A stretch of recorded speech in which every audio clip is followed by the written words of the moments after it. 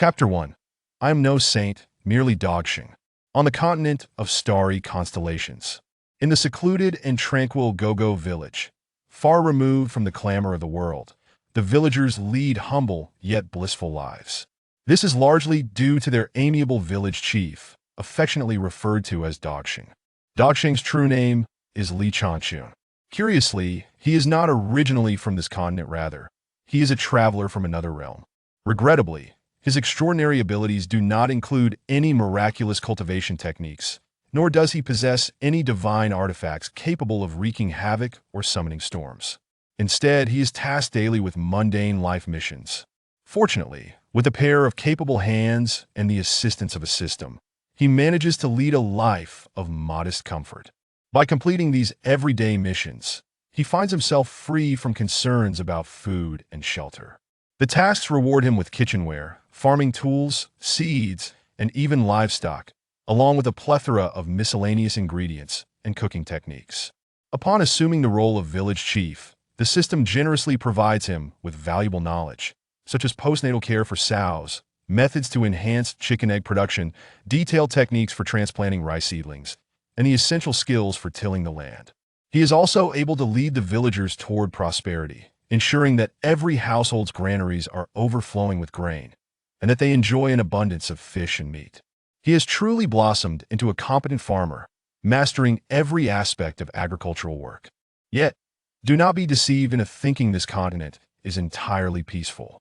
The continent of starry constellations is a world where martial prowess reigns supreme, filled with gods, demons, and mythical beasts that roam freely. Occasionally, Li Changchun gazes up at the azure sky, watching the celestial beings glide through the clouds like shooting stars, and cannot help but feel a sense of longing. Perhaps this is fate the system intends for me to live a peaceful life, he muses, a wry smile curling at the corners of his mouth as he shrugs his shoulders. After all, having a system that ensures his comfort is not too shabby, and living a leisurely life of contentment is quite agreeable. One day, the serene existence of the village was suddenly disrupted. Uncle Zhang rushed into Li Changchun's courtyard in a flurry. Before he even arrived, his panicked voice could be heard. Dogsheng, something terrible has happened. As he burst into the courtyard, panting heavily, Li Changchun was taken aback. What is it, Uncle Zhang? Did Aunt Zhang hang herself again? No. You nearly scared me to death. Li Changchun exhaled deeply, then asked nonchalantly, So what has happened? Uncle Zhang took a deep breath to steady himself, pointing outside as he exclaimed, A stunning beauty has arrived at the village entrance. Li Changchun raised an eyebrow. To be precise, this should be considered good news. You don't understand, Dogsheng. That woman is extraordinarily beautiful, and I fear. Fear what? I fear she will enchant you, and you won't marry my daughter Arya. Uncle Zhang, your daughter is only 8 years old. That seems rather far-fetched. Li Changchun replied with a bemused expression, before turning to dismiss the concern. If it comes to that, I simply want to meet her, saving you from overthinking. But if you don't go, I fear that woman might perish at our village entrance, which would reflect poorly on us. What is wrong with that woman? Li Changchun furrowed his brow. She is covered in blood, looking utterly wretched. She collapsed at the entrance, barely breathing, and it seems she is struggling to stay alive. You must go and check on her. Uncle Zhang gestured frantically. The gravity of life and death weighed heavily on Li Changchun. He immediately adopted a serious demeanor and hurriedly ran to the village entrance. There, at the foot of the hill, lay a woman clad in green. Her figure was graceful, and even with half of her face exposed, she possessed a breathtaking beauty that could captivate any man. As Uncle Zhang described, her clothing was stained with blood, her hair disheveled, and she appeared to be on the brink of death. Li Changchun quickly lifted her and carried her back to his courtyard, placing her gently on the bed. He checked for signs of life and, finding a faint pulse, retrieved a pill from his sleeve and placed it in her mouth. Uncle Zhang wiped the sweat from his brow, thinking to himself how fortunate this woman was to encounter Dogshing. Otherwise, she would have surely perished. The villagers had no idea how Dogshing had managed to create such miraculous pills, which could heal any injury or ailment instantly. With Dogshing around, the villagers need not fear any sickness. The pill dissolved swiftly, and indeed, within mere breaths, the woman astonishingly revived. Her large, beautiful eyes blinked as she gazed up at the ceiling, a look of confusion crossing her face. Suddenly recalling something, she began to pat down her body, her expression shifting to one of astonishment. Where am I? My injuries. They are healed. She had suffered grievous wounds, with her meridians severed and her internal organs severely damaged. She believed that even if she survived, she would never again have the chance to cultivate. To her surprise, not only had her injuries fully healed, but she also felt her veins had become significantly more resilient. The woman was utterly astounded, unsure of the reason behind this miraculous recovery. Vaguely, she remembered being pursued by a ferocious beast, desperately clinging to her last breath as she fled, only to faintly perceive that she had collapsed before a small mountain village. "You are awake," a warm, sunlit voice drifted into her ears. The woman bolted upright, turning to face Li Changchun. This young man appeared to be no more than 20 years old, with a prominent nose, thin lips, and eyebrows that arched like swords, radiating vitality and charm, embodying the very visage of a protagonist. What a handsome man, what an elegant demeanor. But why does he exude such a pure and rich aura of celestial energy? Could he be a saint? Merely being in Li Changchun's presence enveloped her in a refreshing sensation, as though she were basking in a gentle spring breeze. Her internal qi began to resonate, gradually purifying itself. Her understanding of the Tao seemed to deepen subtly. In that moment, the woman felt as though the one before her was indeed a powerful saint, for only a saint could exude such profound and pure energy. However, in all the world, she had never heard of a saint so young. "And who might you be?" she inquired, her brow furrowed in curiosity. "He is our village chief, Dogsheng," Uncle Zhang interjected hurriedly, stepping forward to caution.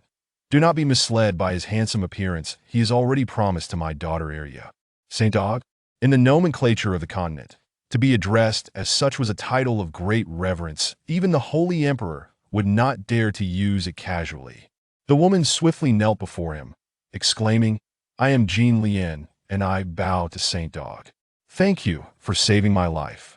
Li Changchun felt a twitch at the corner of his mouth, thinking to himself how overly familiar she was with the term Dogsheng. He sighed in relief. No need for such formalities, it was merely a small act of kindness. Just then, a rumbling sound emanated from Jean Lien's stomach. Her face flushed with embarrassment.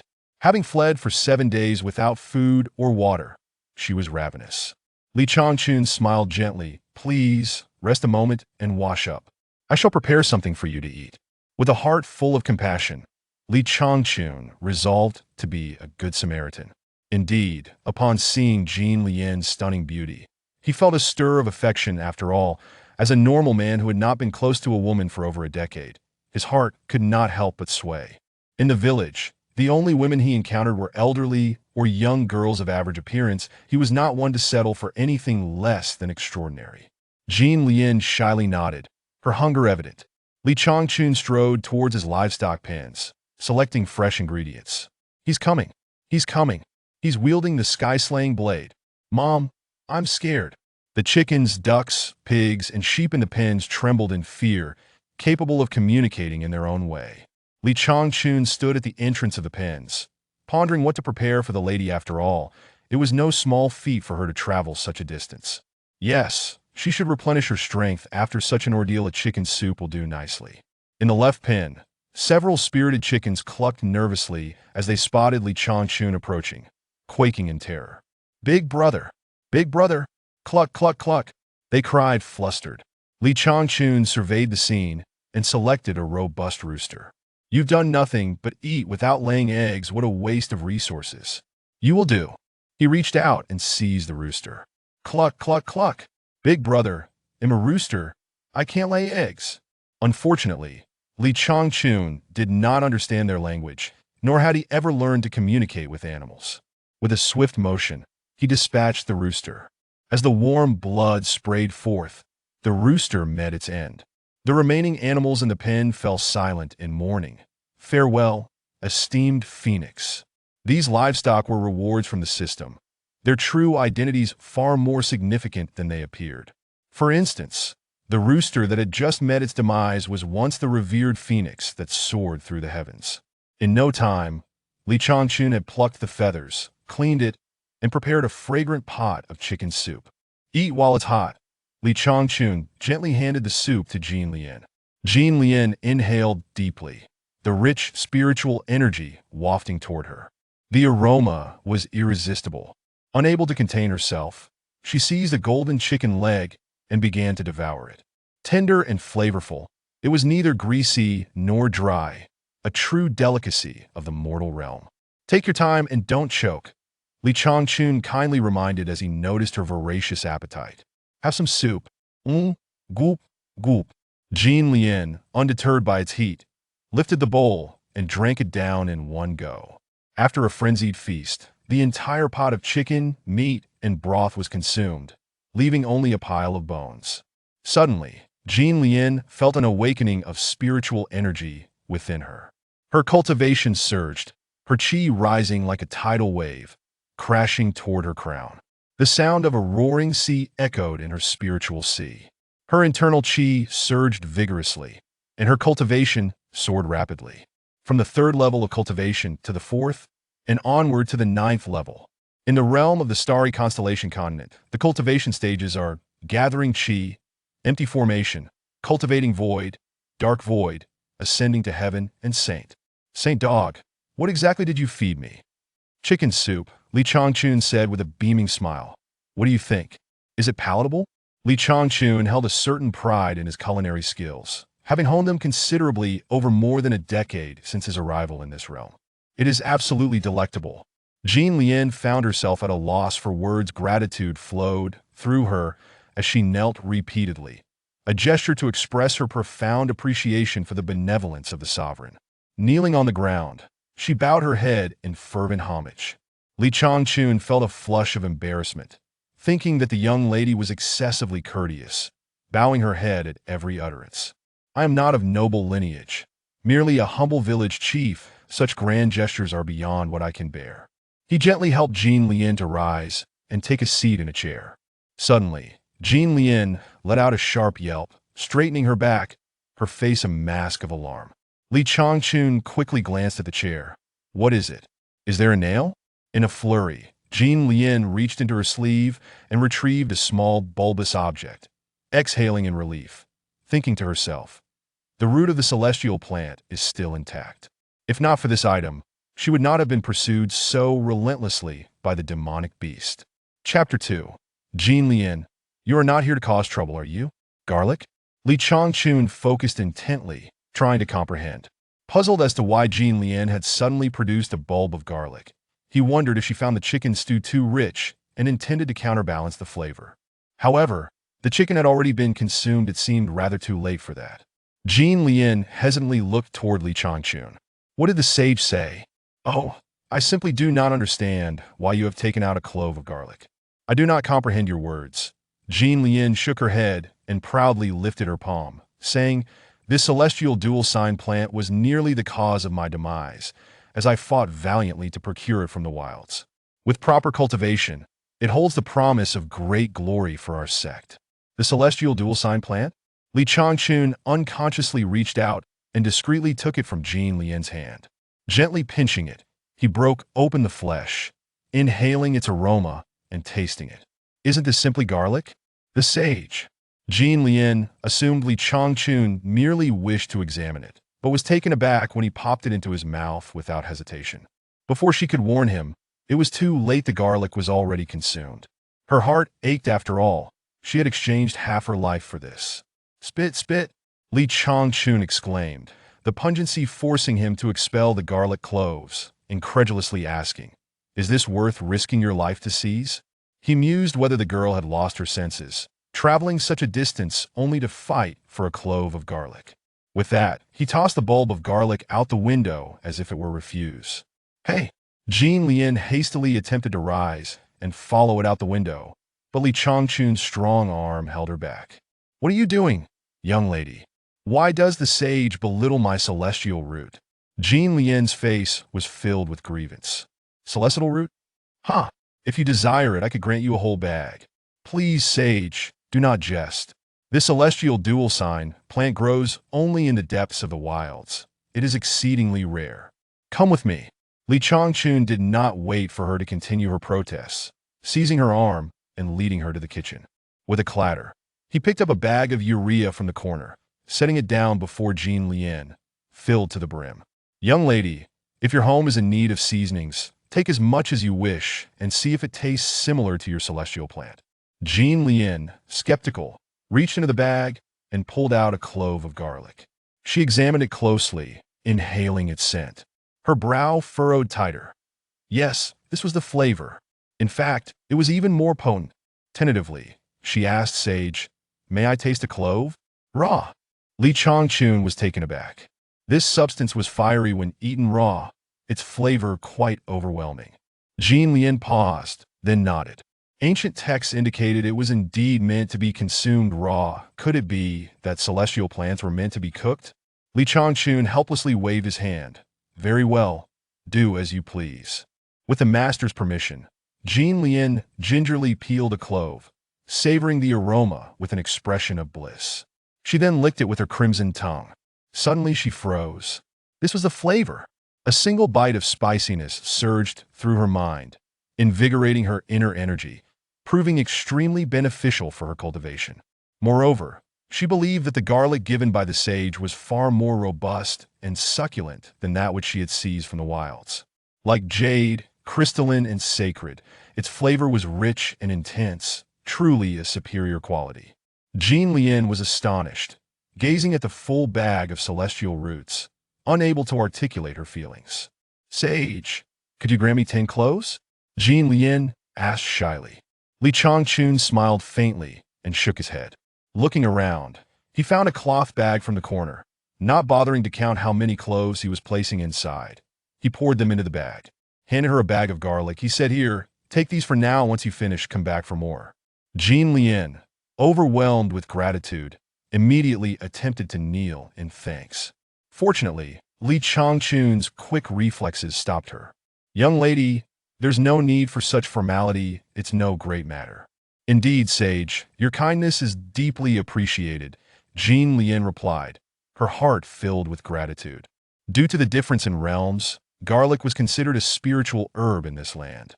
It absorbed the essence of the heavens and the earth, concentrating it within its roots. Garlic cloves, aiding cultivators in enhancing their inner energy.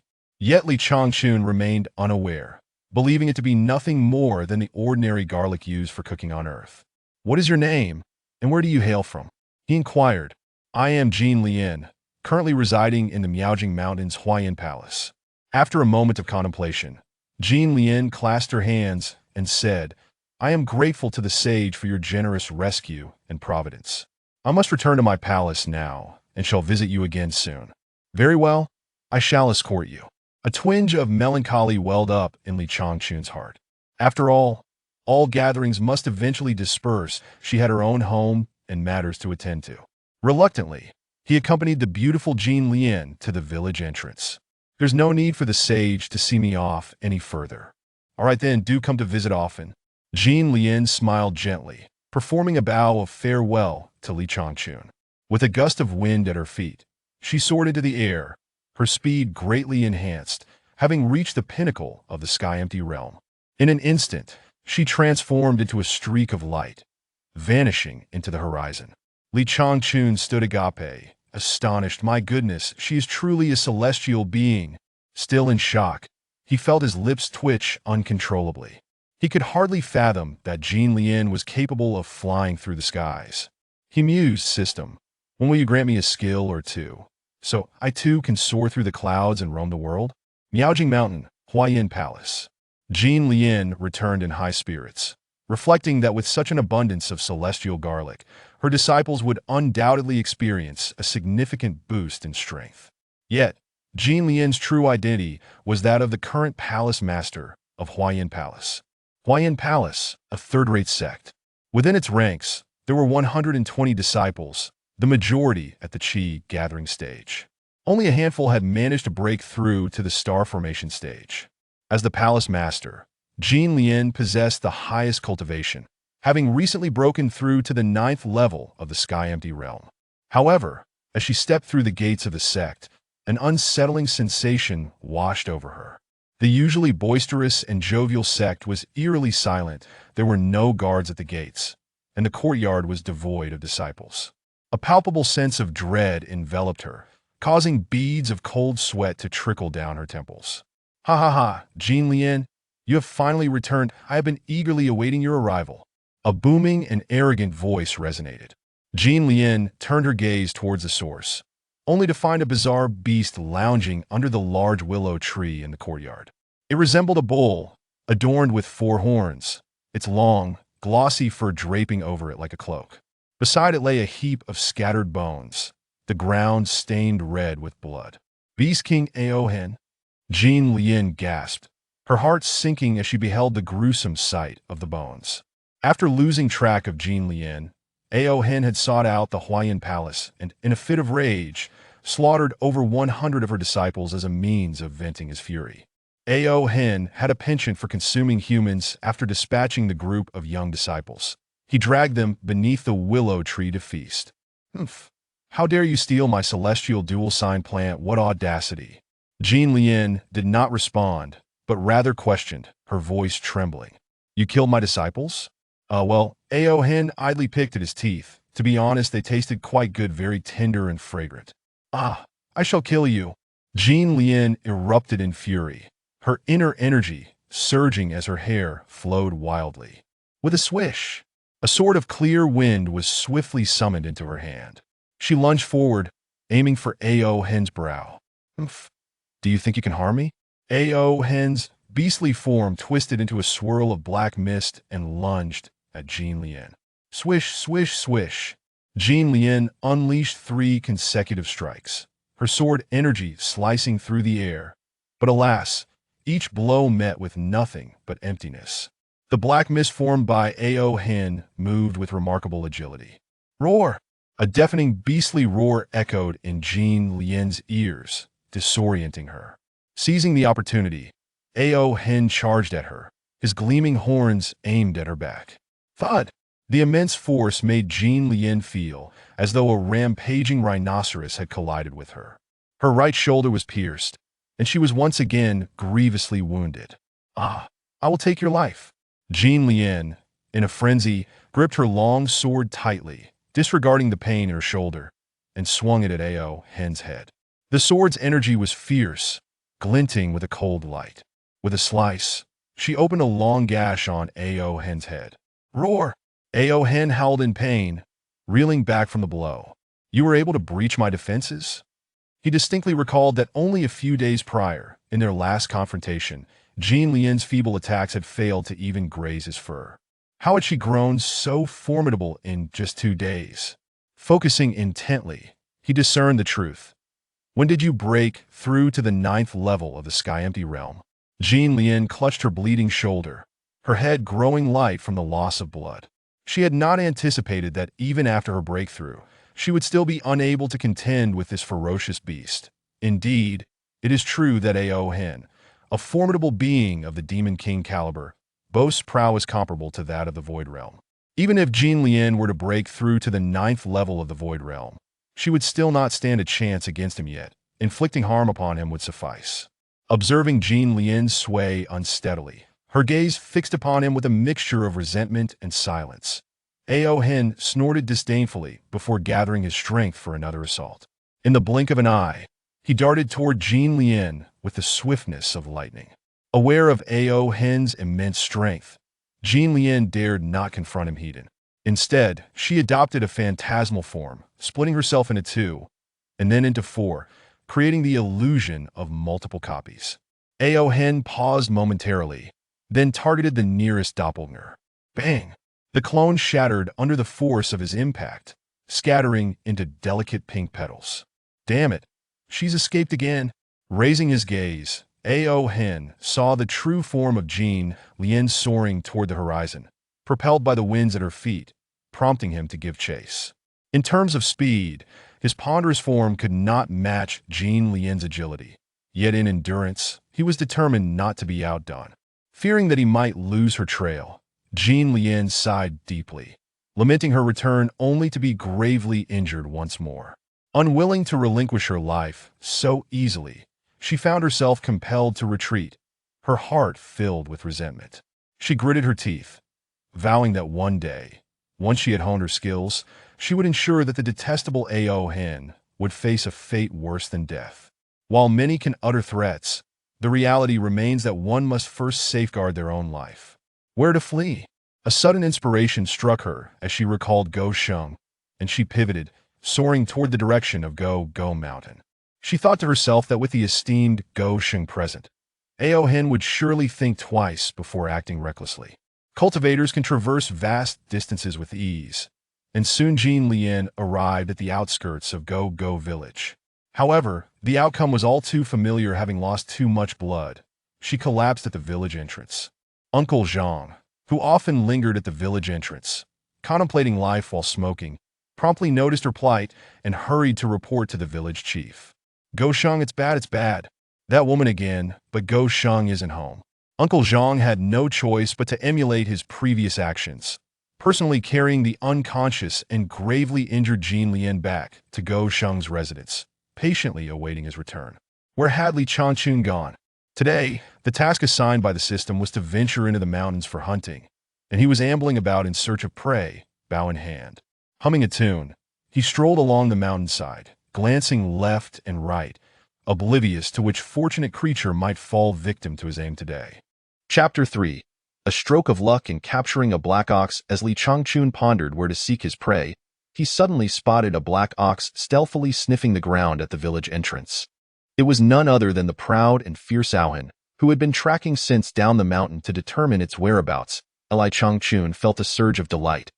Heh, fortune seems to favor me today. A wild ox, concealed behind a boulder, he drew his bow to its full tension.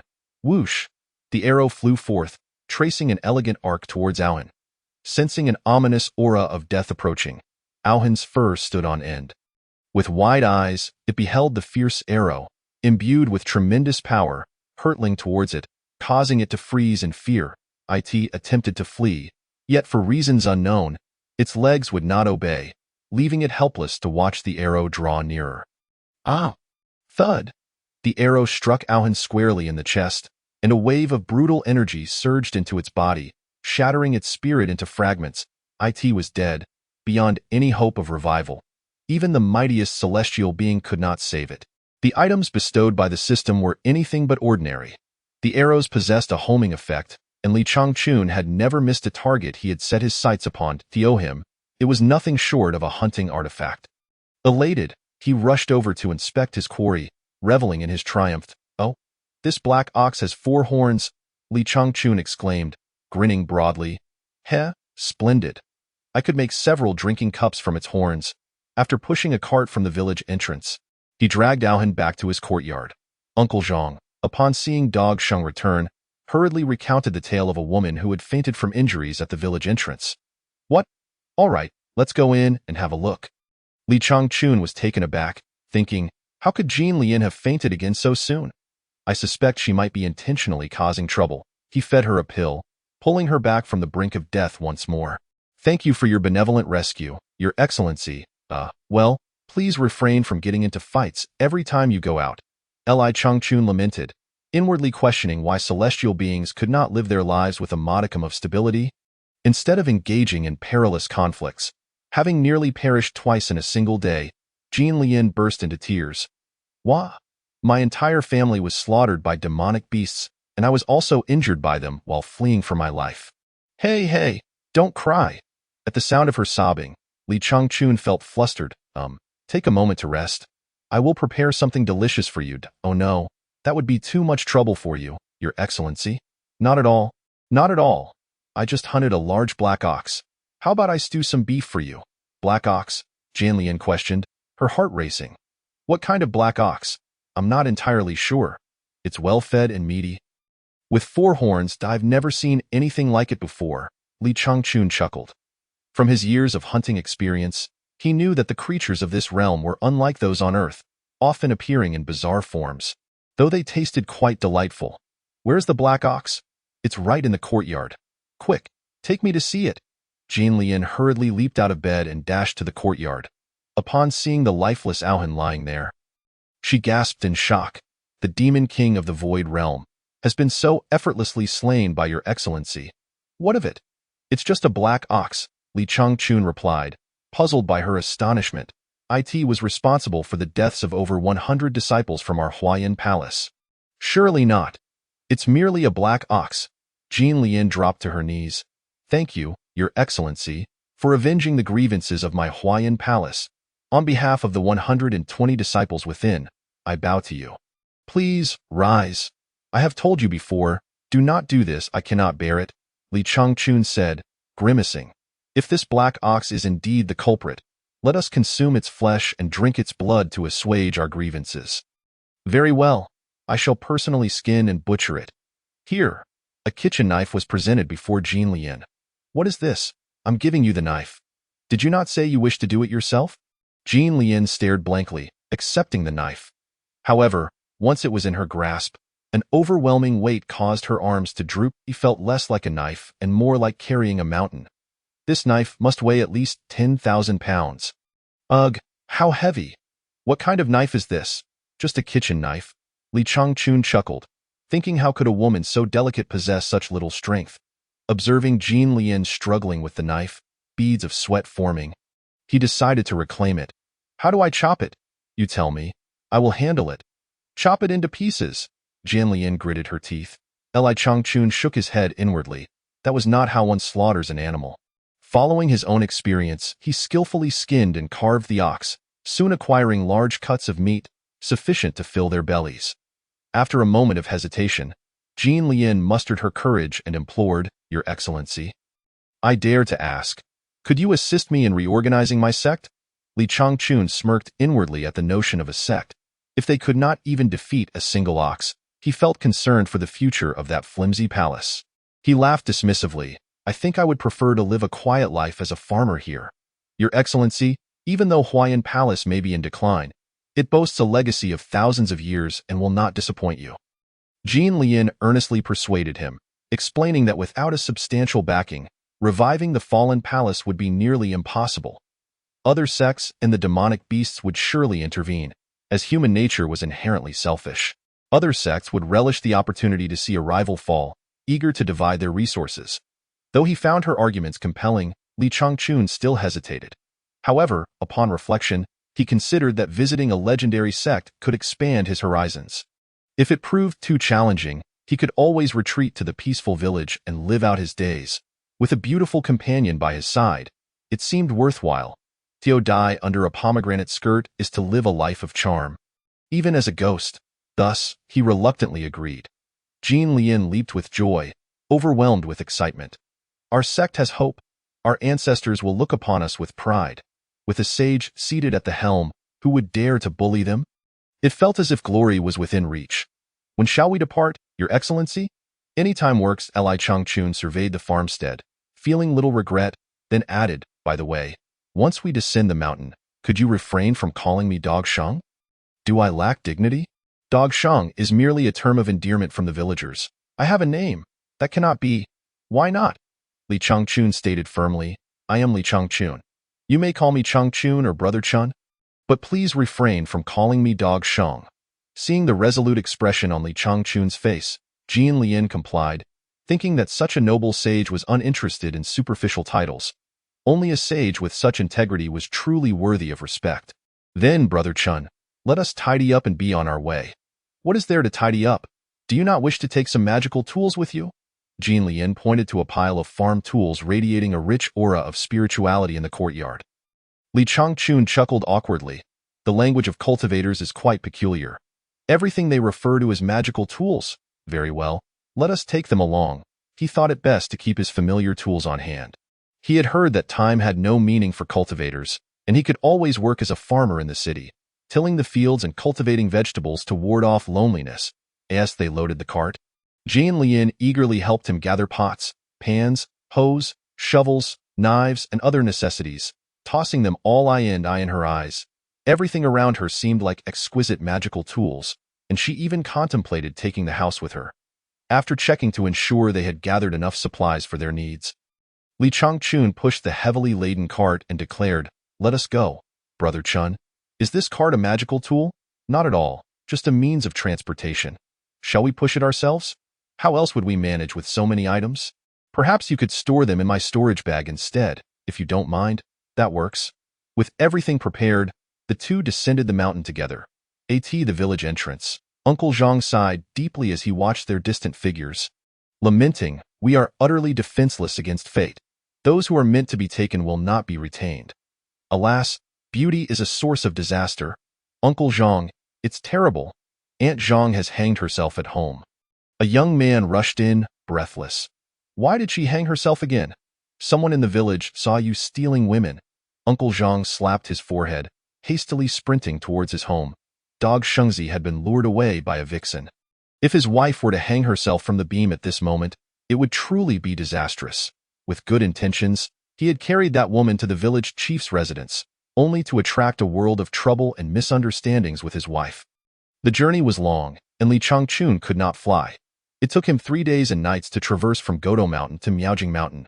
During this time, through casual conversations with Jin Lian, he had gleaned a wealth of knowledge about the sections. After much discussion, he came to understand Jin Lian's lofty ambitions. She aspired to elevate Huayan Palace into a first-rate sect, yearning for her name to be etched in history. As they traveled, Jin Lian felt a vague sense of her own limitations. After decades, she had never walked such a great distance. She admired Li Changchun's perseverance and found her own resolve strengthened.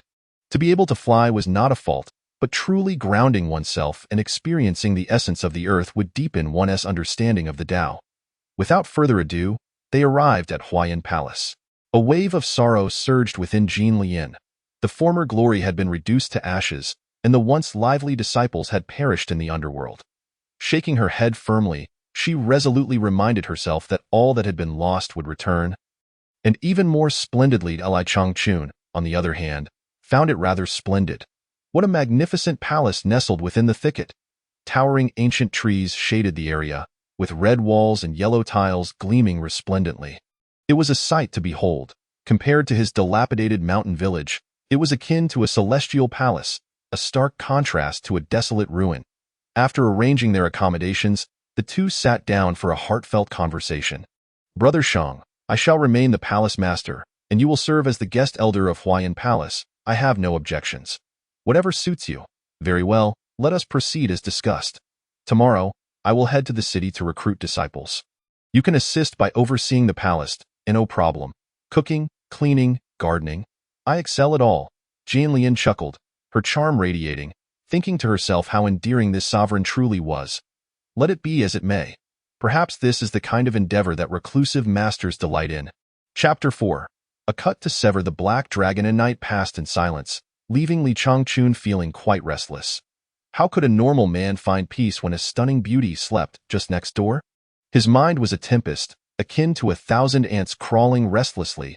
Thus, he indulged in fantasies of the illustrious teacher Tsong, rewarding himself with such thoughts until he finally fell asleep, at the break of dawn. Jin Lian set off for the city, clutching the recruitment scroll for the sect. The grand Huayan Palace was left with Li Changchun wandering alone within. He arrived at the scripture pavilion, but the myriad of cultivation manuals left him utterly baffled. What was this? All written in classical Chinese, exceedingly obscure and difficult to comprehend. How could anyone learn from this? Rubbing his temples in exasperation, he departed.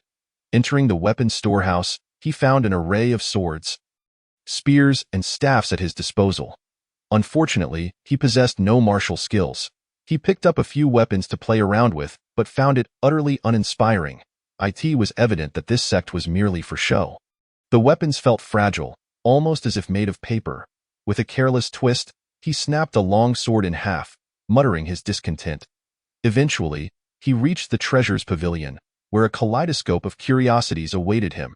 Among them were various herbs, garlic, radishes, shiitake mushrooms, and chili peppers. Li Changchun felt a wave of embarrassment wash over him and quietly exited, reflecting on how this Huayan Palace had fallen into such disrepair. It was practically a wasteland. The superficial glimmer of the sect's treasures paled in comparison to the resources of Godo village. Finally, he wandered into the vegetable garden, where a variety of legitimate crops were cultivated for the inhabitants of this realm. This place resonated with him the most. He rushed to the front yard and transported all his possessions to the vegetable garden at the back mountain. The garden boasted 3 small wooden houses, a storage shed, a kitchen, and a dormitory. All one could need. Li Changchun decided to settle here, deeming it the most suitable workspace. After all, the system assigned him daily agricultural tasks, and he desperately needed land to fulfill these missions. Completing tasks yielded rewards, while failure resulted in penalties to his lifespan. The system was both treacherous and ruthless. Ding, detection of host's arrival at the new residence. Please find a suitable plot of land to plant a peach tree. Indeed, the system was quite perceptive. Li Changchun opened his palm to reveal a peach pit. Time to get to work. He shouldered a hoe and set about digging a hole for the tree. After a day of diligent labor, he finally planted the tree and watered it, completing the system's task. Covered in dirt, he suddenly realized he had forgotten to bring a change of clothes. Smacking his thigh in frustration, he recalled seeing a room filled with garments during his earlier stroll through the sect. He hurried over, finding an array of colorful outfits, red, green, purple, and white, scattered about. However, as he rummaged through the piles, he noticed they were all women's clothing. Well, perhaps this is the sect's standardized attire. Regardless of gender, Li Changchun selected a green robe to replace his soiled farmer's garb. Surprisingly, it felt quite light and refreshing, although the hem was a tad too high for his liking. With a crooked smile, he thought, well, it might make it easier to work, right? Over the years, Huayan Palace had seen a growing number of female disciples, while male disciples had dwindled, gradually turning the sect into a realm dominated by women. This was also tied to the sect's cultivation methods, which emphasized gentleness and flexibility rather than dominance and rigidity. Unbeknownst to him, half a day had slipped by. Feeling a sense of ennui, Li Changchun noticed a broom against the wall and began sweeping the littered ground. Knock, knock, hello, sister. Is this where disciples are being recruited? A bright, melodic voice rang out behind Li Changchun. He turned to see a girl of about 17 or 18, dressed in a delicate yellow gown, her long black hair cascading like a waterfall. Her unadorned face bore a gentle, serene smile, radiating charm and vivacity. Upon catching sight of Li Changchun's face, she suddenly covered her mouth in surprise. My apologies. I didn't realize you were an older brother. Li Changchun felt a wave of embarrassment wash over him. Who are you? Do you need something? I saw the recruitment notice at the foot of the mountain and came to seek an apprenticeship. May I ask if the palace master is present? The palace master has gone down the mountain early and has yet to return. Please wait a moment. The girl nodded, standing at the entrance, curiously surveying the surroundings of Huayan Palace. After a while, she became captivated by Li Changchun, who was tidying up the courtyard. This person is quite peculiar, she mused, dressed as a woman, yet exuding an extraordinary aura, akin to my great-grandfather. But more pure than as she pondered, her eyes sparkled with a faint, ruby-like brilliance as she scrutinized Li Changchun. Suddenly, her eyes seemed to be pierced by needles, and she screamed, covering her eyes as tears streamed down her face. Who is he? Such a powerful spiritual presence, so formidable in cultivation, simply unfathomable. In that instant, she recalled her great-grandfather's warning against using her spiritual sight to pry into the affairs of great individuals. Even a minor misstep could lead to spiritual injury, and a severe one could result in blindness. She could discern the cultivation levels of those beneath the sage rank, seeing through their true forms and weaknesses. Her scream caught Li Changchun's attention as he paused his sweeping. Hey, what's wrong? It's nothing, nothing. I apologize for the disrespect. I beg the great immortal for forgiveness, the girl replied, her heart racing. Li Changchun chuckled, feeling quite amused that it's amusing to hold a position in the sect. Everyone refers to me as great immortal. My vanity is soaring. What is your name? How old are you? Where do you come from? Li Changchun inquired. Curiously, he had no experience with flirting. His awkward inquiries stemmed from his encounters with beautiful women on Earth, where he had often been met with rejection. I'm Lingling, from Dalong City. I'm 18 this year. Having just come of age, seeking to learn a skill, with a playful glint in her eye, she promptly asked, Uncle, may I take you as my master? Take me as your master? Li Changchun laughed, pointing to himself. I can farm, raise chickens and ducks, and do some sewing. Is that what you want to learn? Yes, I would love to, Lingling replied with a grin. Li Changchun was taken aback. He had merely intended to tease this mischievous little girl. Yet she was earnestly serious. Master, please accept your disciple.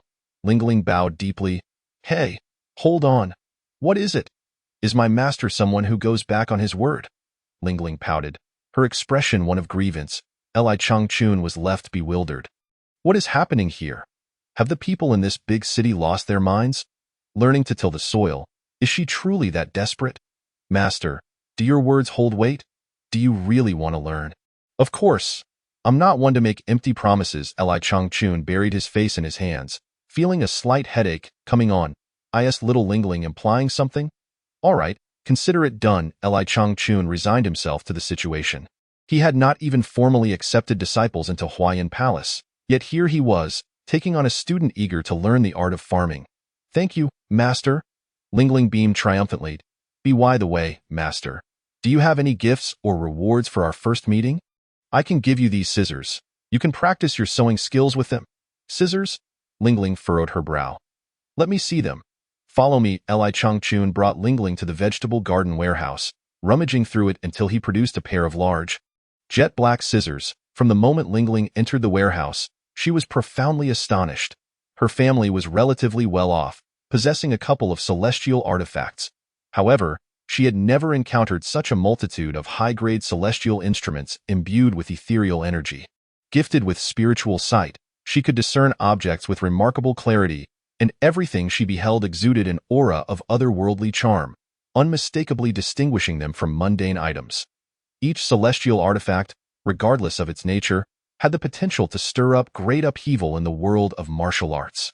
My goodness, have I been deceived by my great-grandfather and father, remaining blind to the abundance of celestial artifacts that exist in this world? Li Changchun handed the scissors to Lingling, suggesting, you can start learning by practicing some paper cutting. He thought to himself that, being a girl, it seemed somewhat unkind to make her toil in the fields with a hoe. Engaging in embroidery or paper cutting would suffice. Naturally, if she grew weary of it, she would abandon it in due course. Very well, Master. I shall dutifully follow your instructions. To his surprise, Lingling cradled the large scissors as if they were a treasured possession, her excitement palpable. Master, what do you go by? Li Changchun. What a splendid name. Cease your flattery. If you truly wish to learn from me, you must take initiative. Yes, I wish to learn. Lingling nodded vigorously. Master, I will return home to inform my family of my safety and come back to work tomorrow. Go ahead. With a skip in her step, Lingling dashed down the mountain. Home? That was out of the question. She had sneaked out in the first place, merely coming to explore the sect out of curiosity. Having been bullied by a fearsome dragon in the black water pool in the southwest, she intended to seek retribution with her newly acquired celestial artifact, climbing over mountains and traversing valleys. Lingling arrived at the black water pool late at night, where a formidable black dragon had long terrorized the area. This dragon had established itself as a tyrant, causing chaos in the black water pool, and even the most skilled of sage-level experts were at a loss against it. Standing defiantly at the water's edge, scissors in hand, Lingling called out, "You ugly long worm, come out here," in an instant. The water erupted in colossal waves, revealing the magnificent dragon surfacing from the depths. Upon recognizing the intruder, the black dragon's expression soured even further. "Jiu Linger, are you relentless? Don't think that just because your grandfather is backing you, I won't dare to deal with you. Consider this a warning to refrain from testing my patience. Humph, a few days ago you spat on me, and today I have come specifically to settle the score. This matter is between us, and has nothing to do with my great-grandfather. Get lost. I have no desire to engage in idle chatter with you. If you don't leave, I will swallow you whole." "Do you believe me?" The black dragon's roar echoed through the skies, causing the winds to stir uneasily. Undeterred, Lingling brandished the large scissors, dismissing the dragon entirely. "Come on, today it will either be your death or mine. It's time to settle this. You seek death." The dragon's resonant roar filled the air as it lunged at the girl, its massive jaws wide open, ready to bite down. The piercing dragon teeth glimmered ominously, and no one would doubt the crushing power of its jaws. Even a sage emperor would think twice before facing such a creature. "Good treasure. I rely on you." Lingling resolutely opened the scissors and swiftly closed them, unleashing a pair of astonishing blades of energy that tore through the fabric of space. "What is this?" The black dragon felt a surge of dread in its heart, but it was too late to escape. The two bolts of silvery light converged rapidly, slicing the black dragon cleanly in half with a resounding snap. Such sharpness! Even the steel and iron body of the black dragon was as fragile as mere paper before it. Ah! The black dragon let out a harrowing cry as its severed body plummeted into the pool, sending waves crashing before the waters fell silent once more. The lifeless form of the black dragon floated to the surface, staining the water a deep crimson. Wow, indeed. It is an extraordinary celestial artifact. Impressive. Lingling marveled at the scissors, her excitement palpable. Chapter 5. A talented prodigy among mortals within the Flower Flame Palace, Jean Lien returned to the sect, dragging her weary body after an exhausting day of recruitment efforts. Despite her tireless efforts, she had failed to enlist any disciples.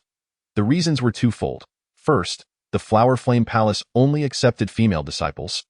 And second, any promising young talent in the city had already been snatched up by other sects. In this minuscule, second-rate town, the talent pool had been thoroughly depleted years ago.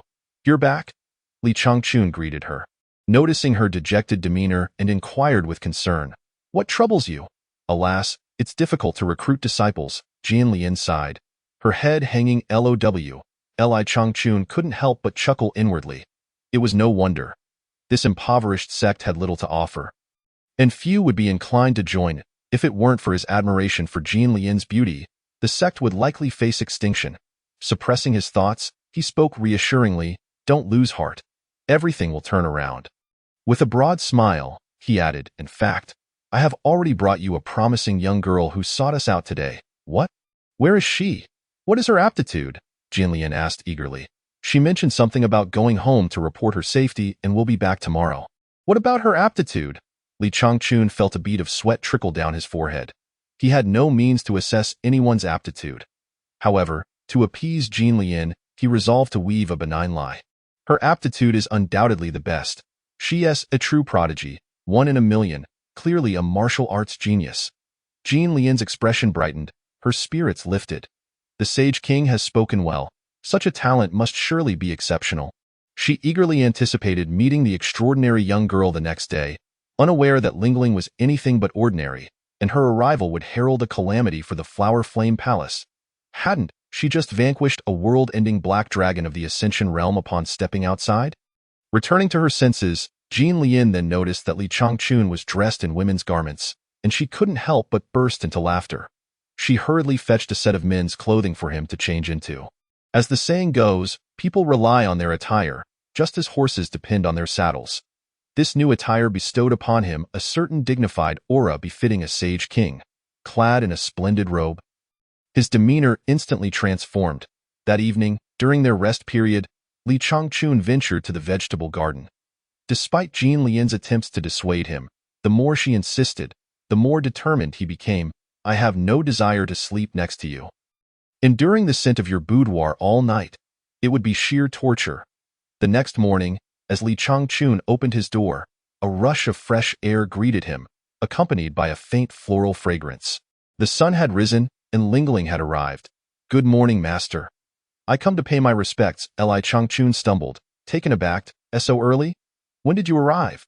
"About an hour ago, just as dawn broke." "How did you get in?"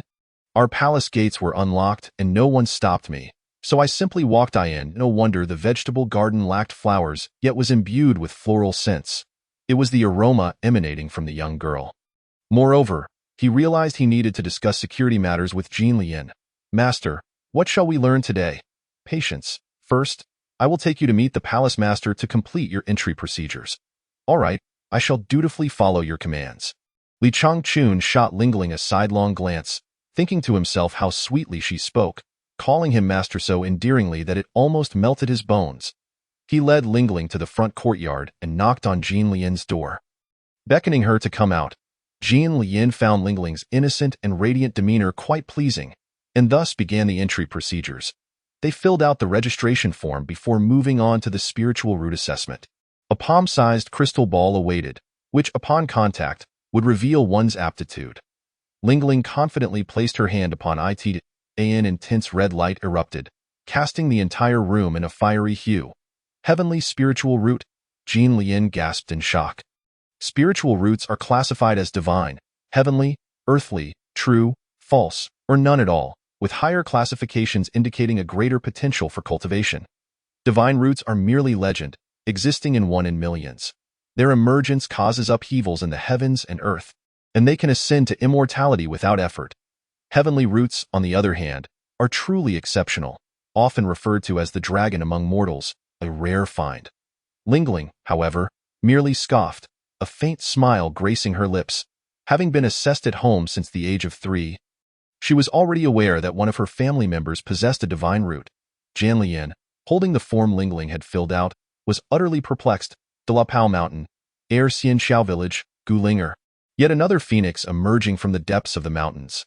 Could it be that the most remote villages are indeed reservoirs of talent? Noticing Li Changchun, who was watching the crystal ball with a look of utter confusion, she remained unfazed. If a sage king could emerge from a mountain village, what was there to be surprised about? Do you currently possess any cultivation? Jean Lian inquired. From their first meeting, she sensed a wave of spiritual energy emanating from the girl. But she could not discern the level of her cultivation. That I do. I recently broke through to the void realm. Thud. Jian Lian collapsed in shock. Goodness, no wonder I couldn't gauge her cultivation. She is a whole realm above me, even surpassing me as palace master. Li Changchun, believing Jean Lian's old injury had resurfaced, rushed to her side. Jian Lian, are you all right? How do you feel? I'm fine, truly, no harm done. Does this mean the disciple has passed? Passed? Tears streamed down Jean Lian's cheeks, overwhelmed by the revelation. This was a staggering blow to her. How could the dignified palace master cope with such a reality? Master, look, the palace master is so moved she is crying. Lingling remarked playfully. Indeed, our esteemed palace master has faced great challenges.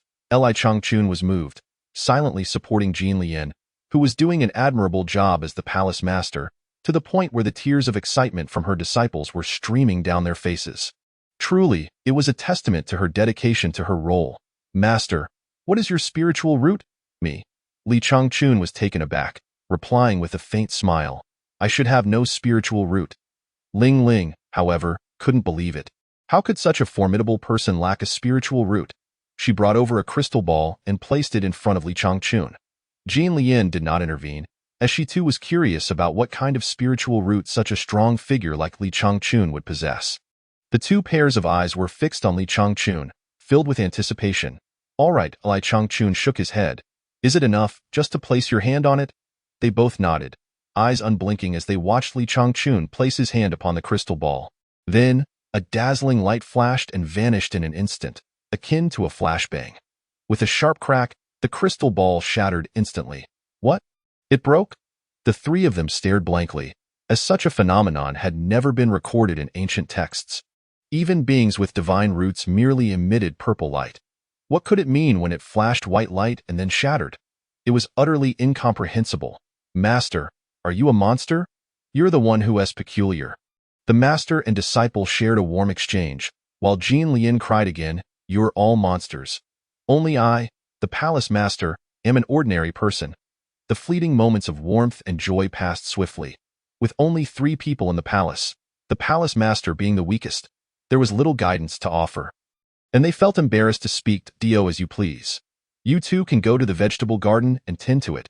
After lunch, a group of uninvited guests arrived at Huayan Palace. It was the lord of the Faxian sub-alliance of the 100 Sects Alliance, accompanied by the masters of the only 2 first-rate sects within the city, Cheng Haoran, the master of the illusory immortal sect, and Xiang Wentian, the leader of the Heaven-Shocking Hall, along with Lu Han, the sub-alliance leader of the 100 Sects Alliance. The 100 Sects Alliance served as the core management of all sects in every town, akin to a United Nations. Each of these individuals was a heavyweight, capable of shaking the very foundations of Faxian City with a stamp of their foot. Jian Lian bowed to welcome them, inviting them into the conference hall, where fresh fruits and fine tea awaited. She also called Li Changchun and Ling over to sit at the lower positions in the hall. There was little choice, with so few people in Huayan Palace, the palace master, the elders, and the disciples. It was indeed a gesture of respect towards the dignitaries, as it was the entire palace's disciples making their respects. Ahem. Lu Han cleared his throat. Palace Master Jean, there is no need for such formality. I believe you can roughly guess why we are here. Jian Lian's heart raced. It had come too swiftly, leaving no room for respite. A group of relentless individuals, driven by self-interest, were already plotting to divide Huayan Palace's assets.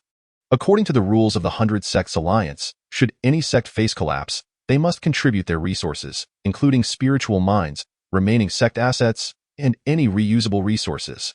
Jean Lian glanced at Li Changchun and Ling Ling, taking a deep breath to steady herself. Alliance Master, Huayan Palace's structure remains intact and has not reached the point of declaring its demise. Look, that is elderly Chong of Huayan Palace, and that is our chief disciple. Gu lingered, my palace's structure is complete. Haha, Palace Master Jean, why struggle so?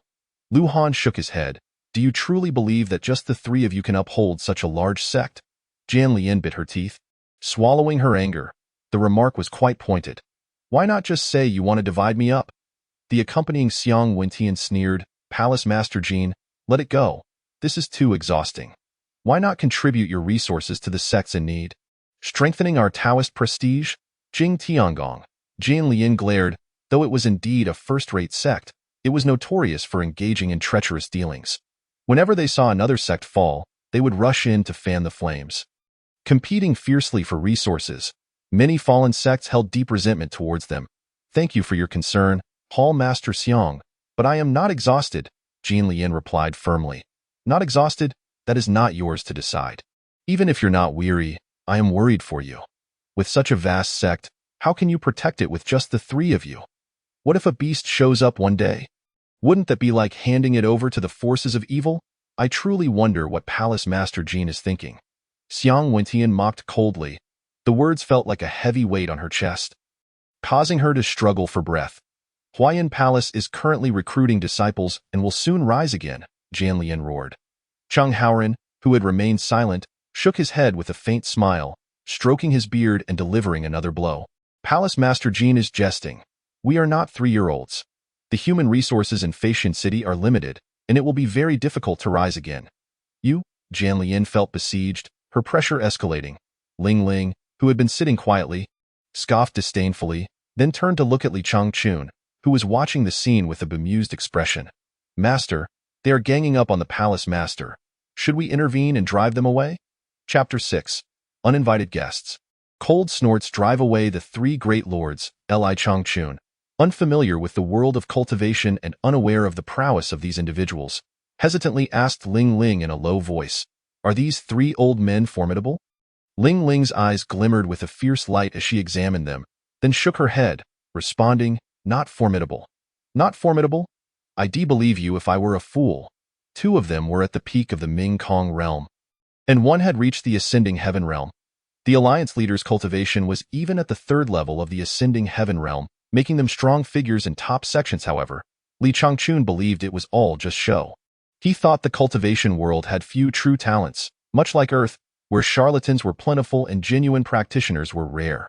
For instance, Huayan Palace's entire sect couldn't even contend with a cow. It was laughable. Then let's help Jian Lian. It's quite pitiful to see her face turning red from being berated by three old men, Li Changchun said with concern. All right, I'll go teach them a lesson. Ling Ling nodded vigorously, a typical troublemaker and warrior at heart. She immediately stepped forward, striding confidently to confront the three old men, hands on her hips, and shouted, Hey, you three old men, don't you have any shame? Our palace master has already said no, and you still want to rob us? From her words, it was clear that Ling Ling was well aware of the intrigues within the sects and was straightforward. Not one to beat around the bush, Lu Han, just taking a sip of water, choked. He thought to himself that this was quite the audacious young one. Wait a minute, this young disciple is actually a formidable figure of the Ming Kong realm. No wonder she dared to be so brazen. Seeing her strength, he scoffed dismissively, just a mere first level of the Ming Kong realm. After realizing her strength, he truly regarded her as an audacious youngling. Unafraid of the tiger, Jian Lian, as the palace master, remained calm, neither stopping her nor panicking. She thought, let them make a scene. These old bones just need to be put in their place. I'm not worried about Ling Ling getting hurt. Especially with Master Ji sitting over there, not making a move. If the Holy Monarch intervened, it would be a cataclysmic event. Let us see if they dare to bully Huayan Palace then Liu Han. As the alliance leader, didn't he want to bully the weak and lose face? So he turned to Xiang Wentian and exchanged glances. Xiang Wentian understood and slammed the table, declaring, "Impudence. You're the one being impudent. If you want to fight, then let us fight. If not, get lost. I don't have the time to waste with you." Ling Ling interrupted, not waiting for Xiang Wentian to finish his pompous speech. Firmly cutting him off, Xiang Wentian was left speechless, his old face flushing with humiliation. For centuries, he had never endured such indignity, especially from a mere young girl pointing a finger at him. His nose crooked with rage, his arms bulging with veins, electric serpents crackled around him as he shouted, "Slap her." Suddenly, he launched an attack, his palm imbued with the power of wind and thunder aimed at Ling Ling's face. The fierce gust of wind whipped through the hall, and that single slap could send even a cow flying. Ling Ling let out a cold snort, opting not to take it head-on with a swift movement. She evaded Xiang Wentian's fierce strike effortlessly. Whoosh! The wind from the slap swept past, leaving Xiang Wentian grasping at nothing. Smack! In a moment of hesitation, a sharp sound echoed, and a clear palm print appeared on his old face. Leaving him in disbelief and anger, he had been outdone by a little girl. Smack! Smack! Smack! In a daze, 3 resounding slaps echoed, and Xiang Wentian received another 3 slaps. "If you're going to fight, then fight." Don T just stared blankly. Ling Ling wrinkled her nose. Humph. And they claimed to be the masters of a first-rate sect. Can't even fight properly. The little girl was incredibly fierce, leaving Xiang Wentian dazed and utterly humiliated. Yet her words held truth. If Ling Ling had a knife in hand instead of being unarmed, the outcome would have been clear. Cheng Haoran could no longer bear it, rising to his feet. "Humph, little girl, you lack respect for your elders and are too unruly. Today I shall teach you a lesson in manners." As he spoke, he rolled up his sleeves and reached for Ling Ling's chest. Ling Ling, startled, quickly activated her mystical footwork, narrowly evading the attack like a nimble monkey. "You old fool, how shameless. You dare to launch a sneak attack?" Ling Ling, with an indignant fury, scolded loudly, while Cheng Haoran's expression darkened as he refrained from retorting. In a fleeting moment, Jing Hong appeared before Ling Ling, and with a swift motion of his hands, a flurry of palm shadows erupted, creating a breathtaking spectacle. In terms of cultivation, Ling Ling was not as profound as him. Yet her footwork was far more exquisite than Cheng Haoran's. She danced amidst the myriad of palm shadows like a feather in the wind. Despite Cheng Haoran's hundreds of assaults, he could not even graze the hem of Ling Ling's garment. However, the sheer intensity of his attacks instilled a sense of caution in Ling Ling, who dared not approach for a counterattack, unable to find an opening. "Xiang Wentian, stop dawdling. This girl is slippery. Come help me corner her." Cheng Haoran called back. Xiang Wentian, roused from his deep humiliation, turned to the figure of Ling Ling darting through the great hall, his eyes blazing with determination. Gritting his teeth, he extended his clawed hand and lunged forward. The addition of Xiang Wentian intensified the pressure on Ling Ling, as the two of them gradually cornered her against the wall. The onlooker, Jin Lian, couldn't help but feel a pang of anxiety for Ling Ling and glanced toward Li Changchun, who, with furrowed brows, observed the scene for a long while, feeling helpless and merely holding his breath in suspense. "Shameless old fools, I will fight back," Ling Ling retaliated by summoning the great black scissors to her hand. With a swift motion, she unleashed a silver screen, forcing Cheng Haoran and Xiang Wentian to retreat several paces as they felt an overwhelming and unassailable pressure. This girl possesses quite the impressive celestial artifact. The ever-composed Lu Han finally decided to intervene. With a swift motion, he unleashed a beam of golden light from his sleeve, striking with the force of thunder. Ling Ling's palms trembled violently, causing the great black scissors to slip from her grip with a clatter, falling to the ground. "Another ambush. Do you have no shame?" Ling Ling cried out, clutching her sore wrist. Cheng Haoran and Xiang Wentian exchanged glances, a cold smile gracing their lips. The opportunity had arrived. They transformed into 2 streaks of light, hurtling toward Ling Ling. "Humph!" Li Changchun could no longer bear to watch. With a disdainful snort, he clenched his fists, glaring at Cheng and Xiang as they attacked Ling Ling. If looks could kill, Cheng and Xiang would have been riddled with wounds.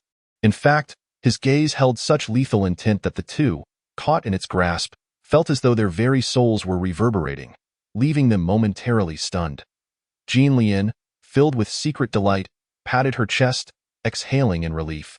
At this critical juncture, he had finally intervened. In a duel of masters, victory can often hinge upon a mere instant.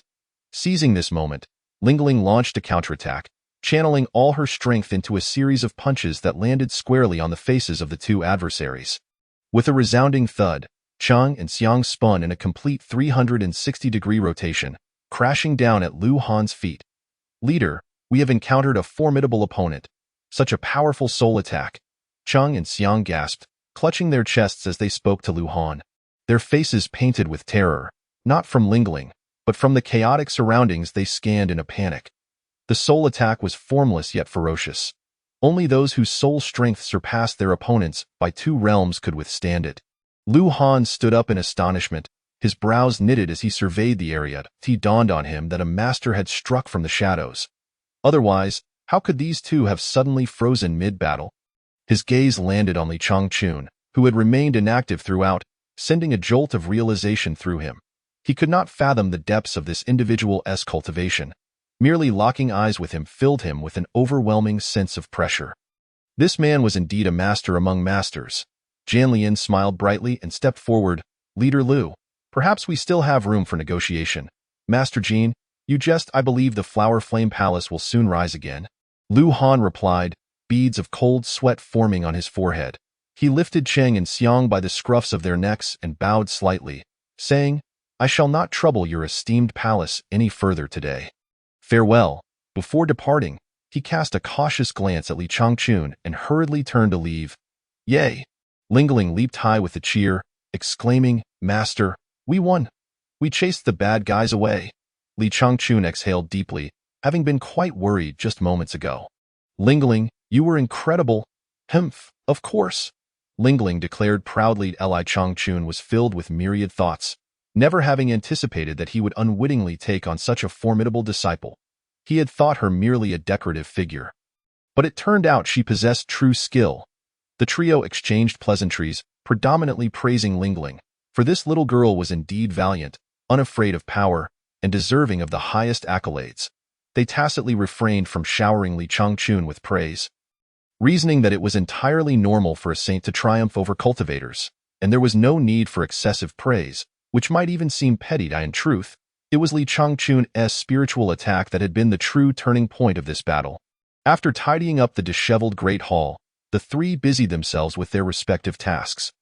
Janlian descended the mountain again to recruit disciples, her spirits high, confident that perseverance would surely lead to the revitalization of the Flower Flame Palace. Li Changchun returned with Lingling to the vegetable garden to continue their cultivation. "Master, teach me how to hum." You don't know how to hum?" "No." Lingling shook her head. "Humph. Huh. Which kind do you want to learn?" "Humph. I won't play with Master anymore if you don't teach me." Li Changchun scratched his head, pondering whether the girl had some quirks. Lingling pouted, as she had merely wanted to replicate the cold snort she had heard from Li Changchun earlier in the hall, which had frozen the 2 old men in their tracks, finding it quite marvelous. Unbeknownst to her, the key lay in the soul attack. At that moment, Li Changchun had intended to stop the 2 old men, which was why he had immobilized them. He himself was unaware of what he had accomplished. Ideals are beautiful, yet reality is harsh. Another day of bustling activity came to an end, and Janlian, having traversed every corner of the city, returned to the Flower Flame Palace, utterly exhausted, having found no disciples. The emptiness of Fei Xian City had truly left her disheartened, if she could not recruit disciples. The ridicule of the 100 Sects Alliance would surely drown the Flower Flame Palace in scorn. Li Changchun watched, increasingly anxious as day by day. Janlian grew more despondent, feeling utterly helpless. "Brother Chun, tomorrow I wish to venture into the countryside to search," Janlian suggested, turning her thoughts toward the remote valleys. Where others saw nothing of worth, her experience led her to believe that the valleys held great promise. "Oh, don't overexert yourself. Don't put too much pressure on yourself," Li Changchun replied. "Every beginning is difficult." Janlian smiled brightly and said, "The surrounding mountains are far and complex. This journey will likely take 10 days to half a month. You will have to look after the Flower Flame Palace in my absence." Li Changchun considered that there wasn't much to oversee.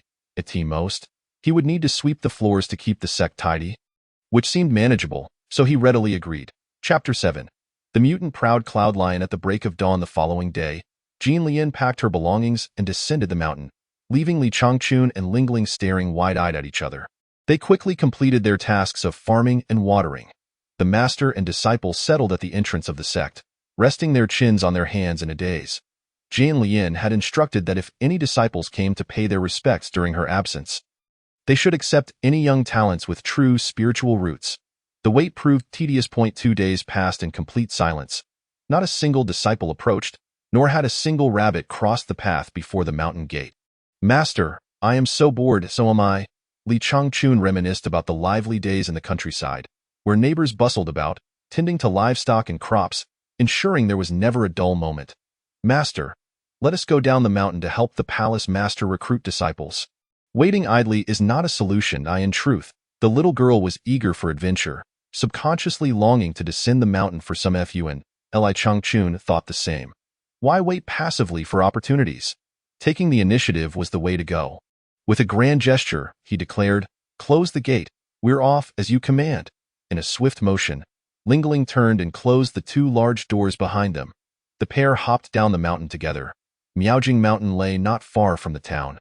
Within half an hour, they found themselves amidst the bustling streets. The sidewalks were lined with tea houses, taverns, pawn shops, and workshops, and numerous small vendors sold a variety of delicacies and amusements beneath large umbrellas in the open space. As they strolled through the lively and bustling town, the two became momentarily lost in the grandeur and clamor, completely forgetting about recruiting disciples. Master, I know a fantastic place that serves whole roasted lamb. Let us go eat something. Let us go, master. Have you tried their licorice tea? It's exceptionally sweet and fragrant. Let us go, master. There's something delicious up ahead. Let us go, master. Let us go. At the entrance of a pastry shop, Ling Ling paused, casting a glance. Let us go, master. I can't eat anymore. I can't move, Li Changchun said, patting his full belly and waving his hand. Ling Ling, let us rest in that pavilion over there. The two settled in a breezy street-side pavilion to cool off and digest. Ling Ling, with her carefree attitude towards worldly currencies, spent lavishly without a care for prices, indulging to the extent that even the production team's pigs would hesitate as they gazed at the bustling marketplace. Li Changchun's eyes suddenly brightened. He spotted a man of ordinary appearance, yet his mount, a wolf-headed steed, was strikingly majestic as he sat atop it with an air of swagger and ease. Ling Ling, is that a mount? Why is there a place that sells them? Indeed, master wishes to procure a mount, does he not? That notion is agreeable. Very well, arrangements shall be made. Ling Ling snapped her fingers. Master, follow me. Li Changchun felt a surge of excitement. Ever since his arrival in this land, he had been ensconced in Go-Go Village, oblivious to worldly affairs, and had not realized that mounts existed in this realm. He mused to himself, although I may lack prowess, acquiring a mount would certainly suffice. I need not worry about soaring through the skies or traversing the earth. Little did he know that mounts were exorbitantly priced. Even a common land horse could rival the cost of a luxurious residence, while higher-tier spirit beasts commanded astronomical sums. At the very least, the Huahuan Palace could not afford one, and he had only ever seen a solitary individual riding in the Grand Facian city. Ling Ling led Li Changchun through a maze of paths until they arrived at a vast expanse resembling a large-scale farm. Striding confidently into the area, a dazzling array of spirit beasts dazzled Li Changchun. Cattle, horses, deer, sheep, wolves, insects, tigers, and leopards, all manner of creatures were present. Each spirit beast was equipped with a saddle, brimming with vitality, and were housed in individual enclosures for prospective buyers to peruse. As they walked, Li Changchun sensed an oddity. Ling Ling had become conspicuously quiet since entering the spirit beast market. Turning to look, he was taken aback to see Ling Ling had donned a disguise, her face obscured by a black scarf that left only her large, expressive eyes visible, furtively scanning her surroundings. Caught off guard, Li Changchun exclaimed, Ling Ling, what are you doing? Are you planning to rob the place or something? Why cover your face? Master, the air here is foul, so I'm shielding myself from the stench, she replied, offering a rather flimsy excuse, leaving Li Changchun speechless. At that moment, a sales attendant approached them. Greetings, esteemed guest. Are you here to purchase a spirit beast? Do you have any particular one in mind? Do you have any that can fly? Li Changchun inquired. Indeed. We have spirit beasts of 6th level and above that possess the ability to soar through the skies, capable of traveling 1,000 miles a day without issue. The attendant rubbed his hands together, secretly delighting in the prospect of a lucrative sale. Spirit beasts were classified into 9 tiers. The higher the tier, the greater their abilities and, consequently, the more exorbitant their prices. Lead me to see them, Li Changchun instructed. Right this way, esteemed guest, the attendant replied eagerly, guiding Li Changchun to a secluded area. The bamboo groves were lush and verdant, and flowers bloomed in a riot of colors in the exquisite courtyard, undeniably a VIP section. There were but 5 enclosures in the courtyard, housing only high-tier spirit beasts, ranked from 6 to 9, with an indolent black lion that the attendant had yet to introduce. The sales attendant spared no effort in extolling the virtues of each spirit beast. Painting a picture of their boundless capabilities, Li Changchun listened, somewhat dazed, yet his gaze unconsciously drifted towards the unintroduced black lion. With hesitation, he asked, "Why have you not introduced that one?" "Ah," the attendant sighed deeply. "That one cannot be sold." "Why not?" "It is a mutated Aoyan lion, its temperament too fierce for anyone to tame." "How fierce is it?" "It has already killed 2 patrons. It has been here for over a year. And no one dares to purchase it." Li Changchun inhaled sharply, contemplating the lion's formidable nature. Driven by curiosity, he found himself drawn to the enclosure of the black lion. "Then why keep it here if you're not selling it?" "It's a matter of reluctance to release it.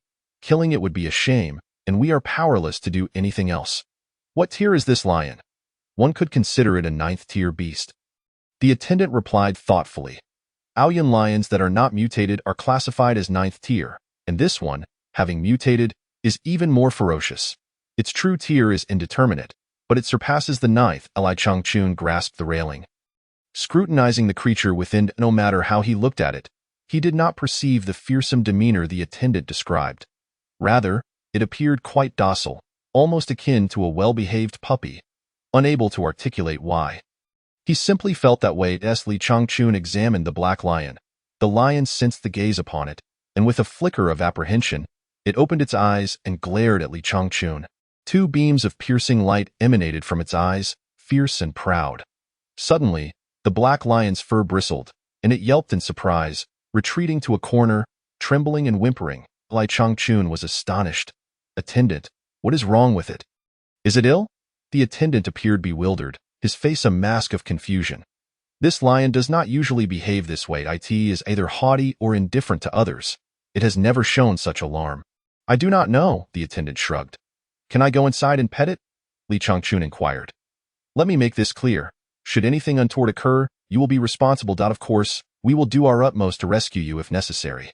Li Changchun felt unperturbed by the beast, thus he nodded in agreement. The attendant, trembling with anxiety, unlocked the enclosure, allowing Li Changchun to enter. With a smile reminiscent of a gentle spring breeze, he approached the black lion. After a moment's hesitation, he reached out to stroke its head. The fur was soft and silky to the touch. The black lion, however, lay curled up on the ground, seemingly too timid to breathe, feeling daunted. It thought, "Who is this person? How can they exude such an overwhelming aura?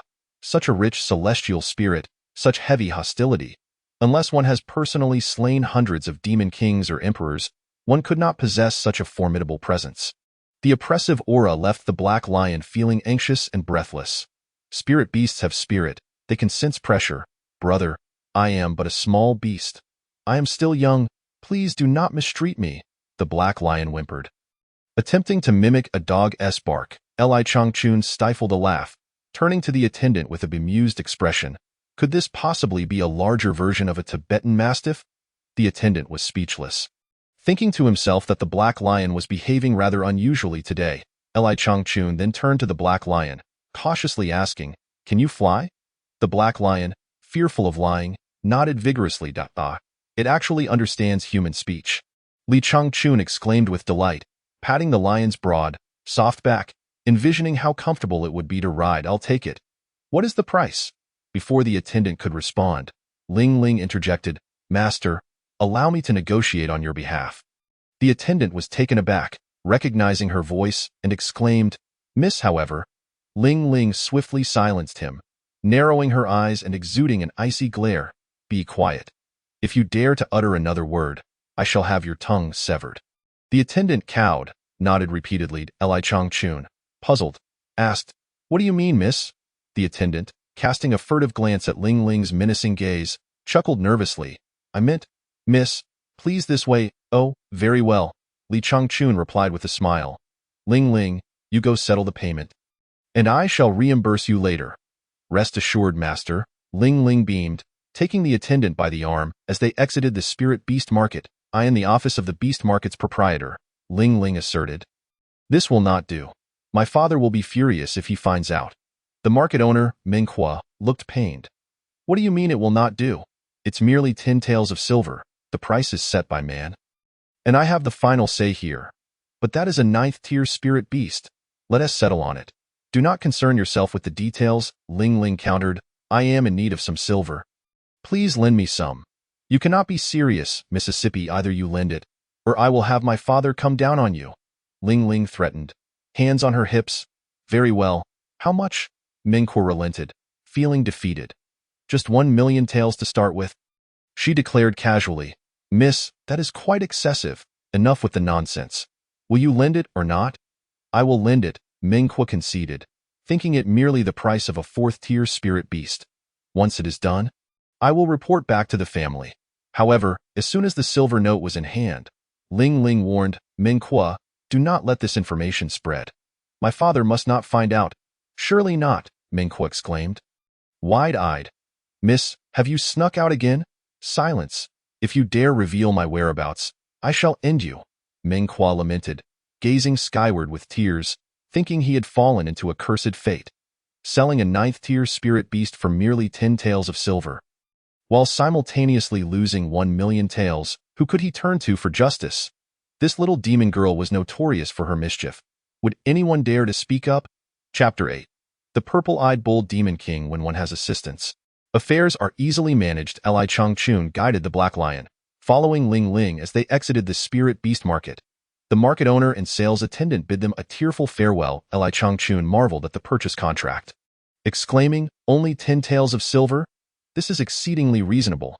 Hee. It was never expensive to begin with, Ling Ling chuckled. Li Changchun smirked, thinking to himself that it was no wonder so few people bought spirit beasts. They were surprisingly affordable. Glancing back at the Black Lion, he couldn't help but jest. Even if sold by the pound, it would still be a steal. All right, since we have a mount, let us ride and experience it, Li Changchun declared, swinging his leg over the broad back of the Black Lion, which felt both spacious and comfortable. Let us go. We shall take a quick tour of 1,000 miles, the Black Lion stumbled, nearly toppling over, its expression one of despair. Brother, is it fair to treat a spirit beast this way? You truly believe every word the attendant says? 1,000 miles? Wouldn't he that exhaust me to death?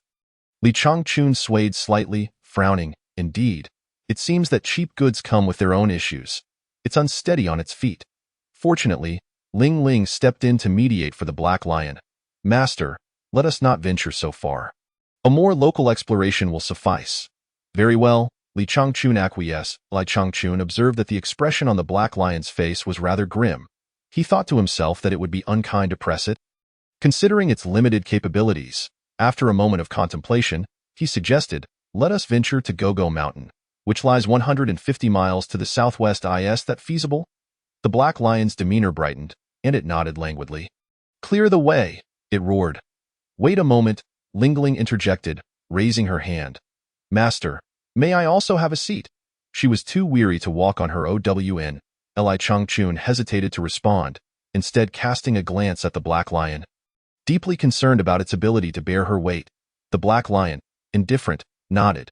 All right, Ling Ling, you may sit behind me. Hold on tight. Thank you, master. Ling Ling nimbly leapt onto the Black Lion's back. The spacious saddle easily accommodated both of them. Clear the way. The Black Lion took a few swift strides before leaping into the air, soaring through the winds as its speed escalated dramatically. 40 miles, 80 miles, 100 miles, 200 miles. From their elevated vantage point, the landscape below shrank into insignificance. Mountains, forests, and buildings diminished into mere specks. and the people strolling along the streets appeared like tiny ants. Li Changchun was exhilarated. This was his first experience of flight, and his heart raced with excitement. Master, master, water? Lingling, ever considerate, handed a water bottle to Li Changchun. After taking a sip, he felt his nerves settle. Roar, master, shall we share a bottle? The palace master wouldn't be jealous. Would she? Master, you riding on the Black Lion with me for a day of fun. Will the palace master be angry?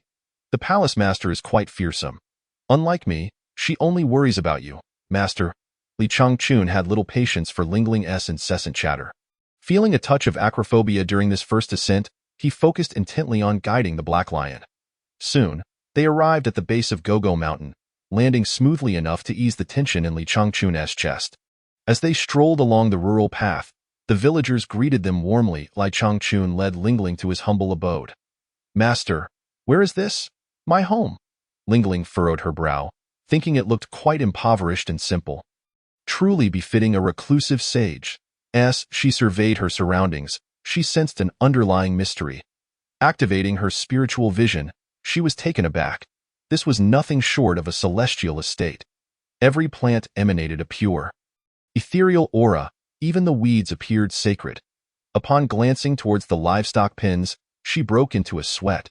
Through her spiritual vision, she discerned that within an ordinary chicken resided the essence of a nine-heavens phoenix, and an ordinary pigeon contained the spirit of a three-legged golden crow. The pigs were not mere livestock, but rather manifestations of the divine beast Qilin. All of this overwhelmed Lingling, as if a tidal wave had surged through her mind. Any grass plucked from here would be a treasure beyond measure, and any fowl released could wreak havoc. The Black Lion, upon entering, lay down and dared not move, too intimidated to utter a sound. Li Changchun was engrossed in conversation with Aunt Lu from next door, who had been caring for his poultry these past few days.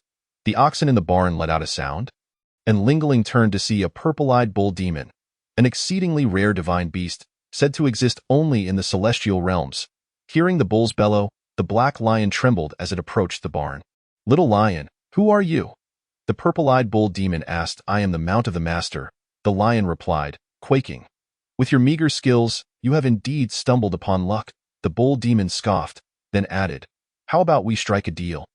Just serve your master well, and do not let it harm me, and I shall assist you in enhancing your cultivation. How does that sound? Ah? The Black Lion was taken aback. What's with the ah? Do you accept or not? The bull demon glared, pondering how fortunate the Black Lion was to be the master's steed. Thus, it could become a favored companion, which would bear great benefits. Agreed.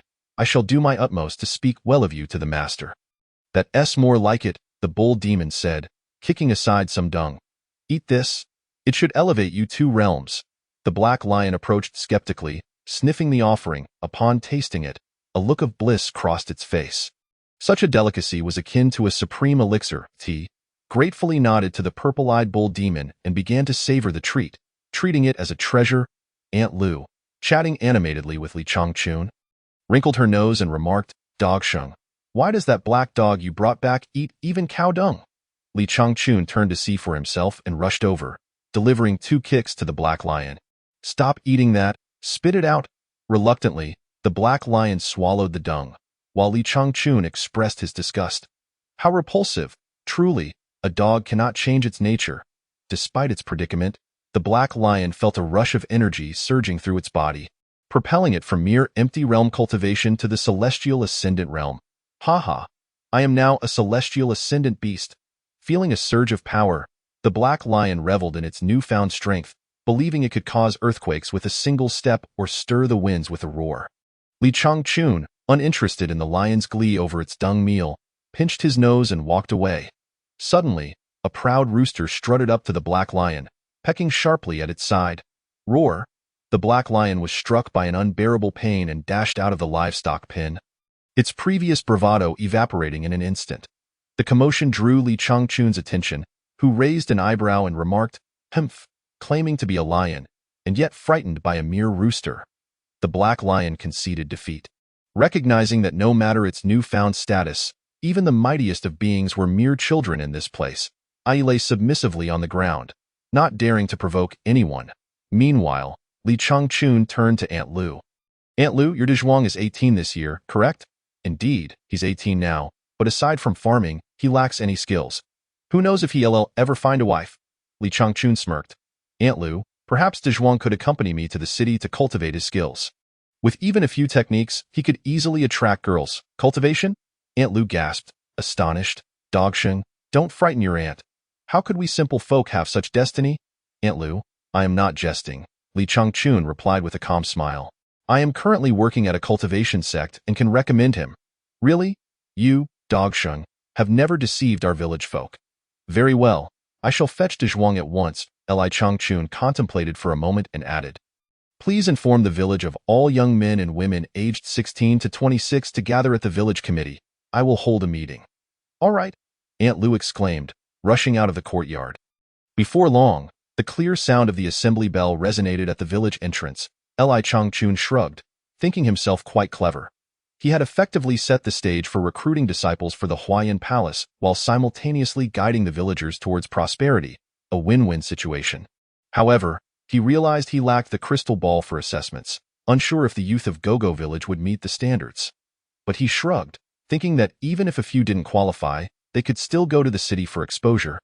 And if all else failed, they could work in the Huayan Palace. Turning to Lingling, who stood quietly in a daze, he called, Lingling, why are you lost in thought? Come along to help me recruit disciples. Huh? Oh, Lingling was jolted from her surprise and hurried after Li Changchun toward the village committee.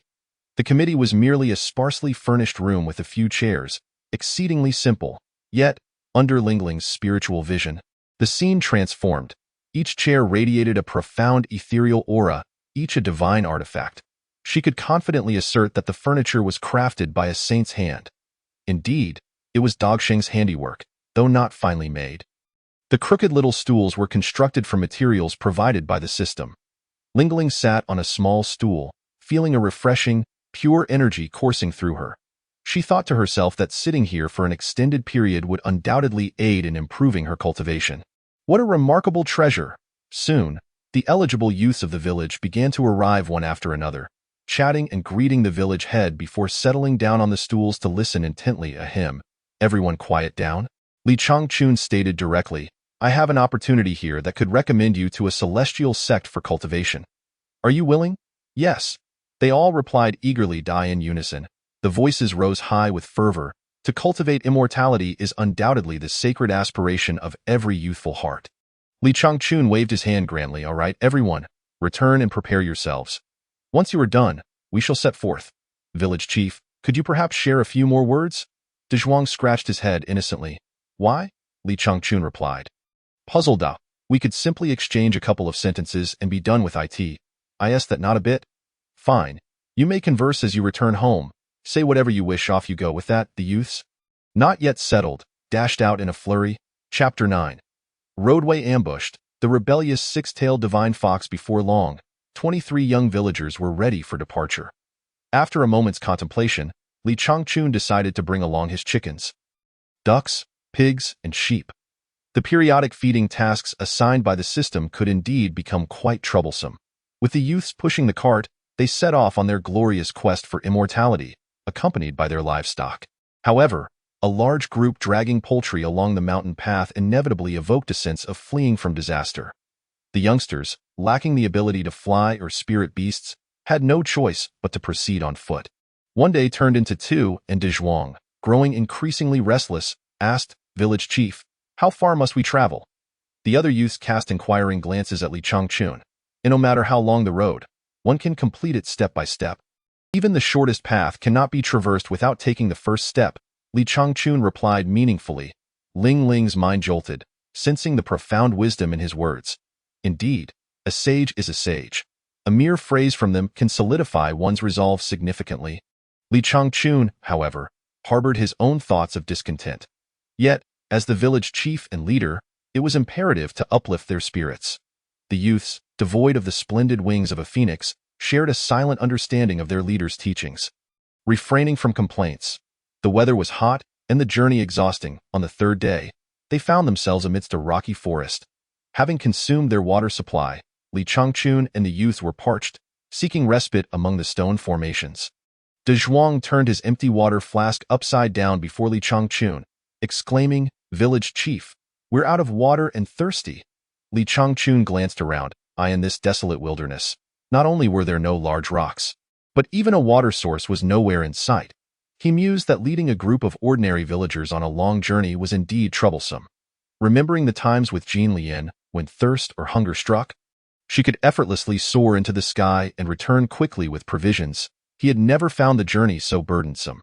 After pondering, he fixed his gaze firmly on Ling Ling. "You are a cultivator.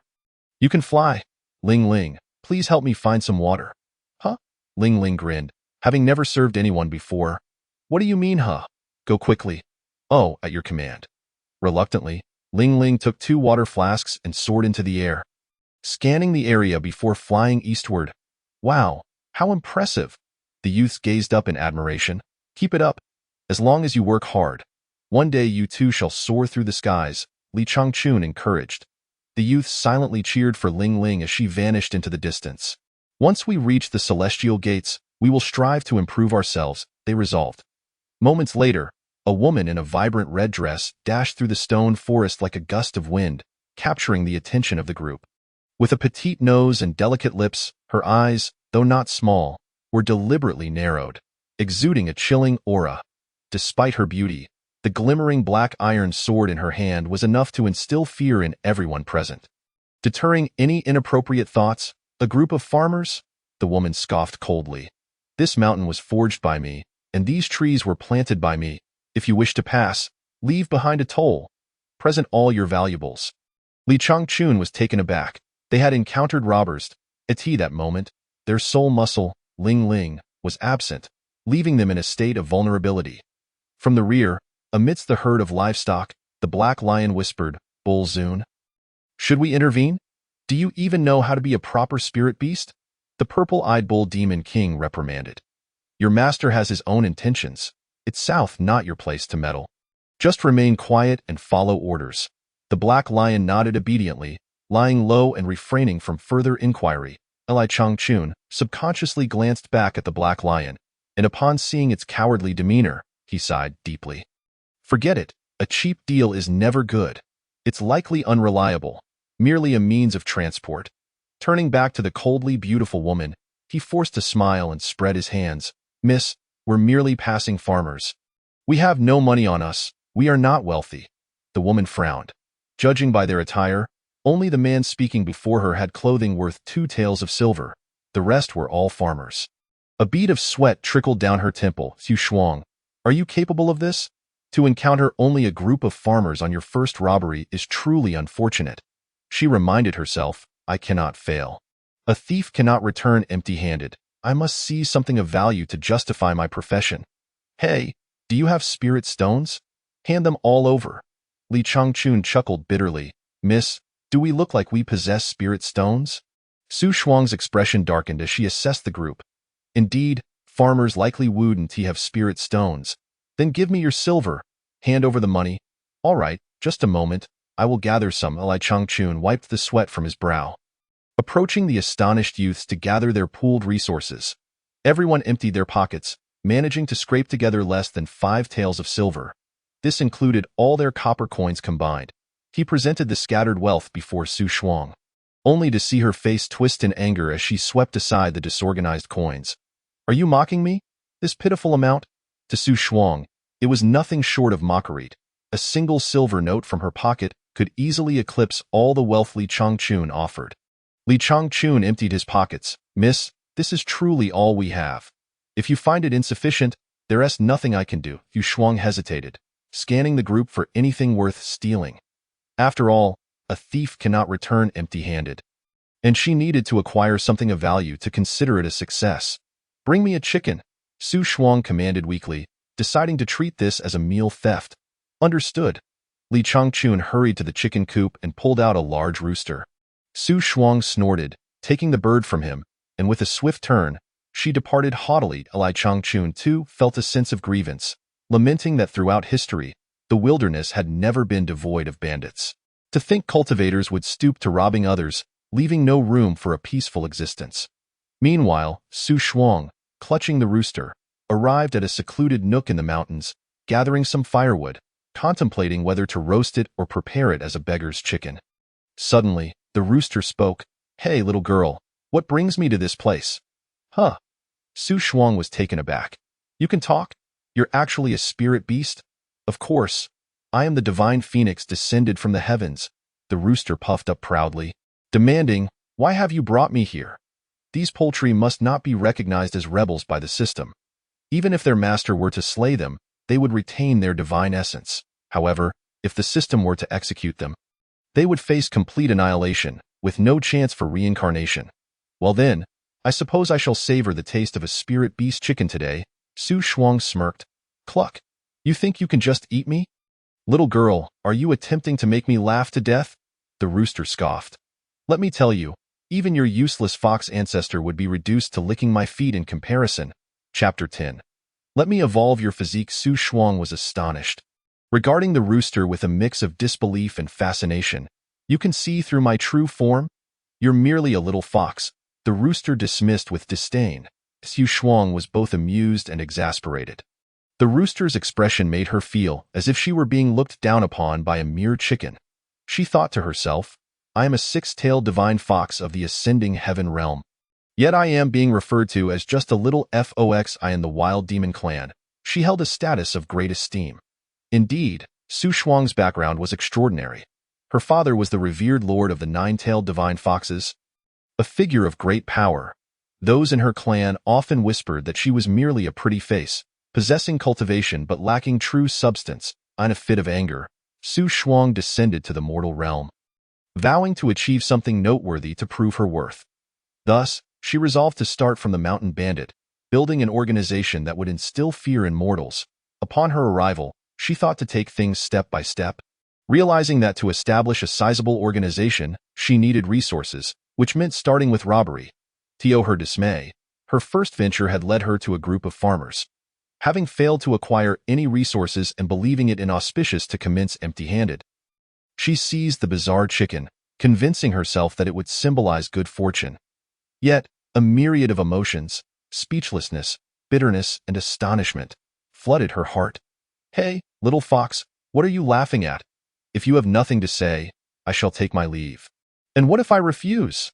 Su Shuang swiftly drew her sword, pointing it at the rooster. "Cluck! You dare to provoke me?"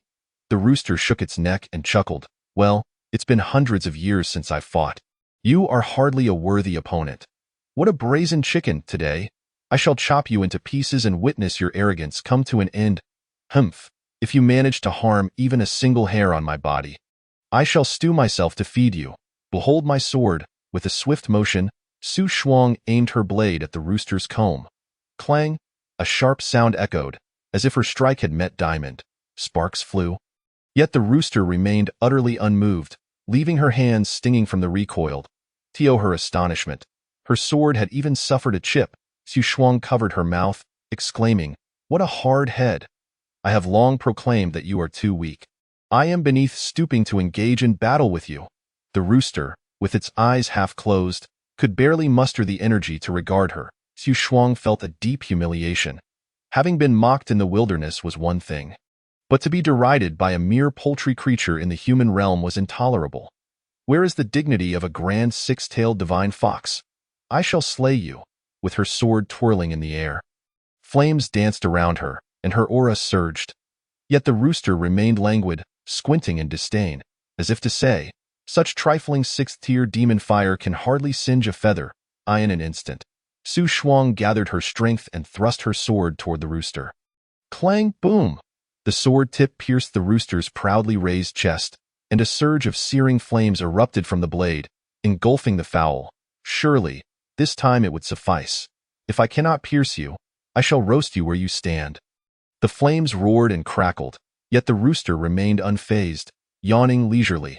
Suddenly, a fierce wind swept through the air, and a tremendous force emanated from the rooster's beak, voraciously consuming the surrounding flames, in the blink of an eye. The fire was entirely devoured. Cluck, cluck, cluck. It smacked its beak with apparent boredom. "You have consumed my true fire?" Su Shuang exclaimed in terror. "When I was in the 9 heavens, I dined on Samadhi true fire. Your feeble flicker is hardly worthy of a snack, scoffed the rooster. At that moment, Su Shuang was genuinely frightened and dared not underestimate the chicken before her. Could it truly be the legendary seven-colored phoenix? But that was merely a tale from the distant skies above. Besides, the mural in the demon clan's sacred cavern did not depict a rooster at all. Her mind raced, thoughts swirling in confusion. Hey, little fox, let us discuss something. What is it? Return me home, and become my master's servant. Speak well of me. Yet again, the rooster echoed the sentiments of the purple-eyed bull demon king, both driven by the instinct to survive. Li Changchun's sky-cutting blade was not the same as Su Shuang's pitiful scrap metal. One strike could decisively determine the rooster's fate. Are you referring to the farmer who entrusted you to me? Indeed, the rooster nodded. Absolutely not. Su Shuang resolutely rejected. How could a noble six-tailed divine fox serve as a mere servant to a farmer? Preposterous. Ah, but the noble six-tailed divine fox. You might as well admit you are a little fox with no fur to speak of. The rooster retorted, tilting its head. You have two choices. One, do as I say, and I shall help you enhance your power and grow your fur, thus achieving 9 tails. Or two, I send you straight to hell. Choose wisely. You are pushing it too far. What can you do to me? Su Shuang defiantly held her sword across her chest, as if prepared to engage in a prolonged duel with the rooster. Whoosh, clang. In an instant, Su Shuang felt a blur before her eyes, unable to comprehend the rooster's movements. Her steel sword shattered suddenly, exploding into a myriad of shimmering shards. My precious sword, cluck, cluck. If you believe your frail body can withstand a strike from me, you are sorely mistaken. The rooster strutted around Su Shuang with an air of arrogance, its piercing gaze a looming threat. Remembering the swift, powerful strike she had just witnessed, cold sweat trickled down her back. It was too fast, too strong. Seeing Su Shuang frozen in place, grappling with her tumultuous thoughts, the rooster decided to deliver a blow before offering a sweet treat. Come here, little fox. What do you want? Su Shuang stammered, her heart racing as an overwhelming sense of impending doom suffocated her. Why so slow? The rooster shook its head. If I had any use for garbage, I would have disposed of you long ago. With a swift flap of its wings, the rooster transformed into a streak of light, swirling around Su Shuang's body. Thud, thud, thud. It hurts. The rooster relentlessly pecked at her, inflicting unbearable pain across her entire body in mere moments. Su Shuang felt as if her very veins were being struck by lightning, agony overwhelming her. Boom. Her spirit sea trembled, and Su Shuang howled to the heavens, her piercing voice echoing through the valley. From behind her, tails began to unfurl, 1, 2, until she sprouted 8 tails before finally ceasing. Enough of the wailing, the rooster remarked, landing impatiently on the ground. Seeing your poor aptitude, I have made some simple modifications for you. Let us see how well you can handle it in an instant. Su Shuang, drenched in sweat and gasping for breath, as if she had just emerged from a bath, realized with shock that she had evolved into a rare 8-tailed fox. The 9-tailed fox clan. Each additional tail represented a divine root capable of shaping strength. 9 tails were deemed divine beasts, though her power still resided at the 5th tier of Ascendant Realm. The increase in tails and improved physique would allow her to adapt and elevate her cultivation more swiftly. Su Shuang was overwhelmed with excitement, no longer daring to doubt the identity of the rooster before her. It was undoubtedly a divine beast, capable of such effortless transformation. She immediately prostrated herself before the rooster, expressing her gratitude. Thank you, beast sovereign, for your gracious rebirth. Do not utter such trivialities. This was merely a simple task for me. The rooster waved its wing dismissively. Now, as before, you face 2 choices, life or death. Choose wisely, for if you hold no value, I may just as easily take your divine essence. I willingly comply, Su Shuang vowed. Ready to follow the beast sovereign's guidance without hesitation, she raised her palm to make an oath. Oh, not bother with vows. I fear you might attract lightning, the rooster quipped. You need not leap through fire for me. Simply serve my master well and maintain my presence. Su Shuang's lips twitched into a bitter smile. Did she truly appear so unremarkable? Yet, she thought, it mattered not. To follow the master of the beast sovereign was akin to following the divine being itself. Every woman eventually degrades herself for a man. Serving a farmer was trivial. Thus, she readily agreed, silently encouraging herself to serve the beast sovereign, hoping one day to evolve into the revered nine-tailed divine beast. Let us return to find the master. Very well, do not disclose to the master how I came to you. Merely say it was voluntary, the rooster cautioned. Why not? Su Shuang was puzzled. Such a good deed should not go unrecognized. The rooster retorted, do not ask too many questions. Just heed my words. Oh, very well. After some time, Su Shuang returned, clutching the rooster, to Li Changchun and the others. Noticing their absence, she followed their lingering scent forward. Village chief, trouble. The female bandit is pursuing us again. What? Li Changchun gasped, turning just in time to see a graceful figure clad in red trailing behind them. However, Ling Ling had already regrouped with the others. Ling Ling, assist me in blocking her.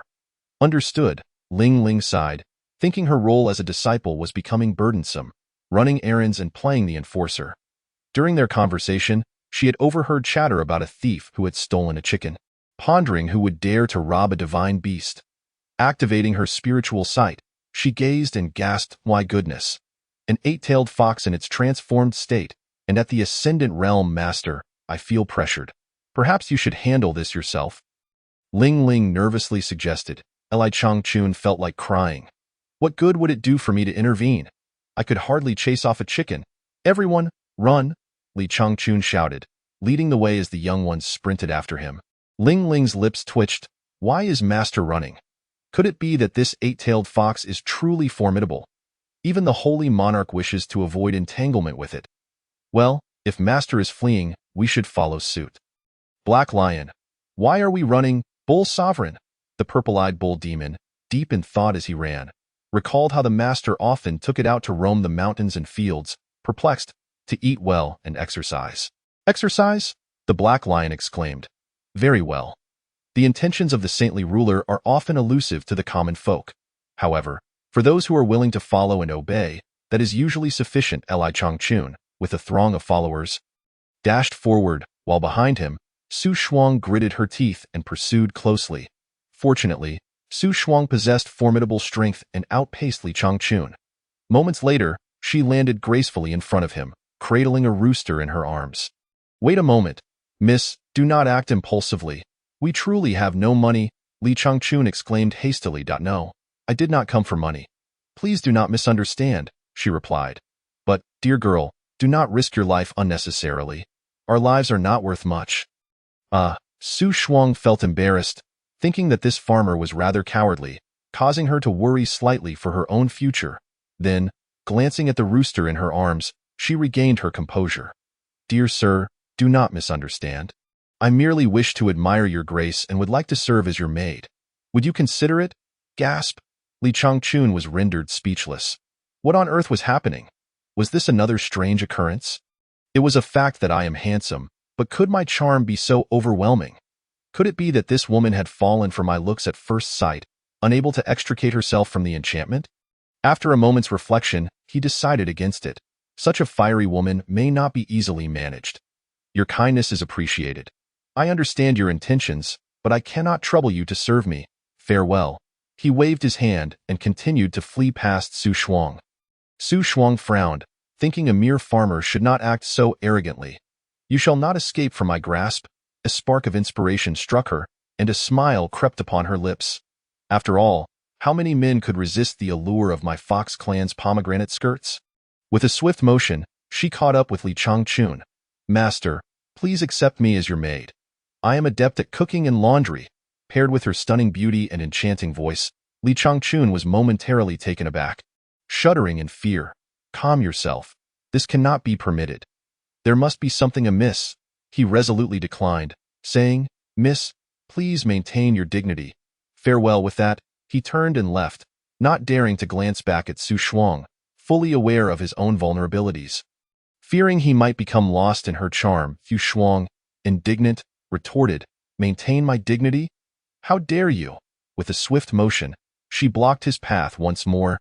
Desperate, she decided to employ her ultimate gambit, sacrificing herself for the greater good. She casually slipped down her shoulder, revealing her delicate, fragrant skin, the two valleys barely concealed. Li Changchun found himself entranced, unable to look away, drooling as he muttered, "What is love, that it compels one to shed their garments?" At that moment, a lithe figure unexpectedly interposed itself between them. Ling Ling with a sigh, she lamented how troublesome fox spirits could be, understanding why her master avoided entanglements, fearing it would disrupt his focus. Stepping forward, she pointed an accusatory finger at Su Shuang. "Hey, what do you intend to do? Why do you keep harassing my master?" "Mind your own business," Su Shuang retorted coldly. "Step aside." Li Changchun, attempting to mediate, said, "Ling Ling, please step aside." Ling Ling turned back defiantly. "No. She is a fox spirit with formidable charm techniques. Many holy emperors and revered sages have been ensnared by the shameful allure of fox spirits. Leading to the ruin of their dynasties, I am duty-bound to protect my master." Su Shuang sighed, thinking, "Here I am, an esteemed eight-tailed divine fox, attempting to bewitch a farmer, yet I face such pressure." The rooster in her arms glared at her. Seemingly unimpressed, using her spiritual awareness, she transmitted a message. "I wish to become your disciple and learn the craft." "Oh." Su Shuang nodded, quickly adjusting her attire.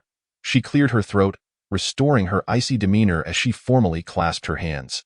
"Sir, you have misunderstood. I seek to join your esteemed sect, and I hope you might recommend me." Chapter 12. Sacred Water. So she came to seek apprenticeship. Li Changchun suddenly understood, but then questioned. "How did you know I have connections for recommendations?" The clever Fox Clan girl replied. "I overheard your conversation while you were chatting, and it piqued my interest. I humbly request your recommendation." Li Changchun pondered deeply, realizing that throughout their journey, most of their discussions revolved around seeking apprenticeship.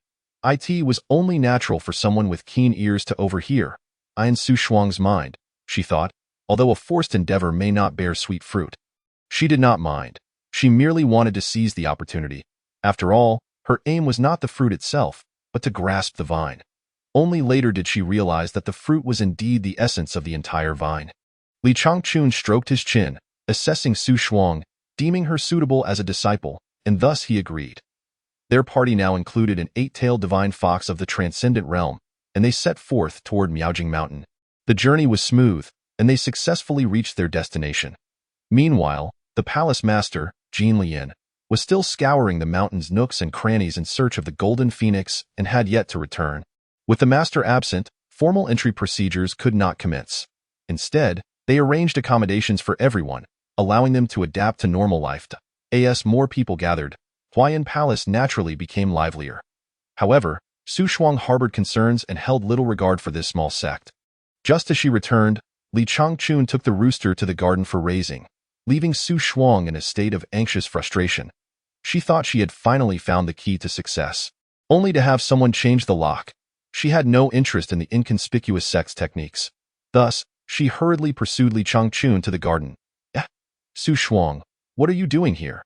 Did I not instruct you to familiarize yourself with the palace environment in the front courtyard?"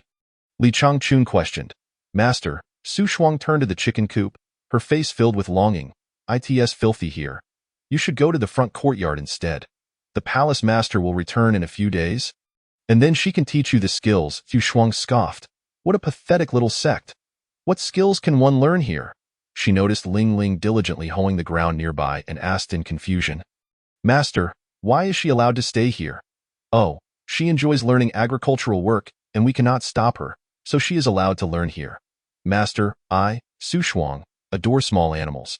Please teach me how to raise them." "Huh?" Li Changchun's jaw dropped, thinking, what is wrong with these girls? Why choose to learn agricultural work? They are all such beautiful maidens. Never mind. You should wait for the palace master to return and learn cultivation instead. He waved his hand dismissively. Just then, Su Shuang knelt before him, gazing up earnestly. "Master, please accept me as your personal disciple. I promise to work diligently and raise the chickens to plumpness." This left Li Changchun utterly bemused, shaking his head with a sigh. "Alas, everyone has their own aspirations. If you truly wish to learn this, I cannot stop you. Then, you may help me look after the poultry in the garden. Thank you." "Master, please allow me a bow of gratitude." She deeply bowed, a smirk playing at the corners of her mouth. "Humph, I have finally succeeded." Li Changchun could only smile wryly, having inadvertently taken on a disciple skilled in farming.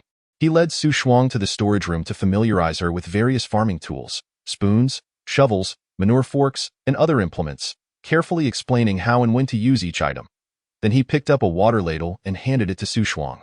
You may start by watering the animals, do it twice a day, filling the troughs for the poultry each time. Understood, Master, I will follow your orders. As Su Shuang took the water ladle, she suddenly felt it weighed a ton. As if it were a burden her transcendent beast strength could barely manage. Master, what is this ladle? Why is it so heavy? Heavy? It's merely a gourd ladle. Li Changchun scratched his head, realizing she was a delicate girl unaccustomed to manual labor.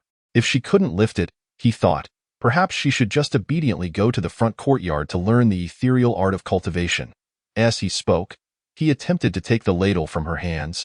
But Su Shuang strained to pull it back, forcing a smile. I can manage. I will go water the animals now. Summoning all her strength, she nearly dragged the ladle out the door. Li Changchun sighed, thinking it might be beneficial for these pampered city children to engage in physical labor. Su Shuang, panting heavily as she bore the water ladle to the feeding shed, bent over and gasped for air. Wiping the sweat from her brow, she marveled at the true power of a master. Holding a seemingly weighty artifact, she felt as though it were nothing. No wonder the beast sovereign would bow in submission. She reflected on her past actions with a shiver, grateful that she had not acted recklessly as a bandit. Otherwise, she might not have survived to tell the tale. Upon further reflection, such a master must possess foresight. Deliberately sending her a chicken to cultivate, testing her commitment to enter their ranks. Truly, a remarkable individual. Once she caught her breath, she decided it was time to work. She filled the heavy ladle at the nearby water pool and carried it toward the chicken coop. Greetings, noble beasts. I have come to provide you with water. The chickens strutted about with an air of superiority, completely disregarding her presence. Su Shuang let out a dry chuckle as she drew water into the stone trough. The moment the chickens caught sight of the water, they became exceedingly excited, eagerly stretching their necks to peck at it, including the very chicken that had aided Su Shuang in transforming her constitution. Puzzled, Su Shuang scratched her head, questioning whether the water was truly so delectable. Noticing that only 2 drops remained in the ladle, she tilted her head back and poured them into her mouth. As the liquid flowed in, a refreshing clarity surged through her, instilling a profound sense of enlightenment that seemed to cleanse her spirit and invigorate her soul. The water coursed down her throat and into her belly. Resembling a pursuit of wisdom, unique and unabashed, its flow was its sole destiny. Suddenly, Su Shuang felt a jolt within her soul, her realm of cultivation soaring dramatically, 5th, 6th, then 7th levels of ascension. The miraculous effect of just 2 drops was astonishing. It was no wonder the beast lords clamored to drink it. This was nothing short of holy water. Feeling as though she had stumbled upon a new world, Su Shuang ecstatically discarded the ladle and rushed to the pool. Bending over to drink voraciously, gulp after gulp, her belly quickly swelled with the precious liquid. She sensuously licked her lips and sat on the ground, silently awaiting a surge in her power. However, after a prolonged wait, there was no sign of change. Clicking her tongue, she realized that the water she had just consumed was actually quite ordinary. Could it be the ladle's fault? Su Shuang glanced at the ladle lying on the ground and found herself increasingly convinced of its significance. For the water seemed to transform only after passing through it. With a smile illuminating her face, she hurriedly picked up the ladle. Cluck, cluck, cluck. Little fox, greed can lead to your downfall, beast lord. Su Shuang turned to the chicken coop, where the rooster stood proudly, gazing at her. Is this water undrinkable? You are still inexperienced. Consuming too much holy water will only lead to your demise, as you cannot rush your growth, the rooster clucked with a knowing tone. It is not that you cannot drink it, but moderation is key. The 2 drops you had are sufficient for now. I will guide you when you are ready for more. Thank you for your guidance. Beast Lord Su Shuang dared not disregard his words and quickly reined in her thoughts. Chapter 13. A collection of exceptional spiritual roots. With the rise and fall of the sun, Su Shuang diligently toiled in the farm shed each day. Ling Ling continued to hoe the fields, each stroke serving as a means of cultivation. Meanwhile, the youthful disciples from Gogo village lounged in the courtyard, engrossed in books or playing chess, enjoying a leisurely existence amidst the various halls.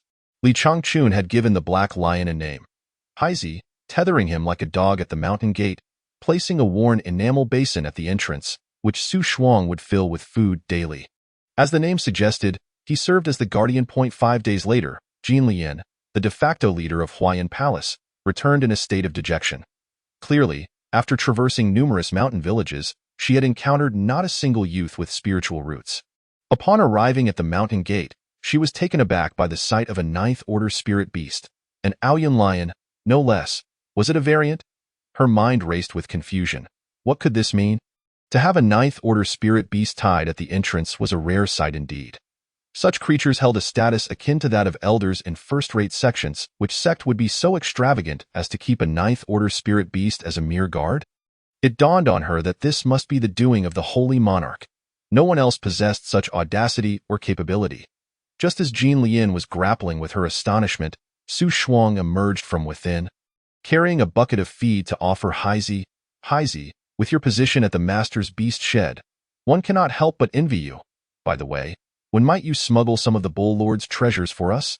Haizi licked his face with a grin, begging for a favor. Su Shuang coolly replied, without the Bull Lord's permission, how could I dare to take his treasures? I will do my utmost to request it for you. Thank you, Sister Shuang, I appreciate your efforts. Just keep watch over the door. If you perform well, the master will naturally reward you. Rest assured, with me, Haizi, not even a mouse shall slip through. Haizi patted his chest confidently. Just as Su Shuang finished feeding and was about to head back, Jin Lian hurriedly flew forward to call her. Wait a moment. Su Shuang turned. Upon closer inspection, Jin Lian was further astonished to find that she could not discern Su Shuang's cultivation level. However, one thing was certain. It was undoubtedly higher than her own.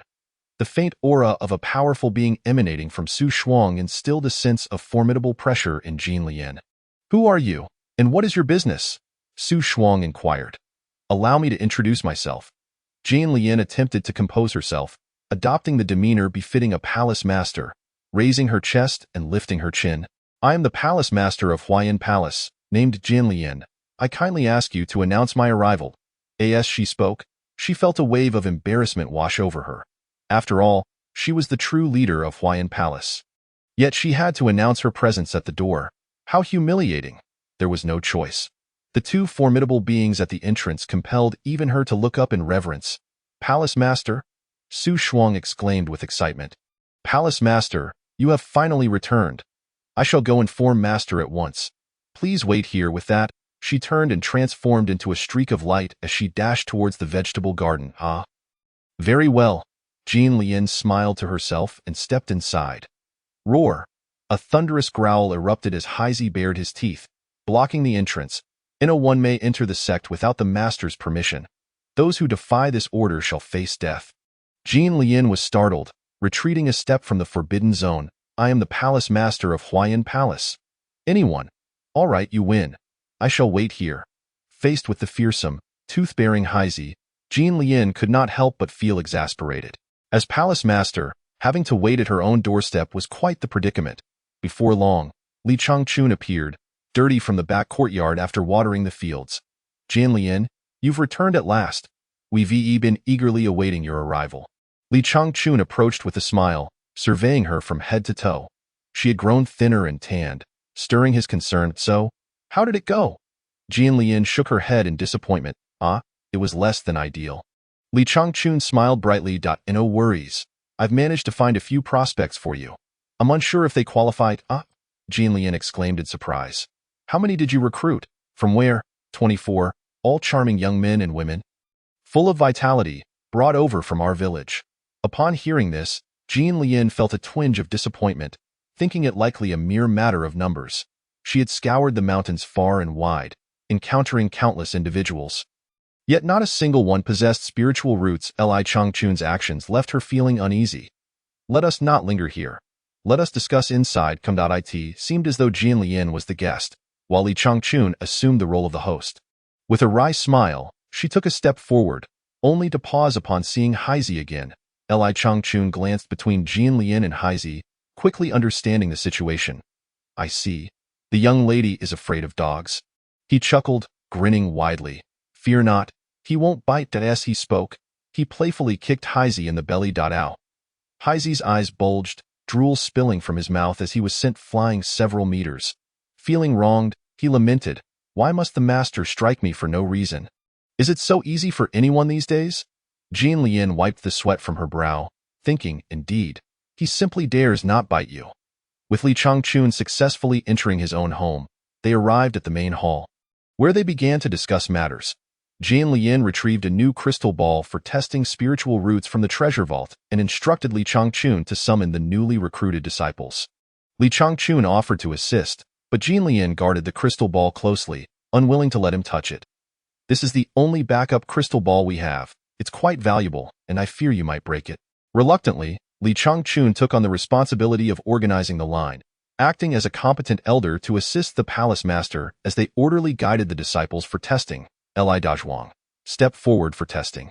Li Changchun instructed, "Stay alert and take it seriously." "Understood, village chief." "Do not call me village chief. Refer to me as elder." "Got it, village chief." "Very well, go ahead." Janlian smiled, thinking to herself how truly simple the folk of Gogo village were. Explaining the process to the disciples eager to enter the sect, they entered the testing phase. Li Dazhuang gently placed his hand on the crystal ball. A brilliant red light radiated, transforming the entire room into a crimson ocean. Could it be a heavenly spiritual root, and an exceptional one at that? Jian Lian sprang from her seat, her face filled with disbelief. "Palace master, is it acceptable?" Dazhuang asked innocently, unaware of the ball's purpose, assuming the glowing red light was entirely normal and not grasping the significance. Jian Lian swallowed hard, nodding in a daze. "Pass. If an exceptional heavenly spiritual root could not pass, then what would? Dazhuang, go over there to find your sister Ling Ling to register and fill out the form." Having passed the test, filling out the form signified his official entry as a disciple. Li Changchun smiled knowingly, pleased with the new recruit, feeling he had fulfilled the expectations of old Lu and his wife. Next, Wang Erwa, step forward for testing. At your command, village chief. "Call me elder." "Understood, village chief." Wang Erwa's palm grazed the crystal ball, revealing a vibrant and extraordinary heavenly root, teetering on the brink of a divine root. This spectacle left Jian Lian both exhilarated and incredulous. Subsequently, Zhang Xiaohu, Lu Dagan, Er Danzi, and San Yatu approached for testing, each possessing identical exquisite heavenly roots. Remarkably, all 23 young individuals from Go Village passed, each endowed with a heavenly root. Chapter 14. The Martial Arts Exchange Conference found Jian Lian on the verge of a mental breakdown. The world was utterly insane, and Go Village was beyond comprehension, lacking even a single earthly root. It is well known that earthly roots are cherished as core disciples in other sections. Eventually, it was Su Shuang's turn to undergo testing. Following the order of entry, she was recognized as the little junior sister within the palace. And with a flash of purple light, a divine root was revealed. Su Shuang, brimming with excitement, clasped her hands and leaped with joy as a six-tailed divine fox. She was once the pride of her clan, possessing a heavenly root. After being transformed by a rooster, she had leaped to the status of a divine root as an eight-tailed fox. Jian Lian felt utterly powerless to critique, her heart tumultuous and unsettled. This cohort of disciples was simply too extraordinary, leading her to doubt whether she could manage with her mere true spiritual root constitution. The palace master felt the weight of immense pressure. "Su Shuang, your constitution is unparalleled. Would you be willing to become my personal disciple?" Jian Lian inquired, filled with anticipation, only to be met with refusal. "No. I have already pledged myself to elderly to learn the art of farming." Jian Lian was left utterly aghast. What on earth? Why choose to learn farming? I see that a disservice to others. I cannot fathom the potential of raising chickens and cattle. He is a sage, and his farming and land cultivation are for self-cultivation. What are you all even learning? Despite her earnest attempts to persuade, extolling the marvelous nature of the Hua Yin Palace's techniques, she could not sway Su Shuang. Jian Lian reluctantly conceded defeat. However, the heavenly root disciples below nodded eagerly, expressing their willingness to learn the so-called miraculous techniques that Jian Lian had described. Well then, let us find contentment and joy. After all, each heavenly root disciple is a rare treasure, and witnessing ordinary children from Go Village obtain such celestial fortunes fills Li Changchun with immense pride. All right, let us applaud the youth of Go Village. Remember, though life may feel insignificant, aspire to great heights. Though life may be fragile, Maintain an indomitable spirit. Keep striving. You are all exceptional. Rest assured, village chief, we shall exert ourselves. Excellent. Such ambition. I have faith in you all. Li Changchun praised with a thumbs up. Time passed swiftly, and the disciples from Go Village quickly immersed themselves in the study of martial arts, beginning from a state of no cultivation. They reached the threshold of entry in 3 days, and within 5 days, all had successfully attained the qi gathering stage. Under Jin Lian's meticulous guidance and Li Changchun's relentless scrutiny, they flourished rapidly. Each time Li Changchun inquired about the disciples' progress, Ling Ling would scoff dismissively. Li Changchun lamented, having entrusted them with such high hopes, yet witnessing their lack of diligence. Armed with a teaching whip acquired from the system, he disciplined each one nightly. This practice, colloquially known as whipping into shape, was not to blame the heavenly root disciples for their slow cultivation, but rather the inferior quality of the Hua Yin Palace's methods, was akin to providing a peony without a conducive environment. Its growth would inevitably falter. One day, after finishing their training, De Jin, Dan, and Sanya were dragged by Ling Ling and Su Shuang into the vegetable garden. Foolish De Jin, you claim to excel at nothing and waste everything. It has been 8 days. Even a newly hatched chick learns to fly by now, yet you remain at the first level of qi gathering. Do you not feel ashamed before your deceased grandfather? Village chief, my grandfather passed at over 90. I say that a natural conclusion? Dare you retort? It was your foolishness that drove him to his grave. Village chief, I was wrong. I shall diligently practice henceforth. The sounds of whipping and cries of despair echoed throughout the garden, resembling a scene from hell. After punishing De Jin, Dan and Sanya too were subjected to relentless beating. This had become Li Changchun's nightly ritual, inspecting the disciples' training, selecting 3 laggards for a half-hour of punishment, thus indirectly motivating the disciples to strive harder, as none dared to fall behind lest they be dragged for a severe thrashing. Jin Lian, listening nightly to the anguished cries from behind her residence, often sighed alone. She recalled her own struggles, having taken 6 months to barely reach the qi gathering stage, feeling ashamed. Had she been in their position as palace master, surely the grass atop her grave would be 8 feet high by now. Curiously, despite the severe beatings, the punished disciples never uttered a single word of reproach against Li Changchun. That night, after enduring a near-death experience, they returned to their chambers, supported by Ling Ling and Su Shuang, only to awaken the next day as if nothing had transpired, appearing rejuvenated. Remarkably, those who had been beaten found clarity in their training the next day, quickly resolving any confusion. If they were stuck at a bottleneck, a beating would guarantee a breakthrough. Initially, Jin Lian attributed this phenomenon to the principle of a young tree not growing straight without proper care. However, the occurrences grew increasingly bizarre, prompting her to wonder if perhaps enduring a beating might also allow her to transcend her current realm. Moreover, another issue arose. Li Changchun had taken to tying Black Z, a 9th-tier spirit beast, at the entrance, much to Jin Lian's dissatisfaction. She confronted him. What is the purpose of this? Is tying a 9th-tier spirit beast a display of power, or a deterrent to keep others away? No one dares to approach anyway. Those who wish to ascend the mountain to seek mentorship are frightened away by a mere glare from Black Z. What difference does it make if the door remains closed? Perhaps we should rename Hua Yin Palace to the Closed-Door Palace, she mused. Thus, Li Changchun had no choice but to relocate Black Z to the vegetable garden to catch mice. Once Black Z was removed, Jin Lian implemented a rotation system for the disciples to guard the entrance, finally establishing a proper order, essentially opening the mountain gates wide, welcoming ambitious individuals to seek knowledge. 2 weeks later, in the Jingtian Hall, the impact of Li Changchun's mental assault from a month prior weighed heavily on him.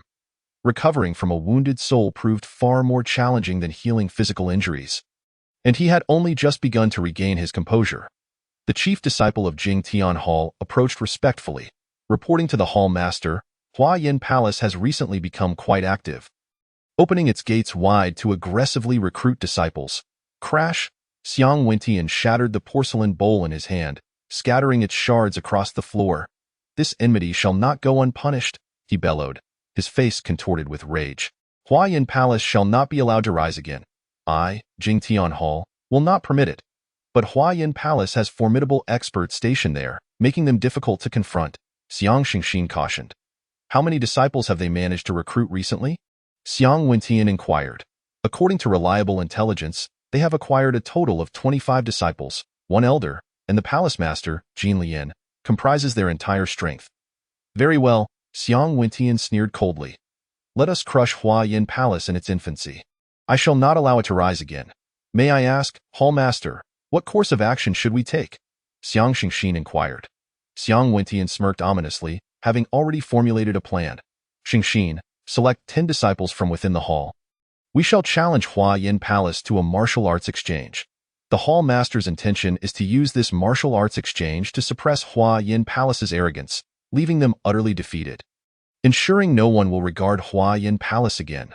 But Hall Master, what if Hua Yin Palace declines the challenge? They have no choice. If they shrink back like a turtle, too afraid to accept a martial arts exchange, they will only become a laughingstock in the martial world. On the surface, many sects seek to engage with first-rate sects for guidance and enrichment for their disciples. However, for Hua Yin Palace, this will constitute a calamity.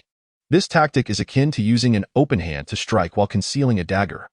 Hua Yin Palace's acceptance is not an option, and refusing is equally untenable. Furthermore, the disciples will engage in the exchange without the involvement of elders or the Hall Master, solely relying on their own prowess to bring glory to their sect. Chapter 15. Brother Chun, please stew 2 chickens for the disciples. That evening, disciples from Jingtian Hall delivered a letter of martial arts exchange to Hua Yin Palace, the contents of which were grandiose in tone. It spoke of mutual guidance and learning opportunities, fostering a friendly atmosphere among the sects. Phrases so resplendent that refusal seemed implausible. Jin Lian furrowed her brow. Such cordiality in the exchange letter clearly concealed a murderous intent. Given that the average level of her sect's disciples hovered around the 5th or 6th level of qi gathering, she couldn't help but feel anxious. The most skilled among them were Ling Ling and Su Shuang, yet they were merely tutored. A martial arts exchange between 2 sects typically encompassed over 10 matches. This is a flagrant overreach. Jin Lian's face grew taut, flushed with indignation. She was acutely aware that this was Jingtian Hall's deliberate provocation. Having embarked on recruiting disciples for promotion, they were clearly seeking to pick a fight. If she refused to engage in the exchange, she would be ridiculed and deemed disrespectful. Yet, if she accepted, she feared Jingtian Hall might resort to underhanded tactics. Unable to decide, she sought counsel from the vegetable garden that evening. Brother Chun, please take a look at this letter. Li Changchun read through it attentively, a smile breaking across his face.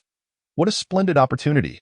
We should actively engage with other sects to allow our disciples to broaden their horizons in martial arts. Brother Chun, can we please exercise some caution? Jin Lian's expression darkened. Jingtian Hall has been entrenched for centuries with deep roots. Their disciples are not lacking in talent. How can we, as newcomers, hope to compete? So what should we do? Li Changchun curled his lip and remarked, since matters that cannot be resolved today will not be resolved tomorrow either, why not act decisively? If a confrontation is inevitable, let it be. After all, engaging in martial arts exchanges won't result in death. How could it not? Accidents during martial arts sparring are quite common, you know? Then, shouldn't one simply be cautious to avoid mishaps? What if Jing Tiantang deliberately causes an accident? Jin Lian must consider the reputation of the sect, but she also has to think about the disciples, right? Li Changchun was taken aback, never having imagined that a seemingly righteous sect would resort to underhanded tactics under the guise of morality. He couldn't help but break into a cold sweat for his disciples, all of whom were his fellow townsfolk. He would grieve for any one of them lost. Jin Lian furrowed her brows in contemplation, recalling the time when she had first met Li Changchun and had improved her cultivation after consuming a bowl of chicken soup. Spring brother, why not stew a couple more chickens for the disciples to eat? Why? Li Changchun inquired, puzzled as to why they suddenly needed to kill chickens. Because the disciples will enhance their cultivation after eating the chicken you prepare. Will they? Li Changchun, with his left ear receiving the information and the right ear letting it slip away, interpreted it as providing morale-boosting meat for the disciples. Indeed, if you stew too, I would feel reassured after they consume it. Very well then, Li Changchun nodded, smiling. With so many people, 2 will hardly suffice. I shall prepare more. Thank you so much, Spring brother. It's settled then. All right, I shall begin in the early morning, Machem. With the issue resolved and the night deepening, they decided not to linger, and Li Changchun rose to leave the vegetable garden. Shortly thereafter, he summoned Su Shuang, who lived next door, Su Shuang, tomorrow morning, go and select 5 robust chickens. We shall prepare a feast for the sect. Su Shuang immediately shuddered. My goodness, we are finally going to slaughter the beast lords. She had been nurturing them and had received their care in return. The beast lords existed to avoid being slain, so when the time came, she naturally had to speak on their behalf. She exclaimed, absolutely not. Li Changchun frowned, gazing at the flustered Su Shuang, filled with questions. Why the fuss over killing a mere chicken? Su Shuang hesitantly replied, Master, we cannot kill the chickens. They are still young. Young? Li Changchun hesitated, thinking some had been raised for nearly 2 years and should have fully matured. Yes, indeed, they are still quite small. They have been malnourished and are very thin, with hardly any meat. Then you should go to the market early tomorrow to buy some chicken meat for now. Li Changchun sighed, and also, make sure to feed the chickens more. It's truly absurd to have to buy food when you're already raising them. Su Shuang exhaled with relief, thinking to herself how her master's suggestion had saved the lives of the beast lords. After leaving Li Changchun's room, she dashed to the chicken coop. Beast lords, please do not overindulge. You must lose some weight. The flock of chickens expressed their gratitude to Su Shuang, their keen senses having picked up on the grim conversation between Jian Lian and Li Changchun. They had thought they were doomed, only to experience a fortunate turn of events, marveling at how swiftly the fortunes of chicken life could change. The next day, before dawn, Su Shuang descended the mountain to buy chickens, selecting ordinary ones to serve as substitutes for the beast lords. Just in case, she purchased over 10 plump, robust chickens. By the time Li Changchun awoke, yawning and opening his door, he found Su Shuang already in the process of slaughtering chickens, which brought a satisfied nod from him. Since he had promised Jian Lian to improve the disciples' meals, he joined Su Shuang in their bustling activity. After a while, they had processed 5 chickens, brought out a large black pot, chopped everything into pieces, and began to stew. When mealtime arrived, all the disciples of Huayan Palace gathered in the vegetable garden, happily feasting on a sumptuous dish of braised chicken. They savored every drop of the sauce. And because it was so delicious, the disciples fetched numerous steamed buns from the kitchen, leaving the pot spotless and still yearning for more. The meals prepared by Li Changchun were far superior to those made in the front courtyard's dining hall. Village chief, your chicken is simply exquisite. Haha, too much praise. Li Changchun laughed heartily, declaring, if you find it delectable, feel free to come here often for meals. Just let me know what you wish to eat. Hooray! The disciples cheered. Jian Lian, however, was puzzled. The flavor was satisfactory, yet it felt distinctly different. Suddenly, a disciple exclaimed, I've broken through. I've actually advanced 2 realms. Me too. It feels so comfortable. My realm is advancing. Many voices chimed in, with disciples generally experiencing breakthroughs of about 2 realms. Jian Lian was delighted yet felt something was amiss, pondering, this shouldn't be. How could they only advance 2 realms? When I first consumed chicken in the empty realm of cultivation, I improved 6 realms. This seems rather unreasonable. As she contemplated, she concluded that the difference in preparation was likely the reason. She recalled the chicken soup she had consumed before, while this time it was braised chicken. The more she thought about it, the more convinced she became. Therefore, she approached Li Changchun to discuss having chicken again for dinner. This time as soup. Li Changchun patted his chest in agreement. As a qualified chef, he cherished gaining everyone's approval. Su Shuang also breathed a sigh of relief, thinking it was fortunate to have prepared for the unexpected. Dinner. A pot of chicken soup was ready, and Jian Lian led all the disciples to enjoy the meal together, resulting in another delightful feast. Once again, the disciples experienced breakthroughs, albeit only minor ones, 2 small realms at most. Jian Lian was perplexed, wondering what was happening. The effects did not meet her expectations, yet it was undeniable that there was some effect, making it difficult to explain. Chapter 16. Jing Tiantang comes knocking. In truth, the explanation was simple. The theory of changing the soup without changing the medicine. The chickens were not the same as before, while the seasonings remained unchanged, and the chef had not altered either. Li Changchun used the seasonings he had brought from his hometown, infused with celestial roots, garlic, mushrooms, and chili peppers, which greatly benefited the cultivators of this world. Thus, a slight enhancement was achieved. 2 days later, Jing Tiantang would lead his disciples to engage in a sparring match. Jian Lian, not wanting to dwell on it too much, made a firm decision. Spring brother, for the next 2 days, please prepare chicken for every meal. Huh? Li Changchun was bewildered. Is this a newfound addiction to chicken? Spring brother, I beg you. It's all for the sake of the disciples' futures. It's a matter of life and death. Very well, Li Changchun grinned. Then just come over when it's mealtime. I will have everything ready for you. Thus began an unending feast of chicken. The most exhausted were not Li Changchun, but Ling Ling and Su Shuang. One tirelessly gathered vegetables and garlic, while the other rose early and hurried to the market to buy chickens, transforming the vegetable garden into a grand dining hall with constant chicken meals. Although the disciples improved by 1 or 2 realms after each feast. Eventually, the allure of the delicious food turned into nausea after daily consumption. On the eve of Jing Tiantong's arrival, the disciples, with tears in their eyes, downed another bowl of chicken soup, their throats revolting against the taste. Village chief, let us switch things up a bit. I simply cannot bear it any longer, De Zhuang said, covering his mouth to suppress his urge to vomit. Indeed, I now feel nauseous at the mere sight of chicken. I never want to eat chicken again, Sanya pouted. Her expression darkened. I don't even want to cook it anymore. Li Changchun shrugged helplessly. All right, after we get through this battle, we'll take a break from chicken for a while. Jane Lian smiled in relief. After 3 consecutive days of 8 chicken meals, the disciples had generally advanced to the 6th or 7th realm of Xingcheng. It was reasonable to assume that even if they faced ordinary disciples from other sects, they would not be laughed at for being utterly powerless. However, with Ling Ling and Su Shuang backing them, they hoped their performance would not lead to mockery. Jin Lian was not focused on winning. Gaining a bit of face was sufficient. In the early hours before dawn, Jin Lian lay in bed, tossing and turning, unable to sleep as she contemplated the strategy for the upcoming battle. Unable to bear it any longer, she headed to the vegetable garden, rousing the drowsy Li Changchun. Jin Lian, what are you doing? Are you not going to let someone sleep? Li Changchun mumbled, his eyelids heavy. Spring brother, don't sleep just yet. The exchange meeting is at dawn, and I can't sleep. If you can't sleep, count sheep.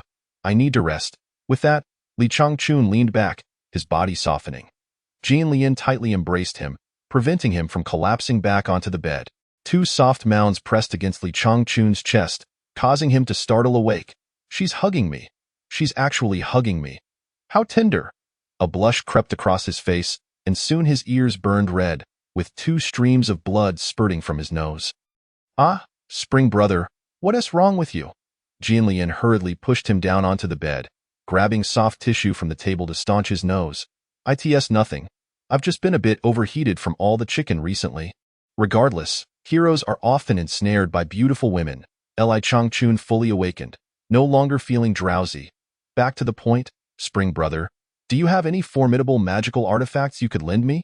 Don't be ridiculous. I don't possess anything of the sort. Li Changchun scoffed. Unless you consider my pots and pans as magical artifacts, feel free to use them. You said it. Jin Lian's eyes narrowed into slits, eagerly awaiting those words.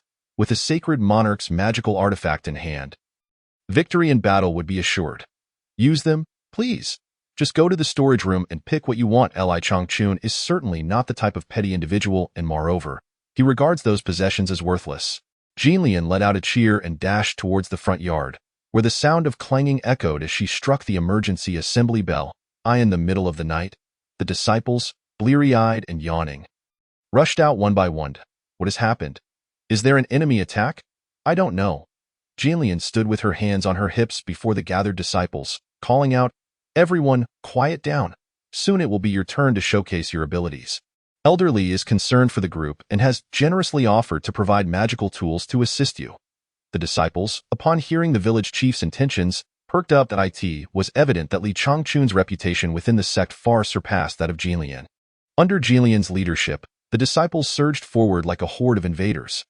Jin Lian was the commander-in-chief, and the disciples, still in the early stages of their cultivation, did not consider the heavier tools like hoes and kitchen knives, focusing instead on lighter household items such as bowls, chopsticks, shovels, spoons, ropes, brushes, and towels. After a thorough sweep, Li Changchun could only slap himself in disbelief as not a single pair of chopsticks was left for him. Time flew swiftly, and dawn soon approached. The sun cast its rays upon the earth, heralding a delightful day. By around 8 or 9 in the morning, Xiang Wentian personally led a grand procession of over 30 disciples, resembling stars gathering around the moon, to Huayan Palace. Subsequently, the 100 Sects Alliance, the illusory Immortal Sect, and the leaders of more than a dozen second and third-tier sects also brought their disciples to observe. Clearly, they had been intentionally invited by Jingshentang to witness the event, aiming to publicly expose the inadequacies of Huayan Palace. Since this was a martial arts competition, the venue was naturally set at the fighting stage in the training ground. Soon, everyone took their positions, eagerly anticipating the event.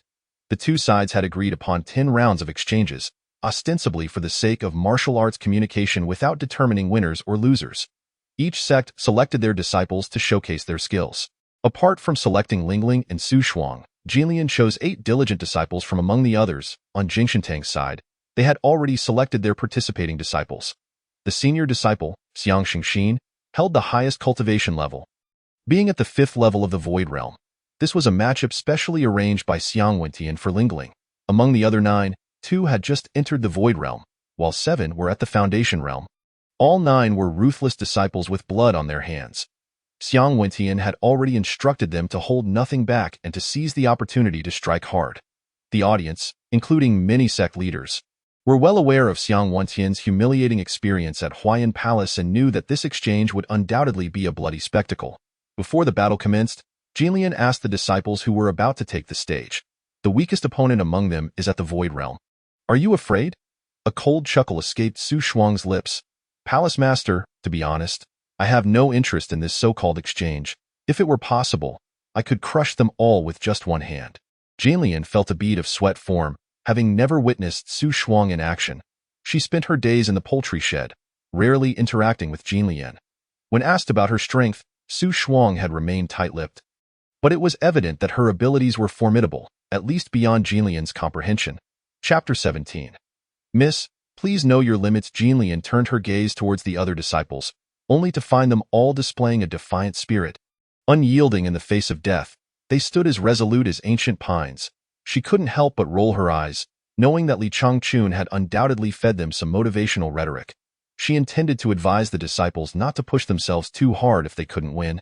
But thought better of it.as preparations were finalized. The martial arts exchange officially commenced. Huayan Palace was the host, while Jingshentang was the guest. Huayan Palace was expected to send someone up first, followed by Jingshentang designating their disciples to engage. This arrangement was disadvantageous for Jilian, leaving her in a passive position. After some consideration, she decided to send Su Shuang up first, hoping that a strong initial performance would bolster morale and intimidate the opposing side. Su Shuang lightly tapped her toes, gracefully landing on the fighting stage like a drifting willow fluff.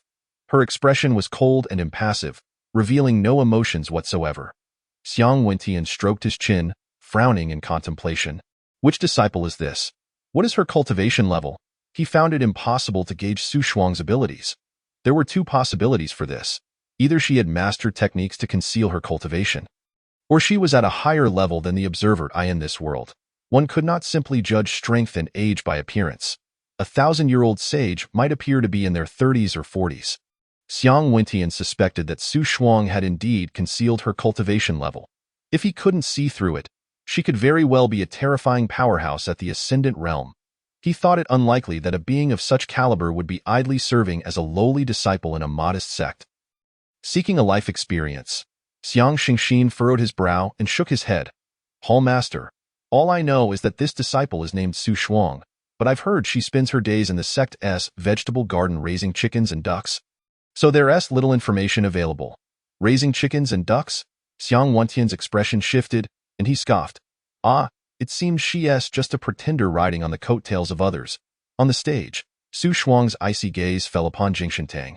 Just a single glance sent chills down the spines of many disciples who were watching her, invoking a sense of dread. Fight or chatter, don't waste my time. Su Shuang coldly commanded. Xiang Wentian smirked, thinking, she certainly knows how to put on a show. Her presence is commendable. However, martial arts exchanges were not about verbal sparring. Xiao Zhu, you go up and engage with the disciples of Huayan Palace seriously. The disciple complied. Yet before Xiao Zhu could step onto the stage, Su Shuang's expression darkened as she pointed at Xiang Xingxin, saying, let him come up. Xiang Wentian chuckled inwardly, realizing she was playing a game of unequal competition. Challenging the strongest with the weakest? Miss, please know your limits. Humph. It's precisely because you are all weak that I am forced to settle for someone with a bit of strength. Don't dawdle. Let him come up quickly, that I have work to do after this. Xiang Wentian's lips twitched. You'd be better off exchanging with my disciple Xiao Zhu, who is at the 5th level of the Void Realm. Su Shuang believed this was an intentional humiliation by Xiang Wentian. Her eyes narrowed slightly, a cold light flashing from their corners. Suddenly, she turned to glare at Xiao Zhu. Xiao Zhu fell backward, blood gushing from his mouth. Shocking everyone in Jingshentang and the audience, Su Shuang coldly snorted. Humph. It seems that disciple is injured and unfit to compete. You should replace him. An ascendant realm beast overwhelming a disciple at the Void Realm. One mere glance was more than enough to inflict injury. Xiang Wentian's heart raced. He could no longer regard Su Shuang as merely a decorative figure. Swallowing hard, he looked anxiously at Xiang Xingxin. Xingxin, you go up, but do not underestimate your opponent. The disciple understands. Xiang Xingxin leaped onto the fighting stage. Jingshentang, Xiang Xingxin, please show me your guidance. Only then did Su Shuang allow a faint smile to grace her lips. After all, Xiang Xingxin was the most prominent disciple of the opposing faction, and this lent her some face without diminishing her OWNI in the audience. Ling Ling scrunched her nose in discontent. Palace Master, that's my opponent. Junior sister is cheating. Jinlian face-bombed, speechless, surprised by Su Shuang's assertiveness on the stage. Su Shuang remained unfazed, lacking even the slightest inclination to engage in combat. Come now, unleash your full strength. I apologize in advance.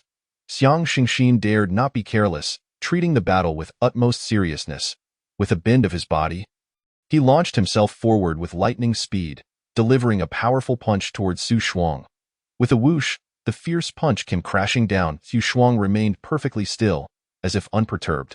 Xiang Xingxin's heart scoffed. Is this a display of power? She doesn't he even flinch? His fist, clenched tightly, struck Su Shuang directly in the chest. He was confident that this punch, imbued with Dao energy, could injure even a powerhouse at the Ascendant Realm.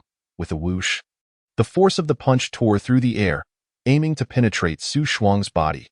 However, due to inertia, Xiang Xingxin found himself passing right through her, feeling no tangible resistance, as if striking at mere air. Oh no, it's an illusion. Xiang Xingxin quickly retracted his punch, only to see Su Shuang standing where he had originally been, a cold smile gracing her face. Such speed! Xiang Xingxin couldn't help but break out in a cold sweat. He understood the importance of maintaining focus on the battlefield and not allowing his mind to waver. Clenching his teeth, he propelled himself forward once more with all his might, unleashing another attack against Su Shuang. With a whoosh, Su Shuang raised a hand, and suddenly a wave of searing heat enveloped the surroundings. A massive ball of red and purple flames was conjured out of thin air, roaring to life before Su Shuang. Red Lotus Karma Fire? With a sudden screech, Xiang Xingxin executed an emergency brake, skidding for 2 meters before finally stabilizing his stance. The 8th level Demon Fire, also known as the Red Lotus Karmic Fire, ranks just below the Samadhi True Fire, with temperatures soaring to tens of thousands of degrees. Even a diamond would be instantaneously melted by its fierce heat. Xiang Xingxin felt an overwhelming dread. A single misstep could lead to his demise. Even at a distance of 3 to 4 meters from the Red Lotus Karmic Fire, the scorching waves of heat made it difficult for him to breathe. Kneel down and concede, or I shall reduce you to ashes, Su Shuang declared coldly. Very well, I concede. Please, do not act recklessly. Xiang Xingxin, casting aside his pride, hastily knelt and bowed 3 times before Su Shuang. The Red Lotus Karmic Fire was no trifling matter. Even if the entirety of the Jingtian sect were to combine forces, they would be unable to withstand it. Resistance was futile. With a gentle puff, Su Shuang extinguished the flames, gracefully descending from the martial platform amidst the astonished gazes of the onlookers. She approached Li Changchun, curtsied, and said, Master, I am done with my match. How dull. I must return to the cattle shed to fetch some water. Oh, go ahead, Li Changchun replied nonchalantly, adopting an attitude that suggested he preferred to remain uninvolved. He silently observed from the audience, sighing inwardly. You are all immortals, while I am but a farmer, merely here to witness the spectacle. The crowd erupted in a cacophony of voices, pointing and discussing Su Shuang's formidable prowess as she departed. They exchanged inquiries about how the Huayan Palace had acquired such an exceptional disciple. However, It must be noted that they had yet to witness Su Shuang truly unleash her power. With a mere flicker and a technique, she had subdued the chief disciple of Jingtian's sect. The implications of this exchange were profound.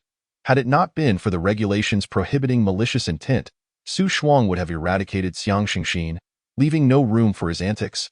Chapter 18. Cease fighting. We of Jingtian's sect have learned our lesson. Xiang Wentian had come to terms with the situation. One could hardly blame Xiang Xingxin for capitulating. Even he dared not confront the Red Lotus karmic fire. The fundamental principle taught to the disciples of Jingtian's sect was to preserve one's life through adaptability. All he could do was place his hopes on the remaining 9 matches. Silently calculating, he noted that the opposing team still had a challenging Gulinger to contend with. The other disciples slated to compete were easily discernible in their cultivation levels, merely at the star formation realm. Thus, it seemed feasible to secure victories in 8 matches. Taking a deep breath, Xiang Wentian consoled himself. Xingxin, please take a moment to rest. ASU command, Master. Before Xiang Xingxin could leap down from the martial platform, a graceful figure shot up like a streak of light. It was Ling Ling. Wait. Ling Ling urgently called out to Xiang Xingxin. You aren't injured, are you? How about we have an exchange? Fighting the strongest disciple gives one prestige. Why stoop to spar with lesser opponents? Xiang Xingxin felt a twitch at the corner of his mouth, pondering the absurdity of the situation. Now he had become the center of attention, with everyone seeking him out. However, the exchange regulations stipulated that each disciple was permitted only one opportunity, a fairness policy to ensure equal distribution. Xiang Wentian felt a jolt of surprise, realizing that the boss had entered the fray. He understood Ling Ling well. Even when facing him, the head of the sect, she would not be at a disadvantage. Young lady, every disciple has the chance to engage, and it is only once I can send one of my other disciples to spar with you. Xiang Wentian stated with a stern expression. No, it has to be him or you. I won't settle for anyone else, Ling Ling declared haughtily. Xiang Wentian found himself caught in a dilemma. It was difficult to alter the rules, yet the disciples' exchanges were not meant for the sect leader's involvement. Even if he were to participate, he was reluctant. This girl was far too aggressive, and with so many eyes upon them. A misstep would spell disaster for his reputation. Very well, he conceded. Since your disciple is so insistent, Xingxin, please engage in another exchange. Xiang Xingxin, feeling exasperated, turned and firmly positioned himself on the martial platform, cupping his hands toward Ling Ling. Jingtian Sect's Xiang Xingxin seeks your guidance. All right, let us begin, Ling Ling replied, preparing her stance. Xiang Xingxin steeled himself, reminding himself that this battle was one he must win to restore his dignity. With a fierce roar, he unleashed a terrifying aura, determined to charge forward without hesitation. In a flash, Ling Ling's lithe figure appeared before Xiang Xingxin. Before he could complete his grandstanding, she struck without hesitation. Landing a blow directly to his chest, PFF, blood gushed forth as Xiang Xingxin gazed down in shock. His chest caved in. He was defeated in an instant. I've come to realize that all of you from Jingtian sect seem to have a peculiar way of fighting. Why waste time with theatrics when you could simply land a punch? Ling Ling retracted her iron fist, delivering a lesson. Xiang Xingxin sputtered out another mouthful of blood, his eyes rolling back in his head as he collapsed to the ground. It's over, done and dusted. Yay, I've won. Ling Ling leapt and bounded off the stage, leaving the audience once again in stunned silence, many rendered speechless. The spectators directed their gazes toward Jingtian's sect, seemingly voicing their agreement with Ling Ling's assessment. Indeed, Jingtian's sect should take heed. Xiang Wentian was beside himself with frustration. This is not how things are meant to unfold. He ordered for the severely injured and unconscious Xiang Xingxin to be carried away, promptly designating a disciple at the Mingkong realm to take the stage. He mused, with both of Huayan Palace's prodigious disciples having competed, let us see what other cards you have to play. Jinlian began to feel anxious. It was indeed time for the disciples at the Star Formation realm to step forward. For other sects, this might represent a tremendous honor and opportunity. For Jinlian, it felt akin to the onset of a nightmare. Dezhuang, you go up, Jinlian instructed, her brow furrowed. Remember, do not force yourself. Conceding is not a loss of face if you cannot win. Rest assured. Master, I am confident, Dezhuang declared, stroking the cooking spatula at his waist with determination. After swinging the spatula a few times since dawn, He felt an exhilarating connection with it. He could direct it with ease, as though it were an extension of his being. All that remained was practical experience. He dashed toward the martial platform, eliciting laughter and headshakes from the audience, who held little faith in him. After all, a mere star formation realm disciple lacked even the ability to fly, a significant disadvantage in terms of speed. Jingtian sect, Xianglang Tao, I seek your guidance. Huayan Palace, Lu Dazhuang, I request your guidance as well. One exuded an air of arrogance, while the other appeared sincere and unassuming. After exchanging names, Xiang Langtao stretched out his arms, adopting an optimal attack stance. Oh, do you not use a magical artifact? Dezhuang inquired, furrowing his brow. Humph, there is no need for one when sparring with you. Xiang Langtao scoffed. Oh, all right then. Dezhuang scratched his head. But can I use mine? Feel free. Thank you. Here it comes. With his words barely leaving his lips, Xiang Langtao surged forward, propelled by unseen winds, his hands forming into talon-like claws aimed directly at Dezhuang. Dark mist coiled around his claws, a signature technique of Jingtian sect. The ripping clawed it was fierce and domineering, possessing the power to shatter stone and pierce gold when mastered INA heartbeat. The ripping claw was upon Dezhuang. A menacing smile curled at the corners of Xiang Langtao's mouth. The sect leader had instructed him to hold nothing back, to strike with lethal intent from the outset. He was within reach of Dezhuang's attack range. Suddenly, a flash of black light streaked by, impossibly fast. With a resounding crash, it collided with Xiang Langtao's iron claws. Ah! Xiang Langtao recoiled as if struck by lightning, clutching his arm and hastily retreating. Upon realizing the source of his surprise attack, he was dumbfounded. A cooking spatula? He inwardly chuckled at the absurdity. Never had he heard of a warrior wielding a spatula as a magical artifact. Yet he could not afford to underestimate it, for the spatula contained terrifying divine thunderous power. Dezhuang grinned. What a treasure! It feels incredibly intuitive. I can wield it wherever I please. As his eyes sparkled, he spun the spatula toward Xiang Langtao, subconsciously envisioning him as a vegetable and the martial platform as a frying pan. A powerful aura erupted, swirling towards Xiang Langtao. Not good, run. Yet as he attempted to move, the violent gusts of wind sent him tumbling. His body instinctively followed the tumultuous currents, rolling in chaotic directions. Snap! Not only did the winds press upon him, but they also contained the terrifying might of thunder. Tendrils of electricity coursed through his skin, striking at the core of his essence. Dezhuang felt exhilarated. His spatula was indeed obedient. Recalling the village chief's prowess in cooking, he silently mimicked the motions. He flipped, tossed, and stirred with delight. Within the arena, Xiang Langtao was tossed about like a wave, completely at the mercy of Dezhuang, who showed no signs of restraint. Xiang Wentian sprang to his feet, panic etched across his face. What kind of magical artifact is that? It's utterly defying the heavens. Shaking his head, he realized there was no time for observation or analysis. The disciples on stage were utterly defenseless. And if this continued, they might truly be killed. Desperate to mitigate the damage, he shouted from the sidelines, "Cease fighting. We of Jingtian sect have learned enough from this match." Jian Lian sighed in relief. Calling Dezhuang to a halt, Chapter 19. A resounding victory for the Huayan Palace. Dezhuang, like a victorious general returning from battle, swaggered with a spoon, imparting wisdom and insights to his fellow disciples who were about to perform. When you take the stage, simply wield your magical instruments as you wish. What you conceive can be achieved. Fear not, for they are naught but a pack of paper tigers. But the palace master said they are formidable. Dan questioned, huh?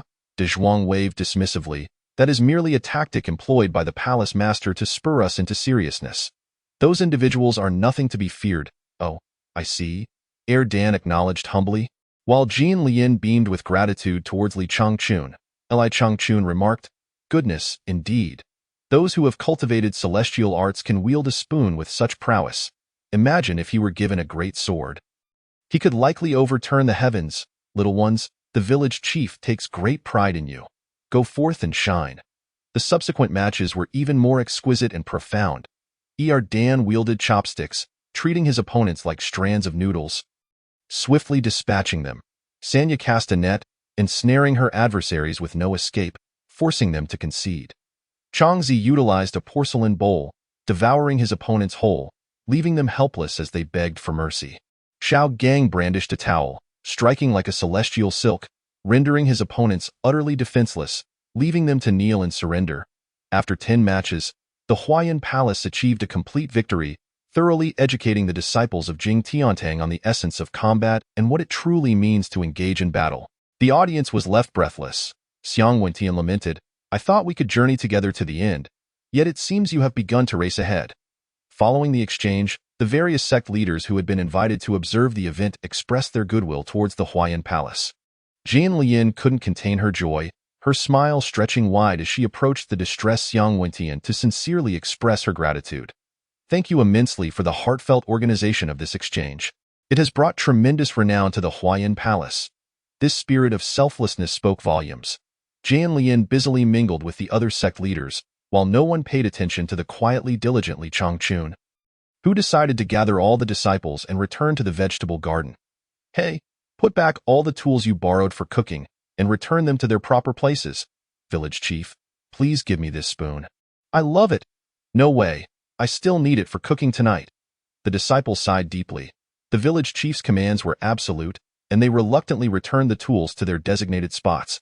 "Indeed, this battle has clearly demonstrated that you have acquired some skills." Li Changchun commended.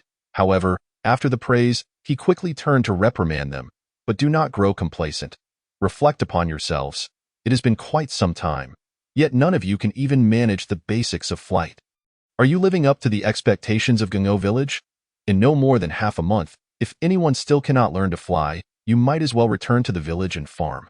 The disciples exchanged glances, burdened with unspoken grievances. Flight, after all, required at least a breakthrough in the flying realm to accomplish. But who would dare voice their struggles? The village chief's teaching rod was not to be trifled with. Thanks to the fortune bestowed upon them by Jing Tiantang, the Huayan Palace achieved fame overnight, garnering ever-increasing reverence in the martial world, greatly aiding their recruitment efforts. Within just 3 days, the news spread like wildfire, and many sought to send their children to the mountains to learn. Daily, young talents arrived at the foot of the mountain, drawn by the allure of learning from the Huayan Palace. This infuriated Xiang Wentian, who ground his teeth in frustration. "We must put a stop to the Huayan Palace's growth. I cannot swallow this grievance. Master, anger is harmful to your health," a demonically charming woman interjected with a sly tone. "Let us make an example of them. Let's see who dares to approach Miaojing Mountain again." This woman was Xiang Wentian's wife, known as the Poison Lady. Oh, not be deceived by her alluring exterior. She possessed a heart as ruthless as a viper's. More terrifying was her expertise in poison. Even a saintly emperor would struggle to save those afflicted by her venom from the gates of death. "Make an example," the lady suggested. "Send a few fierce disciples to remain stationed at Miaojing Mountain. Should anyone attempt to seek apprenticeship, eliminate them. Even if we kill a few ordinary citizens, they cannot do anything about it." "Ha, my dear wife, you are truly my heart's delight." Xiang Wentian laughed heartily. "Let it be so. Let us see who dares approach Miaojing Mountain." He then summoned a disciple to carry out this plan. His third disciple, Xiang Shangling, was known for his ruthless nature and often conducted covert assassinations for Jing Tiantang. At Miaojing Mountain, a group of 4, all around 20 years of age, approached. 3 males and 1 female. Each possessing true spiritual roots, had come in a team to seek apprenticeship. Upon their arrival at the foot of the mountain, they encountered 6 disciples from Jing Tiantang, led by Xiang Shengling, who blocked their path. Dressed in a black robe, Xiang Shangling, wielding a cold, menacing blade, inquired, "Who are you?" The 4 youths exchanged anxious glances, pondering the chaos that seemed to engulf Miaojing Mountain, wondering if they had stumbled upon robbers. One young man stepped forward. "Greetings, noble hero. We are disciples of the Huang family from the city. My name is Huang Zhong, and these are my siblings." Huang Zhong smiled warmly and clasped his hands. "We wish to ascend the mountain to seek knowledge from the Huayan Palace. We may become neighbors, so we hope for your assistance." "Get lost," Xiang Shengling coldly retorted. "What? Are you saying you are a disciple of Huayan Palace?" Huang Zhong asked in disbelief. Xiang Shengling nodded indifferently. "Indeed, we are stationed here by the palace master to maintain order. I must inform you that you are worthless and should not disturb the peace of the sect." The 4 exchanged glances, all wearing expressions of frustration. "What is going on? Didn't the city post a notice about recruiting disciples? They had barely arrived when they were met with such hostility. Furthermore, was it not a bit brazen for the Huayan Palace to speak in such a manner? Who are you calling worthless? Huang Zhong's face hardened as he shot back. Please show us some respect, Huayan Palace disciple. With a resounding slap, Xiang Shengling struck Huang Zhong across the face. What are you? How dare you criticize the Huayan Palace? Do you wish to die? He barked. Huang Zhong covered his face, humiliated and enraged. Meanwhile, Huang Zhong, another member of the Huang family, could no longer tolerate it and shouted. What is so great about the Huayan Palace? With such manners, I scoff at you. Brothers, let us return. We will have our parents seek justice for us. Humph, you dare insult the Huayan Palace? You seek death. Xiang Shengling's blade flashed, blood-red light erupted. As Huang Zhong's neck was swiftly cut, leaving a gaping wound, he opened his mouth but could utter no further words, collapsing to the ground, filled with unyielding anger. The other three youths were terrified, realizing the Huayan Palace was a force to be reckoned with. Xiang Shengling sneered, waving his hand behind him, and the 6 Jing Tiantang disciples surrounded the 3 remaining youths. I see you 4 Huang family disciples are clearly here to stir trouble. Take them down. The 6 disciples rolled up their sleeves, pairing off to deliver a relentless barrage of punches and kicks. Chapter 20. The Heart of Darkness. They continued to beat the 3 until their bodies were bruised and battered, some with broken ribs, yet they spared their lives to achieve a more profound effect. The 3, supporting each other, fled from Miaojing Mountain like lost dogs, mourning the death of Huang Zhong. Curse that Huayan Palace. I, Huang, will not rest until we seek vengeance, Brother Zhong. We must expose the Huayan Palace's barbaric and unreasonable behavior to the world. Yes, let the world know of the Huayan Palace's vile deeds. This was merely one incident among many. Similar occurrences were rampant. Within just 2 days since Xiang Shangling and his disciples had arrived at Miaojing Mountain, they had secretly killed no less than 10 young talents seeking apprenticeship. Meanwhile, inside the Huayan Palace, Jin Lian and Li Changchun remained oblivious to the fact that the foot of the mountain had transformed into a hellish path. Within Jing Tiantang, news reached Xiang Wentian, Master, the Huang family has mobilized many skilled fighters to seek justice from the Huayan Palace. Xiang Wentian stroked his chin, deep in thought, before glancing at the Poison Lady. What do you think, my lady? Hee. I believe we should assist the Huayan Palace. Let us send some of our elite disciples to suppress the Huang family. Suppress the Huang family? Xiang Wentian was puzzled, thinking it would be better to encourage the Huang family to seek revenge. Master, consider this. The Huang family is no match for the Huayan Palace. Why not quietly lend a hand to the Huayan Palace? Eliminating the Huang family altogether? Why allow them to disturb the peace of the Huayan Palace? The Poison Lady suggested with a smile. To kill and break their spirit. Xiang Wentian, taken aback, raised his thumb in admiration for the lady. Impressive. Truly impressive. You are indeed a wise and supportive partner, dear lady. Ha ha ha. This approach hardly aids the Huayan Palace. It merely fans the flames of malice, plunging the Huayan Palace into an abyss of despair. The Huang family clamors for an explanation from the Huayan Palace, but the palace could just as easily annihilate the Huang family, a far more effective response than merely confronting them. Without delay, Xiang Wentian mobilized 100 elite fighters from within the sect, disguising themselves as disciples of the Huayan Palace, and that very night, stealthily made their way to the Huang family estate. The head of the Huang family, Huang Shaoqiang, had gathered numerous skilled individuals in the main hall for a night of drinking and discussion. Suddenly, a group of disciples from the Jingshentang, clad in the garb of the Huayan Palace, burst in, surrounding the hall and blocking all exits. Who are you, and why have you invaded my Huang family at this hour? Huang Shaoqiang inquired, beads of cold sweat forming on his brow as he beheld the grim expressions of the Jingshentang disciples. Brandishing steel blades, within the hall, other family members and invited experts drew their weapons, prepared for battle. He.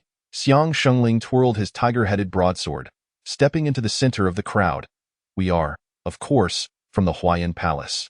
We heard that your Huang family intends to cause trouble at our Miaojing Mountain, so we have come to discuss matters here to avoid tarnishing our sacred ground.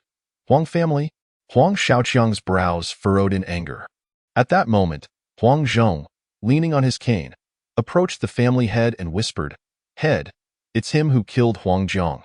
They are indeed from the Huayan Palace. Upon receiving confirmation, Huang Shaoqiang discreetly gestured for caution, indicating that the newcomers were not friendly and that everyone should prepare for combat.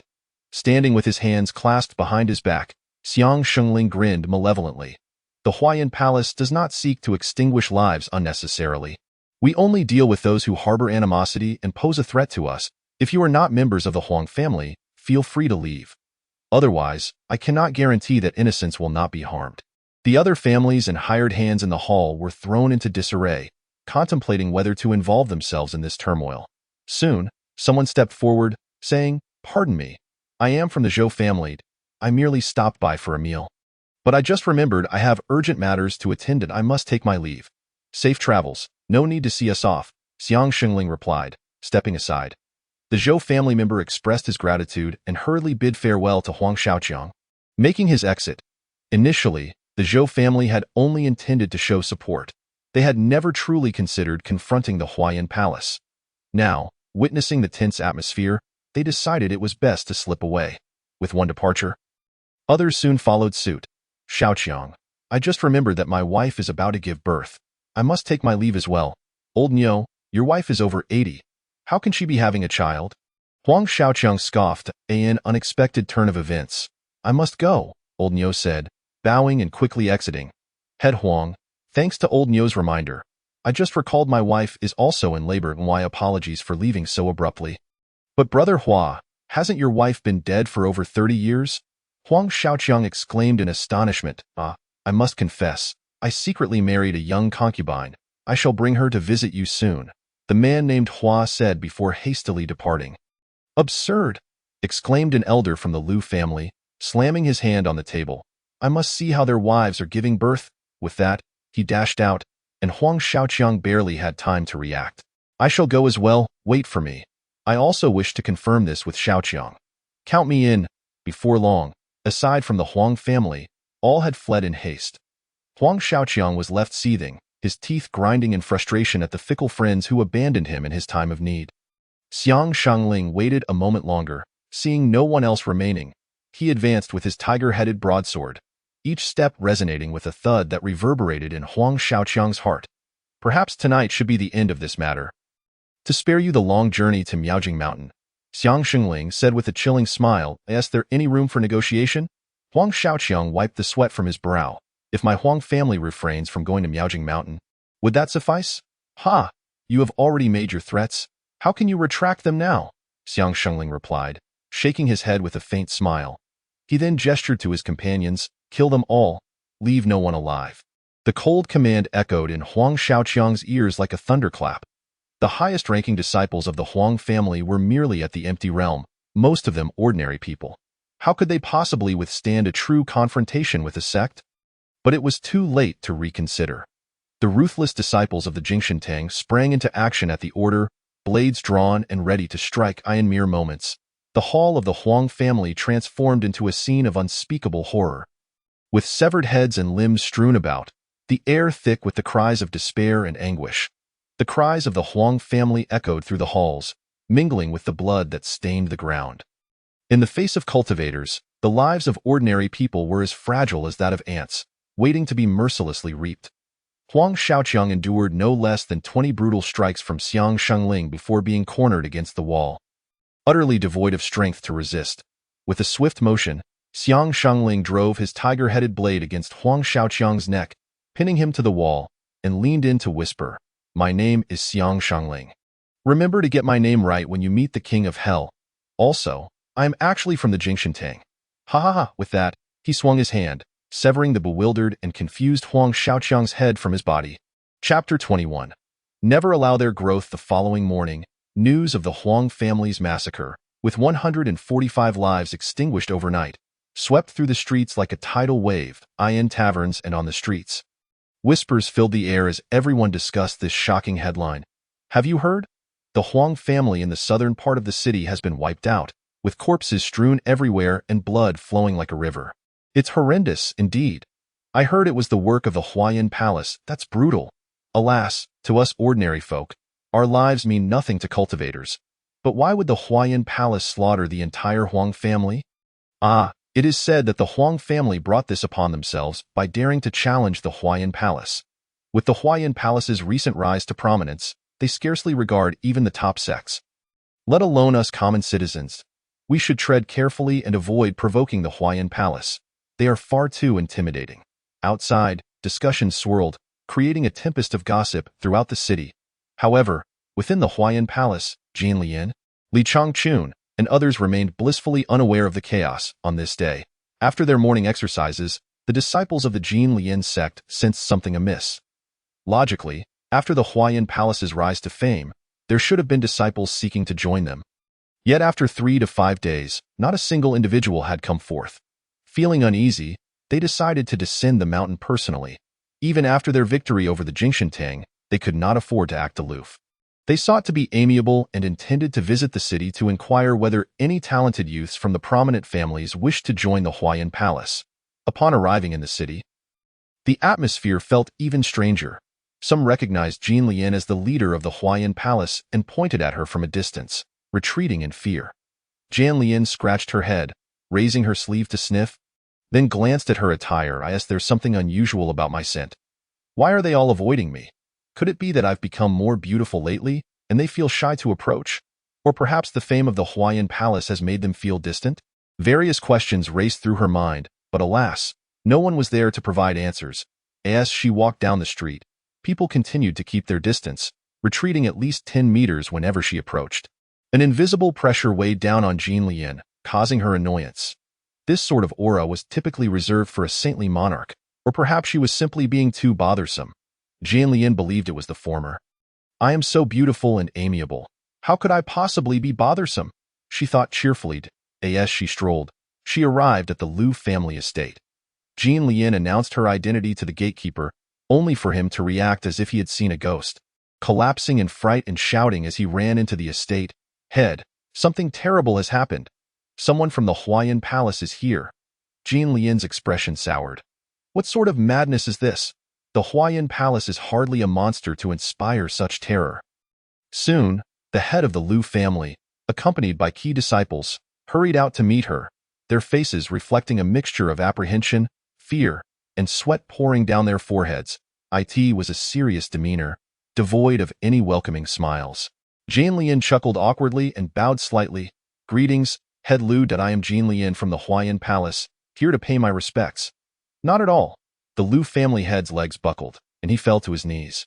"The humble Liu family cannot bear such honor from the esteemed palace master."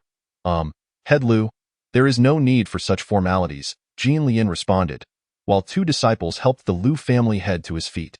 He wiped his forehead and, with a racing heart, inquired, "What brings the palace master to the Liu family?"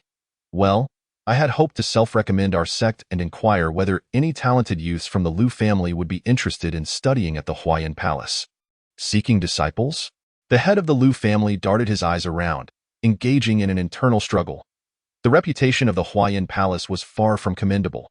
Sending disciples from the Liu family there would undoubtedly lead others to suspect a collusion with the demonic sect.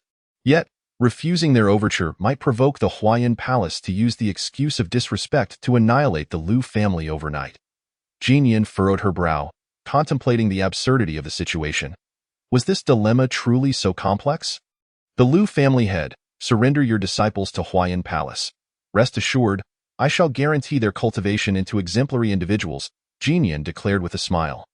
The Liu family head chuckled nervously. "Jin Lian, the Liu family's disciples possess weak spiritual roots. They are hardly suitable candidates. Perhaps it would be best to reconsider." Jin Lian, pondering for a moment, inquired, "Oh, I have heard that a certain disciple of the Liu family, renowned for his genuine spiritual roots, is seeking a sect for cultivation?" "Indeed, such a matter exists. The Liu family has recently been exploring various channels to find a reliable sect to send this disciple for advanced training." It was evident that Jin Lian had come prepared. Having done her research, do not heed the rumors that disciple tragically passed away recently. "Dead? How did that happen?" Jin Lian exclaimed in shock. "He inadvertently drowned while swimming in the river," came the response. "I see. Such a pity indeed." Jin Lian lamented silently. "I shall not intrude further upon the Liu family head. Please accept my condolences. Should there be any talented individuals within your sect who wish to consider Huayan Palace, do keep us in mind." "Certainly, certainly," the Liu family head responded, clasping his hands in farewell. Jinian walked silently through the streets, sensing a peculiar atmosphere. It seemed rather coincidental that the Liu family's disciple had met such an unfortunate fate. Perhaps it was simply his misfortune. However, after visiting several other families, she returned empty-handed, encountering the same dismissive attitude. They did not outright refuse but concocted bizarre excuses to evade her. As the sun began to set, Jinian, dejected, made her way back to her sect, the Jingshentang. There, Xiang Wentian sat solemnly in his study, with the poison lady opposite him, engrossed in her intriguing examination of the Book of 100 Poisons. He summoned a disciple responsible for gathering intelligence within the city. Has the Huayan Palace made any moves? Reporting to the Hall Master, today the Palace Master Jinian descended the mountain to visit several families to recruit disciples. Xiang Wentian furrowed his brow. Did she succeed? How many did she recruit? Reporting to the Hall Master, she did not manage to recruit any. Xiang Wentian sighed in relief, thinking to himself that it was fortunate. The poison lady, chuckling softly, asked, which families did she visit? She visited the Liu, Zhang, Chong, and Situ families, among others. The poison lady's lips curled into a smirk. Which was the first? The Liu family. The poison lady turned her gaze towards Xiang Wentian.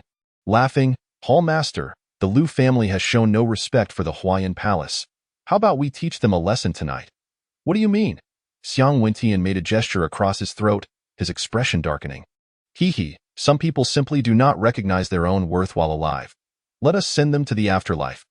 Haha, my lady is indeed astute. That night, the executioners of Jingshentang, led by Xiang Shengling, stormed into the Liu family estate, exuding an air of lethal intent. Before the Liu family could comprehend their intentions, the executioners mercilessly charged into each room, slaughtering every last one of over 100 members of the Liu family. Limbs lay scattered, blood flowed like rivers, and not a single soul was spared, from the elderly to the infants. The Liu family was exterminated overnight, much like the Huang family had been. The body of the Liu family head was hung at the entrance for all to see. The two massive doors stained red with blood bore the ominous 4 characters, unaware of timing. Those who understood would comprehend, while those who did not would have other families easily deduce the reasons behind the Liu family's tragic demise. Chapter 22. Infamous. The death of the rabbit grieves the fox. One's misfortune resonates with others of their kind. The other families Jinian had visited were filled with trepidation, realizing the Huayan Palace truly lived up to its notorious reputation. Those who dared to defy it could expect a brutal retribution. Feeling the weight of impending doom, the remaining families united to report to the 100 Sects Alliance. One voice deemed untrustworthy might be dismissed. But 10 voices would warrant contemplation. 100 witnesses observed the Palace Master of Huayan Palace personally pay a visit, only to be met with retaliation and extermination. This was an undeniable truth. The nefarious conduct of the Huayan Palace had become irredeemable. The leader of the 100 Sects Alliance, Liu Han, was incensed upon hearing the news. This is outrageous. Absolutely outrageous. Liu Han's face flushed with anger. Nostrils flaring. Does the Huayan Palace truly believe it can act with impunity in Feishan City? The strategist, known as the Doghead Sage, shook his head in dismay. Alliance Master, the Huayan Palace is filled with experts. While they may regard human lives as mere weeds, what can we do? Shall we simply turn a blind eye? My subordinate suggests we endure for now, the Doghead Sage advised helplessly, to avoid igniting disaster for the 100 Sects Alliance. Impossible. I cannot swallow this indignation, Liu Han retorted vehemently. Our 100 Sects Alliance has a duty to oversee the conduct of sects within the city. Otherwise, how can we establish our authority among the common people? Very well, the Alliance Master shows compassion for the populace, deserving of the people's respect. Let us consider how best to address this matter. Liu Han, deep in thought, proposed, let us summon the elite of each sect to the Alliance. The Doghead Sage gasped in astonishment. Alliance Master, are you truly considering such a course of action? Humph. The actions of the Huayan Palace have drawn the wrath of heaven and the ire of the people. What harm is there in the 100 sects uniting to eradicate the evil? Liu Han waved his sleeve dismissively. The Alliance Master is wise. The Doghead Sage nodded in agreement. Even if we must endure great sacrifices, to uphold righteousness and act decisively will ensure our names are etched in history. Meanwhile, Li Changchun observed Jinian's tireless efforts and decided to secretly present her with the spirit beast mount as a gift. In the pursuit of romance, one must offer something of value. Showering a woman with thoughtful gifts would surely win her heart more swiftly. Having diligently studied the art of courtship, Li Changchun brought along his shrewd disciple, Lingling, to discuss purchasing a mount. "Master, what tier are we planning to buy this time?" Lingling inquired, a bit apprehensive about her limited funds. Spirit beasts were costly, and she could not afford to be too reckless. If her father discovered her extravagance, she might face severe consequences. "How much silver do you have left?" Li Changchun countered, about 100,000 taels. She replied, "Ha, a wealthy friend indeed. Master has treated you well. Lend me 10 taels later." "Master, you still haven't answered my question. What tier are we planning to buy?" "Of course, we shall aim for a 9th tier." Li Changchun casually waved his hand. "You wouldn't be stingy over 10 taels? Would you?" Lingling was taken aback. A 9th tier spirit beast's market price was at least 50 million taels. "Master, why not settle for a 3rd or 4th tier? There's no need to insist on a 9th. That simply won't do. 3rd or 4th tiers cannot even fly. They are far too weak." Lingling felt immense pressure. "Fear not, I shall return double the amount when I have the means," Li Changchun reassured her. As the master and disciple conversed while making their way into the city, Lingling grappled with her thoughts on how to acquire a spirit beast without drawing attention. Shaking her head, she reasoned that there would surely be a way when the time came. "Master, look, roast duck. Let us go." The duo entered a roast duck restaurant, finding a clean table to sit at. They ordered a roast duck, eagerly awaiting their meal. As they waited and grew bored, Li Changchun overheard a nearby table discussing the Huayan Palace. Piquing his interest, "Curse the Huayan Palace. May they suffer a fitting end. Indeed, their arrogance is extreme.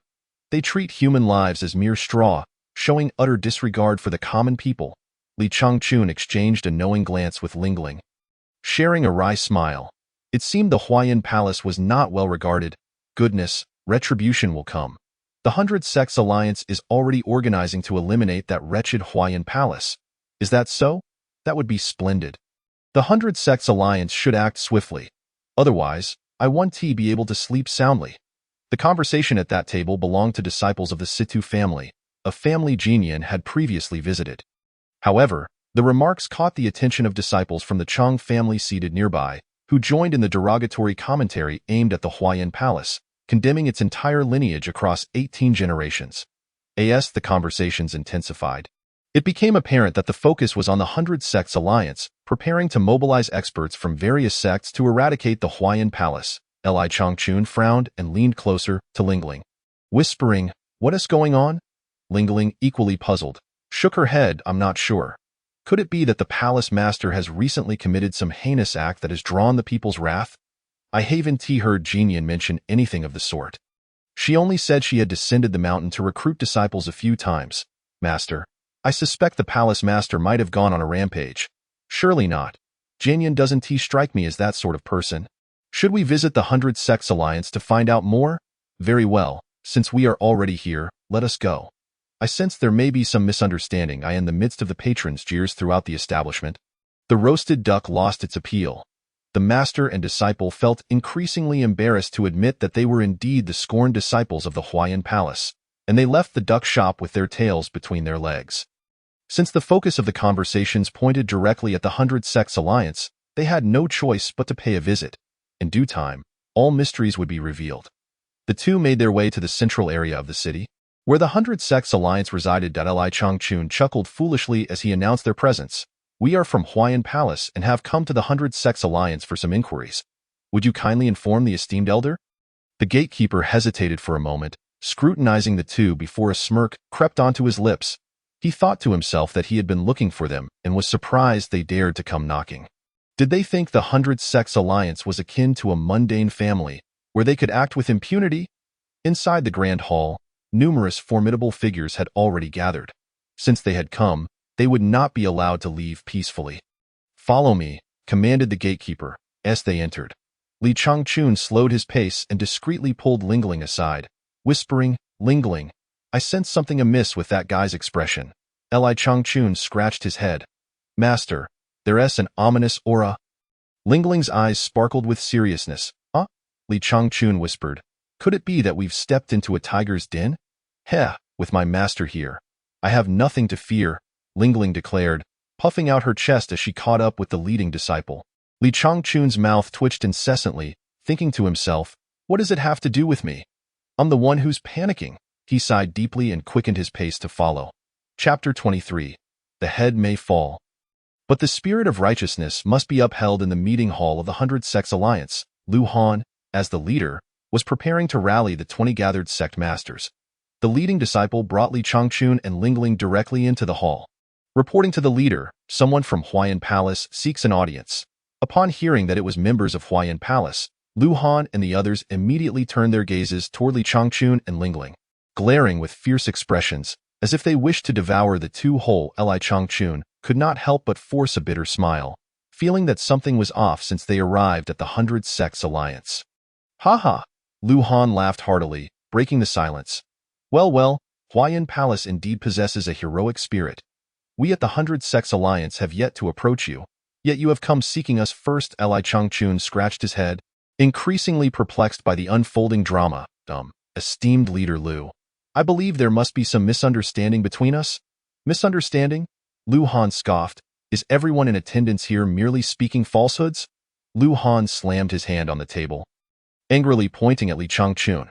"Since you're here, you shall stay." As soon as he spoke, several individuals in the hall sprang to their feet, drawing their weapons and pointing them at Li Changchun and Ling Ling. Li Changchun stood there, utterly bewildered, wondering what was happening. They hadn't even clarified the situation before things escalated to violence. "Let us work together and eradicate them," Lu Han reminded, recalling the last time he had suffered a loss at Huayan Palace. However, this time was different. The leaders of the 20 major sects had gathered at the 100 Sects Alliance. Lu Han believed that even Li Changchun could not possibly possess extraordinary powers.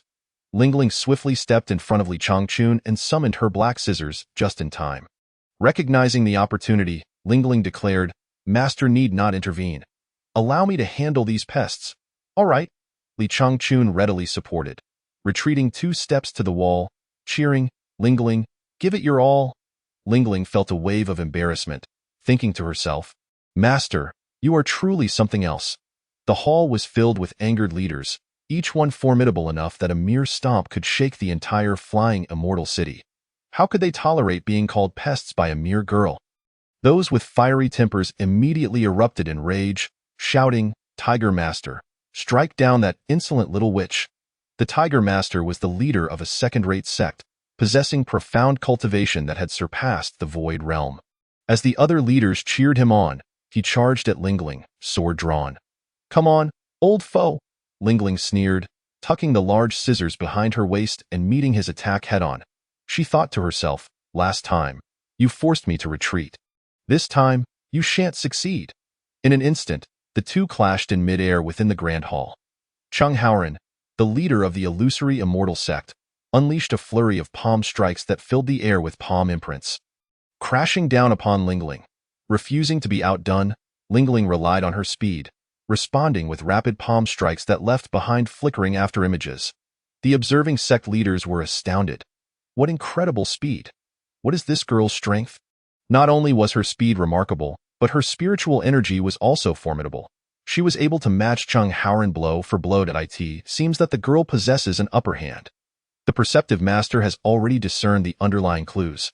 As the two combatants engage, their speed intensifies, appearing evenly matched. However, it is evident that Chung Haoran is beginning to falter, gasping for breath, with beads of perspiration forming on his brow, clearly indicating signs of physical exhaustion. In stark contrast, Ling Ling remains unfazed, her complexion unchanged, gracefully dancing around the arena, delivering swift strikes with both palms and fists. Not long ago, Ling Ling was merely at the level of the Ming Kong realm. But after studying agricultural techniques under Li Changchun and consuming divine herbs daily, along with practicing with a formidable heavy hoe, her cultivation has ascended to the Tianjia realm. Moreover, her arms are robust and powerful, possessing incredible strength even without the use of true energy. Thus, when facing Chung Haoran, she is at ease and has ample room to maneuver. The air within the grand hall crackles with fierce winds as the two clash, the sounds of their strikes echoing continuously. After exchanging blows for several breaths, Chung Haoran's strikes gradually slow. Ling Ling, quick-witted and agile, seizes the opportunity to exploit Chung Haoran's exposed weaknesses. With a decisive blow, she lands a punch squarely on his throat, causing him to choke and spew forth a torrent of blood. Swiftly, Ling Ling pirouettes, deftly evading the repercussions. Hey, does that count as a projectile weapon? Chung Haoran stumbles back, retreating several paces before collapsing to the ground. Upon hearing Ling Ling's mocking remarks, he is overwhelmed with a surge of blood, spitting out a significant amount onto the floor. Ling Ling grins. Wow, that's a lot of blood. Thankfully, I wasn't caught in the crossfire. Otherwise, I might have truly feared being drowned by you. Chung Haoran, in a fit of rage, begins to cough violently, spewing blood, and then, with a roll of his eyes, loses consciousness, leaving one to wonder if he will ever awaken again. Everyone, charge forth. Let us avenge our fallen masters. Eliminate the witch. The other masters, fueled by righteous indignation, grip their weapons tightly, each ready to unleash their signature techniques. The hall is suddenly illuminated with a vibrant array of colors. Ling Ling, with a graceful twist of her body, evades the incoming attacks and swiftly draws forth her large scissors from behind her waist. Hee, the warm-up is complete. Now let us engage in a proper fight. She unleashes the ancient family's ethereal steps to their fullest potential, weaving through the relentless onslaught of the master's attacks. Although it appears she is on the verge of being struck down, each step is executed with such finesse that she continuously evades the assaults. Of course, she does not remain idle. Whenever the opportunity arises, she plunges her scissors into one of the masters, delivering lethal strikes. The victims of her attacks bleed profusely, unable to staunch the flow. One master, equipped with healing elixirs, attempts to consume them for emergency relief, only to find that the remedies offer no effect against the wounds inflicted by the scissors. The chaotic scene unfolds with broken furniture, shattered tables, and debris scattered throughout the hall as numerous masters fall one by one, unable to lay a finger on Ling Ling, their combat effectiveness dwindling rapidly. The last master, caught in Ling Ling's powerful scissors, is cleaved in two by a long-range attack. As the dust settles, the only ones left are the moaning masters lying on the ground, with the exception of Lu Han, who remains relatively unscathed. Gulp. Lu Han swallows hard, beads of cold sweat trickling down his forehead. Ling Ling bounces over to Li Changchun, who is still fixated on Lu Han. Master, the battle is concluded. Should I still keep watching? If you enjoy watching, feel free to continue. I won't spoil your amusement. Ugh. Li Changchun pretends to gag. That face is simply unbearable. When it comes to the most profound humiliation, none can surpass Lu Han. Time and again, he is shocked and ridiculed, only to be criticized for his appearance in the end. The fear of being defeated and killed in battle is not as daunting as the anguish of being rendered powerless, unable to showcase one's talents, while witnessing one's comrades being slaughtered one after another. What a painful psychological torment. As Li Changchun shifts his gaze away, Lu Han finally regains the ability to circulate his true energy. Yet he cannot muster a smile. The two masters and disciples are terrifyingly formidable. He has no confidence in overcoming them. Ling Ling directs her gaze toward the fidgeting Lu Han and inquires, Master, how should we handle this? Li Changchun strokes his chin, pondering, by the way, what were we here for? At that moment, Lu Han tumbles off his chair with a thud, tears streaming down his face as he cries inwardly, Big brother, do you even know why we are here? We've already killed over 20 masters. It's truly unjust for the masters to perish like this. Ling Ling mutters, Master, we came to purchase spirit beasts and to gather some information. Oh, Li Changchun exclaims, realization dawning upon him as he approaches Lu Han and helps him up. Lu Alliance leader, I would like to inquire why your organization is planning to besiege the Huayan Palace? Lu Han, in agony, replies, Elderly, given the current situation, it seems there will be no chance for an assault anymore. Why is that? Because all the experts have been dealt with by you. Li Changchun gestures toward the chaos around him. Feeling a bit embarrassed, I apologize. My disciple acted impulsively and lacked restraint. I will ensure to educate him further. Thank you for your concern, elderly. Not at all. Li Changchun shifts the topic and asks, Do you have any 9th-tier spirit beasts? Huh? The sudden turn of events leaves Lu Han bewildered, but he subconsciously nods and responds, Yes, why do you ask? Li Changchun chuckles awkwardly, Hee, how about selling one to me? I'd rather not make the trip to the spirit beast market. In Li Changchun's view, The 100 Clans Alliance is wealthy and should be lacking nothing. Since we are already here, we might as well make a deal. After all, who are we buying from? It's merely a gesture of goodwill towards the 100 Clans Alliance. Purchasing a second-hand spirit beast can be seen as an act of reconciliation. Feeling the weight of the scattered debris around him, Lu Han hesitates to directly ask for payment. His lips twitch as he realizes he is being blatantly extorted. This is undoubtedly taking advantage of a crisis. Lu Han dares not refuse and can only tremblingly lead Li Changchun to the spirit beast enclosure. A pristine, vigorous 9th-tier unicorn is led away by Li Changchun, who leaves behind 10 taels of silver for Lu Han according to market value. Lu Han, overwhelmed with emotion, clutches the silver, struggling to contain his excitement. Chapter 25. The poisonous madam strikes. The master and disciple descend the mountain, having procured a spirit beast and helped the Huayan Palace resolve a crisis. The unicorn they acquired is indeed remarkable. Although it may not rival the ferociousness of the mutated Aoyan lion, its speed far surpasses that of the latter. Riding on the winds and clouds, they swiftly make their way back to the Huayan Palace. Li Changchun, leading the unicorn, finds the melancholy Jin Lian, who has been tirelessly toiling. Jan Lian, I noticed you've been working hard, so I came down to buy you a horse. What do you think? Do you like it? Wow! Jin Lian exclaims in astonishment. Isn't this the Kaiyun unicorn? Hee, it should be. This 9th-tier spirit beast flies quite swiftly, so you can ride it when you go out. This is too precious. I cannot accept it. Jin Lian quickly declines. The Baiyun unicorn is undoubtedly one of the most intelligent breeds among the 9th-tier spirit beasts. For instance, in the grand city of Feixian, only the leader of the 100 Clans Alliance, Lu Han, is worthy of possessing such a creature. Baiyun Alliance? Kaiyun unicorn. Jin Lian squints her eyes, scrutinizing it closely. The more she looks, the more it resembles the one she remembers from the 100 Clans Alliance meeting years ago. Chungu, where did you buy this unicorn? To save some trouble, I bought it from the 100 Clans Alliance. In a way. Jin Lian gasps, her face a mask of disbelief. Did Lu Han really part with it? Of course, I merely mentioned it and he readily sold it to me. How could he be so agreeable? Lu Han was probably terrified. Well, I can't accept this. It's far too valuable. What is valuable about it? Li Changchun insists, shoving the reins into Jin Lian's hand while secretly relishing the moment. Jin Lian repeatedly declines, but Li Changchun firmly presses the reins into her palm. Chungu, fine, I will accept it. Jin Lian shyly replies, but you should loosen your grip, and please stop touching. Oh, haha, my apologies. What I meant to say was my master wishes to pursue a romantic relationship with you. Ling Ling interjects. Unable to hold back, clearly unable to bear the awkwardness. Knowing Li Changchun's intentions all too well, Ling Ling, who is by his side daily, realizes that he is clearly infatuated with the palace mistress. Cough, master, are you all right? Do you need me to fetch you a glass of water? Children should not speak carelessly. Hey, master, do you know how pigs die? I do not. Exactly, pigs also do not know. Ling Ling shrugs and walks away. Ling Ling, go kneel in the vegetable garden for 3 hours. Li Changchun, realizing the jest, shouts after her.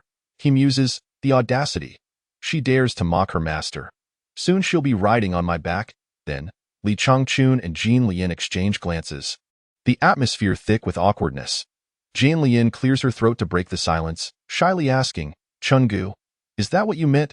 Li Changchun, caught off guard, stammers, don't listen to Ling Ling.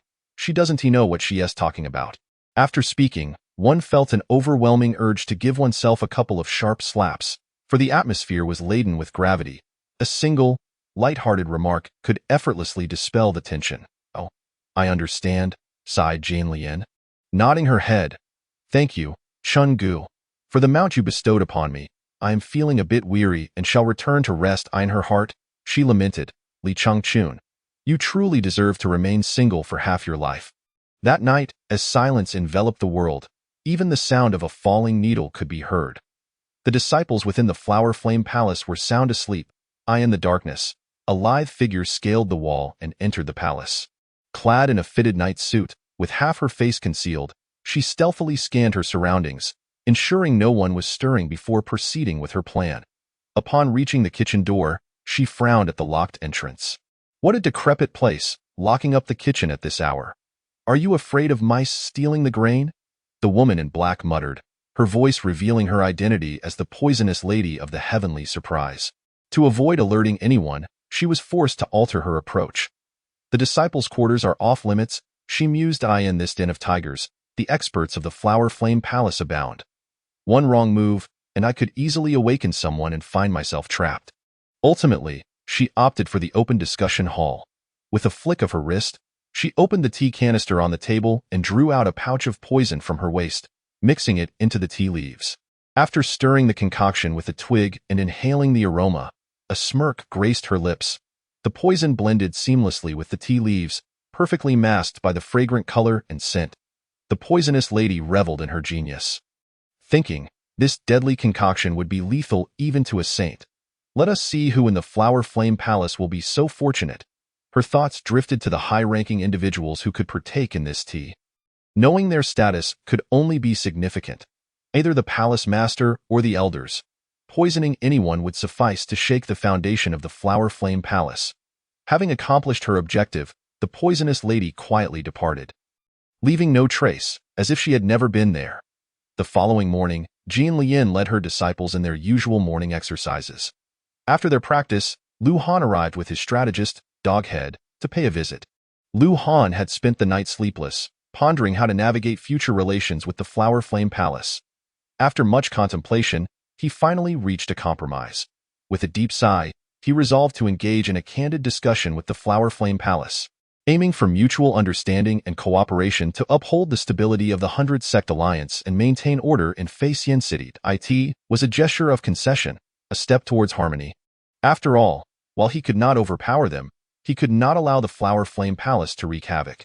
Given his long-standing relationship with Jean Lien, Lu Han believed her to be open to dialogue, perhaps merely affected by recent arrogance. With significant figures visiting, Jean Lien naturally welcomed Lu Han with the utmost courtesy. Regardless, the 100-sect alliance represented the core managing body of all sects in Facian City. Serving as the leadership, she escorted Lu Han directly into the discussion hall, inviting him to take the main seat and serving him the finest tea.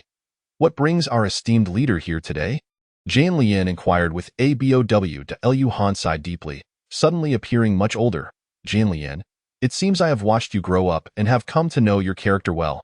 However, the recent events have been rather excessive on your part. Jean Lien furrowed her brows, struggling to comprehend his meaning. Might you clarify, esteemed leader? What specific matters do you refer to? I speak of the Huang and Lu family massacres, he replied, fearing her wrath, before quickly adding, though mortals are frail, one should never indulge in indiscriminate slaughter. Water can carry a boat, but it can also capsize it. I hope you understand. Jean Lien's heart sank, and she urgently inquired, the Huang and Lu families were exterminated? Who was responsible? Lu Han scoffed. At this point, you still refuse to acknowledge the truth. The entire city points to the Flower Flame Palace. Could it be otherwise? Jean Lien replied with a wry smile. How could our Flower Flame Palace be responsible for such heinous acts against innocent lives? Surely, you have misunderstood, esteemed leader. Lu Han's gaze scrutinized Jean Lien, as if attempting to peer into her very soul. Subconsciously, he raised the cup of tea before him, sipping while contemplating how to guide Jean Lien. After a taste, he remarked, "Ah, this tea possesses a rather unique flavor, quite pleasant." After a long journey, he drank deeply and emptied the cup. Suddenly, an unbearable searing pain began to churn within Lu Han's very core. Unbeknownst to him, the tea he had consumed was laced with poison by the poisonous lady. Clutching his chest, he gasped, and in an instant, blood spewed forth from his mouth. Doghead and Jean Lien were taken aback, bewildered by the sudden turn of events. What is happening? Why is he spitting blood? Without a moment's hesitation, Doghead rushed to Lu Han's side, asking, "Leader, what is wrong?" Ugh! The intense pain pierced Lu Han, making it impossible for him to articulate a complete thought, and he coughed up another mouthful of blood. Upon closer inspection, the blood was tainted with fragments of internal organs. This horrified Doghead, leaving him paralyzed with shock. "What vile act has the Flower Flame Palace inflicted upon our leader?" he shouted, pointing accusingly at Jean Lien. Jean Lien was clueless. Seeing Lu Han's condition deteriorating rapidly, she had no time to explain. Suddenly, she recalled that Li Changchun possessed miraculous life-saving elixirs, I must return immediately, she declared, racing out of the discussion hall. No matter what, I cannot allow Lu Han to perish here. If anything goes awry, it will be impossible to defend ourselves in the garden. Li Changchun was animatedly instructing Ling Ling and Su Shuang in the beginning. Humanity is inherently good. What should one do when faced with malevolence? The two chorused, protect the master. Li Changchun nodded in approval, reflecting on the time when Tang Sang took 3 disciples and trekked through blood to attain the true scriptures. He believed that through proper guidance and indoctrination, his disciples could achieve their own successes. If we are similar in nature but distant in habits, what should we do if we cannot overcome the foe? Su Shuang hesitated. Call upon the master for assistance? Ling Ling asserted resolutely. However, Li Changchun shook his head, pondering, it is difficult to lead disciples. What use is it to summon the master? Who has ever heard of Tang Sung personally battling demons? If one cannot win, one should flee. Preserving oneself ensures future opportunities. The disciples have learned well, they replied in unison, nodding. No one questioned the sage's words, for they inherently held profound meaning. It made sense. Death was not worth it. The master speaks with such wisdom. Just then, Jean Lian appeared, breathless and anxious, before Li Changchun. Extending her arm, she demanded, Chun Gu, the elixir. Li Changchun, bewildered, asked, what elixir? Jean Lian, in a flurry, replied, to save a life. Quickly, it is urgent. Who is in trouble? Li Changchun stood up abruptly, alarmed. The disciples in the front courtyard were innocent children from Go-Go village. I will explain later. Chun Gu, please hurry and give me one. Oh, very well. Realizing the gravity of the situation, Li Changchun quickly retrieved a system elixir and handed it to Jean Lian. She snatched it without a word of thanks and dashed back toward the front courtyard. Li Changchun pondered for a moment, then decided, I must go see for myself. You two continue your training. Feel free to simulate and rehearse as needed. I will return shortly. With that, he sprinted toward the front courtyard. Jian Lian moved swiftly, returning to the discussion hall, where she found Lu Han gasping for breath, his condition rapidly declining. Without hesitation, she produced the elixir and attempted to feed it to him. Doghead blocked her path, exclaiming, what do you think you're doing? I'm trying to save him. Quickly, let the leader take this elixir. Do you even know what the leader's ailment is, to be administering random medication? Jian Lian was momentarily speechless, realizing she did not know the specifics of his condition. The sudden crisis left no time for details. Yet, trusting in Li Changchun, she gritted her teeth and insisted, this is a life-saving elixir. It can cure any ailment. Please, administer it to the leader. Seeing Doghead hesitate, Jean Lian grew frantic, stamping her foot. Hurry. We may not have time left. All right, Doghead, sensing the urgency of Lu Han's condition, reluctantly agreed to take a gamble. As he took the elixir and brought it to Lu Han's lips, he hesitated once more, suddenly overwhelmed by a multitude of thoughts. As a strategist, he knew he could not act recklessly. The leader's condition seemed peculiar. Doghead suspected that Lu Han had either been struck by a hidden weapon or suffered a powerful mental attack. After all, he had long been aware of the Flower Flame Palace's capability for mental assaults. Now, with Jean Lian urging him to administer the elixir, he feared it could be part of a sinister plot. Yes, it must be. Realization dawned upon Doghead, and he couldn't help but chuckle wryly. How clever, to use my hand to feed an unknown elixir to the leader. If he dies, the blame will surely fall upon me. Seeing Doghead still stalling, Jean Lian was beside herself with anxiety. Strategist, please, we must act quickly. If we delay, it may be too late. Doghead scoffed, I can do it. But if anything goes awry, you will bear the consequences. Just give the leader the elixir, Jian Lian urged. Jian Lian would not be as calculating as the dog-headed military advisor who suspected treachery at every turn. The innocent girl believed that saving lives was of utmost importance. With a reassuring smile, the dog-headed military advisor placed the elixir into Lu Han's mouth. The potion dissolved instantly, releasing a gentle stream of medicinal vapor that swiftly purged the toxins from Lu Han's body in but 2 breaths. Lu Han's heartbeat returned to normal. The dog-headed military advisor, ever meticulous, realized that merely administering the medicine might lead to choking. Thus, he thoughtfully filled a cup with water for Lu Han. Lord, please drink some water. He gently urged, pouring a generous amount down Lu Han's throat. Alas, just as Lu Han began to recover from his injuries, he was once again struck by a deep poison, with violent retching.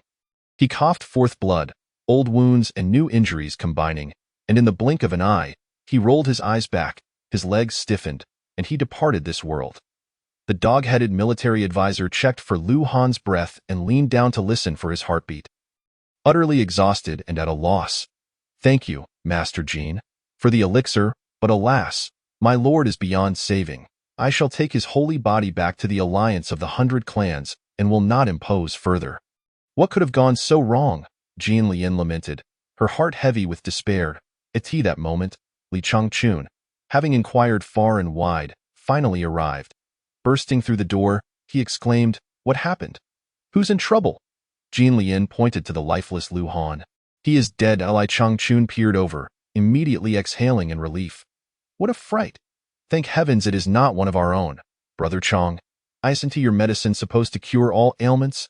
Jean Lian asked. A hint of reproach in her voice. "I'm not certain. It's said to heal many injuries," Li Changchun replied, scratching his head. The system had merely described it as a miraculous life-saving elixir. Glossing over the details, the dog-headed military advisor could not help but scoff at their exchange. It was indeed a premeditated act. A specific ailment required a specific remedy to effectively treat the afflicted. Did they take him for a child of 3, believing it could cure all? He pondered the many peculiarities surrounding Lu Han's death within the Flower Flame Palace. However, he dared not speak further on the matter. "I shall take my leave," he said, hoisting Lu Han's body and making his way out. "Allow me to see you off," Jean Lian said sorrowfully. "There is no need to trouble your esteemed palace." "I can manage on my own," the dog-headed military advisor replied, dejectedly carrying Lu Han's corpse down the mountain. Chapter 27. Waiting for the right moment. Jean Lian was on the verge of tears, unable to comprehend why things had come to such a pass. After much contemplation, she concluded that Lu Han had suffered a sudden illness and tragically died in the Flower Flame Palace. With a clear conscience, she felt no fear. The only lamentation was her unfortunate fate. Whatever lay ahead would be dealt with in due course. One must confront obstacles as they arise, for there were no other alternatives. Moreover, she recalled Lu Han's ominous words before his demise. The Huang family and the Lu family had been annihilated. Such brutality, yet it was said that the Flower Flame Palace was responsible. Jean Lian forced a smile. How could that be? Her disciples were newly inducted, tirelessly training every day, leaving them no time for such mischief. Besides, the Flower Flame Palace had no deep ties or animosity with those two families, making it utterly unreasonable to perpetrate such acts. After a moment of deep thought, Jean Lian resolved to descend the mountain and investigate. The Flower Flame Palace could not remain unjustly accused. She summoned 2 disciples to clean the conference hall.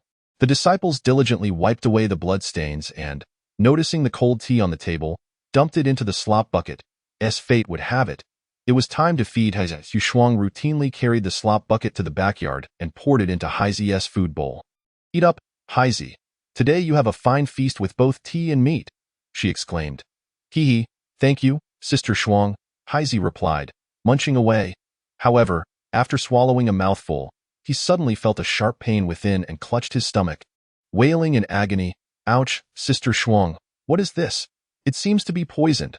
"Surely not," Su Shuang exclaimed. Spiritual beasts are far more perceptive than humans, and in no time, Haizi discerned the food was the culprit.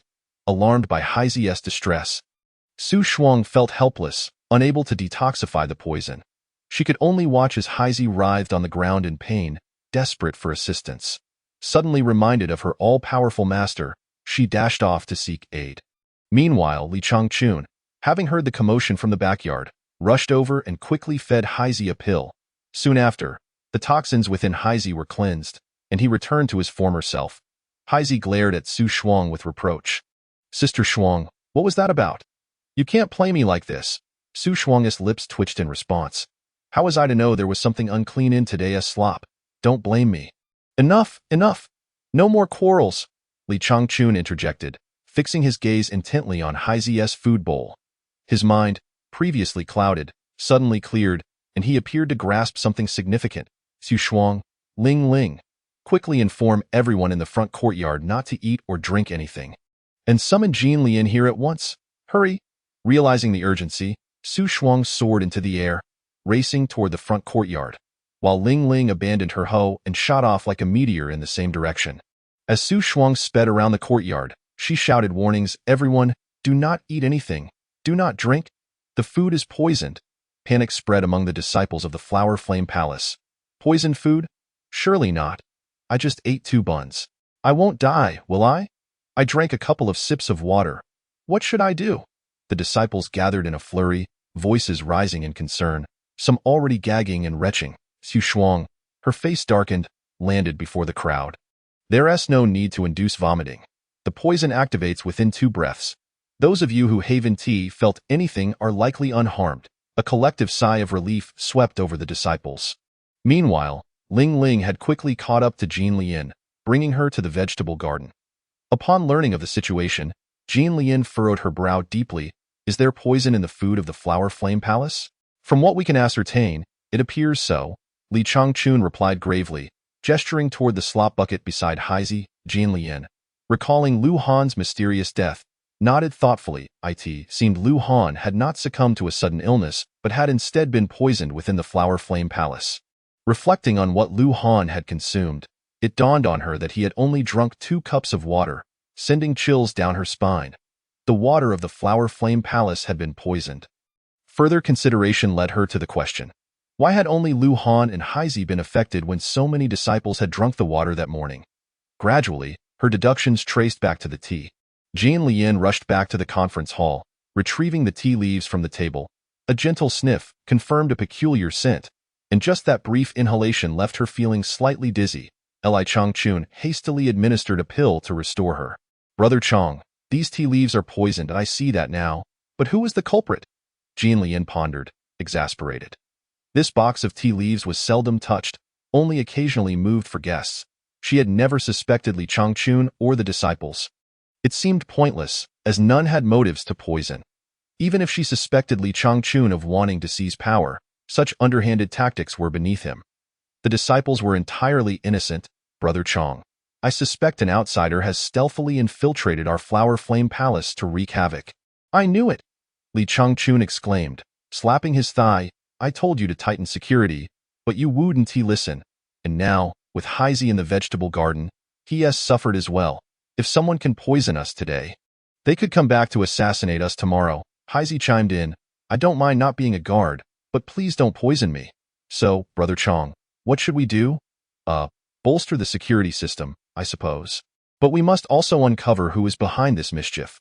Strengthening our defenses without knowing the culprit would only lead to an unexpected loss. Indeed, they agreed, engaging in a thorough discussion. Ultimately, they devised a clever plan to remain quiet and draw the culprit into a trap. Their first step was to maintain calm and patience. Jean Lian, as usual, descended the mountain to recruit new disciples while secretly investigating the tragic annihilation of the Huang and Lu families in search of clues. Meanwhile, Li Changchun remained at the Flower Flame Palace, discreetly waiting for a chance to catch the perpetrator. Days passed, and outwardly, all appeared serene. The alliance of the 100 clans made no moves, Jing Tiangong remained silent, and life continued as normal at the Flower Flame Palace. 3 days later, the first to lose their composure was Jing Tiangong. Within Jing Tiangong, Xiang Wentian shook his head in disbelief. Who would have thought that Lu Han would be poisoned so carelessly? But the alliance of the 100 clans is rather cowardly. It has been days, and they have yet to confront the Flower Flame Palace.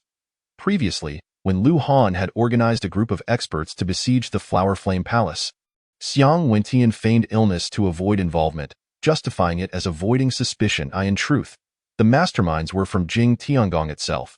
The poison lady tenderly rubbed her temples. The affairs of the world are indeed unpredictable. Perhaps I should make another trip. With a long sigh, she acknowledged the helplessness regarding the alliance of the 100 clans. Relying on others is less reliable than trusting oneself. Very well, lady, please exercise utmost caution. I will find a way to infiltrate their kitchen and administer slow-acting poison, catching them all unawares. Ha ha, your wisdom is commendable, my lady. That night, the poison lady, armed with her meticulously concocted potion, stealthily made her way to the Flower Flame Palace once again. She perceived the security system of the palace to be utterly trivial, and as she traversed through, Her mind was untroubled by any apprehension. This time, however, she came prepared, equipped with an array of lock-picking tools. Confident that even if the kitchen were locked, she would not encounter any obstacles. Unbeknownst to her, the Flower Flame Palace was already ensnared in an intricate web of defenses. Not even a mouse could slip in without facing dire consequences. Chapter 28. Continue to strike until she surrenders. That night, the Poison Lady once again stealthily infiltrated the Flower Flame Palace. Everything appeared as harmonious as ever, with only the occasional chirp of a cricket breaking the stillness of the night. With practiced ease, she arrived at the dining hall's entrance. How peculiar that the Flower Flame Palace is not locked today, she mused with a sneer.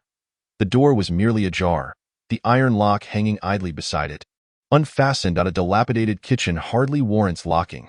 This is rather convenient, sparing me the trouble. Quietly pushing the door open, she slipped inside, ensuring to close it with utmost care, the sound barely perceptible. "Hello, little mouse, I've been waiting for you." A tinkling laugh echoed from the kitchen. The Poison Lady was taken aback, hastily turning around. A lithe figure emerged from the shadows, slowly approaching her. "Who are you?" the Poison Lady exclaimed in a low, startled tone. The girl paused momentarily, then chuckled, "Hee hee, you are quite amusing. You come to our Flower Flame Palace and ask me who I am. Shouldn't you introduce yourself first?" The Poison Lady fell silent, a glimmer of cold light flashing in her eyes as she stealthily reached for her waist. With the intention of swiftly eliminating the girl before raising too much alarm, she drew a verdant, ancient bronze dagger and lunged at her. "Oh dear, how rude to strike without a greeting," the girl exclaimed. Yet she was no ordinary adversary. With a slight sidestep, she deftly evaded the lethal blow. The two nearly collided, bodies brushing against one another. The Poison Lady abruptly turned her head and expelled a dense cloud of smoke towards the girl's face. "Ugh, you have terrible breath," the girl retorted. The smoke quickly enveloped her, carrying a foul stench. The girl promptly covered her nose and stumbled backward, feeling dizzy and lightheaded. Alarm bells rang in her mind. This smoke was toxic. Attempting to gather her strength, she found herself utterly weakened. A smirk crept across the Poison Lady's lips, her eyes glinting like cold stars as she observed the girl with the predatory gaze of a serpent. "Little one, your experience in the martial world is far too shallow. Having fallen victim to my bone-corroding, intoxicating scent, let's see how you resist." The initial strike was merely a distraction. The true lethal move lay in the poison she concealed. Despicable poisoner, resorting to such underhanded tactics. The girl seethed through gritted teeth. "Go ahead, curse me. I'll make sure to sever your tongue, leaving you no chance to speak." As she spoke, the Poison Lady tightened her grip on the dagger. Advancing towards the girl, suddenly, a gust of wind burst through the kitchen door, and a graceful figure dashed in, moving with blinding speed. The Poison Lady barely registered the motion before a tremendous force struck her from behind. Bam! She was hurled against the kitchen's stone wall, the impact causing it to crumble. "Hmph, if you can't handle this, perhaps I should take over as the senior sister," Su Shuang giggled, covering her mouth as she observed the girl's feeble state. "Su Shuang, spare me. I merely fell prey to this woman's poison," the girl complained, wrinkling her nose. The Poison Lady, groaning in pain, clutched her lower back, struggling to rise while glaring fiercely at the sudden intruder. "How naive, little girl. Hasn't anyone told you not to engage in close combat with a poison master? You are utterly ignorant," the Poison Lady mocked. "Humph, even at death's door, you still refuse to admit defeat." Su Shuang retorted coldly, preparing to deliver a few blows to the Poison Lady. But just as she summoned her energy, a sharp pain shot through her right arm. Alarmed, she looked down to find her palm turning a sickly shade of blue. The poison spreading ominously. "Ha ha ha! Two little girls think they can duel with me? Without an antidote within half an hour, you shall meet your demise." The Poison Lady cackled maniacally. Creak! The kitchen door swung open, revealing Li Changchun, shaking his head in dismay. "You too, must you always trouble me?" Seeing their master, the girls felt as though they had found salvation. "Master, save me. Master, please help me with the poison. It's spreading from my arm to my heart." The Poison Lady was momentarily taken aback by Li Changchun's arrival, only to respond with a cold chuckle. "Humph, the poison I concocted is unparalleled. No one but me possesses the antidote, Li Changchun merely chuckled. Dismissing her words, he produced 2 pills, first handing one to Su Shuang, then offering another to the girl. After swallowing them, both quickly regained their vitality, feeling remarkably invigorated. The poison lady's expression morphed into one of disbelief. Her mind racing. This is impossible. My poisons are uniquely formulated. No one should know how to counter them. Yet, witnessing the girl's rejuvenated and lively, she felt her world spiraling into the surreal. Lingling, go interrogate her about her origins. Li Changchun commanded. Understood. Lingling approached the poison lady, raising her fists. Hey, where did you come from, and why did you poison our flower flame palace? Humph, little girl, are you trying to intimidate me? The poison lady scoffed at Lingling's petite fists. I want to tell you, do you dare to strike me? Lingling hesitated, recalling the woman's poisonous nature. Come on, hit me! The poison lady puffed her chest in a taunting manner. Li Changchun chuckled. Lingling, if she challenges you, just hit her. But master, she is covered in poison. You'll only end up foolish if you continue to hesitate. First, you can use a tool to avoid direct contact. Secondly, do you think I lack sufficient pills for you to throw around like candy? So go ahead and indulge her. Oh, I understand, master. Lingling grinned wickedly, relishing the thought of using her fists. The poison lady grew anxious. Little girl, think carefully. I'll consider your grandmother's legs. Lingling unleashed her ferocity, raining down punches upon the poison lady. Crack, crack, one by one. The poison lady's ribs shattered under the force of Lingling's relentless blows, her cries of anguish filling the air. Ouch! Lingling glanced at her fists, which were now tinged green, and called out, Master, quickly, I need the antidote.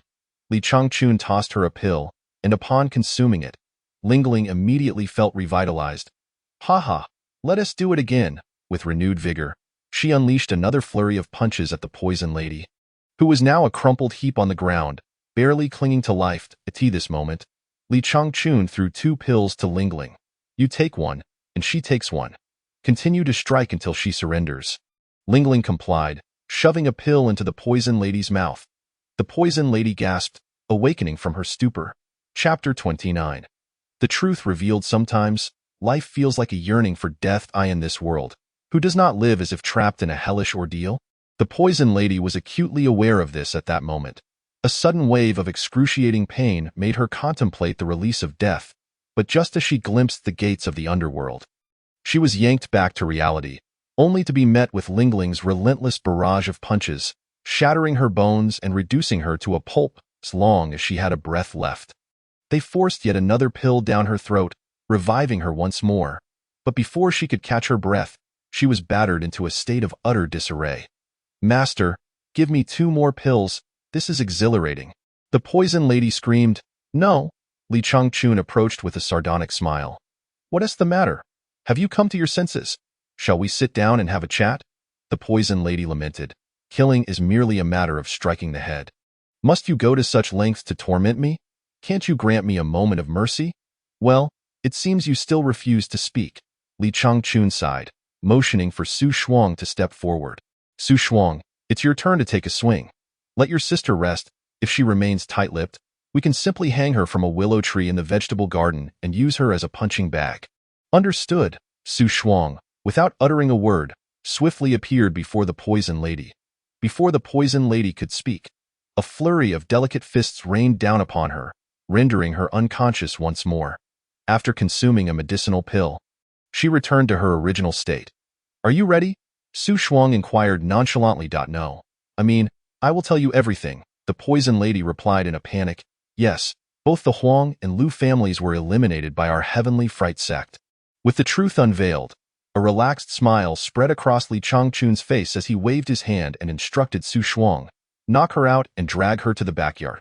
Su Shuang complied, delivering a punch to the poison lady's temple, binding her, and tossing her into the storage shed in the backyard. The simplest and most straightforward method of interrogation remains the most practical and unadorned approach.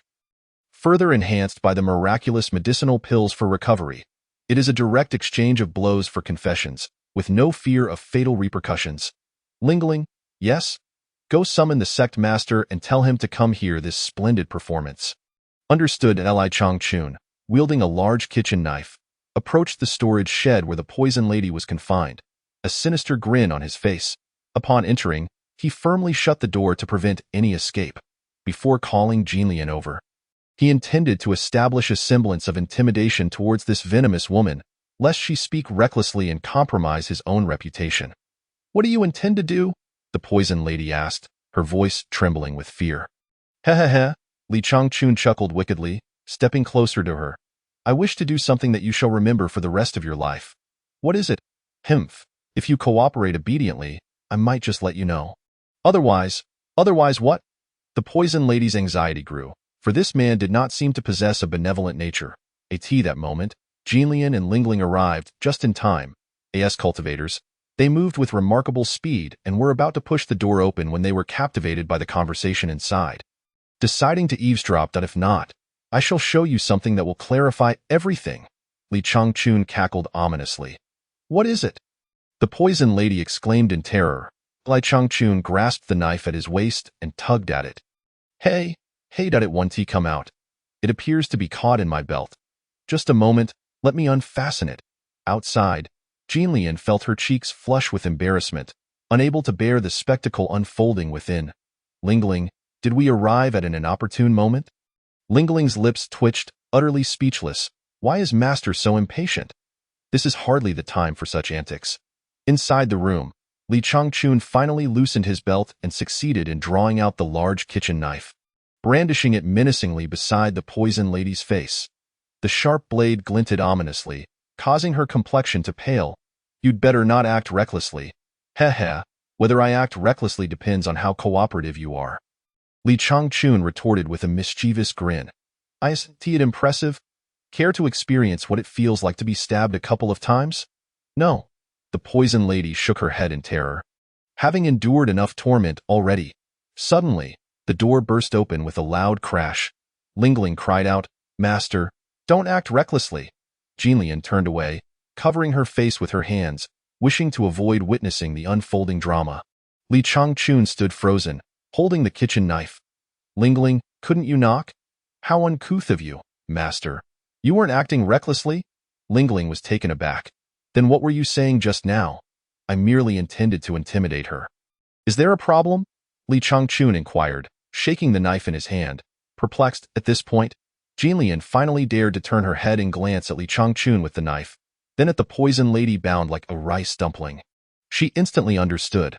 What a false alarm, what a misunderstanding. Afterward, as Li Changchun relentlessly interrogated her, the poison lady refrained from deception, answering every question truthfully and cooperatively. The recent events were finally laid bare. Jinlian sighed deeply. When will the cycle of vengeance end? So many innocent lives have been caught in the crossfire of our two sects, tragically slain. Li Changchun gently patted Jinlian's shoulder. Wrongs have a source, debts have an owner. Those who owe must repay. Why must you carry the burden of guilt? Thank you, Brother Chun. You are a good person. Wait, does this count as receiving a good person card? Jinlian chuckled, nodding earnestly. Indeed, I shall issue you 1,000 of them. This world is not equivalent to Earth. Many popular phrases are lost on them. Jinlian interprets the good person card as a form of commendation or a banner of honor, while Li Changchun hears the sound of his heart shattering. What a jest! Issuing 1,000 good person cards. This girl is impossible to wood in the realm of martial affairs. Romantic entanglements must be temporarily set aside. Jinlian, have you contemplated what to do next? We must resolve the grievances between the Huayan Palace and the Heavenly Fright sect promptly, lest we face even greater turmoil. Agreed. Li Changchun nodded thoughtfully, then mused about the current combat capabilities of the Huayan Palace. Perhaps this matter should be entrusted to me. Jinlian smiled brightly, having anticipated his response, eager for Brother Chun to take action. Otherwise, with the current strength of the Huayan Palace, they would truly lack the capacity to contend with the Heavenly Fright sect. Well then, I must thank Brother Chun for his righteous intervention. Again? Brother Chun, is everything all right? Humph, that's more like it. Li Changchun waved his hand, calling out, Lingling, Su Shuang, let us go forth and get to work. Chapter 30, Night Assault on Heavenly Fright in the Dead of Night. Within the confines of Heavenly Fright, news arrived from a scout. Hall Master, the lady has been captured. What? Xiang Wentian rose in alarm. immediately flustered. This scout had accompanied the poison lady.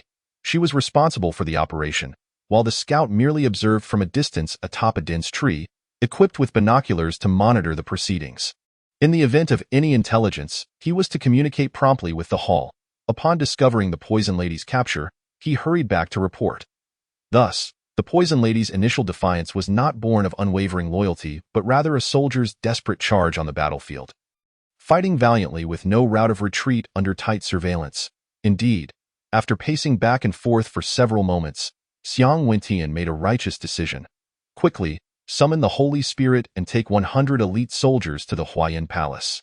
We must retrieve the lady from their grasp. After a pause, his expression hardened as he declared, no matter the cost. Such ruthlessness towards his own kin reveals the severity of Xiang Wentian's character. The poison lady possessed far too many secrets of heavenly fright. If she were to fall into enemy hands and be interrogated, any single piece of information leaked could lead to catastrophic consequences for the sect. Little did they know, within such a brief time, Li Changchun had already employed his unique interrogation method, extracting all desired information, and was en route to heavenly fright. In a rush, Xiang Wentian sounded the emergency assembly signal, leading 100 elite warriors towards Miaojing Mountain with great haste. Meanwhile, Li Changchun, along with Lingling and Su Shuang, traversed the air. Li Changchun mounted on Haizi, equipped with a hunting bow, exuding an imposing aura as he led the way. The trio and their beast constituted the strongest fighting force known within Huayan Palace. The night sky was still, presaging an extraordinary night ahead. After half an hour, Li Changchun and his companions arrived at the location of Heavenly Fright, which was established on a vast plain, in close proximity to Feixian City, boasting a strategically advantageous position, amenable to both offense and defense. Lingling, Su Shuang, once inside, seek out Xiang Wentian and strive to eliminate him as swiftly as possible. Master, are you not joining the battle? Lingling pouted, I shall be here to cheer you on. Such a splendid opportunity for real combat is for you both to seize. Lingling and Su Shuang had anticipated that their master would personally lead the charge. Expecting to witness the sacred monarch's prowess, they had hoped merely to observe, but surprisingly, the opportunity was bestowed upon them instead. As the command of the master must not be disobeyed, the two exchanged glances and proceeded to take the lead. Sister, how shall we strike? Lingling inquired. Of course, if we can annihilate them all, we shall. If not, we will take down Xiang Wentian and eliminate as many as we can, Su Shuang replied coldly, though not inherently warlike. Su Shuang bore the blood of demons, who are known for their ferocity and bloodlust. When battle is joined, she fights with fervor until the end. Heh, I share the same sentiment, Lingling exclaimed, embodying the spirit of a true warrior. Sister, it's merely Xiang Wentian. He is worthy of both our efforts. Why not divide our roles? How so? I shall engage the boss, and you can take care of the minions. How does that sound? Absolutely not. Su Shuang firmly rejected the suggestion. Given my superior cultivation, it is only fitting that I confront Xiang Wentian. It's merely a slight edge in power. What is there to boast about? Lingling retorted, unwilling to concede. Let us settle this the usual way, agreed. Su Shuang nodded. The two immediately ceased their movements, locking eyes, as tension filled the air. Silence reigned, a stillness akin to death, with only the sound of the wind whistling in their ears. In an instant, both launched their attacks. Scissors, paper, hooray, I won. The boss is mine. Lingling leaped high with exuberance, brimming with joy. Su Shuang snorted coldly, turning her head away. In the realm of success and failure, the victors dictate the narrative. During their time in the vegetable garden, regardless of the disputes that arose, Li Changchun had consistently taught them to resolve matters in a spirit of harmony and friendliness. They sprang into action. Two graceful figures crouched atop the wall of the Jingshentang, engaged in discussion. Junior sister, do you know where Xiang Wentian resides? Lingling inquired. I do not know. But he does, Su Shuang replied, pointing towards a disciple napping against the wall by the gate pavilion. Well then, please fetch him for me, junior sister. Why must it be me? Lingling retorted, flashing a peace sign in front of Su Shuang, her meaning clear. I won. I decide. Su Shuang snorted again and leaped down from the wall, swiftly closing the distance to the gatekeeper. The gatekeeper barely registered the movement before Su Shuang's claw-like hand grasped his throat. Come with me, do not scream, or I shall break your neck. the gatekeeper. His eyes wide with terror, nodded in compliance as Su Shuang dragged him up to the wall to join Lingling. After a brief exchange, and with the gatekeeper's guidance, the two gained a clearer understanding of the personnel within Jingshan. Su Shuang's palm tightened. But you said to cooperate. Sorry, I never said that. The gatekeeper, his face filled with resentment, found his throat mercilessly crushed by Su Shuang's grip. In his final moments, he recalled that this woman had indeed never promised him mercy. Had he known cooperation would lead to his demise, perhaps he could have prolonged his life, but it was too late for regrets. Senior sister, there are over 300 disciples here. How am I supposed to fight them? Lingling asked, aren't you capable of creating 8 clones? How do you know that? Because you are the 8-tailed divine fox, of course I know. Fine, you win. Let's get to work. Good luck.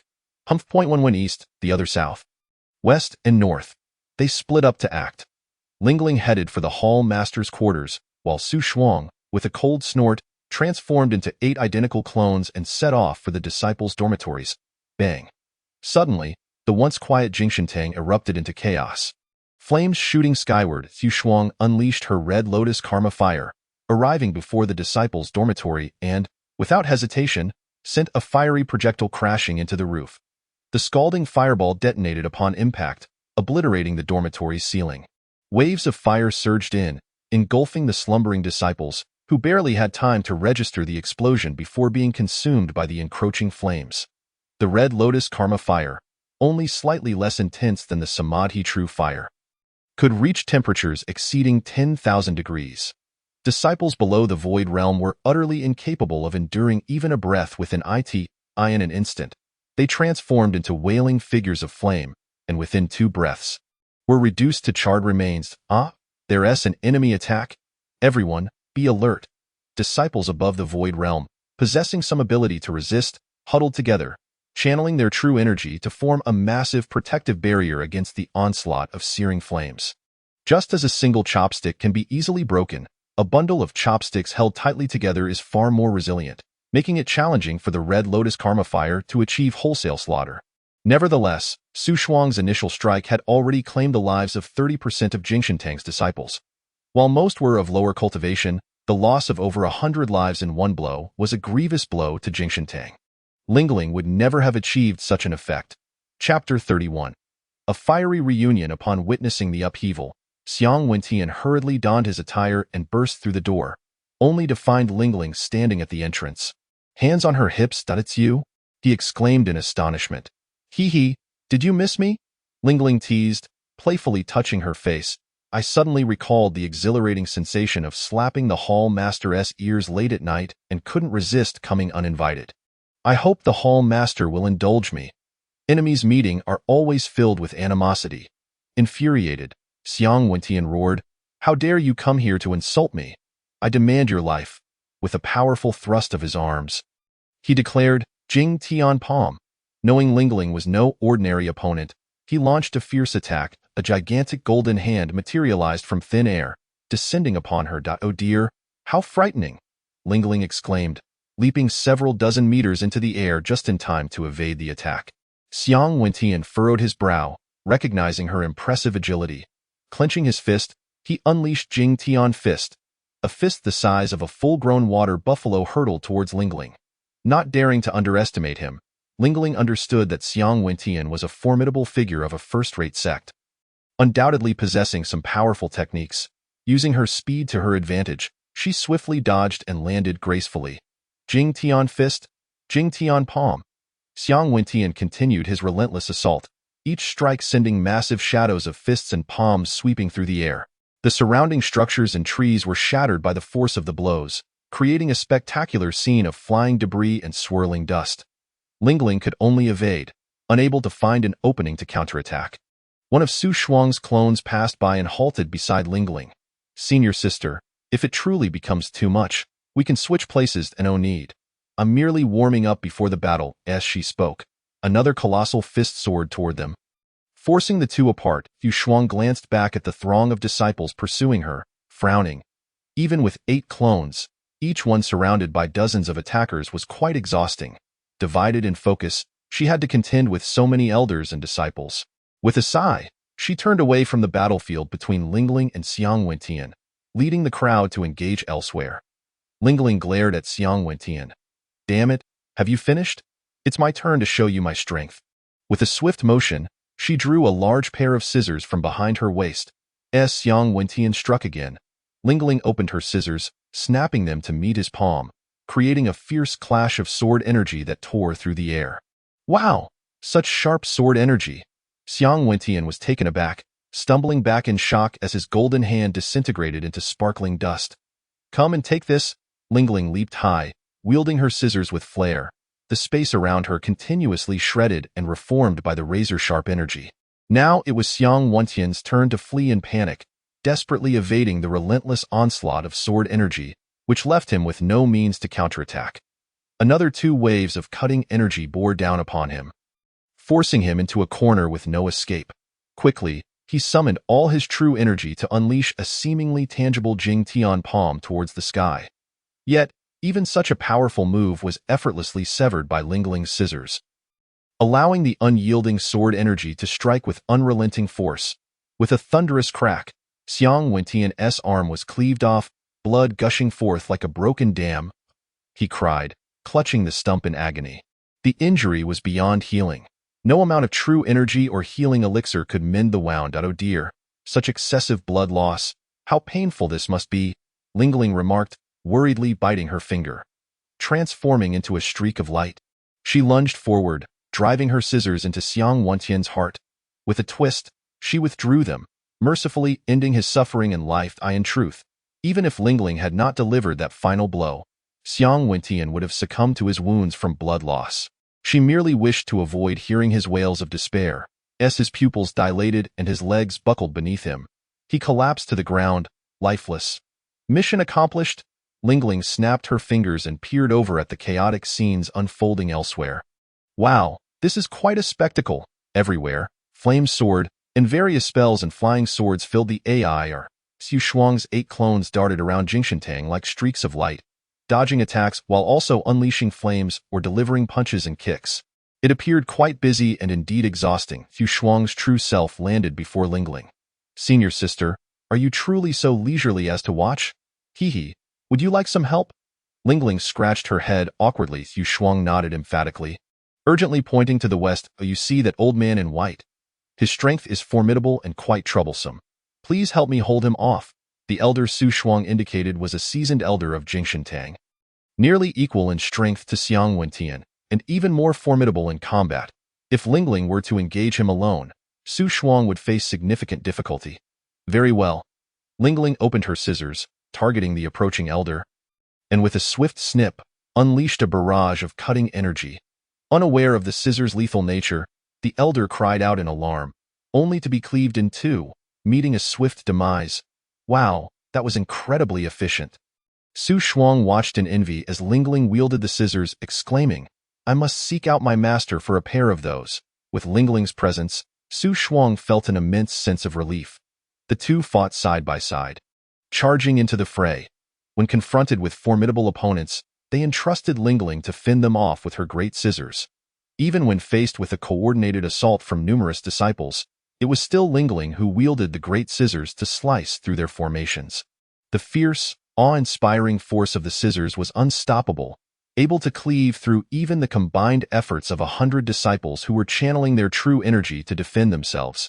Seizing the opportunity, Xu Shuang's red lotus flames surged forth, engulfing several disciples in a sea of fire.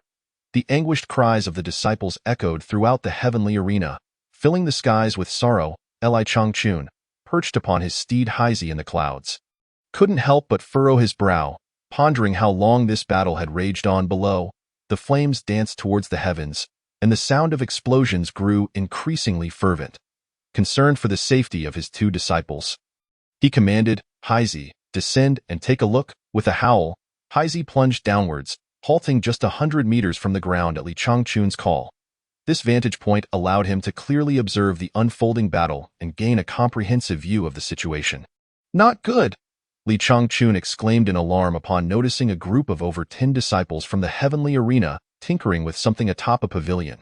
It appeared they had completed their preparations, and it resembled a massive cannon. aimed directly at Lingling, who was moving about the battlefield. This was the Divine Light God-slaying cannon, an immense weapon powered by a tremendous quantity of spirit stones. It was a treasured artifact of the heavenly arena, capable of unleashing devastating force. Even an immortal would be obliterated by a single shot. This core artifact was essential for maintaining the foundation of the heavenly arena for a century. Chapter 32. Only the divine can achieve this. Space binding. Now that Li Changchun had discovered it, he could not allow it to strike his beloved disciples. Though he was bewildered by the cannon's nature, it was inconceivable to bombard them with such a weapon. Who could withstand that? He swiftly drew a hunting bow from behind his back, nocked an arrow, and drew back the bowstring in one fluid motion. At that moment, 3 elders atop the pavilion simultaneously initiated a magic array the size of a grinding stone to activate the god-slaying cannon, aiming it at Lingling. As they unleashed their attack, a blinding light erupted from the cannon's mouth. Boom! A torrent of dazzling spiritual light surged forth, hurtling towards Lingling with the swiftness of a shooting star. Sensing the overwhelming pressure, she turned her gaze skyward. The god-slaying cannon. It was clear she recognized the danger it posed. In an instant, her heart raced uncontrollably, filled with the dread of impending doom. It's over, it's over. The god-slaying cannon will annihilate everything. I am finished. The cannon required considerable time to charge before firing, and she regretted not paying attention earlier. Had she known, she would never have allowed the heavenly arena to prepare such a lethal weapon. Yet, it was too late for regrets as the cannon's blast was already upon her. Li Changchun was horrified. He quickly aimed his bow at the cannonball, releasing the arrow with a swift motion.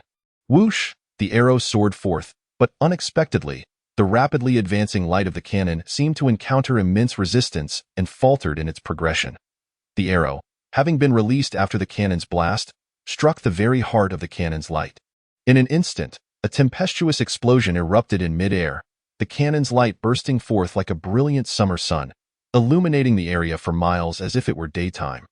The violent surge of true energy radiated outward in all directions, whipping up winds of hurricane strength, bending trees to the ground, and sending dust and debris flying. Even those engaged in battle within the heavenly arena paused, captivated by the sudden cataclysm above, their eyes wide in disbelief as they tried to comprehend what had transpired. The terrifying explosion arrived swiftly and left just as quickly. Within 2 breaths, the brilliance faded, the tempest calmed, and tranquility returned, yet the hearts of all present remained unsettled. The overwhelming power they had just witnessed was beyond human capability. Only a divine being could wield such might. Li Changchun wiped the cold sweat from his brow, exclaiming, "My heavens! I accidentally shot down a missile." The 3 elders controlling the god-slaying cannon atop the pavilion were equally astonished. Had their long-prepared weapon been so effortlessly dismantled? Their eyes darted around until they settled on Li Changchun, who stood poised with his bowed. It was him who destroyed the god-slaying cannon, and their SM master among them. The Grand Elder on the pavilion barked, "Third Elder, Fourth Elder, join me in eliminating this man." Understood. The Second Elder, who had fallen to Lingling's great scissors, was one of 4 elders in total. The Grand Elder, accompanied by the 3rd and 4th elders, activated the god-slaying cannon. The Grand Elder's command. The other 2 tightened their resolve, their nerves steeling as they surged forward like streaks of light towards Li Changchun's position. "Oh no, I've been discovered," Li Changchun thought grimly. He could not afford to be passive. He resolved to treat them as prey. With swift precision, he drew 3 arrows from his quiver and nocked them. Ready to fire. With years of experience using the system's gifted hunting bow, he knew there was no need to aim meticulously. As long as he locked onto his target with his consciousness, the arrows would find their mark naturally, efficient and expedient. Whoosh, whoosh, whoosh. The arrows flew forth, and the 3 elders suddenly felt their bodies become unresponsive mid-flight, ensnared by an irresistible force of spatial binding, as if they had sunk into a quagmire from which there was no escape. "Ah, this is space binding," the Grand Elder shouted, his eyes wide with panic. Yet, their powers were insufficient to break free from such a formidable restraint. They could only watch helplessly as the 3 ordinary bamboo arrows loomed larger in their vision. Thud, thud, thud. The arrows struck true, piercing the 3 elders. The rewards from the system were no mere ordinary arrows. Even a piece of tissue paper or a simple towel bore significant value under the heavenly law. The overwhelming power contained within the arrows instantly obliterated the three elder souls, snuffing out their very existence in a heartbeat. With a dull thud, the once mighty elders fell lifelessly to the ground, their bodies devoid of spirit. Their pupils vacant, their heartbeats ceased.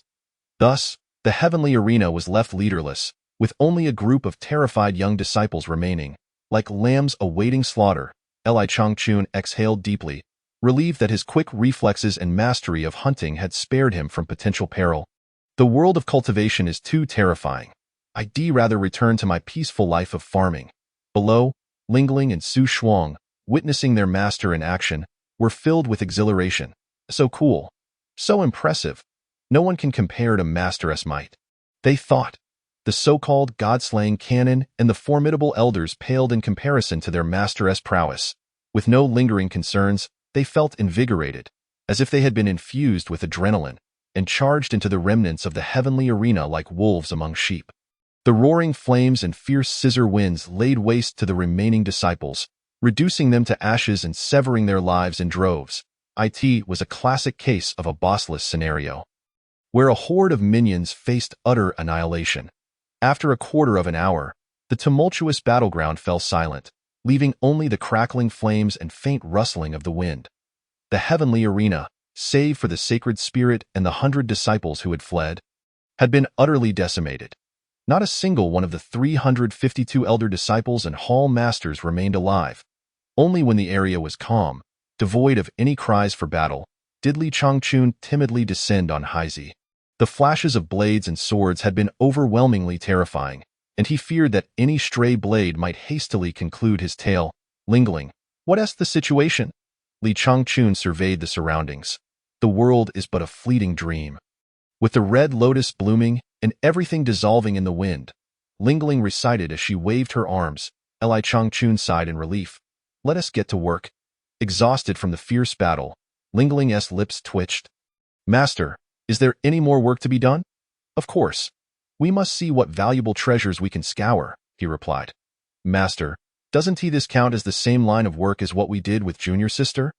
Su Shuang stumbled, wrinkling her nose and glaring at Lingling, thinking to herself, you're the real bandit. Your whole family is a bandit.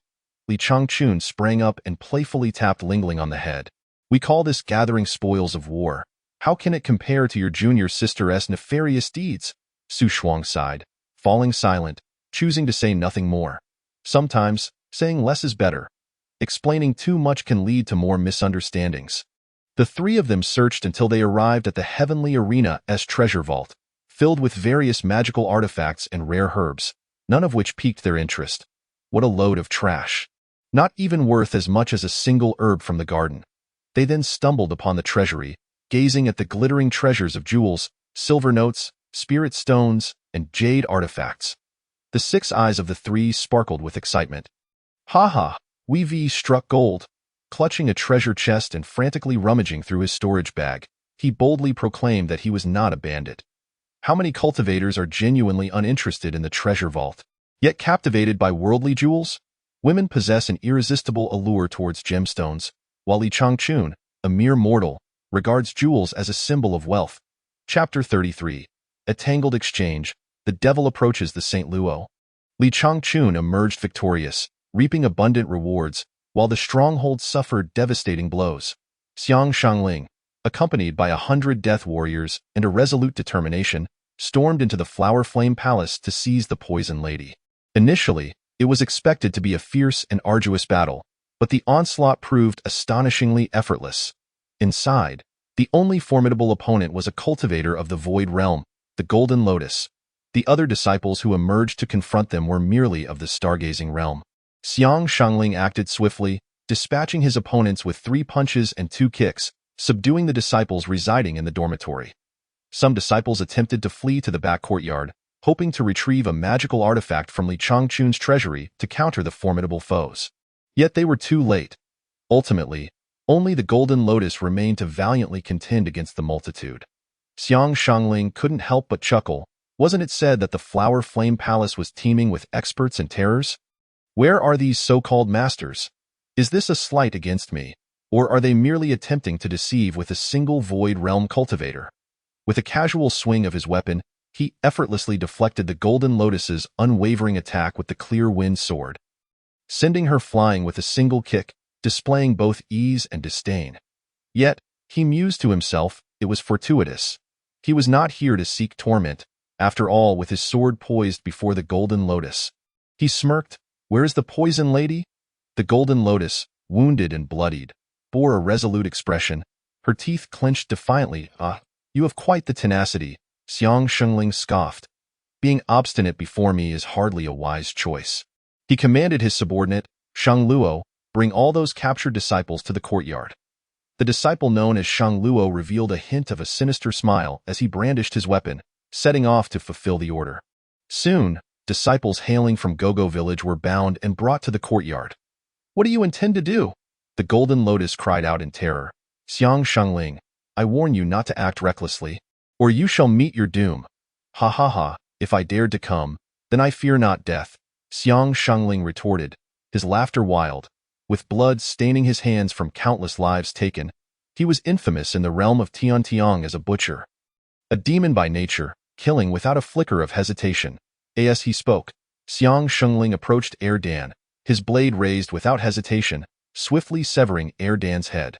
The severed head rolled across the ground, eyes wide open in terror, unblinking in its final moments as it gazed towards the door, hoping for the village chief's return to rescue him. The Golden Lotus screamed, a surge of strength from nowhere propelling her towards Xiang Shengling. Subdue her! His cold command echoed, and two disciples from Tiantiang swiftly moved in, raining blows upon the Golden Lotus until she was pinned to the ground. Xiang Shengling, you shall perish, behold the wrath of heaven and earth. You beast! The Golden Lotus roared. Ha ha ha, Xiang Shengling laughed maniacally, relishing the thrill of killing.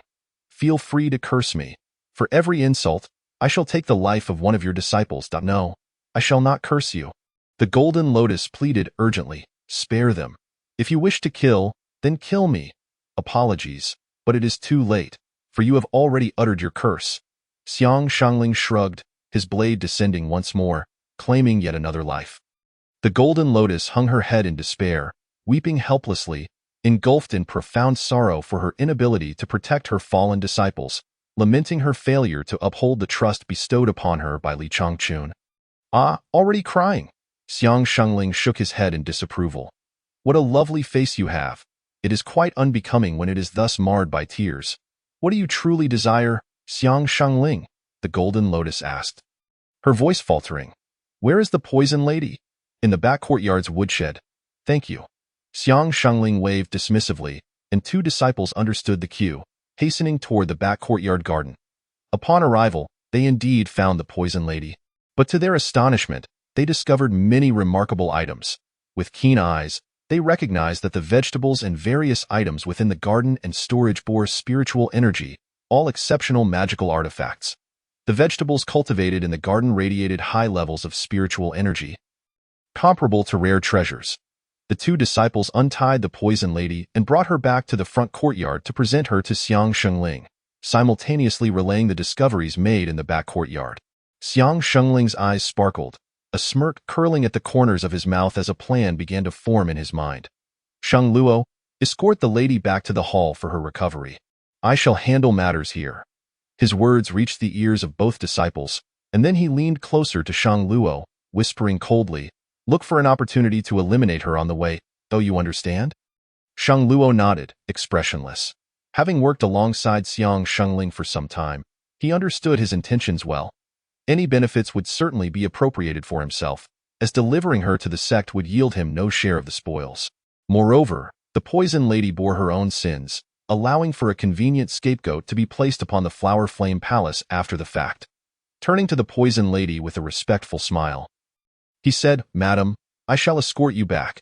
The Poison Lady acknowledged with a slight nod and proceeded down the mountain with Shang Luo. Once they had departed, Xiang Shengling chuckled to himself. You, keep a close watch on this group of Flower Flame Palace disciples. The rest follow me to the back courtyard for further investigation. After issuing his commands, he eagerly led dozens of disciples toward the garden. Upon reaching the garden, Xiang Shengling paused at the entrance. closing his eyes to take a deep breath, marveling at the rich and pure aroma of the spiritual herbs. Such a dense and pristine aura, he exclaimed, gazing at the verdant array of plants. Saliva pooling in his mouth, he gestured to the disciples accompanying him, instructing, "Leave a few behind to uproot and take away all the spiritual herbs in this garden." With 30 or so disciples remaining, they eagerly prepared to plunder the garden's bounty. Meanwhile, Xiang Shengling and the other disciples continued toward the storage room. Inside the breeding shed, the rooster squawked, "Niu Zun, we have intruders attempting to steal our vegetables." The purple-eyed bull demon, nostrils flaring, retorted, "A band of thieves daring to pilfer while the master is away. They must be tired of living with that."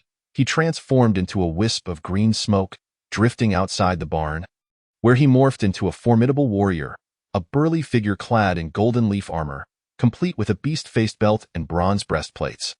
Draped in a scarlet robe adorned with floral patterns, he wore green silk ties and rugged leather boots.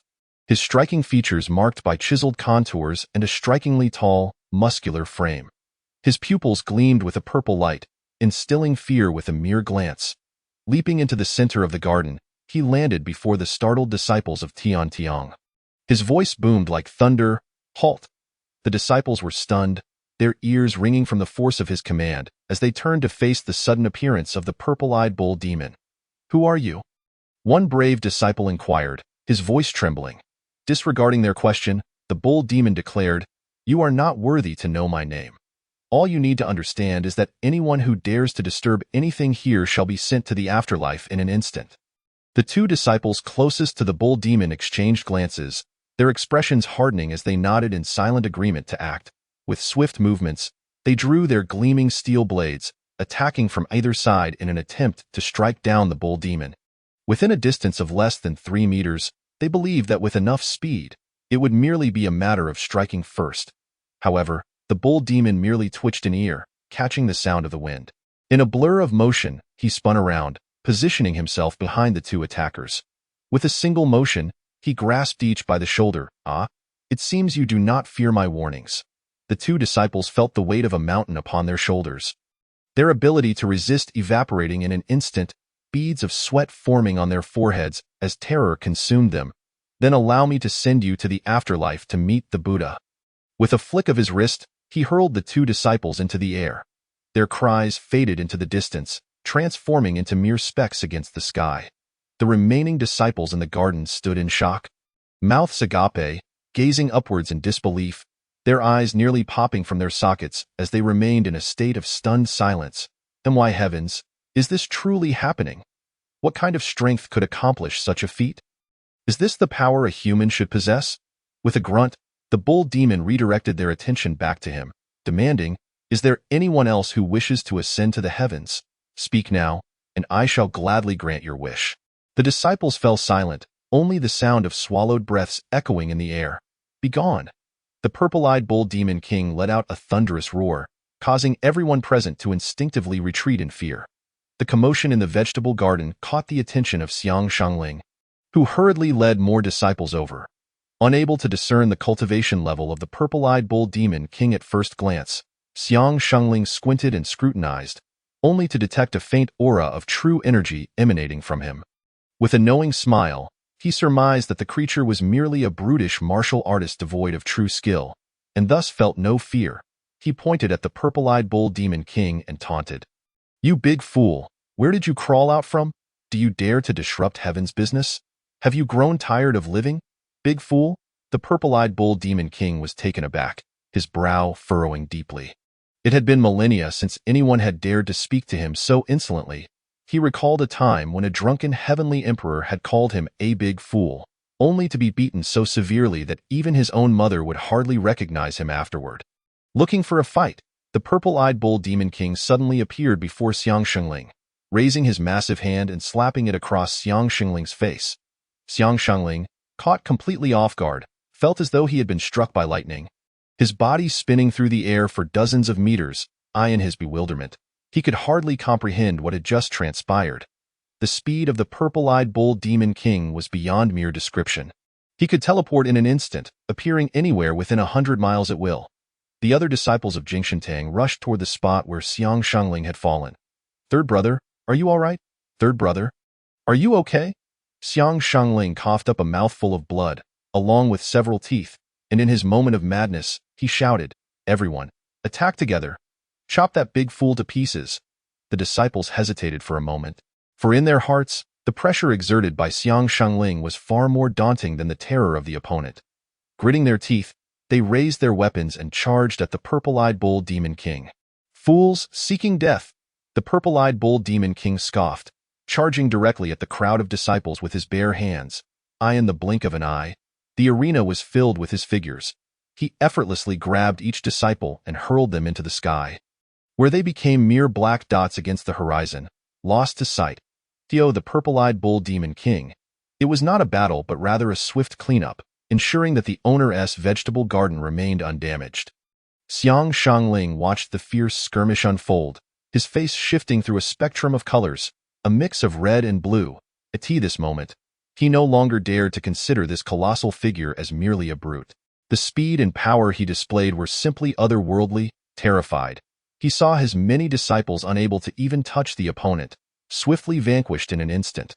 Even his best skills would be of no use against such might. He cautiously maneuvered his body, seeking a concealed escape route, his gaze darting toward the front courtyard. Trying to flee. The purple-eyed bull demon king extended his hand, striking at Xiang Shangling's back from a distance. Bang! A surge of violent wind struck Xiang Shangling, propelling him hundreds of meters away. He coughed, spewing blood into the air, his meridians shattered and his body falling limp in the courtyard, gasping for breath. Healed yet? What a waste of medicine! The purple-eyed bull demon king grunted, choosing not to pursue further. He transformed into a wisp of blue smoke, retreating back to the bullpen, resuming the guise of a docile, hefty ox. The three disciples tasked with guarding Huayan Palace stared in bewilderment at the disheveled Xiang Shangling. What on earth happened? They wondered. What transpired in the rear courtyard that left Xiang Shangling in such a state? They rushed forward to assist him. Don't move. There are masters about. Run. Xiang Shangling managed to stammer.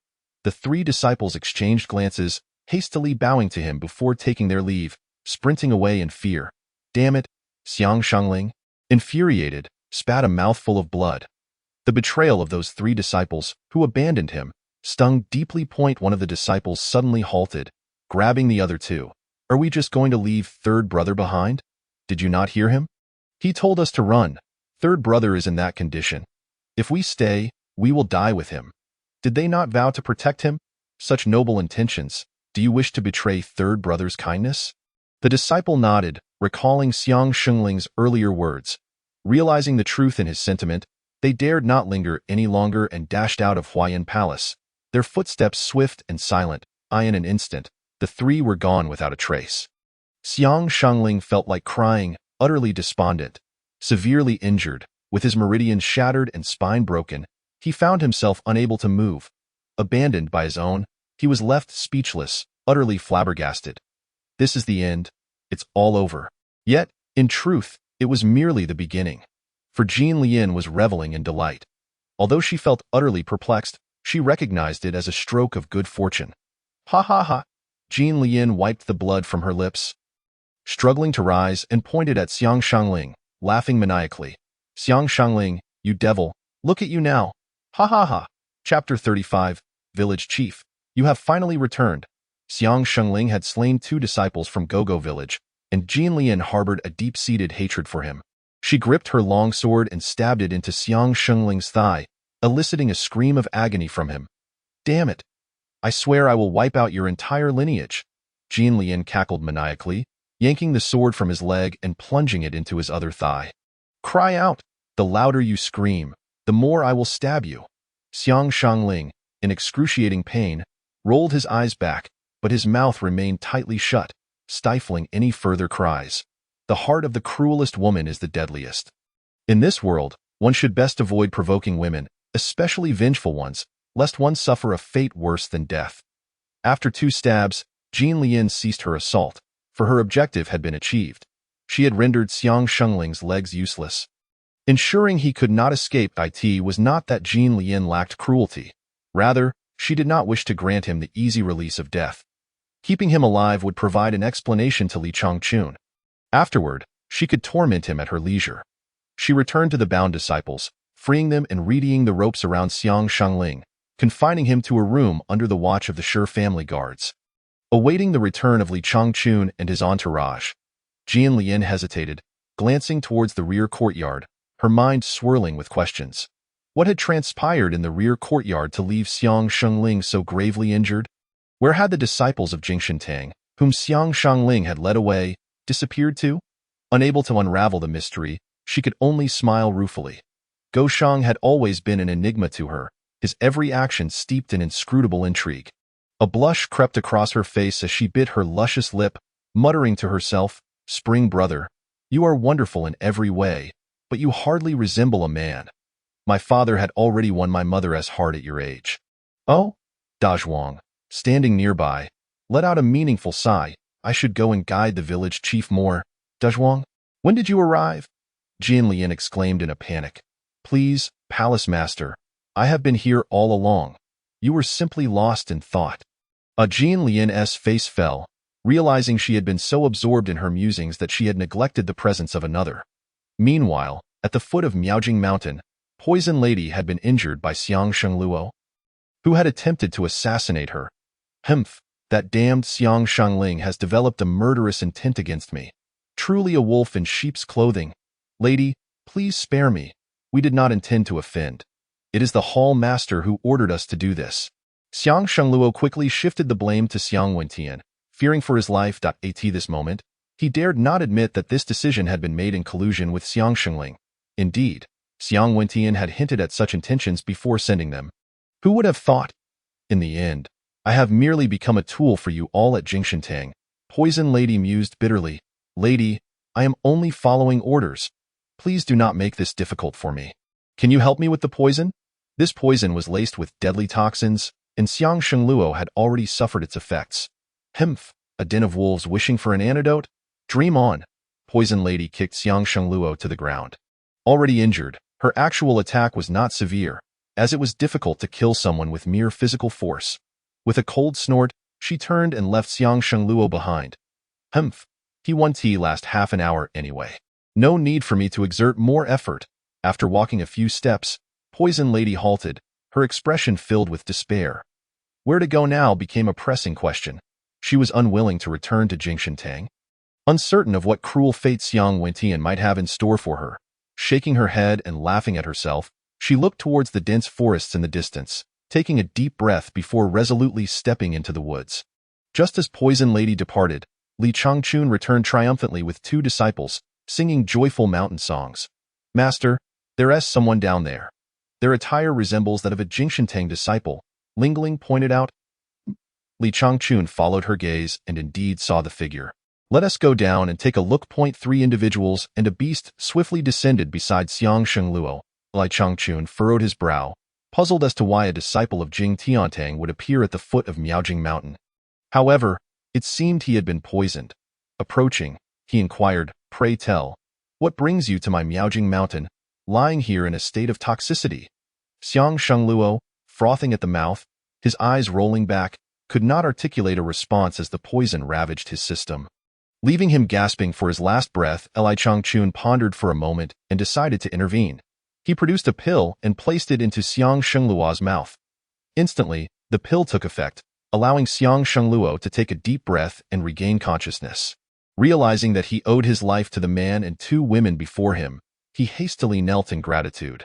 "Spare me the pleasantries," Li Changchun remarked, harboring little affection for Jing Tiantang. He waved his hand dismissively and demanded, "Answer my question. Why did you come here to die?" With a mournful countenance, Xiang Shengluo retorted, "As if I wished to die here, deliberately seeking out your esteemed location for my demise. I am the 4th disciple of Jing Tiantang, named Xiang Shengluo," but, suddenly choking on his words, he realized that continuing would breach the confidentiality of his sect. He quickly redirected, "Who are you?" Li Changchun frowned, thinking to himself how verbose the man was. "Lingling.do it until he speaks," he commanded, "at once." Xiang Shengluo hesitated, confused by the command. Just then, a girl named Lingling let out a peculiar cry and charged forward, delivering punches with unwavering force. Xiang Shengluo was utterly bewildered. Having just been saved by these individuals, he had thought he had encountered benevolent souls, yet this behavior was utterly perplexing. With a resounding crack, Lingling accidentally struck Xiang Shengluo's heart, sending him to the gates of the underworld. "Master, quickly, the pill!" Li Changchun tossed 2 pills his way, believing that Xiang Shengluo's life was now a muddled affair.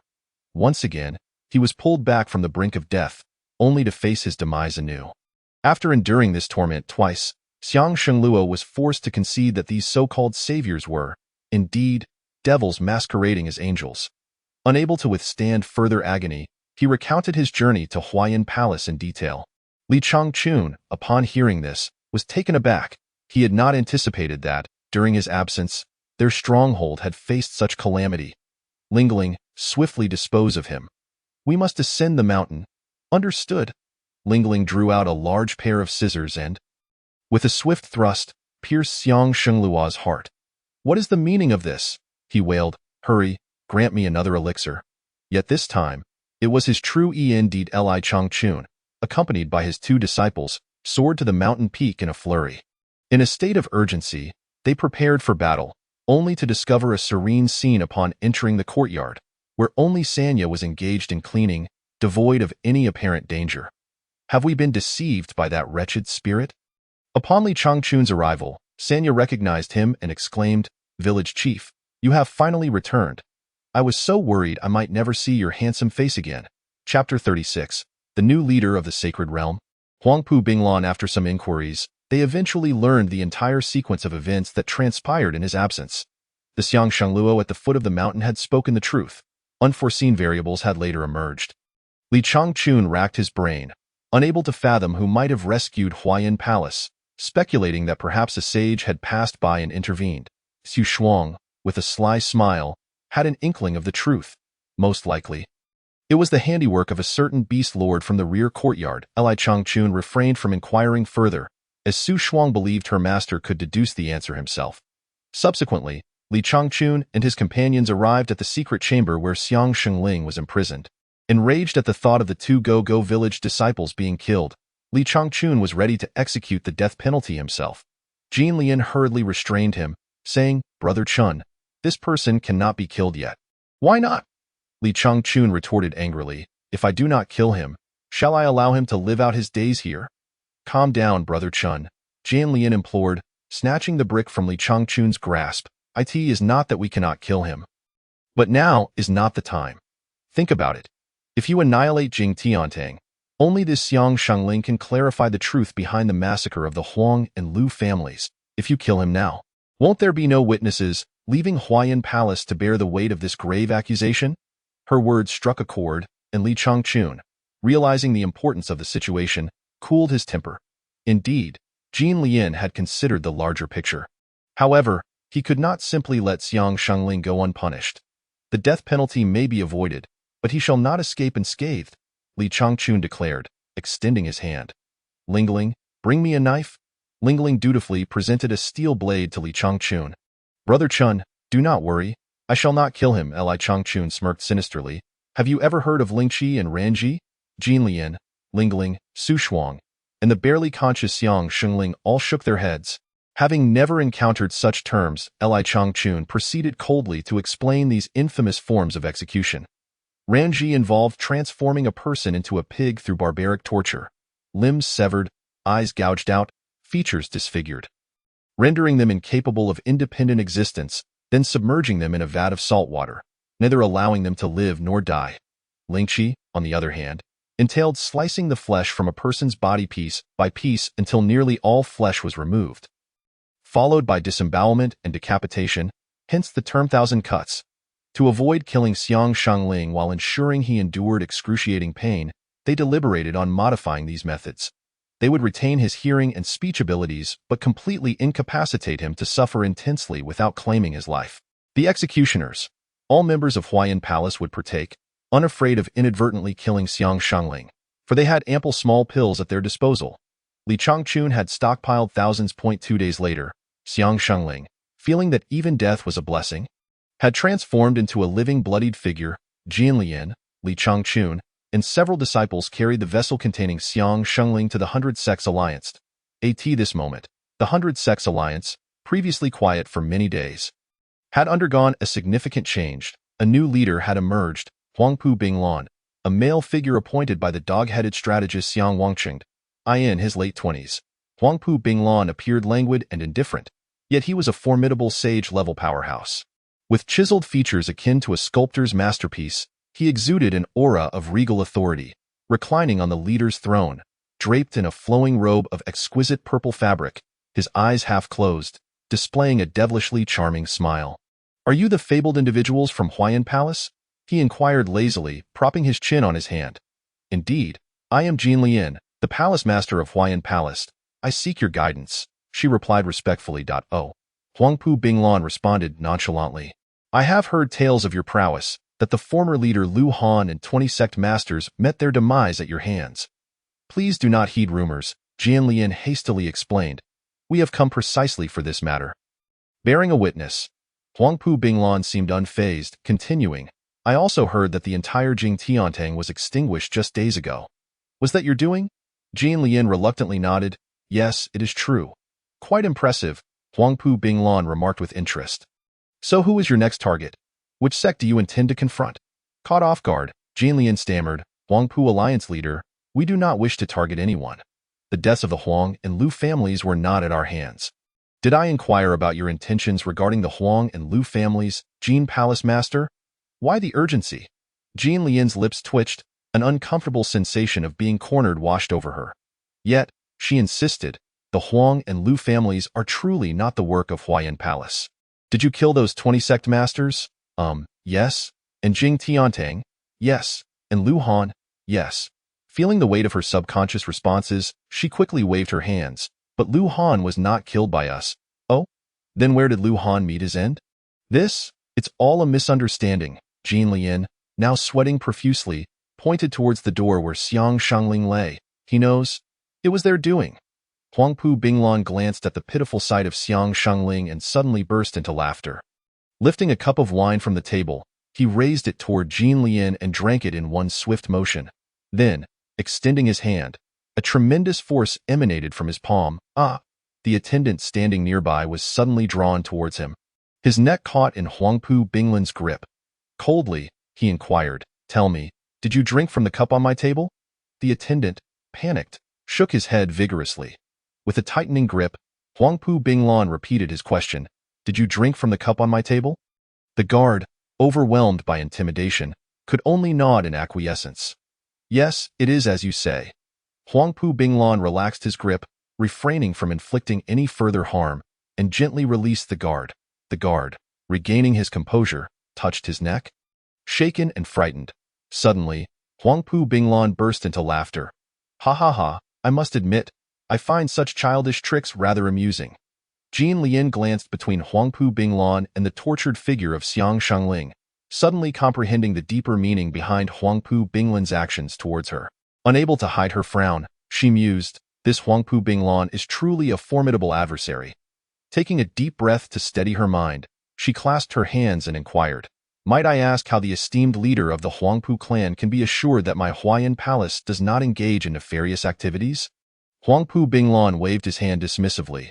"You need not prove anything to me, nor do I wish to know. If I truly intended to harm you, I would not waste my breath here." Chapter 37. The Frigid Aura versus the Crimson Lotus Flame. Jian Lian fell silent for a moment, finding it difficult to decipher this new leader.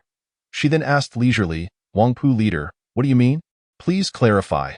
Huangpu Binglan, with an air of nonchalance, replied, "Since ancient times, the strong have dominated, and the realm of cultivation has always been thus. Therefore, I have no reason to hold you accountable. Your ability to defeat them simply reflects their incompetence." Jian Lian was taken aback, realizing that this leader possessed a certain dark charm.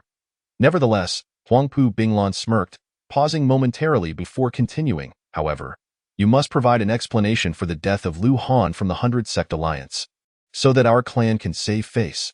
Huangpu leader, we did not slay Lu Han. What must we do for you to believe us? Let me think. How about this? An eye for an eye. Hand over the murderer, and we shall consider the matter settled." "The murderer is him." Jianlian pointed at Xiang Shengling. Huangpu Binglan chuckled dryly and shook his head. Gold Palace Master, could you please show a bit of sincerity? Even a humble contribution from your Huayan Palace, such as a vegetable grower or pig farmer, would suffice. Jianlian was both amused and exasperated. She seemed to understand Huangpu Binglan's lofty ambitions, which targeted Li Changchun, the elusive figure behind Huayan Palace. Subconsciously, she glanced at Li Changchun, thinking to herself, isn't that precisely his role? Huangpu Binglan had no such intentions. He had not even studied Li Changchun, merely suggesting a scapegoat to expedite matters, too lazy to delve into trivialities. Those accompanying Li Changchun were startled by the implications. Master, it seems this fellow is targeting you, Lingling remarked with a laugh. What's wrong with being a vegetable grower or pig farmer? Who have I offended? Li Changchun replied, his face contorted in disbelief, feeling particularly wronged, for such professions carried considerable risk. Master, what should we do? Prepare to protect your master. I probably can't win. What nonsense is that? Lingling, her head drooped, felt somewhat powerless. She had already discerned that Huangpu Binglan was a formidable expert in the Saint realm. Master, this person is not simple. He is exceedingly powerful. Look at your demeanor. How have I educated you? Li Changchun asked, pursing his lips. If you encounter danger, what should you do? Lingling instinctively replied, protect master. Li Changchun clenched his fist in encouragement. That's the spirit. I believe in you. You can do it. Very well, master. I shall do my utmost. Lingling felt a twinge of anxiety. Facing an opponent of such caliber was daunting. Make that insufferable fellow into a pig's head. Li Changchun noticed Lingling's odd expression. Her words lacked vigor, and he thought it might indeed be a challenging encounter. Nonetheless, he held a high regard for the combat prowess of his two disciples. He turned to Su Shuang beside him and advised, if your senior sister encounters difficulties, you should assist her. I will do my utmost to protect our sect, Su Shuang affirmed, nodding resolutely. Huangpu Binglan, following Jianlian's gaze, turned to Li Changchun. With keen hearing, he caught the exchange among Li Changchun and his disciples. He chuckled softly to himself, thinking, it seems the Huayan Palace lives up to its reputation. These newcomers harbor ill intentions. From their conversation, it appears they wish to engage me in battle. I am too disinterested to bother. They remain oblivious to their own limitations. If they do not demonstrate some genuine skill, they will not intimidate me. Ha, very well. I shall remain right here and see if you possess the ability to turn me into a pig's head. Come forth. Huangpu Binglan taunted. Li Changchun shot a sideways glance at Huangpu Binglan. Remarking to himself how perceptive he was, he then instructed his two disciples, prepare for battle. Lingling quietly withdrew a pair of large scissors, while Su Shuang clenched her fists tightly. Li Changchun waved his hand, commanding, attack. Lingling was the first to strike, brandishing the large scissors and launching herself towards Huangpu Binglan with the speed of lightning, hoping to claim victory through sheer velocity, attempting to take down Huangpu Binglan in an instant. Huangpu Binglan remained unperturbed, smiling serenely as he unleashed a wave of azure icy energy. The temperature in the room plummeted to an excruciating chill. Instantly, the surroundings were enveloped in a shroud of frost, covering the floor, ceiling, and greenery in a hazy layer of ice. Suddenly, everyone present felt a bone-chilling cold, making it hard to fathom the agony that would follow an assault. A piercing cold wind swept in, and in the blink of an eye, Lingling was transformed into a frozen statue, her expression a fierce scowl. Under this relentless assault of frigid air, she had lost all ability to move. Humph, overestimating yourself. Huangpu Binglan scoffed disdainfully. Lingling's body, blood, and internal organs were instantly frozen, yet her spirit remained intact, resisting the frigid onslaught with all her might. Seeing the dire situation, Su Shuang hurriedly rushed forward, her palm glowing with a radiant red light as she pressed it against Lingling's back. A surge of warmth enveloped Lingling, swiftly dispelling the icy grip. As the cold retreated, Lingling's complexion transformed from blue to red, restoring her ability to move. Ah, the crimson lotus flame. Not bad, Huangpu Binglan remarked, a smirk playing on his lips. Fire is the nemesis of ice.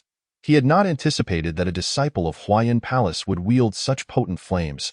However, while others felt the biting cold, Li Changchun was merely slightly chilled. Huangpu Binglan manipulated his palm, condensing a palpable blue chill within his grasp. I am eager to see which is superior. The crimson lotus flame or my frigid aura. Go. With a forceful push of his hand, the icy energy surged forth towards the fiery sun. Su Shuang exclaimed, her voice ringing out as flames erupted around her. She swiftly positioned herself in front of Lingling, thrusting her arms forward to create a dazzling red shield of fire. Resembling a radiant sun that emanated an intimidating heat, clashing fiercely against the encroaching cold in an instant. The hall was a tumult of extreme cold and heat, leaving observers feeling uncomfortable and restless. After a couple of breaths, however, due to the overwhelming disparity in strength, Huangpu Binglan's icy energy proved too tyrannical. With a splatter, Su Shuang coughed up a mouthful of blood, unable to endure any longer. The fire shield shattered into a cascade of fiery rain. Lingling and Su Shuang were violently thrown back several feet, crashing to the ground at Li Changchun's feet. Good heavens, so powerful, Li Changchun exclaimed, quickly retrieving 2 pills and placing them into the mouths of his disciples to alleviate their internal injuries. Master, we cannot defeat that fellow, Lingling said mournfully. Li Changchun rubbed his forehead, pondering the futility of his own intervention. Do you remember how I instructed you? If you cannot win, what should you do? Leave the Green Mountains, and we need not worry about firewood, they replied in unison. Exactly, retreat. Li Changchun called out to the dazed Jin Lian. Let us go. Jin Lian, momentarily stunned, quickly dashed to Li Changchun's side. Chapter 38. An utter lack of motivation. Li Changchun led everyone in a hasty retreat, swiftly departing the Grand Hall and soaring into the sky, disappearing from the 100 Sect Alliance in the blink of an eye. Yet, Huangpu Binglan merely watched them with a detached demeanor, making no effort to intervene. Master, they've escaped, the dog-headed strategist exclaimed anxiously. Huangpu Binglan, unfazed, rested his chin on his hand and replied, Indeed, our clan can see that. The strategist furrowed his brow. Why not stop them? Huangpu Binglan closed his eyes and nonchalantly declared, I can't be bothered to chase them. The strategist, with a canine visage, was utterly disheartened. What was the headquarters thinking, summoning him here? Such laziness was insufferable. Merely uttering a phrase about being too apathetic to pursue matters was simply unacceptable. Ever since the arrival of Huangpu Binglan, the strategist had diligently and earnestly reported and analyzed the situation in Faxian City, yet Huangpu Binglan listened with disinterest, as if it were none of his concern. For over a week, he had lounged in the Grand Hall, drinking and dozing, showing no inclination to address any pressing matters. When the opportunity presented itself with Huayan Palace, Huangpu Binglan seemed only intent on wrapping things up hastily, demonstrating an utter lack of motivation. The strategist was left speechless, sighing in resignation. After all, Huangpu Binglan was the superior, and the decision lay with him. Huangpu Binglan, however, felt remarkably unfazed. Having witnessed grand spectacles and participated in battles involving millions of celestial beings and demons, he regarded this venture as little more than a trivial errand. The demise of a few inhabitants of Faxian City was hardly a matter of consequence to him. He treated the journey as a leisurely retreat, dismissing any notion of pursuing others. The only remnant left behind was the grotesque figure of Xiang Shangling, who was similarly discarded by Huangpu Binglan as a nuisance. Poor Xiang Shangling, to his demise, had achieved nothing of value. Soon after, within the vegetable garden of Huayan Palace, Li Changchun spoke earnestly. In light of this recent conflict, it appears imperative that you both expedite your enhancement of strength, for Huangpu Binglan will undoubtedly become a significant threat. Lingling suggested, Why not have you, master, personally deal with Huangpu Binglan? Li Changchun, with a furrowed brow, humbly replied, I, too, find myself at a loss against him. Let us focus on the matter of strengthening our abilities. Understanding dawned on Lingling and Su Shuang as they recognized that Li Changchun was ill-equipped to contend with the frost-laden powers of Huangpu Binglan. The balance of natural forces was acknowledged. And Su Shuang inquired, Master, have you heard of the Tianhan Gorge? Tianhan Gorge? Li Changchun asked, puzzled. Su Shuang explained. It lies 500 miles from here, a place perpetually shrouded in frigid temperatures, where bone-chilling cold and snow blanket the land, making it an extraordinary locale for cultivating resistance to cold-based techniques. Lingling scoffed, Sister, are you attempting to lead us to our doom? It is said that even the Saint Monarch perished there. To train in such a place is akin to courting death. Su Shuang, with a playful smirk, replied, We need not venture deep. We can train at the periphery, which is, well, you understand. Enlightenment struck Lingling, realizing that Su Shuang's intentions were primarily to encourage their master to train in that formidable environment. Li Changchun, baffled by the cryptic thoughts of his disciples, pondered the proposal and deemed it a sound strategy. Training in such an inhospitable climate would bolster their fortitude against Huangpu Binglin's frigid powers. Very well, let us proceed to this Tianhan Gorge, he declared. You two must diligently practice to achieve breakthroughs at the earliest opportunity. Understood, Master. They chorused in unison, sharing a conspiratorial glance and smirking at the prospect of their master's eventual prowess. Afterward, Li Changchun conveyed their intentions to depart for training to Jin Lian, advising her to avoid confrontation with Huangpu Binglan by evading any potential trouble until their return. Thus, the trio set forth with resolute spirits towards Tianhan Gorge. Huangpu Binglan mused, rest assured, there's no need for concern regarding me. As long as you don't disturb my peace, I have no inclination to seek out trouble. Isn't it rather pleasant to drink and sleep in the 100 Sects Alliance? As a competent boss, it was his duty to hold the fort, ready to face any challengers. The trio journeyed forth, with Haizi providing swift passage. Occasionally, Lingling and Su Shuang, fatigued from flying, would snuggle against Haizi's broad back. Riding alongside Li Changchun, the distance, though extensive, seemed to diminish with their steadfast companion. After half a day, they successfully reached the entrance of Tianhan Gorge, where a biting wind and swirling snow greeted them. The snowflakes fluttered about like springtime willow catkins, blanketing the landscape in a brilliant sheen, making the gorge appear as if crafted from silver. The elongated icicles hung from the cliffs like crystalline daggers. Li Changchun tightened his collar, reflecting on the arduous path of cultivation. Shall we enter?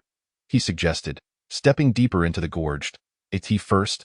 The periphery of Tianhan Gorge was merely forbidding, but as they advanced, the cold grew increasingly unbearable.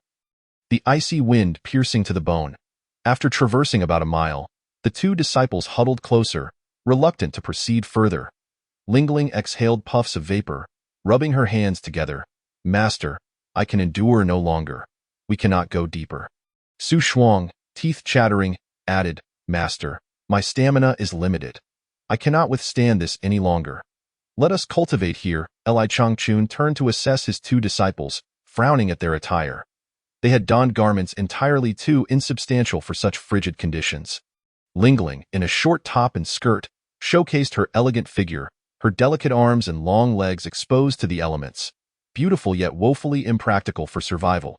Su Shuang, though more conservatively dressed in emerald robes, still dared to wear sheer garments in this biting cold. What folly is this? He lamented. Are you trying to freeze to death? Then let us train here. Li Changchun sighed in resignation. The two disciples promptly seated themselves, channeling their inner energy to combat the chilling winds of the gorge, their complexion improving significantly as they sat. Li Changchun, idly observing the enchanting winter landscape, felt little discomfort from the cold, merely a slight chill. Oh, Master, you need not concern yourself with us. We shall not hinder you. You may continue deeper into the gorge, Lingling urged. Indeed, Master, please proceed, Su Shuang echoed. Very well, Li Changchun acquiesced. You both train diligently. I shall explore ahead. With that, driven by curiosity, he ventured deeper, treating it as a leisurely excursion. The biting wind and frigid air were but a mild discomfort to him. As he ventured further into the gorge, the cold intensified. Su Shuang had not elaborated on the fact that the cold here was categorized into 9 levels. Lingling and Su Shuang had merely encountered the 3rd level, which was already formidable enough to deter even the mightiest cultivators. Li Changchun, oblivious to the escalating cold, continued to stroll, unwittingly advancing another 3 miles. The winds howled ferociously, akin to a wild stallion rampaging through the air, as the severity of the cold reached the 6th level. Even boiling water would freeze upon contact with the ground. Li Changchun shivered, tightening his collar. This place is indeed quite cold. I should have dressed more warmly. As he surveyed his surroundings, he noticed an individual seated by the roadside. Curiosity piqued, he approached, thinking he had encountered a fellow cultivator. The figure was entirely encased in ice and snow, rendering any features unrecognizable, save for a scruffy beard and a weathered visage that suggested he was an elder. Greetings, good sir. Li Changchun greeted warmly, Yet the old man remained motionless, as though he were lifeless, the wave of his hand before the elder yielded no response. Could he be frozen to death? Li Changchun pondered. Leaning in to check for breath, none. A further probe revealed a cold, still heart. The elder was indeed deceased. Li Changchun shook his head in disbelief. At such an advanced age, why not enjoy a peaceful retirement at home? To perish in such frigid conditions is lamentable. Noticing a sword embedded in the snow before the elder, he drew it forth. The blade measured about 2 feet 1 inch, forged from dark iron and emitting a faint chill. The hilt bore the likeness of a golden dragon, exuding an air of majesty, and the edge gleamed with a brilliance that reflected the snowy landscape. Point. One man's loss is another's gain, he mused. Seizing the exquisite weapon, feeling its quality far surpass any he had encountered before, I shall take this. With the thrill of discovery igniting his spirit, he rummaged through the elder's belongings, retrieving a token and an ancient jade ring. Yet, to his dismay, found no currency to accompany them. Li Changchun, filled with dissatisfaction, couldn't help but grumble to himself, oh well, after all, it's the wealth of the deceased. Why bother fretting over it? He picked up the token and the ancient jade ring to examine them. The token, crafted from pure gold, bore a vividly sculpted dragon head on one side, while the reverse was inscribed with 7 small characters. Shenjianmen, Wujijiansheng. Hey, although the old man was rather poor, his name certainly commands respect. Regardless, the token was made of pure gold. He thought it might fetch some silver coins at the market, so he tucked it into his waist. As he held the ancient jade ring in his hand, he couldn't discern its material, but it was undeniably flawless and warm to the touch. Exuding a subtle warmth, it seemed to be a valuable item, so he slipped it onto his ring finger. Hey, it fits perfectly, he mused, feeling quite dashing, his aura seemingly elevated in an instant. Thank you, old man. You can linger here for as long as you like with that. Li Changchun picked up the sword lying on the ground and waved it in farewell. After walking another 2 miles, he abruptly entered a realm of frigid air. The cold intensified, and the wind howled with unrestrained ferocity, rushing towards him like a horde of demons wielding great blades. The chill numbed his hands and feet, causing him to shiver involuntarily. Brr, it's so cold. Li Changchun felt a desire to retreat, lamenting to himself that he had dressed too lightly. Just as he was about to turn back, he suddenly spotted another figure sitting on the ground. Upon closer inspection, it was yet another old man, completely covered in frost, sitting rigidly without a hint of movement. Oh dear. Another one has perished. Li Changchun approached for an examination and found no signs of life. Shaking his head in disbelief, could this place be a haven for the elderly to take their own lives? Nevertheless, he thought it unwise to waste the opportunity. After all, we are professionals when it comes to reaping the deceased's wealth. He began to search the old man's belongings, only to scoff derisively. This is absurdly poor. He has nothing but a single ring. At least the first old man had a sword and a gold token. This second one only possessed a dark, metallic ring. Frustrated, he contemplated stripping the old man of his clothing. Calm down, Li Changchun urged himself, pressing his hands down in a gesture of restraint. It's not the old man's fault for being impoverished. Let him rest in peace. A gust of frigid wind swept through, causing him to shiver once more. He thought better of continuing forward in such scant attire, and hurriedly retraced his steps back to where Lingling and Su Shuang were meditating. Upon arrival, he was nearly incensed to see the 2 young women engaged in light-hearted conversation, clearly not focused on serious cultivation. Hey, what are you 2 up to? Upon noticing their master's return, the 2 quickly composed themselves, adopting a more serious demeanor. Lingling, with utmost solemnity, spoke, Master, we were discussing some minor issues we encountered in our cultivation. By the way, how did you return so swiftly? It was too cold ahead. So I thought it best to come back and warm up. Li Changchun casually tossed the long sword he had acquired onto the ground and settled down for a rest. Lingling and Su Shuang exchanged glances, their expressions revealing skepticism about the warmth of this cursed place. Master, where did you get this sword? Lingling inquired. There was a dead old man up ahead. Seeing that he was no longer among the living, I thought I might as well take the sword. Li Changchun pointed behind him with a grin. Dead old man? Lingling's face filled with doubt. Do you know who that might be? I do not. But he had this token. Perhaps you can recognize it. Li Changchun produced the pure gold token from his waist and tossed it to Lingling. Both she and Su Shuang leaned in curiously to inspect it.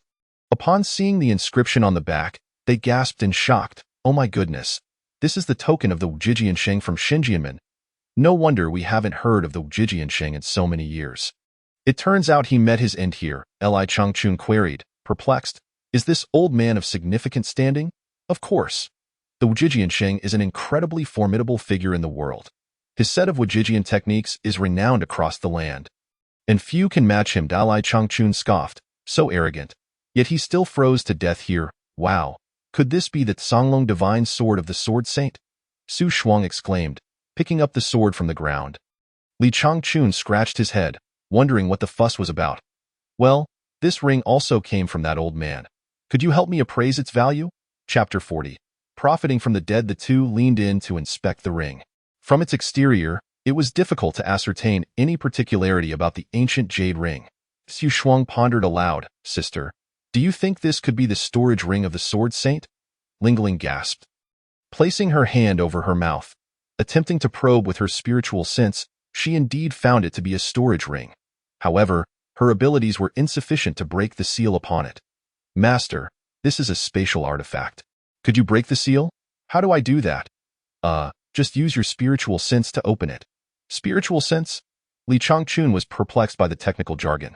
Reflecting on his status as a time traveler, he assumed it was akin to manipulating mental energy. With a mindset of experimentation, he brought the ring closer to his eyes, mentally chanting, "Open, let me in."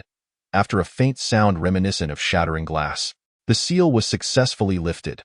Suddenly, a tempest of energy surged forth, expanding violently in all directions, sending Lingling and Su Shuang flying several feet away. Li Changchun, however, remained steadfast, the fierce winds rustling his clothes. Yet, his attention was not on the external chaos. Upon the ring's opening, his vision was illuminated. This was no mere storage ring. It was akin to a small world within. The space was vast, encompassing thousands of acres, adorned with verdant hills, crystal-clear waters, and lush greenery, a serene environment that brought tranquility to the heart. As his spiritual sense merged with this small realm, he realized, although beautiful, it exuded a certain stillness. Contrary to expectations for a storage ring, it was eerily empty. Wait a moment, Li Changchun thought, activating his spiritual sense and discovering that he was not entirely alone. In the grand scope of the space, a palm-sized jade slip floated silently in midair. He focused his spiritual sense, and the jade slip flew into his palm. Lingling and Su Shuang, covered in dirt and dust, hurried over to investigate. Master, what is this? It seems to be a cultivation manual. Now that Li Changchun was the master of the ring, the contents would be transmitted directly to his mind. What manual is it? Jiushi Yuan Yang Ju. Jiushi Yuan Yang Ju. Lingling exclaimed. What kind of technique is that? I've never heard of it. Li Changchun, taken aback, retorted. Why are you so surprised? I thought you would know. Ugh, I've simply grown accustomed to exclaiming in your presence. Li Changchun, at a loss for words, found himself equally speechless at the broken ring. Master, is there anything else inside? None? After considerable effort, I managed to open it, only to find a broken jade slip of a technique and a plethora of weeds. Nothing more. I couldn't help but grumble inwardly, concluding that the old man must be impoverished. I certainly wouldn't accuse him unjustly. I resolved to take it back to the disciples in Gogo village for their training. After all, it was hard-earned, and I could consider it a contribution to the library of Huayan Palace. Turning to Lingling, I inquired, do you possess a storage ring? Lingling shook her head and merely produced her embroidered little storage pouch. Here, take this ancient jade ring for your use, Li Changchun said, placing the empty ring into Lingling's hand while collecting the spiritual stones and jewels on the ground into his black iron ring, which had a larger capacity. Master, you show favoritism, Su Shuang grumbled. I don't have a storage ring either. But didn't I give you a sword? That should even things out. Li Changchun waved his hand dismissively. Lingling and Su Shuang exchanged glances, each tossing their heads in disdain, feeling that the other had gained the better end of the deal. Enough of this nonsense. Focus on your training. Time is of the essence. Li Changchun admonished. The two complied with a reluctant "oh" and resumed their poses of meditation. Lingling whispered, "Master, why not take another look around? Perhaps you might find some more treasures." Xu Shuang enthusiastically nodded in agreement. Li Changchun chuckled to himself, realizing they had yet to reach the end of this gorge. Having struck gold twice already, he felt invigorated. After all, what was a little chill when the rewards were so great? "You two stay here.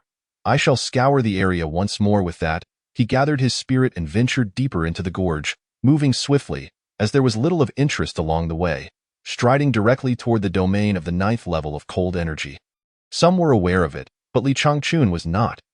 Many millennia ago, this cold canyon was notorious as the Grave of Saints, a treacherous area that had never been breached into the 9th level of cold energy since its discovery. Even the 8th level was lethal enough to freeze an immortal, such as that impoverished old man, who had indeed perished from the icy grip, his soul ravaged by the frigid currents. What secrets lay within the 9th level that even immortals would risk everything to obtain remained shrouded in mystery. Chapter 41. Crystal clear water. Li Changchun progressed swiftly, while others around him suffered from the biting cold. He found himself growing increasingly warm, drenched in perspiration. Oddly enough, the heat radiating from his movement seemed to counter the chill. The howling winds became gentle as they approached him, caressing his body like a spring breeze. Finally arrived, he gasped, doubling over to catch his breath at the spot where the old man had once been. "See, exercising wards off the cold. Those old geezers meditating here are utterly misguided. They should be bouncing around instead." After a brief respite, he wiped away the sweat and glanced once more at the old man before continuing forward. After taking a few more steps, he suddenly felt an intense chill, the cold energy increasing exponentially. The bone-chilling cold pierced through his skin like needles. Ahead lay a thick fog, obscuring visibility to discern what lay beyond. This was due to the overwhelming density of the cold energy. Gritting his teeth, he pressed onward, the cold intensifying with each step, the fog thickening, and the pressure of the frigid air made it difficult for him to breathe. "Huff, I'm feeling a bit oxygen-deprived," he thought, feeling dizzy from the weight pressing down on him. Scanning the surroundings, he surprisingly spotted a pool of water. Remarkably, in this icy realm, it had not frozen. Warm steam wafted gently above the surface, resembling a hot spring. Beside the spring stood a stone tablet inscribed with words. "The goddess perished in the ethereal realm. The hot spring flows like a great river. Beneath the earth burns a vermilion fire, while soft smoke rests by the sandy shore." What a beautiful poem, Li Changchun mused as he approached, taken by its beauty. An idea struck him. Since he was here, why not indulge himself? He quickly shed his clothing and leaped into the hot spring with a splash. Ah, bliss! Immersed in the warm water, he felt all weariness evaporate, replaced by a refreshing clarity, his body enveloped in a delicate embrace akin to a lover's kiss. Closing his eyes, he savored the soothing comfort that nature bestowed upon him. After soaking for half an hour, he felt incredibly light and invigorated, reclining against a boulder beside the spring, pondering that it was far better to share joy than to keep it to oneself. Why not invite Lingling and Xu Shuang to join him? It would serve as a fine remedy against the cold as well. His thoughts wandered to the graceful figures of his two disciples. "Stop! I am their master. How can I harbor such inappropriate thoughts towards them?" Resolute in his decision, Li Changchun exited the spring, donned his garments, and made his way back. Yet, he noticed an odd sensation. The cold energy in the gorge no longer bothered him. He felt no chill whatsoever. "Hee, this hot spring is truly miraculous," he chuckled. Moreover, as he walked, he realized that after traversing over 10 miles, he was neither flushed nor breathless. He felt remarkably invigorated, his stamina significantly enhanced. He marveled at the enchanting properties of the hot spring. Upon returning to Lingling and Xu Shuang, he was greeted with urgency. "Master, why are you back again?" Lingling asked hastily. "What of the battle?"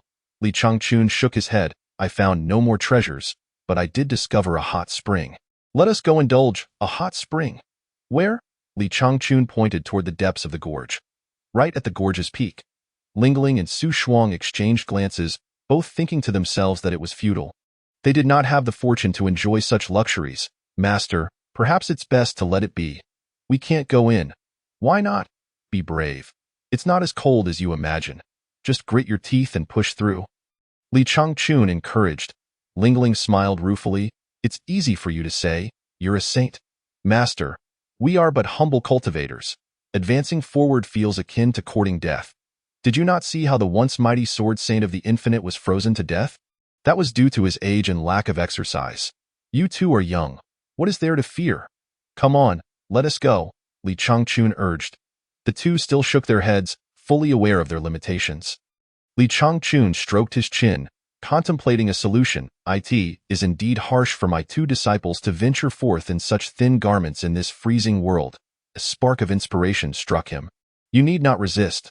I shall take you inside. How do we get in? Come here, Li Changchun gestured toward the black iron ring, saying inside. It is warm and pleasant, huh? Lingling exclaimed in surprise. Master, storage rings cannot carry people. Can they? They can. My storage ring can carry people, so do not worry. The two, half believing, relaxed their minds, ultimately choosing to trust their master. With a thought, Li Changchun made their figures vanish, and they reappeared within the storage ring. Curiously looking around. All set. Li Changchun snapped his fingers. Now, let us go enjoy the hot spring. Soon, he led them back into the domain of the 9th level of cold energy. Li Changchun felt no chill at all and effortlessly released his two disciples. The moment they emerged, the two disciples felt as though they had plunged into an ice-cold abyss, barely managing a startled cry before being instantly frozen by the relentless cold. The 9th level cold energy was unforgiving. Goodness, must it be so exaggerated? Li Changchun thought, startled, and swiftly scooped them up, tossing them into the hot spring. Thankfully, he was quick enough that Lingling and Su Shuang had not yet been completely overwhelmed by the frigid energy and were rescued just in time. After merely 2 breaths in the spring, they felt rejuvenated. However, both felt a significant drain on their spiritual essence, inwardly cursing their unreliable master, vowing that he would eventually lead them to their doom. Sister, do you feel something peculiar about this water? Su Shuang asked, frowning. Indeed, it's quite strange. I suddenly don't feel cold anymore, Lingling replied, reveling in the warmth. No, Su Shuang insisted, shaking her head. Focus on your spiritual strength. Lingling closed her eyes in introspection, then suddenly opened them wide, exclaiming, my spiritual power is rapidly increasing. Li Changchun grumbled, Lingling, must you always be so dramatic? You frighten me with your outbursts. Cough, cough. Lingling composed herself. Master, what is this water? Why, it's a hot spring, nourishing for body, mind, and soul. Isn't it delightful? The two disciples nodded silently, acknowledging their master's words. Indeed, it seemed that the immersion had a remarkable effect on nourishing and enhancing their souls, yielding results that were nothing short of extraordinary. They ceased their conversation, allowing their minds to relax as they melded their bodies into the pool of water, wholeheartedly absorbing this invaluable opportunity. The augmentation of soul strength does not equate to the cultivation of true energy. In fact, it is several times more challenging than the latter.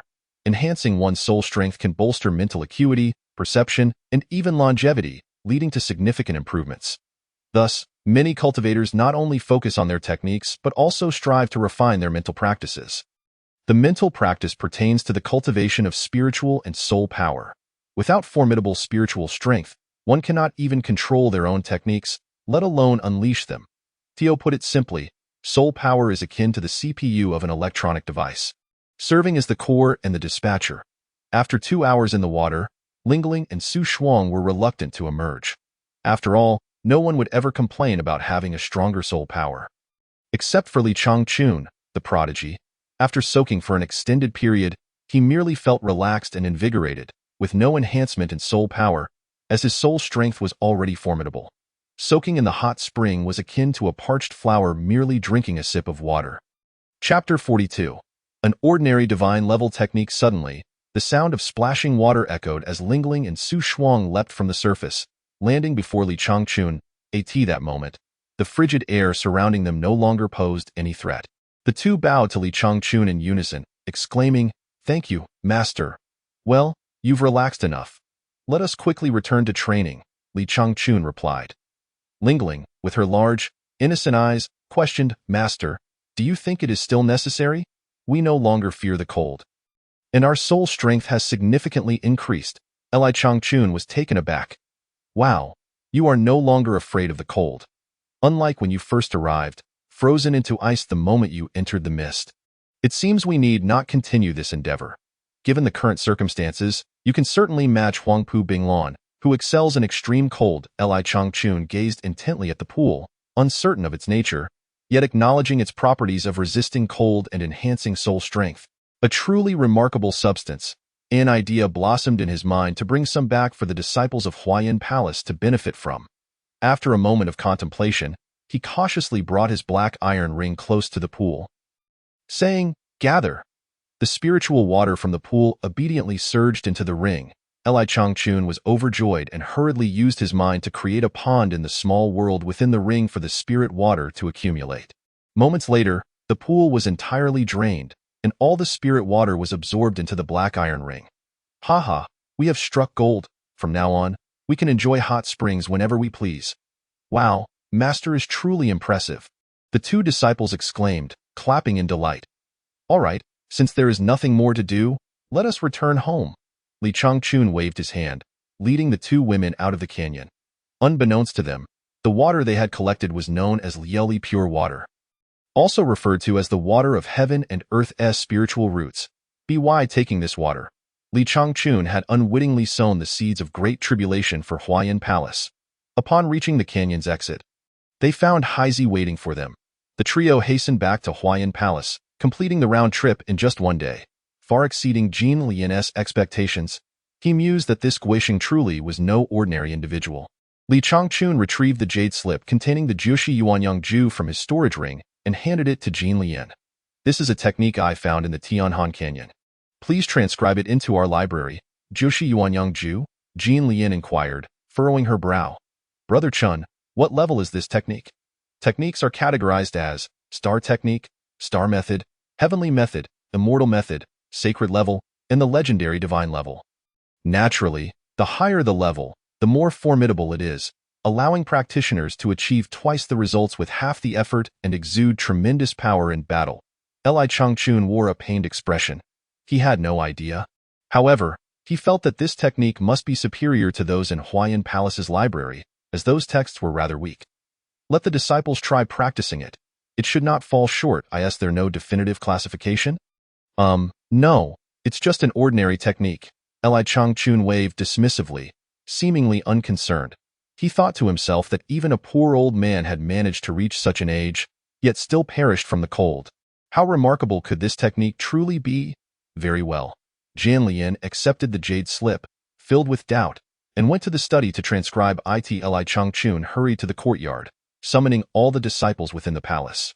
Dazhuang asked, "Village chief, what is your command?" "Get to work. Build 2 bathhouses in that vacant area," Li Changchun instructed. "Build bathhouses?"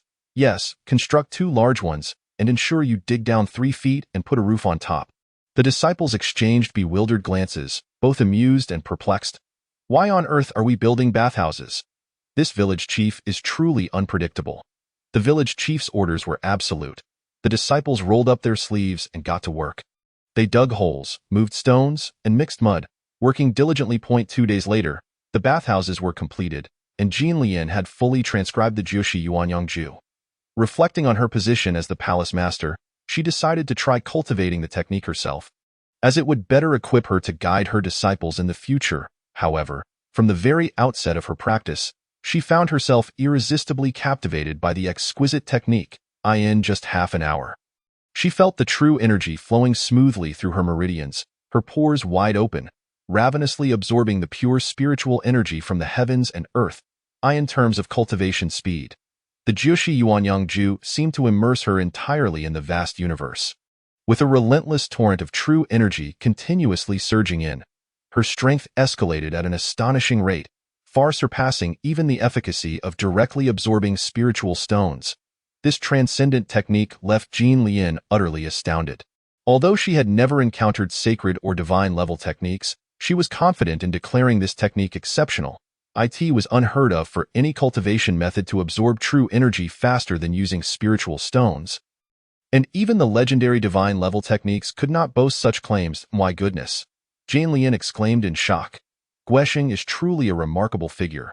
Could it be that a celestial being descended from the 9th heaven is toying with us? Such a powerful technique is merely deemed ordinary? With a grin, she mused, Huayan Palace must be blessed to have Guoxing's favor. The brilliance of Jushi Yuanyangju heralds a glorious future. I must hasten to share this excellent technique with the disciples. Jian Lian thought joyfully, feeling a sense of excitement she hadn't experienced in a long time. Bouncing with enthusiasm, she gathered all the disciples, excluding the two busy with farming in the backyard. Su Shuang and Lingling had declined to join due to their prior commitments. Jian Lian earnestly and thoroughly shared the insights of Jushi Yuanyangju with the disciples. The teachings were straightforward and easy to comprehend. The essence of the method was beautifully simple, making cultivation feel entirely natural.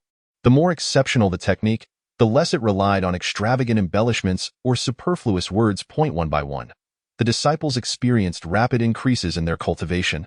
Palace Master, this is moving too fast. My heart can hardly take it. Palace Master, I can hardly stop this momentum. What an overwhelming tide of spiritual energy. This is exhilarating. Palace Master, what kind of technique is this? It's simply extraordinary. The disciples exclaimed in excitement, astonished by the results that equaled a month of diligent cultivation in mere moments.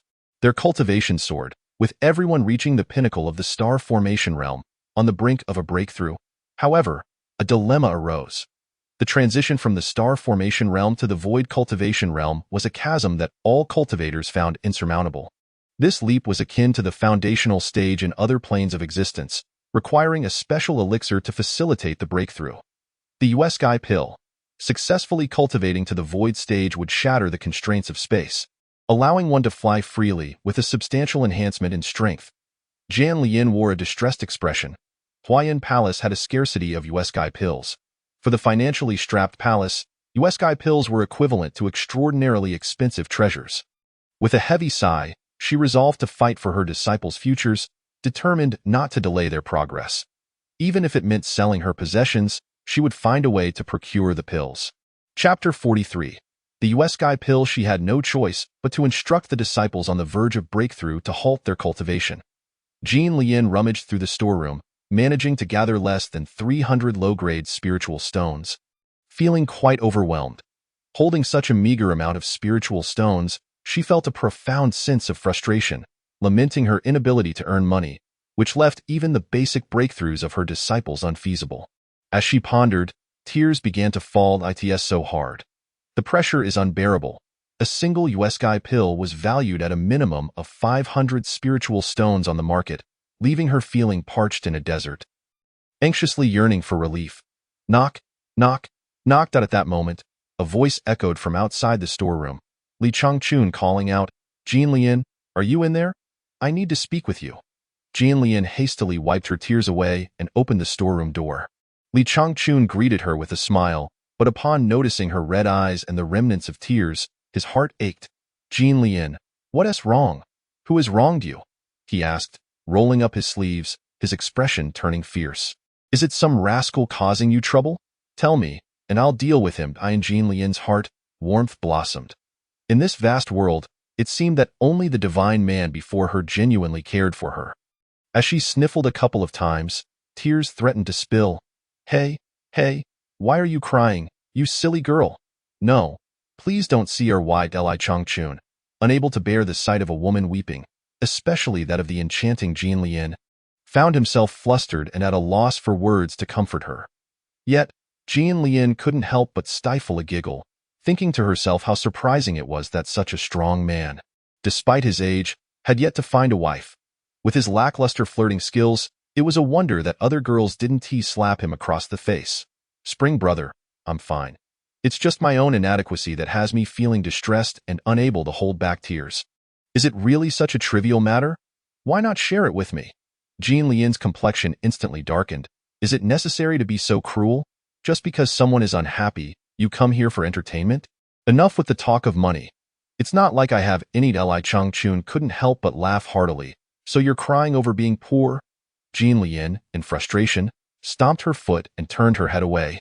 I won't talk to you anymore. Wait, I just couldn't help it. I'm sorry, he replied. Li Changchun, using his thoughts to communicate with his storage ring, began to unload a plethora of treasures. Spiritual stones and jewels of all colors tumbled onto the ground. These riches were amassed from the treasures of the Wajijian saint and the spoils of the Tianjiao's vault. Jianlian, do you think this is enough? Without needing Li Changchun to speak, Jianlian was already entranced. Her mouth agape in disbelief, it felt like a dream. She had never seen such an abundance of resources in her lifetime. She picked up a deep purple spiritual stone shimmering with blue light. Incredulously asking, is this a high-grade spiritual stone? It should be, Li Changchun replied with a sheepish smile. Feel free to take whatever you need. If it's not enough, I'll find a way. Jianlian gazed at the mountain of high-grade and mid-grade spiritual stones in astonishment. It was overwhelming, so much so that she couldn't believe it was real. Shaking her head vigorously, she rubbed her eyes and pinched her own cheek. The pain confirmed everything was indeed real. Spring brother, are you really willing to give this to me? What is there to hesitate about? Li Changchun squatted down, pulling out 2 silver notes from the pile and generously declaring, this is enough for me. You can keep everything else, Spring brother. I truly don't know how to express my gratitude. Hee. Perhaps you should consider offering yourself in return. Ha. Sure. Without a moment's hesitation, Jianlian agreed, catching Li Changchun off guard. Don't joke around, he stammered, suddenly flustered. I was just kidding. Jianlian's expression grew serious. Spring brother, I don't think you're joking. Surely you have the courage to follow through on your words? Li Changchun's face flushed crimson. His heart racing uncontrollably, he felt suddenly parched and at a loss, thinking, oh no, I might lose my virginity today. What am I going to do? He mentally chided himself. Li Changchun, you really have it rough. You went to plant vegetables in her sect and ended up wooing the sect leader. A pile of colorful stones has turned into a celestial wife. This is too surreal. Calm down. Jianlian frowned. Spring brother, just one question. Does your word count? Li Changchun was taken aback. What do you mean? You said I could offer myself in return. I accept. What comes next? Li Changchun stuttered, sweat beading on his forehead.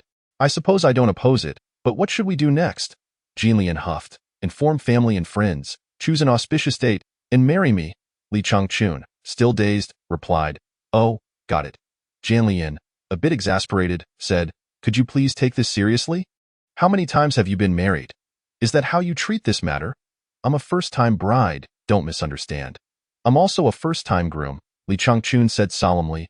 I thank the celestial wife for not minding.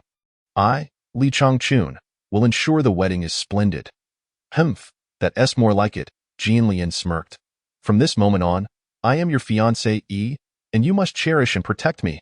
Absolutely, I will do everything in my power to cherish my esteemed wife. He replied earnestly, saluting her. Jianlian laughed, her charm radiating, as she found his foolishness amusing. With their conversation flowing easily, she felt less restrained as she looked over the pile of spiritual stones and jewels on the ground. Nonchalantly, she picked up a few spiritual stones, estimating they would suffice to purchase soaring pills for over 20 disciples, and decided not to take any more. Spring brother, I have enough. Please keep the excess. Why keep it? Let it stay here. It just takes up space in my ring, he chuckled. Jianlian felt her mouth twitch. This man treated wealth as if it were garbage, then let it remain in the warehouse. You're welcome to take what you need at any time. Jianlian adjusted her posture, suddenly recalling that Li Changchun had mentioned he had something to discuss when he knocked on her door. By the way, Spring brother, what did you come to see me about? I've built 2 hot springs in the backyard. I wanted to report it to you. Hot springs? Jianlian smiled faintly. All right, I understand. I'll arrange for the disciples to visit later. She chuckled inwardly at how adorable Li Changchun was in the realm of cultivators. There was no need for such earthly pleasures. A simple wash would suffice. And soaking in hot springs seemed unnecessary. Well, take it seriously. The hot springs are quite comfortable, Li Changchun reminded her. All right, I understand, Jianlian said, flicking her hair. It's getting late. We should rest. There's much to do tomorrow. What tasks? Li Changchun asked curiously. You've accelerated the cultivation speed with that manual. The disciples are ready to break through. I need to procure some soaring pills for them. Jianlian slightly bowed. I feel embarrassed to admit that I've been fretting over how to buy them due to a lack of funds, and here you are bringing me money. Oh, I see. Li Changchun nodded silently, realizing that Jianlian was not greedy for wealth. Everything she did was for the sake of her sect and the future of those young disciples in Guagua village. Chapter 44. Breaking into the celestial prison the following day. Jianlian, filled with sufficient spiritual stones, set off joyfully down the mountain to purchase soaring pills. She arrived at the Lingdon Hall, a place where elixirs were sold within the city. "Greetings, alchemist, I would like to purchase 30 soaring pills." Jean Lien stated directly. "30 pills?" The salesman was momentarily taken aback before regaining his composure and handing her a form. "Please fill this out." Understanding the procedure, Jean Lien took the form and provided detailed information about her sect and the intended use. After affixing the identity seal of the Huayan Palace, she reviewed it for correctness and submitted the completed form respectfully. And of course, Taoist elixirs were not available for just anyone with money. One needed a clear sect identity for transactions to be permitted at the Lingdon Hall. Those of nefarious affiliations or malevolent creatures were not served here. As the salesman reviewed the information, his frown deepened, and he waved his hand dismissively at Jean Lien. "I'm sorry, but we cannot sell to the Huayan Palace." "Why not?" Jean Lien asked, furrowing her brows. "The Huayan Palace is a reputable second-tier sect, registered in the records of the 100 Sect Alliance." "Ah? So you are the palace master," the alchemist replied, waving his hand dismissively. "You needn't explain it to me. We are strictly regulated by the 100 Sect Alliance. If the Alliance deems you unqualified, we cannot sell you elixirs. Please leave." "What makes the Huayan Palace unqualified?" "You may consult the 100 Sect Alliance if you have doubts, but I cannot provide explanations. I am merely enforcing the rules." As he spoke, he crumpled Jean Lien's completed form and tossed it into the trash bin, secretly mocking her. The Huayan Palace was notorious for its indiscriminate killings and had offended numerous sects. It was no surprise that their records were tainted. Desperately, Jean Lien inquired, "May I ask what it would take to qualify for a purchase?" The alchemist replied, "If you can provide a letter of proof from a strategist or trusted individual of the 100 Sect Alliance, I would have no reason to deny you." Jean Lien's heart raced with anxiety. The recent entanglements with the 100 Sect Alliance were still unresolved, and if she went there, she would likely not receive the proof she needed. Contemplating her options, she resolutely decided to make a trip to the 100 Sect Alliance for the future of the Huayan Palace, firmly believing that with good communication, she could clarify the situation. Reluctantly exiting the Lingdon Hall, Jean Lien made her way toward the 100 Sect Alliance, her mind heavy with thoughts on how to articulate her case. As she walked slowly, lost in her worries, she unconsciously reached the entrance of the 100 Sect Alliance. After announcing her name, she was led into the discussion hall. Inside, Huangpu Binglan sat languidly in the main seat, leisurely sipping wine and pondering life. The dog-headed strategist stood respectfully at the side, welcoming visitors from various sections. When it was Jean Lien's turn to step forward, the dog-headed strategist sneered. "What brings you here?" "Palace Master Jean? Have you come to deliver the culprit?" Jean Lien nervously fidgeted with her clothes. "I wish to purchase some soaring pills for my disciples and humbly request a letter of proof from the strategist." "A letter of proof?" The dog-headed strategist laughed mockingly. "Are you requesting proof of the Huayan Palace's indiscriminate killings and underhanded tactics?" "Strategist, the Flower Flame Palace is truly not as you perceive. In fact, those matters were orchestrated by the machinations of the Heavenly Terror. Given that your faction has already annihilated Heavenly Terror, it seems rather inappropriate for the Golden Sovereign to shirk responsibility in such a manner. The strategist may conduct a thorough investigation. The Flower Flame Palace is entirely cooperative." "Humph." The cunning strategist scoffed dismissively, addressing Huangpu Binglan, who sat in the central position, with a formal bow. "The sovereign of Huangpu has stated that the Flower Flame Palace must surrender the culprit and clarify the circumstances before any further discussion. Yet, not only has your palace disregarded this, but you have also engaged in combat with the sovereign of Huangpu. I have been meaning to seek you out these past few days." Huangpu Binglan subtly curved her lips, succinctly stating, "Flower Flame Palace, surrender the culprit." Jean Lien turned her gaze toward Huangpu Binglan and, with a bow, replied, "The mastermind behind the scenes is Xiang Wentian of Heavenly Terror, but he is already deceased." "Then that leaves us with no evidence, does it?" Huangpu Binglan mocked. "It seems the Golden Sovereign will have to ponder this matter further." With a casual wave of her hand, she instructed a nearby guard, "Seize her and confine her in the celestial prison for some serious reflection. We do not wish to hear any nonsense. You shall be released only after you have reflected and confessed." With that, she reclined in her chair, closing her eyes, disinterested in further inquiries. She appeared lethargic and straightforward. Observing the two approaching guards with weapons at the ready, Jean Lien was drenched in sweat, grappling with the dilemma of whether to resist or submit. Unlike Li Changchun and his reckless companions, she felt a profound unwillingness to surrender without a fight. It was deeply unsettling, as if the world had turned dark. The cunning strategist, however, secretly ridiculed Jin Lian as a foolish woman, believing she had come to seek her own demise amidst such turmoil. Did she truly think the 100 Factions Alliance was a place one could enter and exit at will? Were it not for the new sovereign's lethargy, they would have already stormed the Flower Flame Palace. Very well, since you have come, do not think of leaving. It is time to teach you, the little sovereign, a lesson. Jin Lian bit her lip, desperately asserting, Sovereign Huangpu, please discern the truth. Yet Huangpu Binglan remained as unyielding as an iceberg. Her eyelids not even fluttering. The cunning strategist, understanding the cue, coldly commanded the guards. What are you waiting for? Seize her and throw her into the celestial prison for rigorous interrogation. The guards bowed in acknowledgement and swiftly advanced toward Jin Lian. As she fought internally, she silently reached for the hilt of her sword, feeling a surge of indignation. Caution! This which possesses a heart of cruelty. They are intent on forcibly capturing her.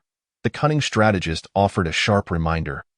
With a clang, the guards drew their steel blades, closing in on Jin Lian with the swiftness of a storm, effectively surrounding her. Sovereign Huangpu, Jin Lian relinquished her grip on the sword, raising her hands in surrender.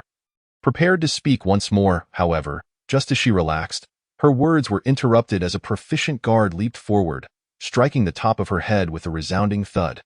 The force was tremendous. Jin Lian was instantly left dizzy and speechless, blood cascading down her face and staining half of her cheek. Her body swayed uncontrollably, on the verge of collapsing to the ground. Two guards rushed to support her, each grasping an arm tightly. The cunning strategist gestured, and the guards dragged Jin Lian's weakened form toward the prison.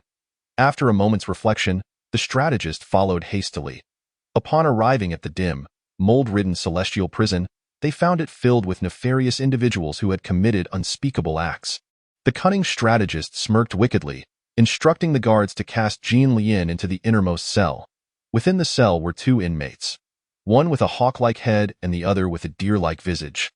Notorious in Faxian City for their vile deeds, the cunning strategist commanded the guards to leave Jin Lian in the cell, glancing back at the two miscreants with a sinister smile. Let these two torment Jin Lian for a while. It will be a small favor for them. Chapter 45.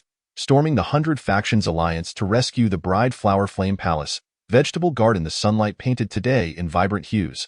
The blossoms of life are our smiles. Ah, what a splendid day it is! Li Changchun hummed a delightful tune while pruning the fruit trees, reflecting on the remarkable growth of his disciples. What a splendid day indeed! Suddenly, he felt a sharp pang in his heart, akin to being pricked by a needle. Shortly thereafter, a system notification echoed in his mind. Please hurry to the 100 Factions Alliance to rescue your wife. The time limit is 5 hours. Failure will result in a deduction of 5 years from your lifespan, while success will reward you with an electronic device. Li Changchun's mouth twitched.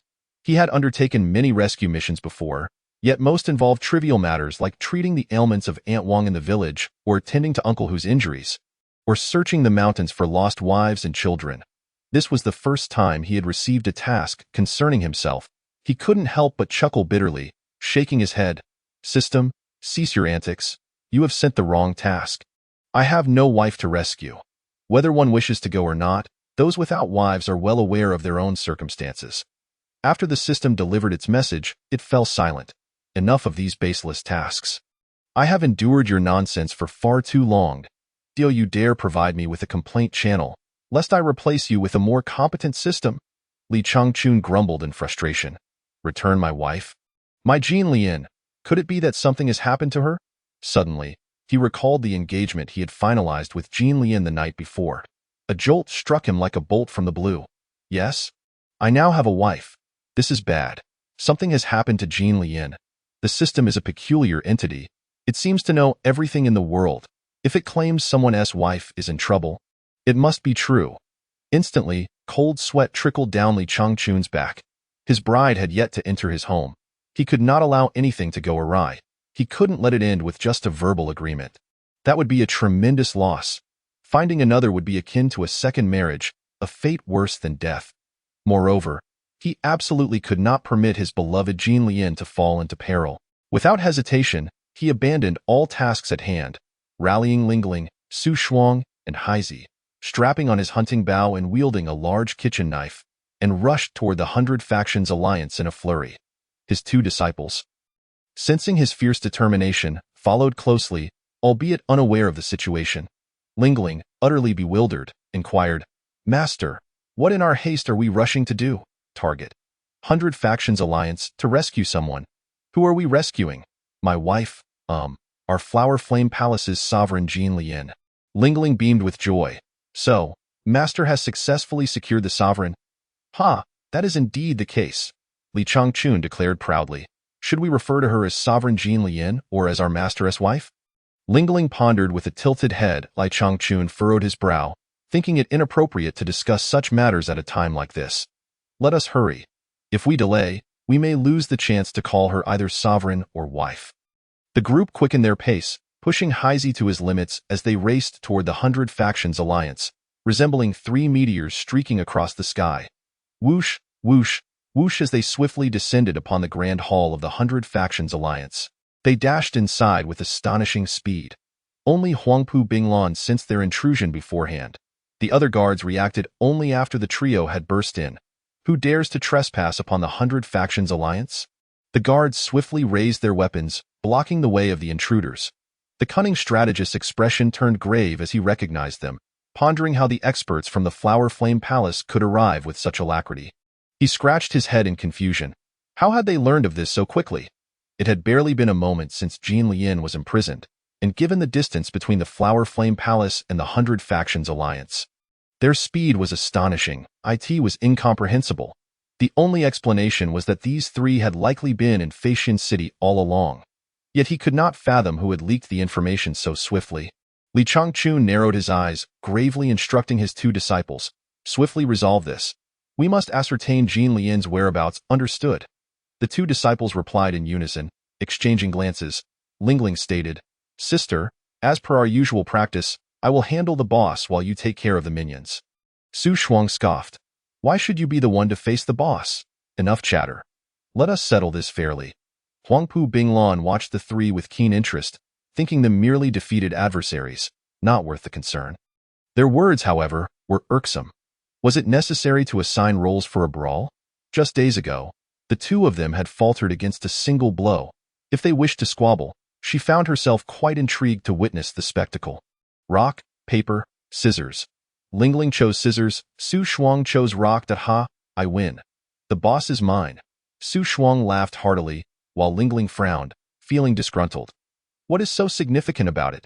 The members of the 100 Factions Alliance could not help but stagger, muttering, Can we not take this seriously? This is the grand hall of the 100 Factions Alliance. After all, Huangpu Binglan's expression darkened. This is unacceptable. It shows a profound lack of respect. She immediately invoked her authority as sovereign, scolding those below. I see you have not learned your lesson, daring to create chaos here. As he spoke, his palm waved, and a swirl of chilling azure frost wafted from his hand. The temperature within the grand hall plummeted suddenly, causing everyone present to feel as though they were ensconced in a frigid winter landscape, involuntarily shivering. The trio from Huayan Palace remained unfazed. After all, those who had braved the 9th level of cold in the Cold Valley would hardly be troubled by such a trifling chill. Li Changchun withdrew to the wall, bow in hand, silently observing, leaving the battlefield to his 2 disciples. Hey, you icy fiend, release my master's wife, or we shall surely make you regret it, Lingling exclaimed, pointing accusingly at Huangpu Binglan. Master's wife? Huangpu Binglan scoffed. Well, let us see if you possess the capability to back that up. Yu Shuang gently pulled Lingling aside, asserting, He is mine to deal with. That ragtag bunch beside you is yours. Allow me to handle this. Lingling, with an annoyed glance, retreated, casting a furious stare at the group of lesser foes, her fists clenched, too disinterested to even retrieve her scythe. The guards exchanged glances, and one of them suddenly interjected. Wait a moment, the space is limited. Let us first witness their contest. The strategist with a dog-ass head stepped forward. If your junior sister cannot best our leader, you may assist her. If she can, then she should simply surrender. Lingling pondered this, finding the reasoning oddly compelling. She tossed her head defiantly to the side, declaring she would not fight, deeming it uninteresting to engage with mere minions. The strategist and the guards collectively exhaled in relief, for they had heard tales and witnessed the ferocity of this girl. Over 20 sect masters had fallen at her hands. Naturally, they preferred to avoid confrontation with her. The audience gathered to witness the clash between Su Shuang and Huangpu Binglan. In a flash, Su Shuang initiated her assault. Wielding the sacred dragon sword, imbued with her unique flame techniques, she appeared as a magnificent fire sword in hand, leaping forth like a shooting star aimed at Huangpu Binglan. Chapter 46. Masters of the Sacred Realm. Nothing more. Ha! Overestimating yourself, Huangpu Binglan replied with an indifferent smile, flicking the chilling aura resting in his palm away. Instantly, the frigid air enveloped half of the grand hall. Centering around Su Shuang, encasing her within its icy grasp, a smirk crept upon Huangpu Binglan's lips as he mused. This girl had not even summoned her fire shield to defend herself, truly a death wish. However, to his astonishment, Su Shuang did not falter for a moment. She pierced through the realm of frost with her sword, striking directly at Huangpu Binglan's face. How can this be? Huangpu Binglan's expression shifted. Just days prior, this girl could not withstand his absolute zero aura even when exerting her full strength. Yet today she seemed utterly unfazed by it. It was truly beyond comprehension. Even when facing a sacred monarch, the extreme cold would be a significant burden, he thought, astonished. But there was no time for contemplation, as the sharpness of the sword energy bore down upon him. Bang! Huangpu Binglan moved, his figure transforming into a wisp of ice mist. Vanishing from sight, the mist escape technique, akin to blood escape and earth escape, demanded immense energy to evade danger in an instant. Su Shuang struck nothing but air, swinging her sword in vain, only to realize an icy presence above her. She swiftly looked up, spotting Huangpu Binglan floating above the hall, his hands gracefully swirling as he directed a massive orb of solidifying azure frost towards her. "Little fox, catch this," she shouted. Su Shuang erupted in fiery flames. Thrusting her sword forward, whoosh, the extreme cold rushed towards her, instantly coating the surrounding furniture with a glistening layer of frost. Yet, for Su Shuang, it was merely a matter of atmospheric resistance. She felt no harm whatsoever. Huangpu Binglan furrowed his brow, perplexed by the situation. Just before the sword energy reached him, he hastily spun away, transforming into a swirling mist to evade. Bang! Su Shuang's sword struck empty air once more, her expression growing increasingly impatient. Is this all a sacred realm master can do? Hide and evade? A flash of blue light illuminated the hall as Huangpu Binglan reappeared over 10 meters away from Su Shuang, grappling with various questions and uncertainties about how to counter her. Out of curiosity, he inquired, "Little fox, how is it that you remain unafraid of my extreme cold?" "What extreme cold? It's hardly sufficient to dampen my spirits." "You presumptuous fool," she retorted, her words slicing through the air like a blade. Huangpu Binglan's lips twitched, taken aback by her audacious insult. No one under heaven dared to claim his extreme cold was ineffective. For even the sacred kings had praised its might. This arrogant girl would soon learn what it meant to face the blades of wind and frost. With a dramatic flourish, Huangpu Binglan summoned a tempest of frigid wind within the hall, the howling cold striking terror into the hearts of the onlookers. Whoosh! The swirling winds coalesced around him, forming a blizzard-like cyclone. Ice shards mixed with frosty mist crackled ominously, blades of wind and frost. "Attack!" Huangpu Binglan commanded, directing the chaotic snowstorm into a massive crystalline white tiger that lunged at Su Shuang, its sharp fangs glistening like swords. "Roar!" "Merely a parlor trick," Su Shuang scoffed, her disdain palpable. With a flick of her wrist, the sacred dragon sword danced through the air, manifesting a dragon's head that dwarfed the ice tiger. "Roar!" The arena erupted in a cacophony of dragon roars and tiger howls. Boom! The two forces collided, sending a cloud of dust into the air, shaking the very ground beneath them. "Sacred dragon sword?" Huangpu Binglan exclaimed in horror. "Little fox, what is your relation to the unmatched sword saint?" "Humph, not telling you." Su Shuang replied with a mischievous grin, her footwork swift as she charged towards Huangpu Binglan, calling out, "If you're a man, don't run." Huangpu Binglan could only smile bitterly to himself. Here he was, a master of the sacred realm, being pursued and battered by a mere little fox of the ascending realm, unable to land a single blow in return. How utterly ridiculous, with so many eyes upon him in the grand hall. Huangpu Binglan felt it inappropriate to employ the missed escape once more. Gritting his teeth, he summoned the imposing presence befitting a sacred realm master. Bring forth your sword. His palm opened, conjuring a crystalline ice sword that shimmered in the light. With a deft twist of his wrist, the ice sword moved with lightning speed, slicing toward Su Shuang's waist. Su Shuang, ever agile, countered the attack, transforming her thrust into a block. The silver sword whirled in a dazzling display, blending the shadows of the rainbow and ice, leaving the spectators to hear only the sounds of combat without witnessing the techniques employed. The speed was staggering, awe-inspiring. Su Shuang's sword danced like a white serpent, hissing through the air, while also weaving like a dragon, moving effortlessly at times. She was as light as a swallow, and at others, as sudden as lightning, her strikes falling like leaves in a tempest. Huangpu Binglan unleashed a torrent of aggressive attacks, his swordplay surging forth with the might of 1,000 troops, moving at such a pace that it was nearly impossible to follow. Clang, clang.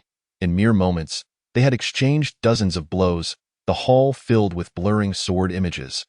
The air thick with tension as onlookers sought refuge, fearing for their safety. Suddenly, a sharp crack echoed through the hall. Huangpu Binglan's ice sword could no longer withstand the clash with the sacred dragon sword. Shattering like glass into countless shards, it was well known that a truly formidable weapon could elevate its wielder beyond their limits. Filled with exhilaration, Su Shuang pursued Huangpu Binglan, her sword dancing in a flurry of strikes. Devoid of his weapon, Huangpu Binglan could only retreat, conjuring waves of extreme cold to fend off Su Shuang's relentless onslaught. Yet, Su Shuang pressed on without flinching, absorbing the frigid blasts with her body, intent on relentlessly pursuing and attacking Huangpu Binglan. Swoosh! Caught off guard, Huangpu Binglan felt a sharp sting on his shoulder, his body spinning as he utilized the missed escape to flee the hall. Grimacing in pain. This wound was grievous. Had he not been a sacred realm master with commendable defenses, he would have surely lost the arm. Even so, the sacred dragon sword had pierced through skin to reach muscle. Ha! Fleeing again! Su Shuang mocked. What a pathetic sacred realm master you are. Huangpu Binglan's face flushed from embarrassment, his spirit dampened by the unbearable ache in his shoulder. Such is the way of the world. Little fox, we shall meet again in another life. Until then, farewell. A master of the sacred realm reduced to fleeing from a mere ascending realm practitioner. How utterly disgraceful, leaving behind a final, scathing remark, Huangpu Binglan transformed into a swirl of ice mist. Just then, Li Changchun, bow drawn, aimed at the doorway where Huangpu Binglan had just exited. Well said, but incorrect. This fellow cannot escape so easily. My wife has yet to be rescued. I shall not allow him to flee unscathed. A tremendous pressure descended from above, boom. Before Huangpu Binglan could make his escape, he was suddenly forced to kneel upon the ground, the ice mist surrounding him dissipating in an instant. Then, with a splatter, he coughed up a mouthful of blood. The overwhelming force rendered him breathless and immobile, a palpable threat of death looming over him. Panicking, Huangpu Binglan looked up to find Li Changchun, bow drawn and aimed directly at him. Celestial being, hold your fire. Please do not shoot. I shall not run. Chapter 47. In dangerous times, let Lingling take the lead. Li Changchun burst into laughter, and no matter how skilled you are, you still fear my hunting bow. Do you not? Without even firing, he had reduced Huangpu Binglan to a kneeling supplicant. Su Shuang, go, bring our quarry over. Su Shuang grinned mischievously, running forth to press the sacred dragon sword against Huangpu Binglan's neck, dragging him back. Run now, will you? Hemph, with such meager skills before my master, you think you can escape?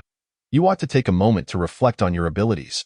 Huangpu Binglan found himself at a loss for words, engaging in self-mockery as he realized that from the very beginning, he had merely played the role of a jester, serving as a mere training tool for others, only to be defeated and left powerless under an overwhelming presence. This was the true mastermind behind the scenes. Reflecting on why the disciple of his adversary seemed unfazed by the frigid aura, it became clearer. Exceptional individuals often possess extraordinary abilities. Li Changchun sheathed his bow and brandished a large kitchen knife. Directing an angry inquiry at Huangpu Binglan, "Speak. What have you done with my wife, Jin Lian, the leader of the Huayan Palace?" Huangpu Binglan stammered in response, "She is locked in the heavenly prison." Li Changchun commanded, "Take me there immediately."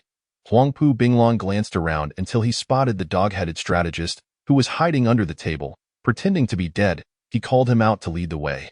A grand procession made its way to the heavenly prison of the 100 Clans Alliance. Inside the prison, at that very moment, Jin Lian endured relentless torment, suffering at the hands of two brutes who subjected her to various humiliations. Yet, Jin Lian remained resolute in her defiance. One of the scoundrels, named Ma Chou, taunted her. "Oh, what a feisty little pepper. The more you resist, the more excited I become." The other, Ma Yi, leered at her. "Look at those long, slender, fair legs. I can't resist the urge to take a bite. Don't come any closer. Even if I die before you, I will not allow you to succeed," Jin Lian shouted, using all her strength to push away the beast attempting to embrace her. Ma Chou, reveling in her resistance, called out, "Brother, come here." "This leg is so white." However, noticing the peculiar atmosphere, Ma Chou turned to Ma Yi, angrily demanding, "What are you dawdling for? Get over here and have some fun." Suddenly, Ma Yi, flustered, pointed outside the cell, exclaiming, "Brother, the alliance leader and the strategist have arrived. Quick, let her go." Ma Chou turned abruptly to see the dog-headed strategist hunched over leading the way, followed by Huangpu, who was being held at sword point, and three others advancing rapidly. One man among them, wielding a large kitchen knife, glared furiously at each cell. Sensing something amiss, Ma Chou felt an ominous premonition. He mechanically turned to Jin Lian, asking, "Do you have a husband?" Jin Lian, gritting her teeth, replied, "Of course I have a husband. My husband is the unparalleled saint, and he will not let you two scoundrels go unpunished." Ma Chou gulped, panic washing over him. If his instincts were correct, the man with the knife was undoubtedly her husband. Otherwise, Huangpu and the dog-headed strategist would not appear so disheveled. Just then, Li Changchun and his companions approached the prison cell. As they peered through the bars, Li Changchun's heart shattered at the sight of a filthy, vile creature atop Jin Lian, who was weeping profusely, her hair disheveled, her clothing in tatters, and her face smeared with blood and dirt. With a pained exclamation, Li Changchun crouched down, clutching his heart, feeling the ache of Jin Lian's suffering.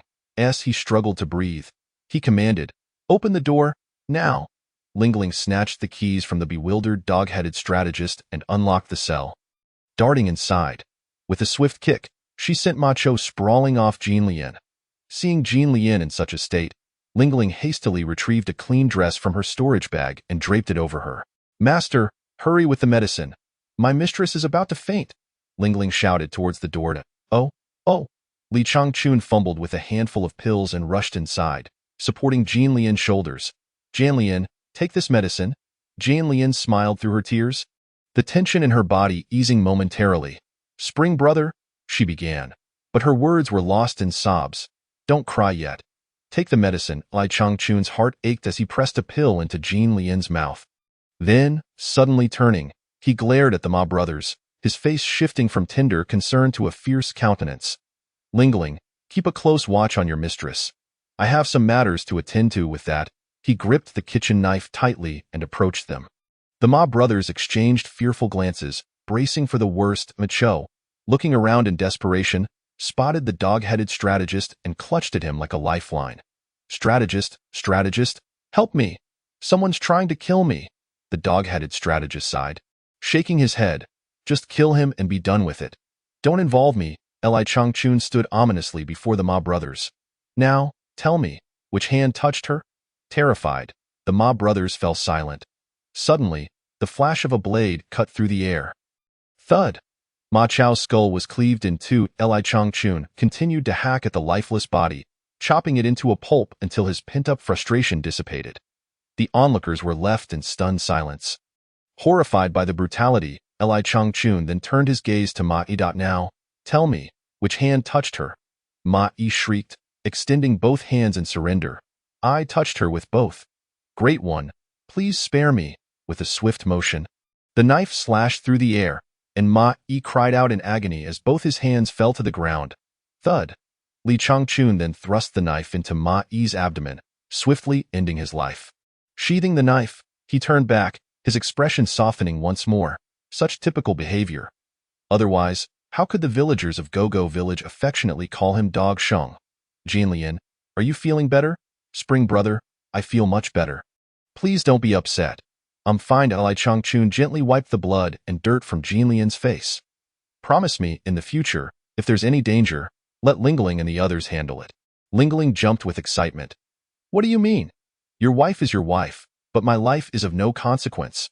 What a heartwarming scene you've conjured. How troublesome indeed. Li Changchun scolded Lingling. What are you staring at? Are you envious of her beauty? How have I taught you? Do you understand the concept of the capable take on more work? Look at Su Shuang. When has she ever behaved so unruly? Su Shuang interjected. I am too lazy to argue with you. How can I compete with such a master? The capable take on more work, and what can you expect from a disciple with such a teacher? Better to die early and achieve rebirth. Chapter 48. Is the Saint of Grievance about to ascend? The heavenly prison is not a suitable place for storytelling. The group emerged from the prison. Having rescued Jinlian, Li Changchun pointed at Huangpu Binglan and the dog-headed strategist, asking Jinlian, shall we kill them? Jinlian shook her head. Spring brother, let it go. After all, they are part of the management of the 100 Clans Alliance. Killing them would not be wise. Huangpu Binglan and the dog-headed strategist, their hearts in their throats, repeatedly expressed their gratitude. Li Changchun scoffed at them inwardly, relieved that they had encountered his sensible wife. Had it been his disciples, they would not have shown such leniency. Death may be avoided, but living with disgrace is inevitable. Li Changchun lowered his gaze, searching the ground. Elderly, what are you looking for? I can help, the dog-headed strategist offered eagerly. Li Changchun picked up a brick from the ground and hurled it at the dog-headed strategist's face. Smash! The brick shattered against him, leaving him bloodied and battered. Turning his attention to Huangpu Binglan, the latter, understanding the situation, picked up a brick and smashed it against his own face. Smash! The brick crumbled, leaving him with a face covered in blood. Humph, that will suffice. Li Changchun waved his hand towards his companions. Let us go home. It's time for a soak in the hot springs. Elderly walked slowly, while Huangpu Binglan and the dog-headed strategist bid them a tearful farewell. At Huayan Palace in the garden at the hot spring pool, wow, spring brother, what kind of hot spring is this? It's so comfortable, Jinlian exclaimed in astonishment. Indeed, I told you, my hot spring is incredibly soothing. You should come and soak here more often. This hot spring has such unique properties.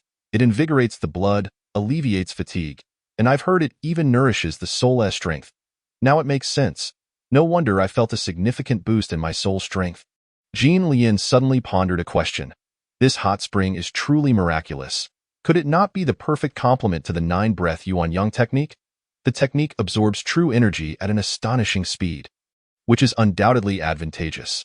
However, its drawback lies in its sheer brute force, focusing solely on enhancing true energy without bolstering the mental and soul aspects of cultivation. Should one practice it with reckless abandon?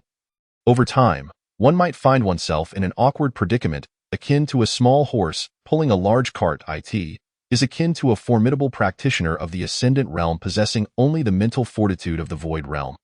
They would find it laughable to control their own techniques, potentially misfiring or even harming themselves. Thus, this extraordinary hot spring might indeed serve to rectify the imbalance in cultivation.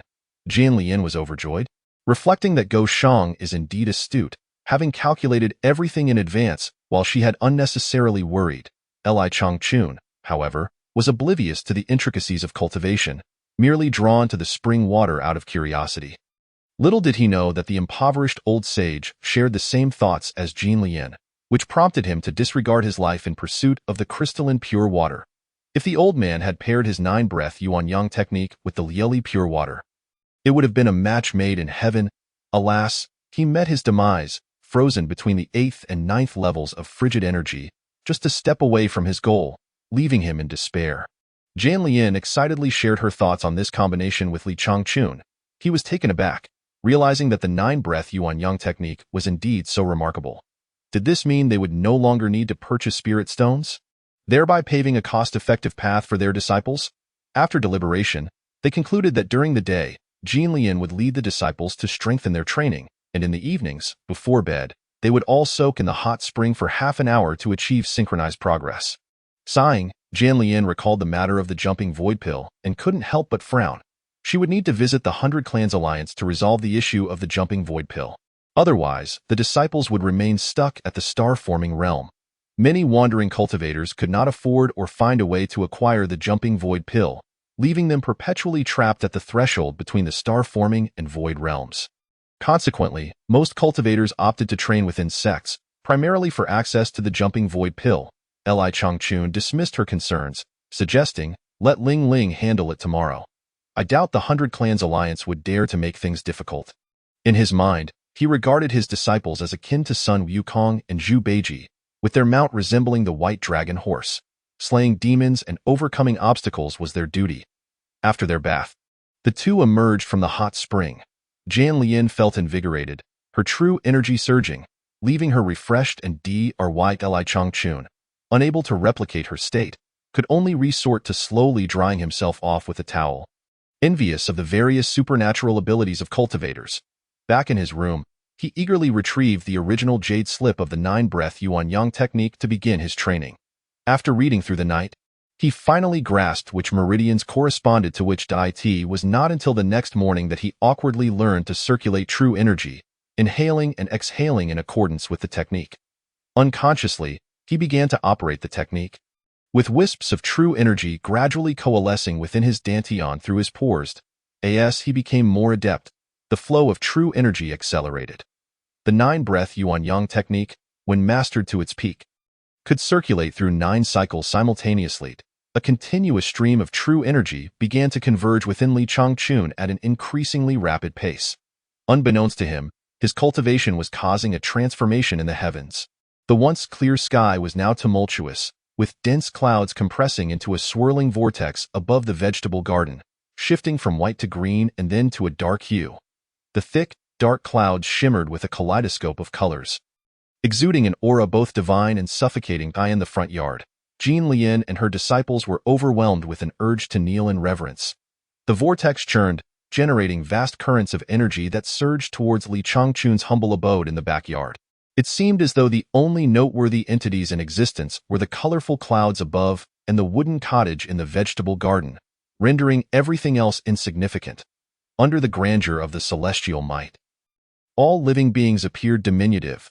The disciples, bewildered, inquired, "Palace Master, what is this? We have never witnessed such a peculiar phenomenon. Could it be the end of the world approaching?" They noted that the source of the energy seemed to emanate from the cottage where the village chief resided. Jean Lian furrowed her brow in silence, contemplating a terrifying possibility. Ancient records suggested that this was no ordinary natural phenomenon. The 7-colored sacred clouds appeared to be a harbinger of ascension. Only mortals on the brink of ascending could hope to absorb the essence of the 7-colored sacred clouds. And such absorption indicated that someone was about to ascend in the Huahuan Palace. If anyone were to ascend, Jean Lian could only think of Gosheng. Could it be that Chun Gu was about to ascend? A wave of anxiety washed over her, thinking that they had not yet wed, and he could not possibly be in such a rush to ascend. She hesitated, debating whether to intervene or to inquire about his intentions. However, was it not selfish to obstruct such a sacred event? Jean Lian pouted in distress, her thoughts racing as she equated ascension with death, fearing that if Chun Gu departed, no one would cherish her in this world. If he ascended, there would be no one left to care for the Huahuan Palace. In her heart, Li Changchun was akin to the heavens, a sacred being. Chapter 49. Huangpu Binglan comes to seek guidance regardless of the outcome. Jean Lian resolved to visit the vegetable garden, if only to catch a final glimpse of Li Changchun. Gritting her teeth, she hurried toward the backyard. The first thing she noticed was Ling Ling and Su Shuang, along with the disciples in the front yard, all gazing in astonishment at Li Changchun's room. Jian Lian tightly grasped Ling Ling's small hand, urgently asking, "Is your master about to ascend?" It seems that way," Ling Ling replied, dazed. "Did your master say anything to you before preparing for ascension?" Ling Ling scratched her head in contemplation, then pouted in a manner similar to Jean Lian. He didn't say anything. It seems he suddenly wants to ascend. It looks like he doesn't want us anymore. Jan Lian felt a wave of embarrassment, thinking how cold-hearted Go Sheng truly was. Such a monumental event. And he hadn't even given anyone a heads dash up in the breeding shed. The rooster squawked, Niu Zun, is the master about to ascend? The purple-eyed bull demon king scoffed, Huang Zun, do you think the master has any need to ascend? After a moment's contemplation, the rooster nodded in realization. Oh, I see now. The master is merely absorbing some seven-colored sacred energy to rejuvenate himself. Nearby, Su Shuang sighed in relief, rolling her eyes. She thought, Master really knows how to create a scene. It turns out he was just absorbing true energy, albeit on a higher level than us. Indeed, Li Changchun was simply practicing the absorption of true energy. Secluded in his room, he remained unaware of the commotion outside. Moreover, he was quite frustrated. Firstly, he had no understanding of what it meant for true energy to be overwhelming. Secondly, he was ignorant of the distinction between high-quality and low-quality true energy. His frustration stemmed from the fact that while he could feel true energy flooding into his body, it was akin to opening a 4-inch faucet in the vast ocean. Despite cranking the valve to its limit and pushing the technique to its extreme, the amount of true energy flowing in was barely sufficient to fill the gaps between his teeth. Resigned, he thought, according to the records, one must fill their dantian completely at least once to advance to the first layer of the gathering energy realm. At this snail's pace, it would take 100 years to fill a vast reservoir like my dantian. Not wishing to waste time, he sighed and hastily concluded his practice, deciding that tending to the vegetable garden would at least yield some visible results. He acknowledged that he was not cut out for the rigors of cultivation. As he ceased his practice, the celestial phenomenon outside abruptly halted. The influx of spiritual energy ceased, and the colorful clouds in the sky dispersed with the wind, revealing the once clear sky. After witnessing the end of the ascension spectacle, Jan Lian hurriedly rushed into the room, exclaiming, Chun Gu, when are you ascending? Li Changchun chuckled bitterly, ascend? I'm still at the first layer of the gathering energy realm. I couldn't even tell you when that will be. Perhaps he thought Jan Lian believed he had commenced his cultivation and had come to offer encouragement. He waved his hand dismissively. Jan Lian, don't jest. I'm far from ascending.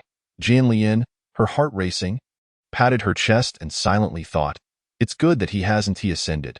Please don't rush off, Chun Gu. Remember to let us know before you ascend. We can't bear to see you go. Li Changchun's lips twitched. He felt it was rather presumptuous for her to think so highly of him. He could only manage a wry smile and nod. All right, I promise. After the farce, everyone returned to their tranquil routines, planting in the garden and practicing their techniques. Li Changchun recalled his promise to Jan Lian regarding assisting in obtaining the jumping void pill and called for Ling Ling to relay his instructions. Ling Ling, with a scrunched-up nose and a pout, marched angrily toward the mountain gate. Why is it always me? I'm pampered at home, and when I get here, Master makes me do everything. Why can't that sly fox Su Shuang do it? As she walked with her head down, she collided with someone at the corner of the gate with a loud thud. Looking up, she was taken aback to find Huangpu Binglan standing before her. Fuming, she placed her hands on her hips and scolded, Don't you have eyes? Can't you watch where you're going? Do you not see that you bumped into my head? Huangpu Binglan found himself in a rather absurd situation, questioning who it was that, with their head bowed, carelessly collided with another, yet still had the audacity to argue. Initially intending to retort, he reconsidered, acknowledging the futility of provoking such an individual, especially given the importance of his current business. Apologetically, he offered his respects, inquiring if his gesture sufficed. With a beaming smile, Huangpu Binglan presented a generous handful of high-quality spiritual stones, bowing as he extended them towards Ling Ling. As the saying goes, one does not strike a smiling face. Moreover, considering the minor collision, such compensation seemed excessive. Ling Ling couldn't help but smile in response. Very well, let this matter rest, she said, as she tucked the spiritual stones into her pocket and continued on her way. Take care, senior sister, Huangpu Binglan called after her. Indeed, she replied. However, just after taking a couple of steps, Ling Ling paused, pondering her intentions. What was I headed for? I was supposed to seek out this fellow, with a mischievous grin. She thought, since he has come to me, why not make use of the opportunity? Seeing Huangpu Binglan turn towards Huayan Palace, Ling Ling quickly turned back and seized his arm. Hey, Alliance Leader, since you're here, could you do me a favor? Ah, what favor? I shall certainly help within my means, he replied, intrigued. Lingling chuckled, thinking to herself that his demeanor was quite agreeable, making her task considerably easier. Could you write me a recommendation so I can purchase some jumping dan?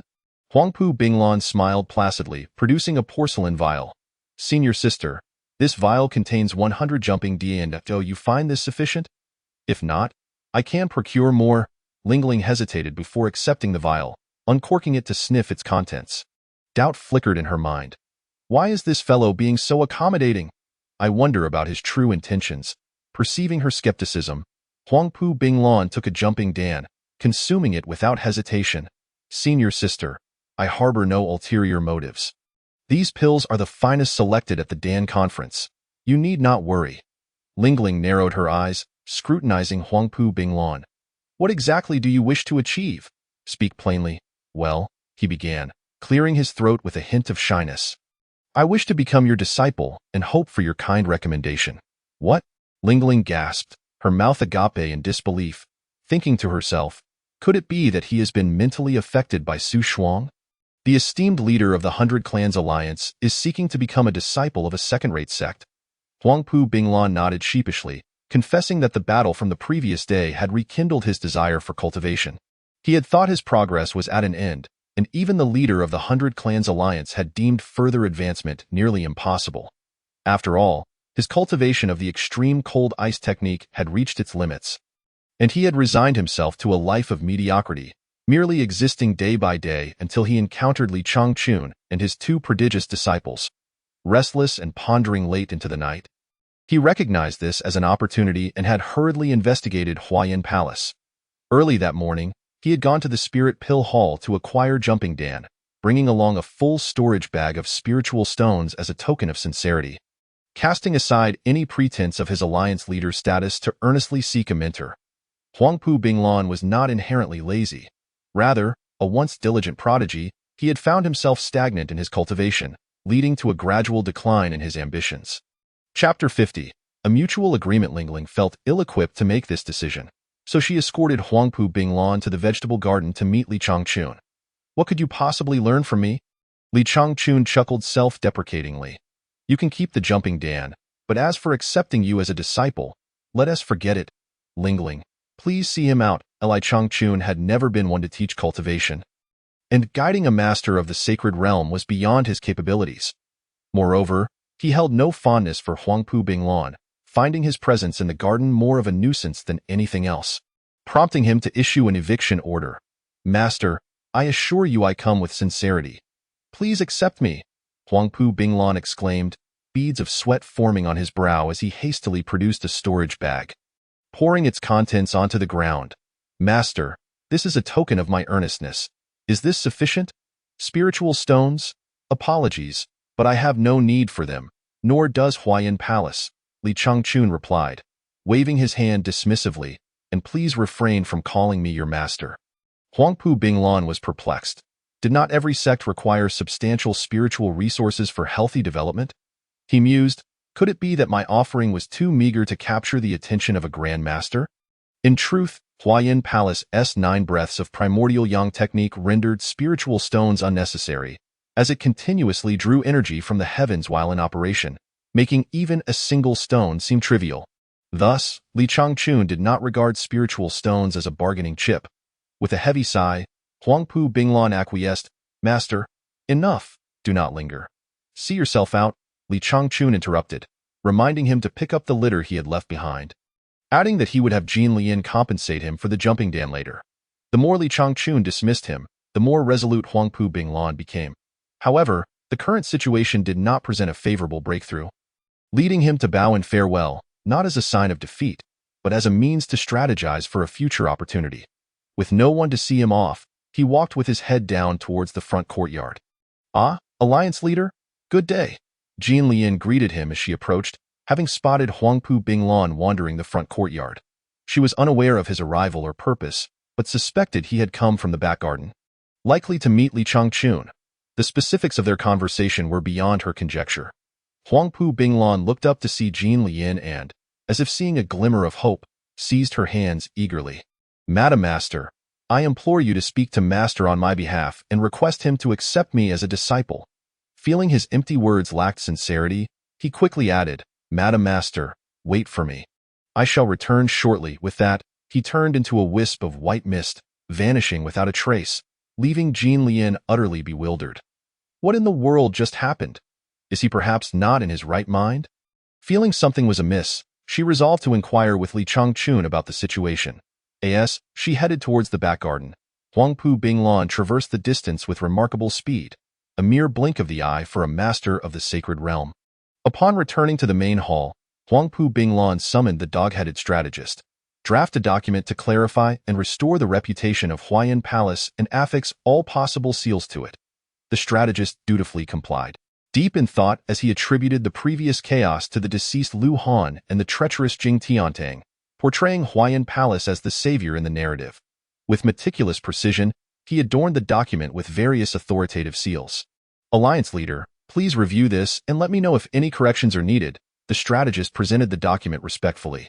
Huangpu Binglan scrutinized it and nodded approvingly. Very well, this will suffice. And while you're at it, I might need to borrow your head for a moment.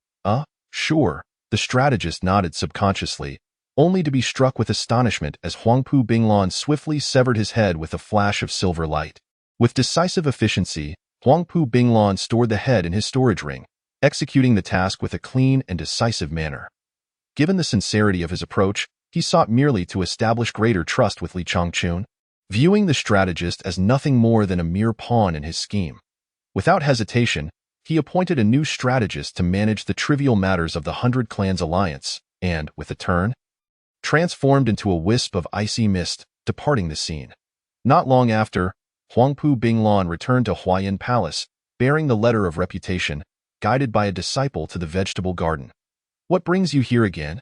Li Changchun inquired impatiently. Master, I have brought this for your perusal, Huangpu Binglan replied, presenting the document. What is it? Li Changchun accepted the letter, only to chuckle in amusement. This fellow seems quite adept at navigating situations. After reading it, he passed it to Jean Lien, who was equally thrilled. How long had she awaited such a letter from the 100 Clans Alliance?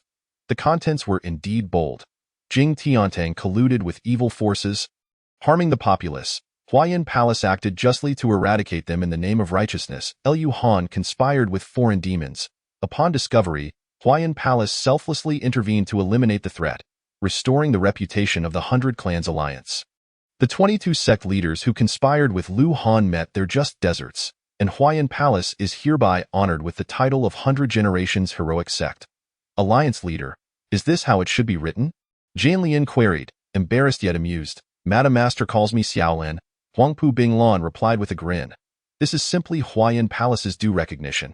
It was that dog-headed strategist who muddled things up. By the way, Huangpu Binglan hastily retrieved the bloodied head of the strategist from his storage ring. Disciple has dealt with this misguided individual. Please have a look. After a moment of hesitation, Jean Lien turned to Li Changchun. Brother Chun, I think Xiaolan is quite capable. Perhaps you should consider it. If the Flower Flame Palace could recruit the leader of the 100 Clans Alliance as a disciple, just imagining it is exhilarating. In the future, traversing the martial world would surely yield remarkable results with such a companion.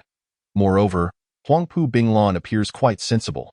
With such sincerity displayed, it would be unreasonable not to accept him. Upon reflection, there seems to be no direct connection between the Flower Flame Palace and Huangpu Binglan. In fact, after Huangpu Binglan's arrival, the Flower Flame Palace has found itself considerably more at ease. As he is too indolent to meddle with the palace master and the unwed fiancé, he has graciously given his approval, and naturally, Li Changchun must grant him the courtesy he deserves. Yet, he is perplexed about how to teach him and chuckles softly, saying, Very well, you may become my third disciple. Thank you, Master. I shall diligently cultivate and not disappoint your expectations, Huangpu Binglan replied, hurriedly kneeling and performing 3 bows and 9 kowtows. Just to be clear, I have little to teach you. Here you can only learn farming. Farming? Huangpu Binglan's eyes gleamed with determination, thinking that this must be a test from his master. He resolutely nodded. I am willing to do whatever my master commands. Li Changchun smiled faintly, muttering to himself that city folk are all peculiar. Upon reconsideration, having a disciple at the Holy Realm level as a bodyguard is indeed advantageous. It is a mutually beneficial arrangement. Thus, Li Changchun sent Huangpu Binglan to the vegetable garden to assist Lingling and Su Shuang in farming and raising cattle. Huangpu Binglan, being obedient, complied without a hint of complaint. Chapter 51. Martial Arts Training Machine in the Vegetable Garden. Lingling lay comfortably on a lounge chair while Huangpu Binglan crouched on the ground, diligently giving her a foot massage, his face filled with eagerness. "Senior sister, should we really be doing this here secretly? What if Master finds out? Just ensure he doesn't find out. By the way, do you want it or not?" "I do. I want it." "Then put in some effort and hold on for another half hour." "Half an hour? Senior sister, can your body handle that? Stop talking nonsense. If you can endure, I can certainly withstand it. Come on, don't overthink it." Here's how it looks in a secluded corner of the vegetable garden. Lingling lay back, enjoying the moment, while Huangpu Binglan diligently massaged her feet, eager to please. He hoped Lingling would grant him a magical artifact. After experiencing its power once, he found himself irresistibly drawn to the sacred farming tools. After wielding the hoe and tilling the earth, he felt a subtle shift in his cultivation. Using the sickle to cut grass also enhanced his understanding of swordsmanship, filling him with excitement. However, in this field, Lingling held the authority. If he wished to possess the farming tools, he must serve her well. After half an hour, "Senior sister, are you satisfied? To be honest, you have some skills. Where did you learn this craft?" "To my shame, I was often on the receiving end in the Alliance. After being molded so many times, one naturally becomes adept. I truly envy you high-ranking officials." Lingling stretched and stood up, declaring, "Time to work." Huangpu Binglan, eager to please, asked, "Senior sister, what should I do today?" "Well," Lingling pondered, "you should go cut grass over there. Once you're done, take it to your second senior sister in the cattle shed." "All right, I'll take the sickle then." "Go on, off you go." Huangpu Binglan joyfully grabbed the sickle and turned to chat. "Oh, senior sister, I haven't seen Master around these past few days. What has he been up to?" "Master seems to have acquired a peculiar artifact from somewhere. He has been tinkering with it in his room for the past few days without stepping outside. Oh, what a hard-working and focused master we have." Speaking of which, after completing the task of rescuing his fiancée, the system rewarded him with an arcade game machine. This delighted Li Changchun immensely, as he had been quite fond of such games in his youth on Earth. He chose a fighting game called Dragon Ball Battle, which featured dazzling combat skills and thrilling battles. With techniques like Kamehameha, Spirit Bomb, Energy Slice, Ultimate Flash, Hell's Fist, and Demon Seal Wave, he practiced diligently until his fingers almost blistered. Hard work pays off, and within 2 days, he had mastered the moves for various characters. However, the game could easily lead one astray. He found himself neglecting his wife, his disciples, and even the vegetable garden, preferring to stay cooped up in his room. Lost in self-entertainment, the system provided him with something extraordinary. This game machine required no power source and was sustained solely by spirit stones. As long as he had spirit stones, the power would never cease. Li Changchun could snack whenever he felt hungry and sleep whenever he grew weary. One day, after enduring numerous challenges, he finally faced the ultimate boss, Majin Bu. Unfortunately, his skills fell short, and he was thoroughly defeated by the boss. With a sigh, he prepared to try again. Knock, knock, knock. Li Changchun, irritated, shouted, "Who is it?" "It's Jin Lian. May I come in?" Li Changchun's heart sank. Realizing he had been caught playing games by his wife, he hurried to open the door.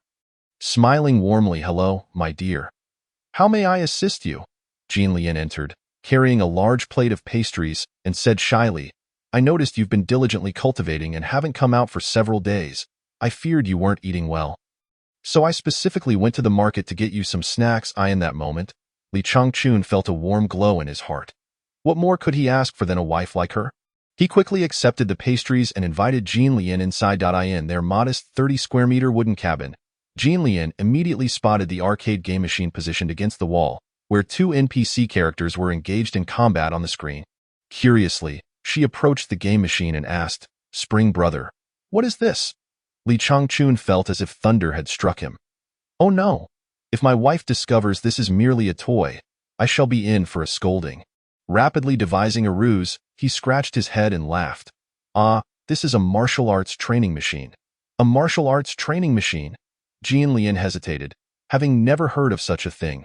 IT appeared rather magical, capable of displaying images like a magic mirror, with characters unleashing various powerful techniques and engaging in simulated battles.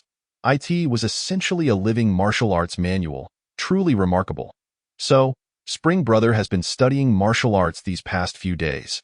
Of course, Li Changchun, with a glimmer in his eyes, foolishly grinned. Would you like to play together? We could train together. It is better to share joy than to enjoy alone. Battling NPCs could never compare to fighting alongside a real person. Sure. How do we train? Jean Lian readily agreed. Come.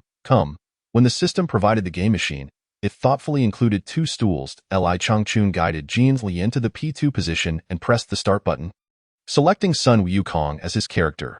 To his astonishment, the character selection screen for P2 depicted Jean Lian herself. In disbelief, he rubbed his eyes, confirming it was indeed not a character from Dragon Ball, but truly Jean Lian. Jean Lian turned to him with curiosity. Spring Brother, does this artifact ask if I want to start training? What should I say?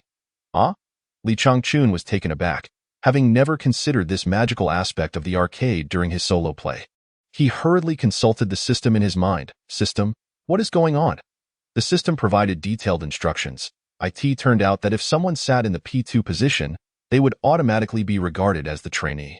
The machine would inquire for the trainee's consent, and if approved, they would be transported into the game world to commence martial arts training. Game rules. There is no time limit.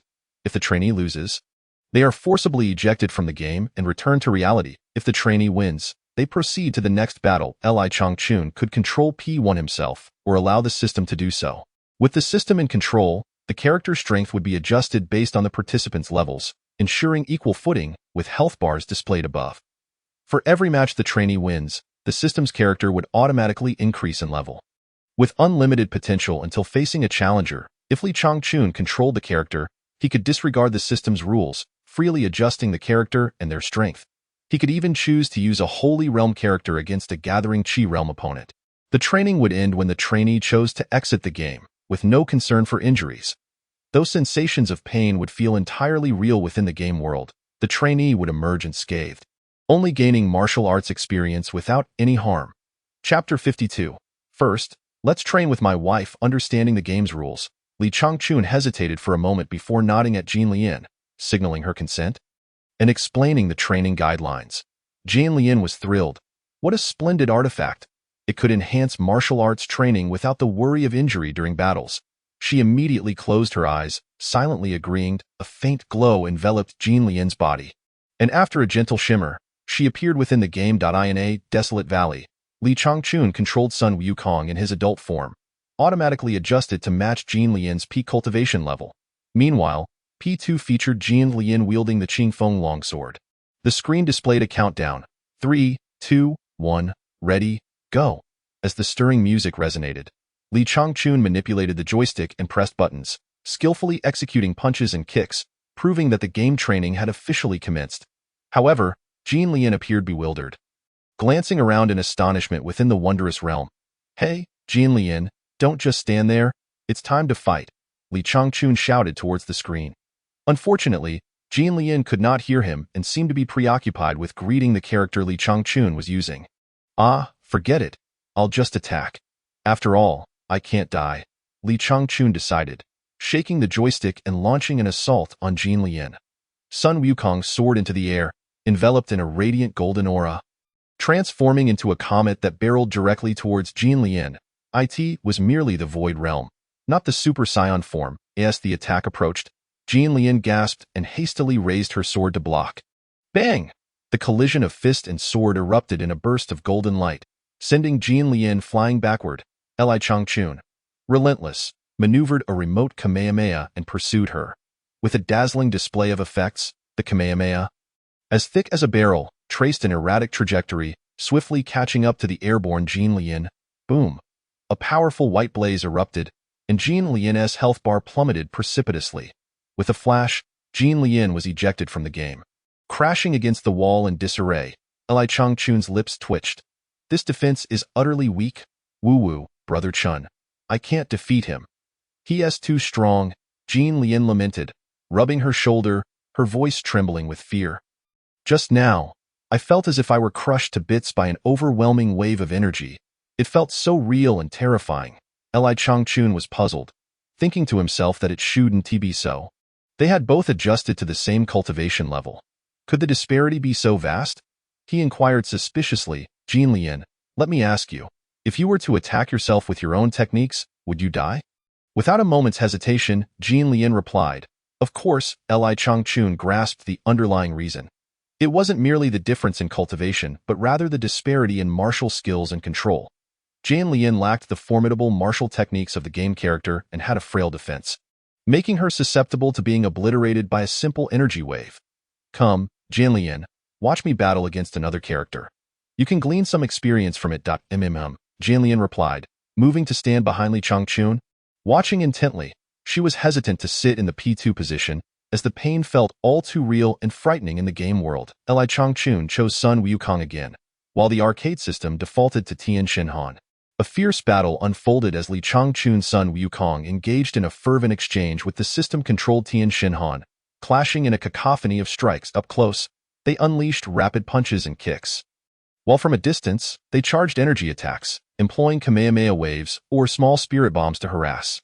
After a spectacular PK match, Li Changchun's Sun Wukong had only expended a small portion of his health bar before defeating Tian Xinhan. Jin Lian was left awestruck. The martial skills were executed so fluidly and practically. She mused that if she could replicate such control in real combat, her prowess would undoubtedly multiply, allowing her to even challenge opponents of higher tiers. By the way, Jin Lian, can you also learn to unleash energy waves like Sun Wukong? What waves? The spirit bomb or Kamehameha-like long-range attacks, Li Changchun gestured. Jin Lian furrowed her brow in contemplation. Theoretically, it seemed simple, mobilizing the true energy within her and projecting it through her palm. However, to achieve the tracking capabilities of the energy waves in the game would require exceptionally strong mental acuity. I should be able to mimic his technique, but my mental control isn't yet strong enough to match his finesse. She pointed at the screen. Li Changchun pondered and suggested, Jin Lian, why don't you go back in and specifically practice long-range attacks? Huh. Jin Lian's expression turned sour. He'll quickly knock me out. No worries, he won't attack you this time, and you can use him as a target to launch your assaults. Once you tire out, he'll swiftly eliminate you, Li Changchun reassured her. Jin Lian's lips twitched. It seemed she couldn't escape death after all. Yet, for the sake of her improvement, she resolutely entered the game. This time, Li Changchun selected the God-tier Super Saiyan. With his true energy uncontrollably surging outward, a tempest of energy enveloped him, his golden hair cascading down to his waist, exuding an intimidating aura. However, he refrained from attacking Jin Lian, opting for such a formidable character solely to grant her a swift end after her practice. Jin Lian gazed apprehensively at the Super Saiyan, contemplating the immense power he wielded. Ancient texts recorded that even the Holy Emperor paled in comparison to such fearsome might. Indeed, a Super Saiyan could obliterate the earth, a feat the Holy Emperor could never accomplish. Fortunately, the game imposed no time constraints. Jin Lian emulated Sun Wukong's stance, repeatedly gathering true energy and releasing it. After a dozen attempts, she finally managed to produce a burst of energy. Li Changchun face-bombed as he controlled the Super Saiyan to unleash a Kamehameha into the sky. Boom!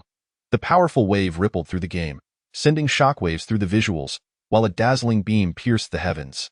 Somewhere in the distant cosmos, a planet was likely obliterated, rendering the scene utterly breathtaking. Naturally, all of this was merely for Jin Lian to observe and learn. The in-game Jin Lian appeared quite embarrassed. But after watching, she earnestly endeavored to find her rhythm. An hour later, although she had yet to master the energy wave, she had successfully learned to unleash spirit bombs. Li Changchun mused that this was acceptable. After all, one cannot expect to achieve greatness all at once. He maneuvered the Super Saiyan to bounce around in front of Jin Lian, adopting various provocative stances, inviting her to attack. Understanding his intent, Jin Lian concentrated and conjured one spirit bomb after another, launching them at the Super Saiyan. Li Changchun adeptly evaded each attack, but after another hour of practice, Jin Lian could no longer endure. Her stamina depleted. Yet, her control over the spirit bombs had significantly improved, coming perilously close to striking the Super Saiyan on several occasions. With an uplifted arm, the Super Saiyan unleashed a brilliant laser wave that instantaneously obliterated Jin Lian, ejecting her from the game. Jin Lian, are you alright? Li Changchun inquired. Brother Chun, I feel much better. I must practice every day from now on. All right. Sure. To Jin Lian. This martial training machine was akin to a sacred artifact, providing space for training martial skills, featuring simulated characters with formidable prowess. More importantly, it offered a realistic experience without the fear of accidental death during training. A veritable boon for personal cultivation and an asset for the entire sect's advancement. Compared to other divine sects with their trial towers and cultivation realms, this was vastly superior. However, for Li Changchun, it was merely a game machine. Chapter 53. The Sacred City Sect Assessment Conference. After the training session, night had already fallen. Yet, Jin Lian chose not to leave. Li Changchun gazed at her with eager eyes, his pupils twinkling like heart-shaped stars, saliva pooling on the ground. Jin Lian understood his intentions all too well. After a moment of mutual affection, the lights in the room dimmed. The three disciples in the garden heard the sounds of passion emanating from their master's room and, sharing a tacit understanding, squatted outside, pressing their ears against the wall to eavesdrop. Such a sacred act of creation warranted their vigilance to ensure their master and mistress were not disturbed. Ling Ling leaned in to whisper to Su Shuang and Huangpu Binglan. Come, let us place bets. 100 spirit stones per bet. I wager on our master tonight for 3 rounds. I'll place 3 bets. Su Shuang, her expression stiff, silently retrieved her storage bag. I'll bet 5 rounds. Our master is exceptionally vigorous. Huangpu Binglan scratched his head, feeling awkward. Is this really appropriate? Those who don't want to play can leave. No one is forcing you. Ling Ling and Su Shuang scolded in unison.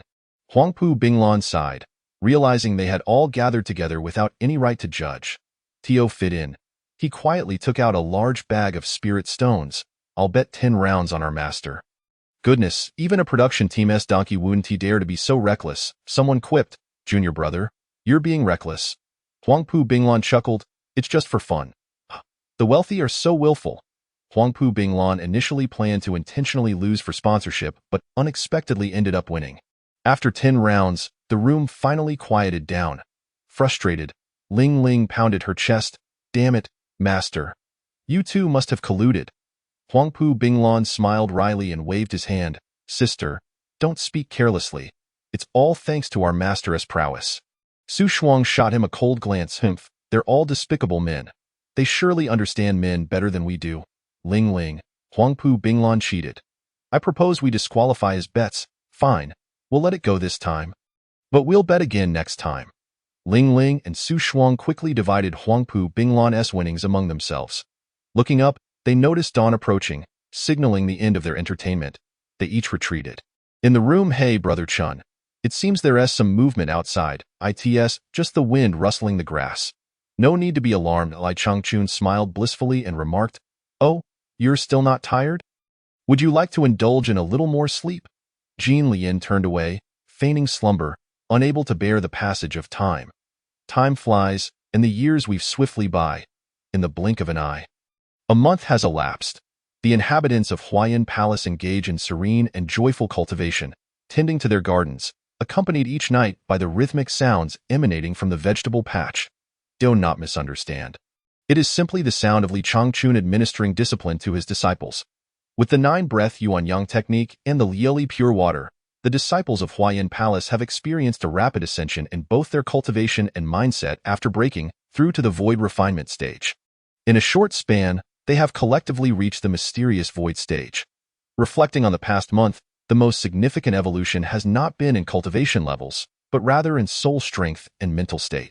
The Lioli pure water is remarkably potent, and with daily immersion, each disciple's soul power has reached an astonishing level of resilience. Thus, the scenes within Huayan Palace have become quite extraordinary. Disciples sweeping the floors recline leisurely on the steps, nonchalantly controlling a broom with their qi, which seems to sweep the courtyard as if by some unseen force. This vividly illustrates the formidable strength of their spiritual energy. Meanwhile, another disciple, while cooking, diligently studies a tome on cultivation. Undisturbed by their task, with a knife enveloped in qi continuing its work on the cutting board. Reading and cooking harmoniously coexist, as their mental energy is adeptly divided to multitask with ease. In the garden at the back, even more wonders unfold. When Su Shuang first arrived, she struggled to lift a ladle, yet now she effortlessly maneuvers it with mere thought, flitting between the cultivation shed and the water cellar. Ling Ling oversees the garden, where hoes, shovels, and watering can spring to life under her guidance, while she herself dozes languidly in a reclining chair, eyeing a corner of the garden. Huangpu Binglan, wielding a sickle, sighs heavily. It is said that he was once quite the sloth, yet in comparison to sister Ling Ling, he realizes just how industrious he has become. Though he has yet to break through to the next realm over the past month, the purity of his qi has significantly improved, and he has gained profound insights into the sword path. The strongest lineup of Huayan Palace comprises Ling Ling at the pinnacle of the 9th layer of Ascendant Realm, Su Shuang also at the 9th layer of Ascendant Realm, and Huangpu Binglan at the 1st layer of Saint Realm. All disciples in the front courtyard range from the 5th to 6th layers of Mysterious Void Realm. Competing fervently with one another, Jian Lian stands at the 2nd layer of Mysterious Void Realm, while Li Changchun is at the 1st layer of Qi Gathering Realm. Ultimately, it is the Palace Master and the Elders who lag behind. Jian Lian's limitations stem from her innate physical constitution, being an ordinary true spiritual root, while the least talented disciples of Huayan Palace possess heavenly spiritual roots. As cultivation progresses, the disparities grow increasingly pronounced. As for Li Changchun, the anomaly, there is no need to mention, as he remains at the 1st layer of Qi Gathering Realm, with the energy in his dantian still far from being full. During this time, Li Changchun, feeling bored, practiced thrice more, each time causing a cosmic phenomenon that startled everyone into believing he was about to ascend. Much like the tale of the boy who cried wolf. After the 1st and 2nd occurrences, the 3rd time people faced the celestial might with an unshaken resolve. After all, he is not truly ascending, so why not be indifferent? One day, Huangpu Binglan, summoned back to the alliance of hundreds of sects, vented his frustration, saying, "Didn't we agree? Our alliance is to cultivate. If nothing is urgent, do not bother me." The strategist wiped the cold sweat from his brow, thinking, "You are so fierce. I would rather not call you. However, you cannot simply ignore all matters, can you? Alliance Master," he continued, "a letter has arrived from above. It is indeed of great importance. Speak quickly, and do not dawdle. I have matters to attend to, including the vegetable garden." "What is it?" "The 9-year city sect evaluation is set to commence in 10 days. Should we not finalize our team from Facian City to participate? Let us concede and forfeit. It's meaningless." "Forfeit?" The strategist chuckled helplessly. "Alliance Master, if we forfeit, the reputation of Facian City will plummet to that of a third-rate place. Furthermore, the various sects within Facian City will undoubtedly be displeased with the alliance of hundreds of sects. Please think it over." "Very well, let me ponder. Indeed, it is a significant matter, one that concerns the external reputation of the entire city. Huangpu Binglan cannot simply act on a whim. A lack of effort in striving for success would invite scorn from all sects within the city and countless citizens. People cherish their pride. The reputation of each city reflects their dignity. Whenever someone from a first-rate city introduces themselves, they do so with pride, while those from a third-rate city cannot hold their heads high. The issue of status cannot be overlooked. Presently, Facian City hovers in the middle, classified as a second-rate city. A bold move could elevate it to first-rate, while a retreat or loss would condemn it to third-rate. Should that occur, it would not only be embarrassing for the citizens, but it would also deter merchants and talented individuals from developing in Facian City, leading to its downfall in the star-hooking continent. Where martial prowess reigns supreme, strength signifies capability, and the city's ranking evaluation occurs once every 9 years. Chapter 54. Are you two intending to go to your death? Since evasion is futile, let us proceed with flair, as has always been Huangpu Binglan's philosophy. He turned to the strategist and inquired, "All right, Xiaoyin, how many participants do we need?" "We require a total of 10 people, with each of the 5 sects selecting 2 disciples." "Is it really that complicated?" Huangpu Binglan frowned. "Could we not simply find 10 from a single sect?" In matters pertaining to operations, Huangpu Binglan is utterly clueless. He neither manages affairs nor concerns himself with alliance matters. So he must hastily prepare. "Alliance Master, that is not permissible," the strategist replied, bowing. "The city sect evaluation cannot be determined by one individual's strength. It must reflect comprehensive power. Oh, is there anything else I need to be aware of? Please enlighten me."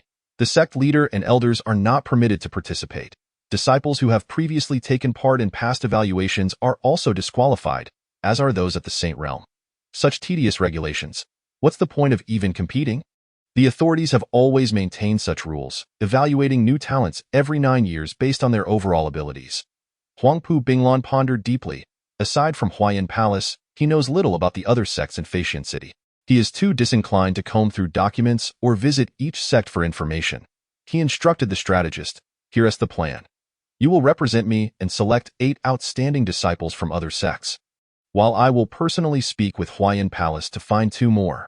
The strategist sighed silently, pondering, who else would go to Huayan Palace if not you? It is amusing to think of a noble from the royal city descending to a second-rate sect to act as a disciple. It is akin to a graduate from Tsinghua University being assigned a high position, yet choosing to enroll in a rural second-rate school. "I will comply," the strategist replied, though reluctantly. "When shall we set forth?" Such a grand evaluation will naturally take place in the royal city, which lies approximately 600 or 700 kilometers from Faxian City. Each city is akin to a county in size, with the royal city serving as the hub governed by a prince. Huangpu Binglan contemplated before not providing the strategist with a definite answer. "I will inform you of the specific itinerary tomorrow. For now, go find 8 participating disciples from the other sections." Understood. Having concluded this matter, Huangpu Binglan hurriedly returned to Huayan Palace, contemplating whether to report the city sect evaluation to Li Changchun. Coincidentally, Jin Lian was also present, and the 3 engaged in discussion. Li Changchun, exhibiting a laid-back attitude, remarked that whether they participated or not was inconsequential. After all, he is merely a farmer. Whether Faxian City is first-rate or third-rate, no one would concern themselves with his vegetable patch. Even if he were in the royal city, claiming to cultivate there would carry no more prestige than doing so in a third-rate city. Actually, I concur with Xiaolan. It sounds rather troublesome. Let us abstain and forfeit to save ourselves the hassle. Li Changchun waved dismissively. Indeed, I too believe we should forfeit, the disciple agreed. I will go back to the alliance and announce our withdrawal. Huangpu Binglan nodded in acquiescence. Jian Lian, however, was not in agreement, rolling her eyes at the 2. "What are you 2 thinking? This is not just about your own little pride. Spring Gu, we should indeed participate. Whether for the sake of the reputation of the countless citizens of Faxian City or for Huayan Palace, we ought to strive for it." Jian Lian urged. Participate?" Li Changchun hesitated. "Yes, we must participate," Jian Lian affirmed resolutely. "Very well, if my wife insists, then so be it," Li Changchun acquiesced, raising his hands in surrender. "But who shall take those 2 spots?" "Naturally, Ling Ling and Su Shuang should go," Jian Lian declared matter-of-factly, "since those above the Saint Realm cannot participate.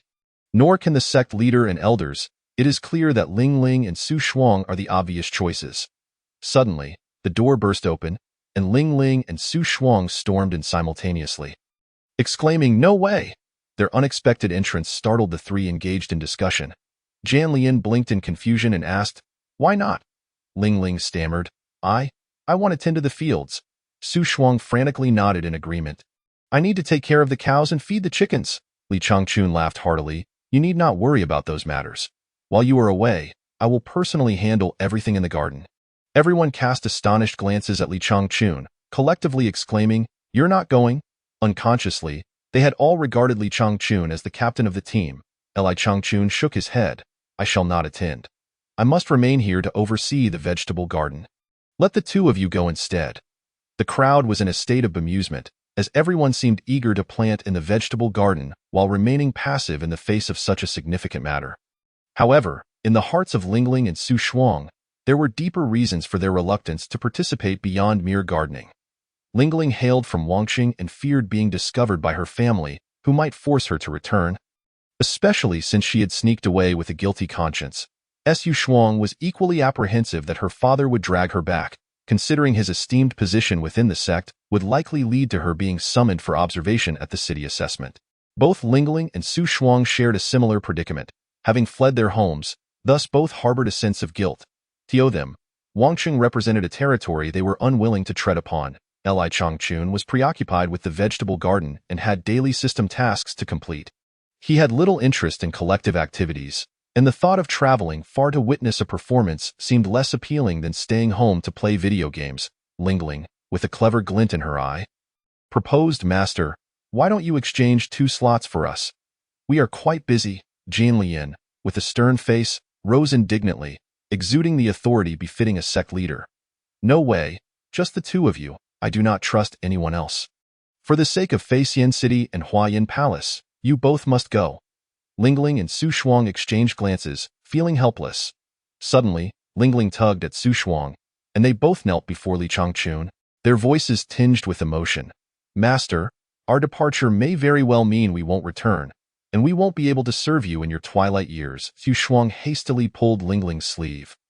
Whispering, sister, you've expressed it incorrectly. Li Changchun's face darkened, his skin twitching in disbelief. I am still quite young. I do not require you to attend to my end. You both can hold your own against the leaders of the myriad sections. Besides, this is merely a gathering for disciples. Is it truly necessary to act as if your lives are at stake? Unbeknownst to him, they were merely fearful of being dragged back by their families. Li Changchun, with a righteous demeanor, assured them, you both need not worry about my demise. I will personally ensure you are retrieved and laid to rest in the vegetable garden should you inadvertently perish. It would be your final contribution. Master, what if we truly cannot return? One must see the living and the dead. What is there to fear about not returning? If your bodies cannot be found, I shall search the ends of the earth for you. Rest assured. Master, how long will it take you to find us? Well, at most half a month. If I do not see you by then, I shall personally fetch you.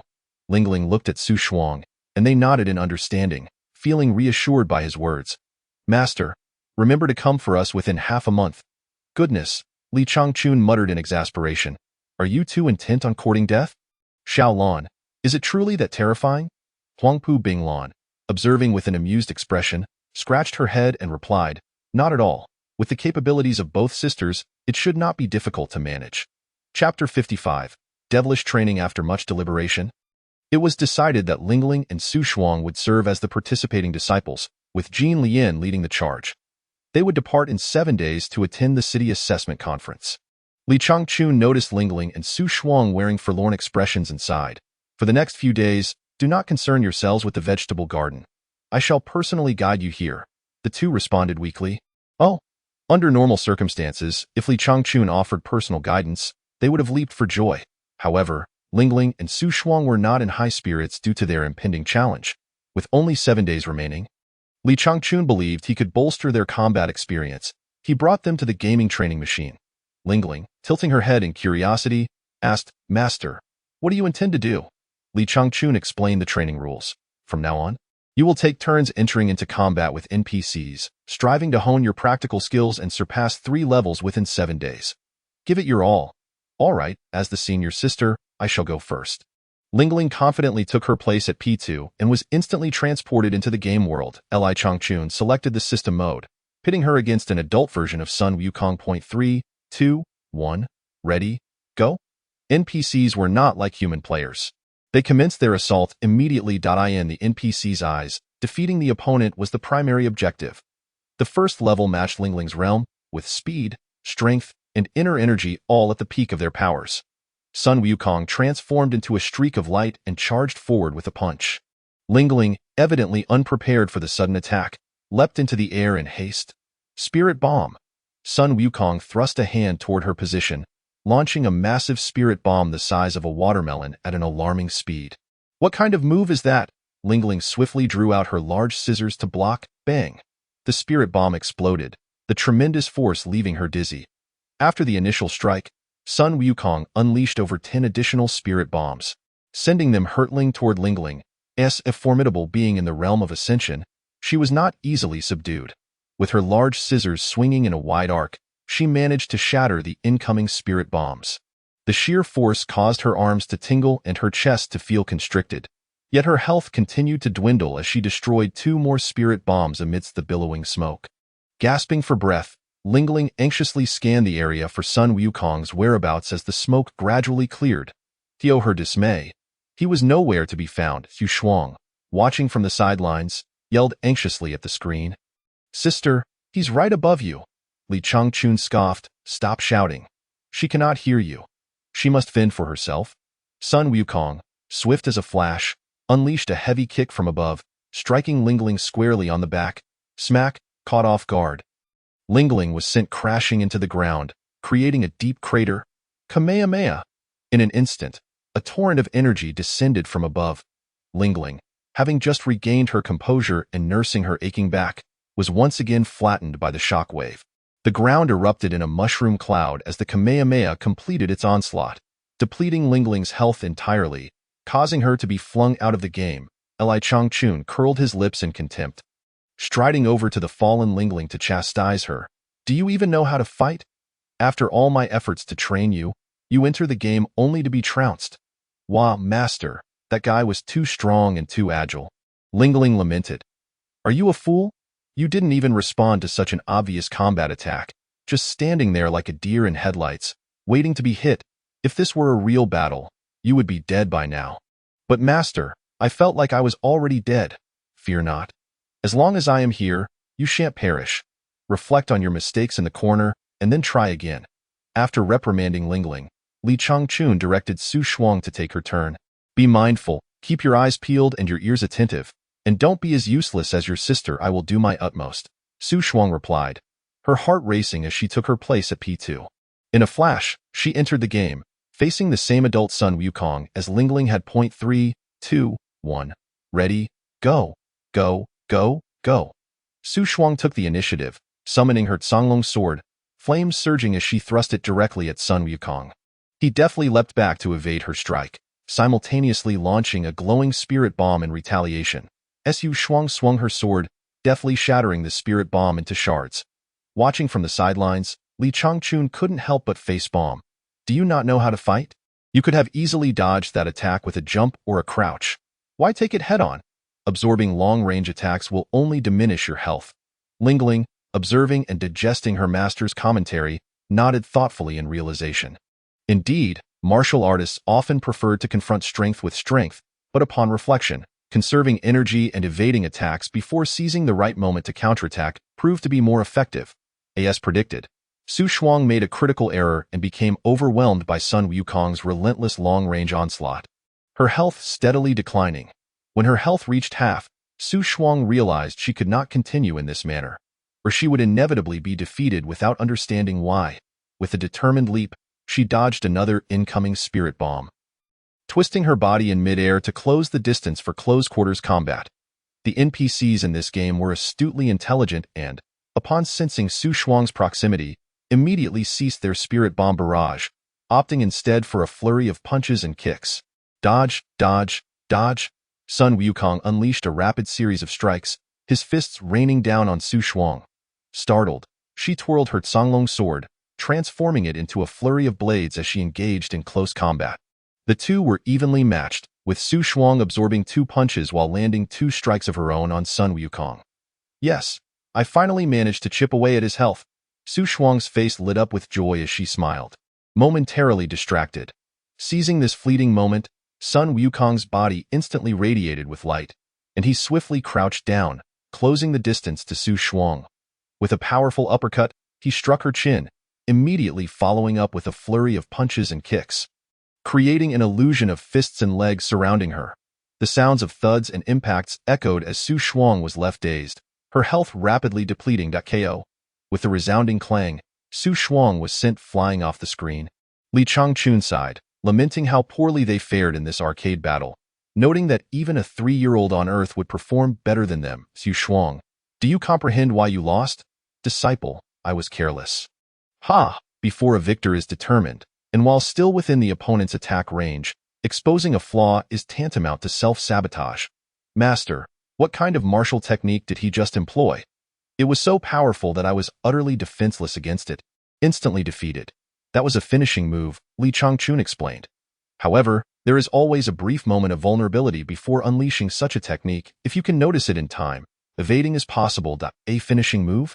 Indeed. In the realm of cultivation, it is akin to a trump card, a devastating attack that requires charging. Su Shuang promptly understood, realizing that the same principle applies in the cultivation world. Powerful spells also necessitate some preparatory time before execution. Chapter 56. Hands-on training, learning from defeat. Fortunately, this game does not inflict real harm on the body. They would quickly recover their stamina once they exited. After half an hour of rest and reflection, Ling re-entered the game. As Sun Wukong launched another energy blast. Ling deliberately avoided a direct confrontation. Focusing her mind, she adeptly chose to either crouch or leap to evade the incoming attack. In no time, Ling Ling's agility shone through, rendering Sun Wukong's ranged energy blasts almost ineffective against her. Reluctantly, Sun Wukong switched to close combat. Both were at the pinnacle of the ascending heaven realm, with little difference in speed, exchanging blows in midair and on the ground. Ultimately, Ling Ling, despite inflicting significant damage to Sun Wukong, was once again bested and knocked out. The reason was simple. Sun Wukong's agility outmatched her, leaving her struggling to keep pace. When it was Su Shuang's turn, she furrowed her brows. Unlike Ling Ling, she lacked that level of nimbleness and was not adept at close-quarter combat. Her strengths lay in swordsmanship and spellcasting. After briefly closing her eyes to simulate the battle, she devised a strategy and resolutely dove in. As the battle commenced, Su Shuang chose to remain focused on her opponent's movements while dodging and seeking openings to strike. Most of her attacks were sword energy and fire-based, which significantly increased the pressure on Sun Wukong, causing his health to deplete faster than her own. When Sun Wukong was left with only 13 health points, he retreated a considerable distance to unleash the Kamehameha. The energy wave surged forward in a straight line. Su Shuang leapt high to evade the oncoming attack, but, to her surprise, the energy wave curved. Circling behind her and striking true, boom, she was once again knocked out, exclaiming, "Wah, master, that's cheating." "He wasn't cheating," Li Changchun replied. Techniques like the Kamehameha are particularly difficult to evade. Typically, one must take the hit, as it can track at any angle. What? If that's the case, who could possibly win? Both of you possess equal strength. You could also employ a barrage of long-range attacks, striking when he hasn't yet reached you to break his momentum. Now I understand. You performed admirably. You've reached a beginner level. With further practice, you'll improve. Additionally, you should learn to manipulate your techniques using mental focus to maneuver them as you wish. Keep it up. As Li Changchun spoke to Su Shuang, Ling Ling listened attentively, both nodding in contemplation. This training provided them with powerful practical lessons, and they gradually developed a fondness for such combat. With only 7 days left until they would face the battlefield, time was of the essence. The two took turns battling, reflecting on their previous encounters to identify mistakes, gleaning lessons and experiences before resting and re-entering the fray. In the 7th match, Su Shuang successfully passed her level. When Sun Wukong launched the Kamehameha again, she seized the opportunity to unleash a formidable wave of sword energy, overpowering him with her remaining health advantage. The scene flashed, and the game continued, as Su Shuang's opponent transformed into Trunks, who bore a long sword and sported blue hair. Not only did this opponent wield a weapon, but his level had also ascended to the Holy Realm, significantly enhancing his speed, abilities, and defense. Confident from her previous experience against Sun Wukong, Su Shuang charged in, only to find that Trunks was far swifter than her. His sword energy struck like a crescent moon, swift and expansive, making it exceedingly difficult to evade. Trunks was particularly adept at ranged attacks, overwhelming Su Shuang with a relentless barrage of sword energy, and within mere seconds, she was reduced to ashes from his relentless combination of strikes. Ling Ling, watching from outside, gasped in shock at the display of combat. "Master, how do we fight against that?" Pouting, Su Shuang returned to the arcade machine, exclaiming, "Master, this is utterly impossible to counter. There's no way to evade." Li Changchun rolled his eyes, stretching his limbs as he remarked, "How can it be impossible? If you can't defeat him, there are even stronger bosses ahead. Allow me to demonstrate." He pressed the start button, choosing Sun Wukong. While the opponent was set to Trunks, the game commenced. And Ling Ling and Su Shuang watched intently as Li Changchun controlled Sun Wukong, who casually performed a taunting gesture, showing no fear of Trunks, as Trunks launched a massive golden wave of sword energy. Li Changchun recognized the difficulty of evasion and immediately had Sun Wukong unleash an energy blast. Boom! The two forces collided, creating a powerful explosion. Sun Wukong leapt high into the air, rapidly firing 5 energy blasts toward Trunks. Right from the start, Sun Wukong established dominance, forcing Trunks to respond defensively. As Trunks attempted to block the incoming energy blasts, Sun Wukong swiftly maneuvered behind him, launching a dazzling Kamehameha that struck Trunks squarely in the back, sending him flying 100 meters away. "Wow, Master, you're amazing. You can attack while distracting the opponent, setting them up for a surprise attack." However, the battle was far from over. Seizing the opening created by Trunks' vulnerability, Li Changchun executed a series of successive attacks, seamlessly transitioning into a finishing move. This was a fundamental aspect of the game, exploiting openings to string together combos in Dragon Ball games. Each match typically grants a finishing move gauge, which can be replenished after use. Rapidly closing the distance to Trunks, who was still reeling from the assault, Sun Wukong landed a powerful uppercut, followed by a barrage of punches, and then a sweeping kick that knocked Trunks unconscious.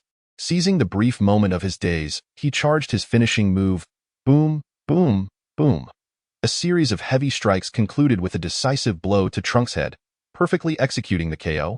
You win, 200 points. This was merely a demonstration for his disciples. And after completing one match, Li Changchun deliberately allowed himself to be defeated. Ling Ling and Su Shuang erupted in cheers, celebrating their master's performance. Duong, duong, they exclaimed, their excitement filling the room. Is this how easily you two are frightened by such mediocre computer opponents? Li Changchun chided. Did you understand? That is how you fight.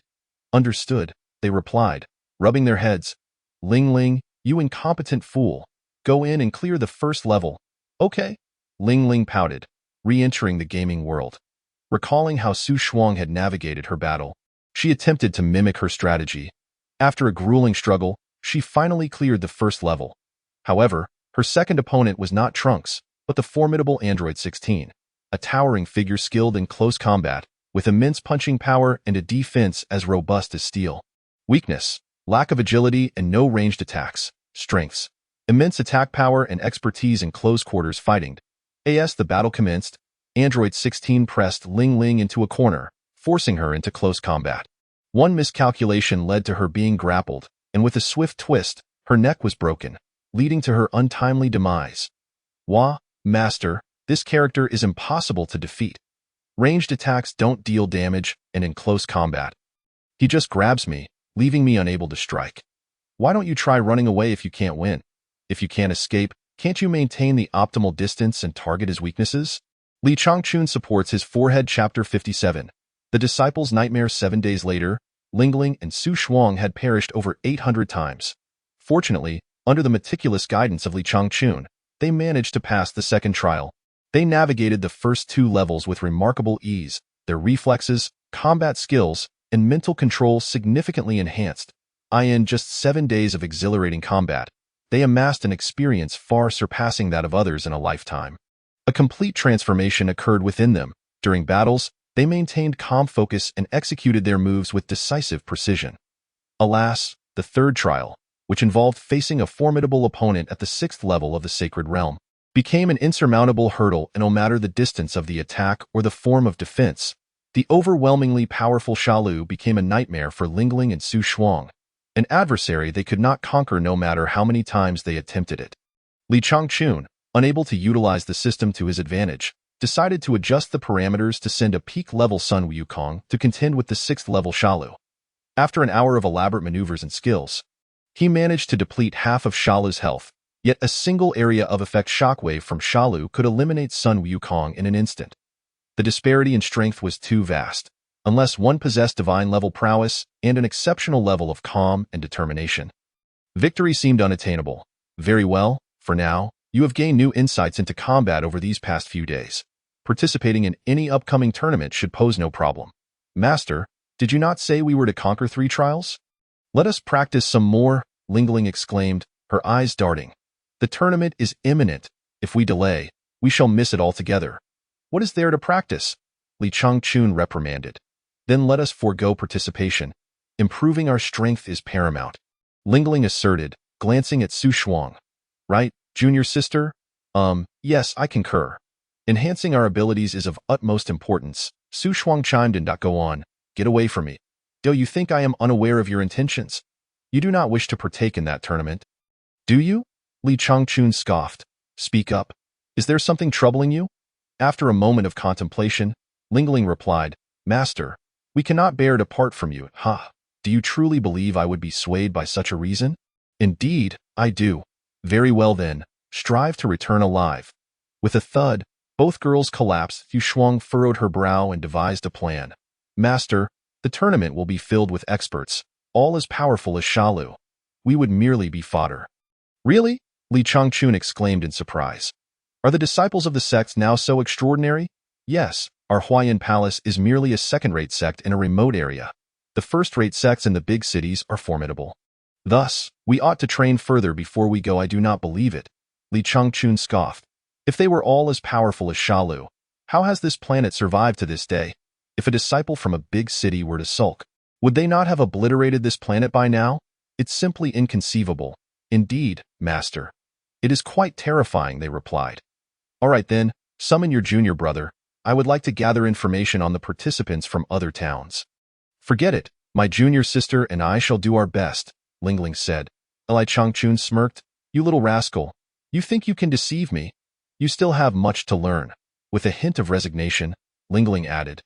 Master, should we be abducted by a great demon, you must come to rescue us. Li Changchun nodded with certainty. I shall. You must write a guarantee that you will bring us back, even from the depths of hell. Very well. Li Changchun, both amused and bewildered, produced paper and ink to draft a guarantee. Is this satisfactory? Lingling and Su Shuang felt a sense of relief. With such a powerful master backing them, their families would undoubtedly show them respect. Thus, attending the tournament seemed a worthwhile endeavor. When the designated time for departure arrived, Huangpu Binglan came to gather them.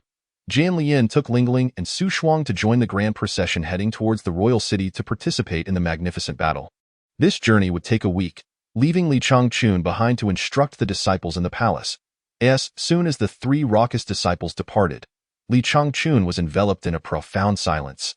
Akin to a lifeless garden, he touched his nose, even feeling a hint of nostalgia. Perhaps I shall go and rally the disciples from the village, he mused. After some thought, he called upon 3 or 4 robust disciples and moved the training machines to the courtyard practice room.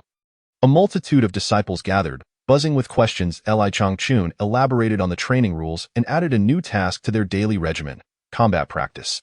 Each disciple was mandated to train daily. A reward of 10,000 silver notes would be granted for passing 1 level, and 100,000 for 2.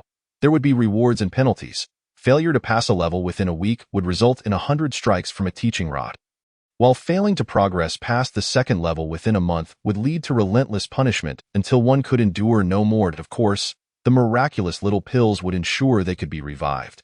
The disciples grinned widely. Well, it seemed they had just acquired an additional means to push their limits. In an instant, they yearned for the return of their master, who had not yet strayed too far. The village chief is no ordinary person. He is a devil. Yet Li Changchun gazed at Jian Lian's benevolent training schedule, shaking his head. No wonder the disciples' training speed is slow and they are so weak. There is a reason for it. He took out paper and ink, determined to overhaul the training curriculum entirely.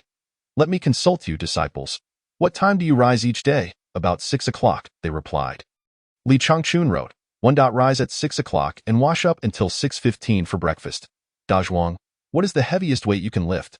Dazhuang proudly declared, 1,500 pounds is no problem. Li Changchun nodded in approval. He then wrote the second rule, 2. After breakfast, run up and down the mountain with the weight of 1,500 pounds twice, to be completed before lunch. If not, continue running until finished before being allowed to eat and rest. 3. Rest for an hour at noon, and begin intensive training in the afternoon, with each disciple taking turns in the combat training machine. 4. After dinner, soak in a bath for 1 hour. 5. In the evening, meditate and cultivate until dawn for breakfast. After reflecting, he filled the schedule nearly to capacity and affixed it to the wall. From now on, you will train according to these standards. Gather around. Once the disciples read it, they all gaped in disbelief. This is unbearable. It incites suicidal impulses. They muttered under their breath, the village chief is inhumane. Li Changchun glared. But, Master, your schedule does not include time for sleep at night. Meditation is rest. It is sleep, and it also nourishes the true energy, entirely replacing sleep, Li Changchun reprimanded. You are here to learn skills and cultivate, not for a vacation. The disciples had no choice but to silence their complaints, suppressing their indignation. Faced with the village chief, even wishing for death seemed a difficult task. Well, we'll take it one day at a time. The devilish training began instantly, with no time wasted. As the afternoon approached, they dove directly into combat training. The disciples finally understood what it meant to face a devil and to confront death. The pain and sensation of dying in the game world felt overwhelmingly real.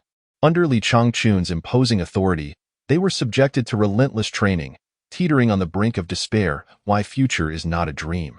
My future is a nightmare. Chapter 58. Spring slumber unnoticed, mosquitoes buzzing everywhere meanwhile. The team from Feishan City, participating in the sect assessment, had endured an exhausting 8-hour journey and finally arrived at the royal city. As night fell, countless lights illuminated the surroundings, and the towering buildings were adorned with gem-encrusted facades. The streets transformed into brilliant rivers of starlight, bustling with voices that echoed, requiring conversations to be shouted. The atmosphere was vibrant and thriving, a scene of prosperity. Huangpu Binglan, leading the team, guided the disciples from Feishan City to a luxurious tavern for their stay. After a long day, they were quite fatigued, so they reserved 5 tables downstairs, requesting the establishment to serve an array of signature dishes. Jian Lian, Lingling, and Su Shuang, representing Huayan Palace, found themselves dining at the same table as disciples from a second-rate sect called the Mad Blade sect. As the dishes were served, Lingling scoffed, "A bunch of bumpkins. Is this all they serve in the royal city?" Turning to Su Shuang, she whispered, "Junior sister, have you ever tried the renowned roast duck from Quanjude? It's divine, especially the duck liver. So rich and delectable. I haven't. I've only been to the royal city twice," Su Shuang admitted. "Let us go. It's on me," with a graceful wave of her hand. Lingling swiftly led the two to Chuanda. Here, the roasted duck was exorbitantly priced. While a single duck outside cost merely 1 or 2 taels of silver, here it astonishingly reached 150 taels. However, the flavor was indeed authentic, with a crispy exterior and tender, juicy meat. The 2 young ladies, being extravagant themselves, relished the duck liver so much after their first taste that they ordered 10 more servings. Indulging in a lavish feast amidst laughter and jovial banter, creating a particularly harmonious atmosphere. Nearby, 2 young gentlemen, bearing long swords on their backs, had been observing Lingling and Su Shuang since their arrival. "Senior brother, those 2 girls possess remarkable cultivation. They seem to be here for the city sect evaluation conference as well. Indeed, they both appear to be at the pinnacle of the ascending heaven realm. Truly exceptional. Judging by their attire and the insignia on their chests, they seem to hail from Feishan City." Feishan City? Who would have thought that a small second-tier town could produce such talent? "Tianliang, let us go and make their acquaintance." "Heh, senior brother, you aren't developing a crush on those pretty girls, are you? And what of it? Is my Lingxiao Palace not worthy of them?" "Haha, senior brother, you have a point. Shall we? Please." The 2 young men hailed from the prestigious first-tier city of Wanzhong City, and their sect, Lingxiao Palace, was the leading force in that city. Historically, Wanzhong City had always been a focal point of attention. Renowned for its abundant talents and myriad masters. In every city sect evaluation, they had either claimed first or second place, never falling below third. The 2 young men, representing Lingxiao Palace in this competition, were named Tianliang and Tianwei, both at the pinnacle of the ascending heaven realm, standing out among their peers. As they spoke, the 2 confidently took a seat at the same table as Lingling and Su Shuang. Facing them, the 4 exchanged glances, and Su Shuang nudged Lingling with her elbow, asking, "Sister, are they your friends?" Lingling shook her head. "Hey, who are you? And what do you want?" Tianwei politely clasped his hands together and said, "Greetings, I am Tianwei from Lingxiao Palace. It is a pleasure to meet both of you beautiful ladies." Lingling frowned, protectively covering the duck liver before her. "Are you here to mooch off our meal?" Tianwei's lips twitched at the sharpness of her question. That inquiry is quite incisive. However, from any perspective, we certainly do not resemble beggars. Go affirm their noble status. He snapped his fingers, summoning the waiter. "Young man, please charge the expenses of these 2 ladies' meals to our account." Tianwei produced a silver note from his sleeve and handed it to the waiter. "Use this to cover the cost up front, and we will settle everything once we finish eating." The waiter happily accepted the silver note, nodding repeatedly. Lingling and Su Shuang exchanged puzzled glances, perplexed by this unexpected generosity. Lingling tilted her head, questioning, "What do you mean by that?" Tianwei adjusted his attire with an air of elegance and replied, "Seeing your remarkable physique, I believe you would make an excellent partner for dual cultivation. May I ask, dear lady, would you be interested?" Lingling laughed, a mocking smile gracing her lips. Tianwei, enchanted by her beauty, continued, "My dear, do not worry about your background. I am adaptable." Lingling could no longer contain her laughter at the self-important playboy before her. "You know, upon first seeing you, I felt compelled to compose a poem for you." Tianwei's eyes lit up with surprise, thinking, is this the feeling of being captivated? So many women have succumbed to my charm in an instant. Surely this one has as well, however. Maintaining composure, he replied. Please recite it. I would love to appreciate your talent. Lingling shook her head and began to recite. Spring slumber unawares, everywhere the mosquitoes buzz. Last night, the claps resounded. How many mosquitoes fell? What do you think? Not bad, right? Tianwei's expression shifted dramatically. What do you mean by that? Lingling's countenance darkened as well. Anyone with a modicum of intelligence would understand. Are you a fool? Leave me be to enjoy my meal. Used to being revered and treated like a star disciple, Tianwei had never endured such humiliation. You are merely a disciple from a second-tier town, yet you dare to speak to me, a member of Lingshao Palace, in such a manner? How disrespectful, humph. I wouldn't care for the admiration of a mere mosquito, Lingling retorted disdainfully. You throw around your sect's name as if it grants you superiority. Does a grown man not feel ashamed? Pathetic. Tianwei's face turned a deep shade of anger. He had not anticipated that such a beautiful girl could possess such a sharp tongue. What do you mean by what? Either leave, or let us settle this with a fight, Lingling scoffed. Feeling deeply insulted, Tianwei, who had never been looked down upon, felt his pride wounded. You little girl, I find your fiery spirit somewhat appealing. How about we have a contest? If you lose, you will serve me as a maid for 10 years, and I expect you to be my personal attendant as well. Lingling wiped her mouth of grease, laughing heartily. Very well, but what if I win? You may set any condition. Tianwei had no doubt of his victory. The superior techniques he had learned in Lingshao Palace had never led him to defeat another disciple of equal rank. Then you must serve me as a maid for 10 years as well. Do not worry, I will not take your life. Lingling smirked and queried, by the way, can you give a foot massage? A bit, he replied. Perfect, let us go. I am in need of a foot massager. Hemph. To the rooftop, Tianwei declared, striding towards the designated area. Chapter 59. A deadlock in the royal city. Dueling was strictly regulated to designated locations. Otherwise, it would be deemed malicious destruction, incurring severe penalties. Some battles took place in plazas, while others were held atop rooftops. Chuanda, being in a bustling area, had limited space, thus the fighting arena was set on the rooftop. Every day, a few patrons engaged in battles, as this was a world that revered martial prowess. Some fought for practice, while others fought to the death. The establishment bore no responsibility for the outcomes. As fights occurred, spectators gathered to watch, savoring their meals while enjoying the spectacle. Lingling and Tianwei stood on opposite sides of the rooftop, locking eyes. Soon, many diners had gathered below, pointing and discussing the unfolding drama. Isn't that a disciple from Lingshao Palace? He looks so dashing. And who is that girl across from him? She seems to be from Faxian City. Not that Faxian City has any noteworthy sex.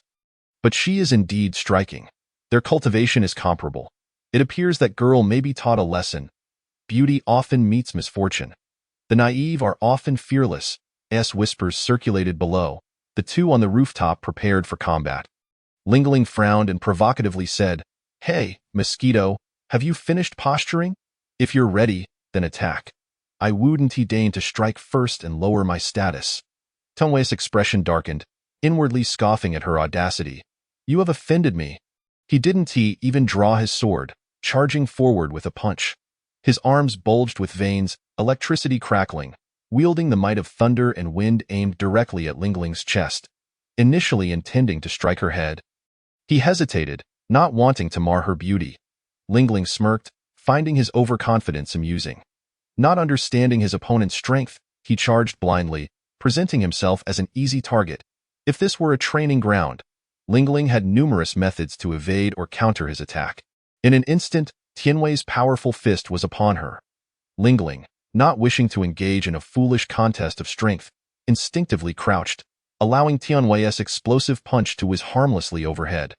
Before Tianwei could retract his attack, Lingling surged upward, delivering a powerful rising dragon punch to his chin, followed by a flurry of rapid punches raining down on him before he could land. Tianwei, momentarily dazed, felt as if he were being struck by dozens of heavy blows simultaneously. Utterly bewildered and unsure how to retaliate. "You'll pay for this." Lingling delivered another crushing blow to Tianwei's crown. The impact sent dust flying, creating a deep crater in the arena. Pain coursing through him. Tianwei struggled to rise, but Lingling would not grant him the opportunity for a counterattack. Having initiated the fight, she was determined to maximize her advantage while he was vulnerable. Refusing to play the role of a benevolent fighter waiting for him to recover, she seized the moment to strike decisively. Lingling levitated momentarily, gathering her energy, and in the blink of an eye, conjured a dazzling energy orb the size of a millstone above her head, its terrifying power eliciting gasps of fear from the onlookers. In the darkness of night, it shone like a radiant sun, blindingly bright. At that moment, Tianwei was still unsteady, attempting to rise. Lingling called out, "Energy orb, go!" She hurled the energy sphere downwards with force. "Brother, be careful." Tianliang urgently drew his sword. Rushing to intervene, clang, a magnificent sword, the Azure Dragon Sword, intercepted Tianliang's path. Xu Shuang smiled softly and said, "While others are engaged in combat, no one is allowed to interfere." Tianliang, blocked by Xu Shuang, was left anxious. Watching helplessly as his senior brother was struck by the overwhelming energy orb, boom! The arena erupted in a blinding light, illuminating the area for miles around as if it were daytime. The Grand Chuanda establishment shook violently, trembling as if the earth itself had quaked. Accompanied by a heart-wrenching scream from Tianwei, his body could not withstand the immense pressure of such formidable energy, and he exploded on the spot, scattering flesh and blood across the sky in a stunning display. Lingling clapped her hands, gracefully descending like an ethereal fairy onto the martial platform, which was now marred by a wide, deep crater. "Where is he?"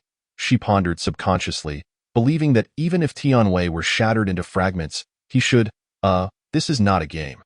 Tianwei will not return. It's a disaster. I inadvertently killed the one who was supposed to take care of my feet. Realizing this, Lingling bit her finger in alarm. "Demoness, return my senior brother's life."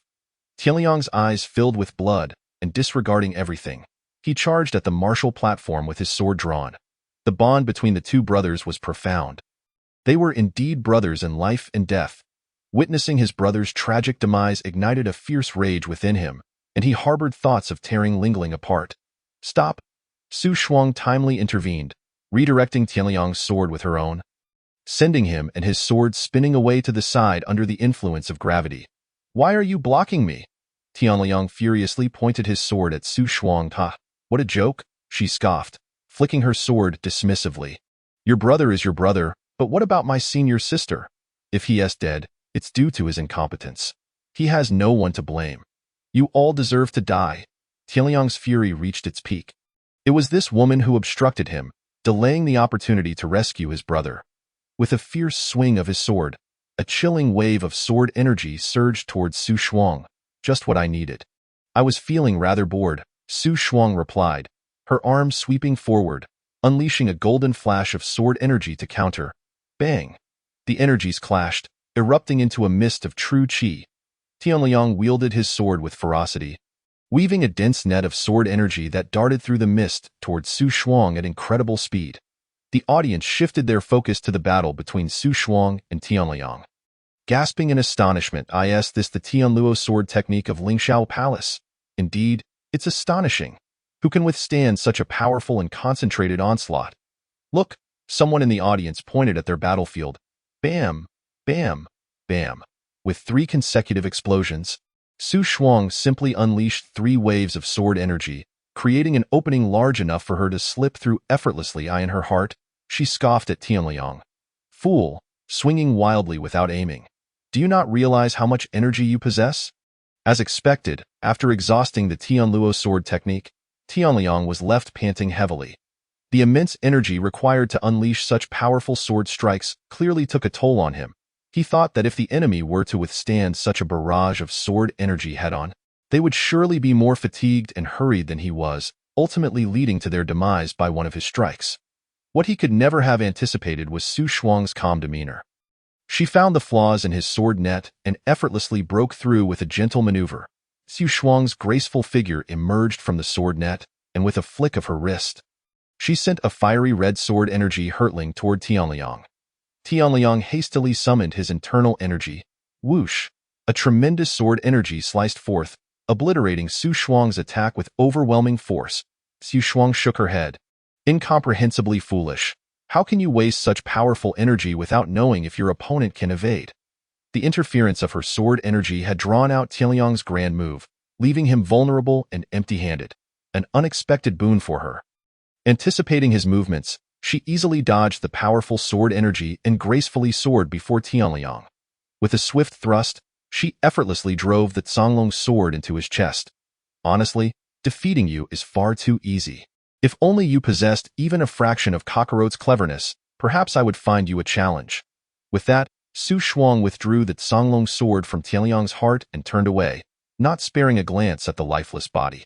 In real combat, it is far less forgiving than arcade fighting. In arcade battles, one does not recklessly launch empty attacks unless there is at least an 80% certainty of success. Yet, in the realm of arcade training, the outcome of any confrontation is inevitably fatal. Chapter 60. The Eternal Second, the Clone Vegeta. After enduring countless trials from Li Changchun, Lingling and Su Shuang regarded death as inconsequential, believing that combat was simply this way.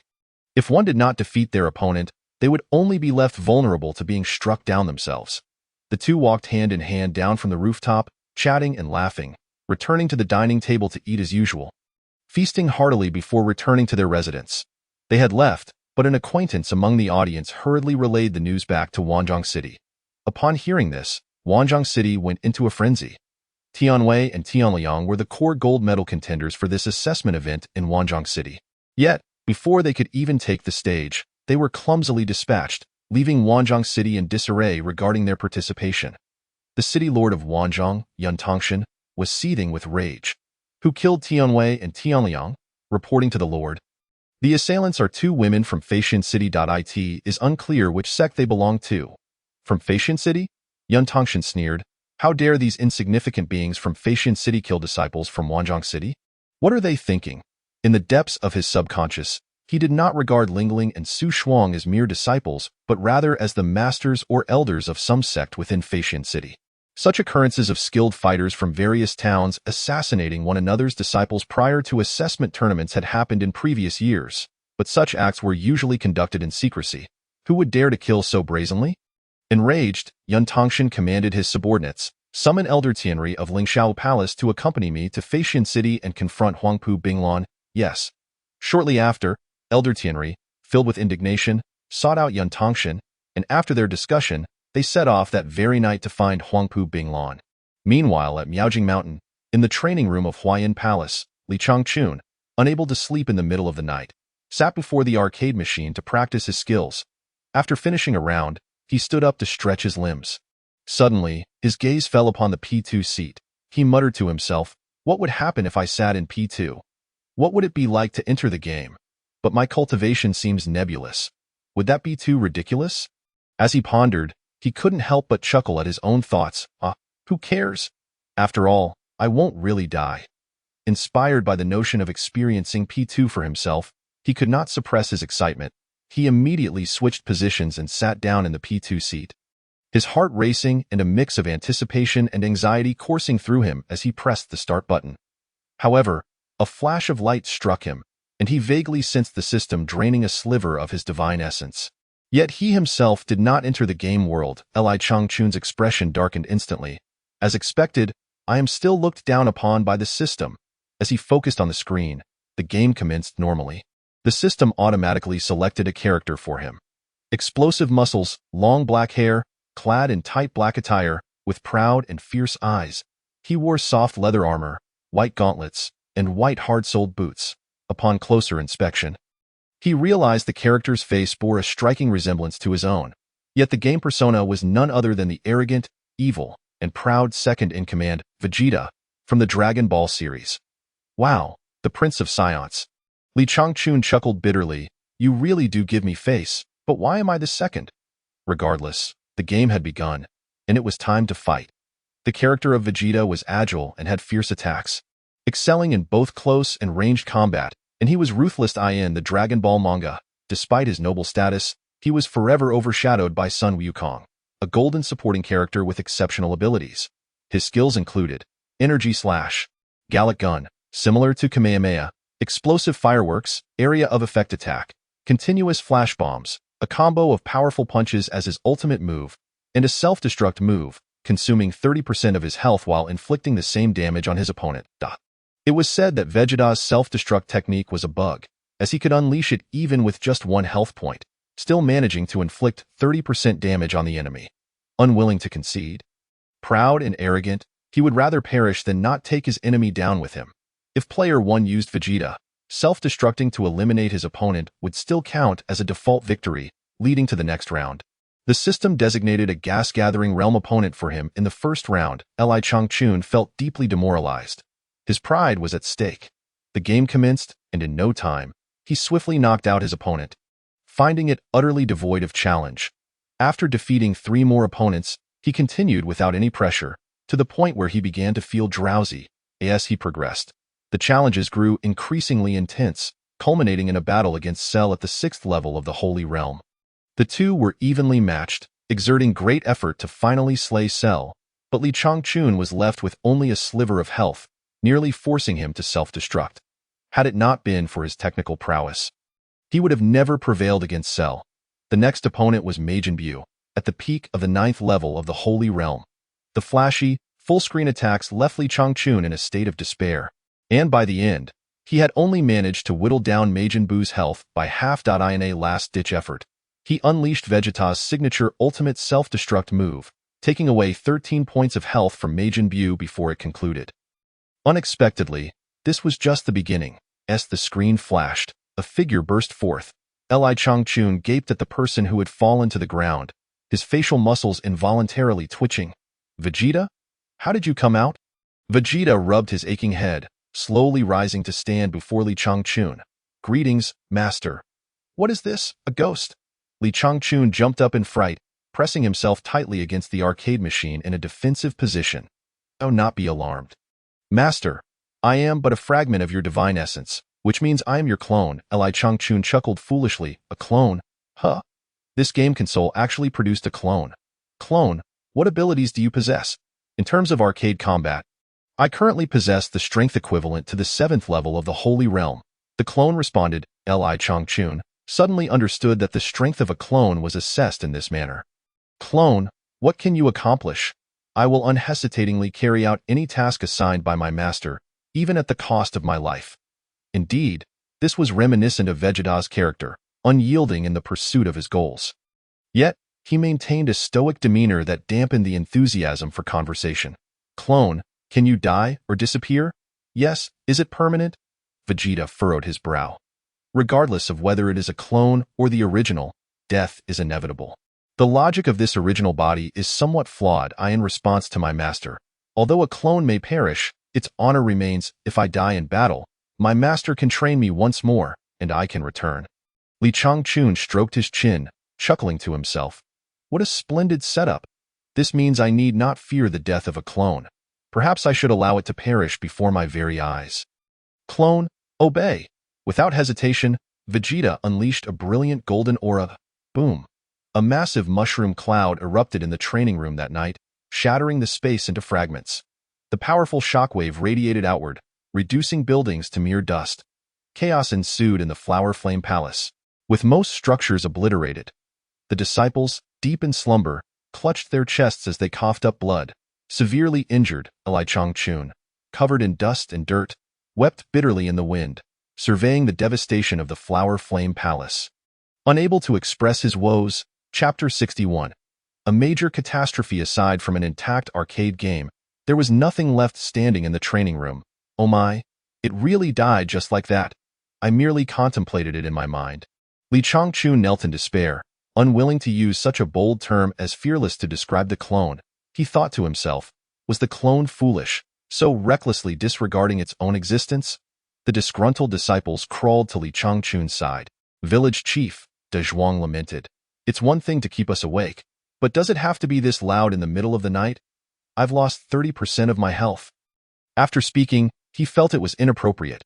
Wait, why did I say I lost 30% of my health? How strange. Li Changchun sighed in sorrow. quietly taking out a bottle of small pills de zhuang. Distribute one pill to each disciple to restore them to their original state. Oh, understood. After consuming the pills, the disciples returned to their former selves. Li Changchun shook his head in resignation. They might as well not sleep at all. As there was no longer a place to rest, he promptly instructed the disciples to gather bricks and mud to rebuild the dormitory and called 2 others to move the undamaged arcade game to the backyard. The vegetable garden had become the only intact structure within the Flower Flame Palace. Considering this, he decided to create another clone. Revitalized, he sat at the P2 position, began the game, and drew a sliver of his essence. After 2 hours of intense battle, he began anew. Once again, he fell to Majin Bu, and the clone sprang forth from the screen once more. This time, he dared not entertain reckless thoughts. Hesitantly, he asked, "Clone, do you know everything I think?" The clone nodded. The memory of the master is shared with the clone, and our thoughts are aligned, acting solely at the master's command. Li Changchun comprehended fully, realizing how to utilize the clone to assist him. Accompanied by the clone, he set out to inspect the vegetable garden, pondering that tasks like farming and raising pigs were too trivial to burden the clone with. Gazing at the garden and the cattle shed, he felt a natural yearning for his 2 obedient and adorable disciples. He wondered if they were in danger and hoped they wouldn't endanger their lives. Use good steel for the sharpest blades. Clone, yes. Please go to the royal city and ensure their safety. Understood. Since the clone shared Li Changchun's thoughts, there was no need to elaborate further. Li Changchun wished for the clone to alleviate the worries of his 2 disciples and protect Jinlian. The clone understood. It was best to provide covert protection, revealing itself only in times of dire need. The clone comprehended. After all, Ling Ling and her companions were participating in a martial arts tournament. He wanted to ensure they did not become complacent by relying on him.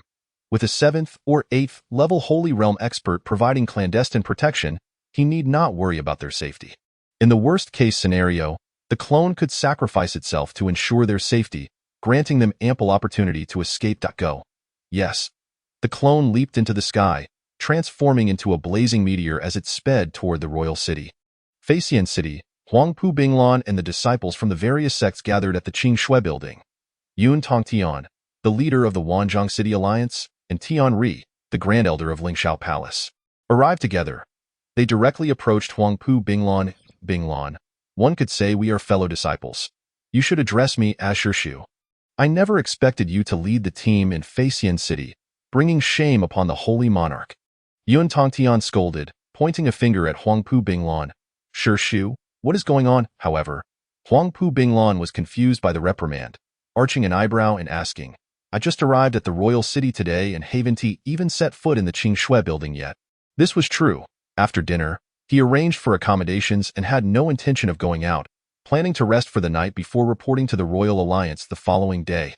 Humph, of course, you need not go out. Yun Tongtian waved his sleeve with disdain. You have indeed done something outrageous. Right upon arrival, you sent people to eliminate the core combat disciples of Wanzhong City. Surely not. Huangpu Binglan exclaimed in shock. All the disciples and elders of Faxian City have not even stepped outside. How could this be possible? No need for excuses. Many clearly saw individuals in the attire of Faxian City attacking. Yun Tongtian declared, Binglan, you should confess and explain.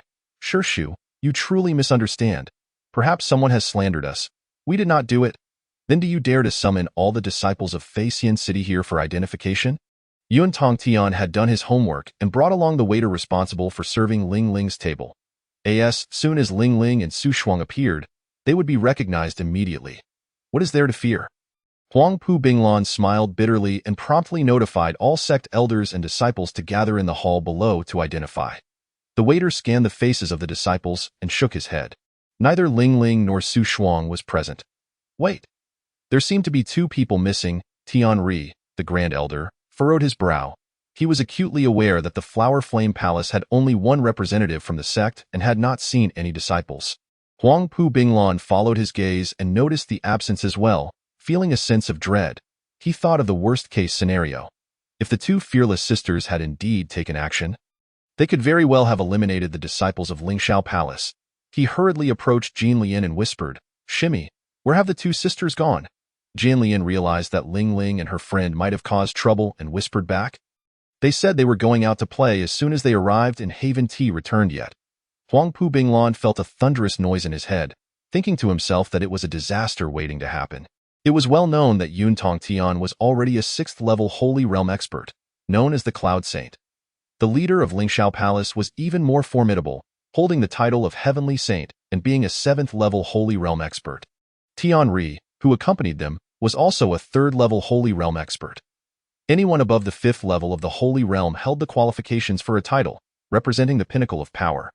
Huang Pu Binglan was merely at the 1st level of the Holy Realm, far from qualifying for a title, and the 1st-class towns numbered in the hundreds, while 2nd-class towns were countless, completely different tiers. Chapter 62.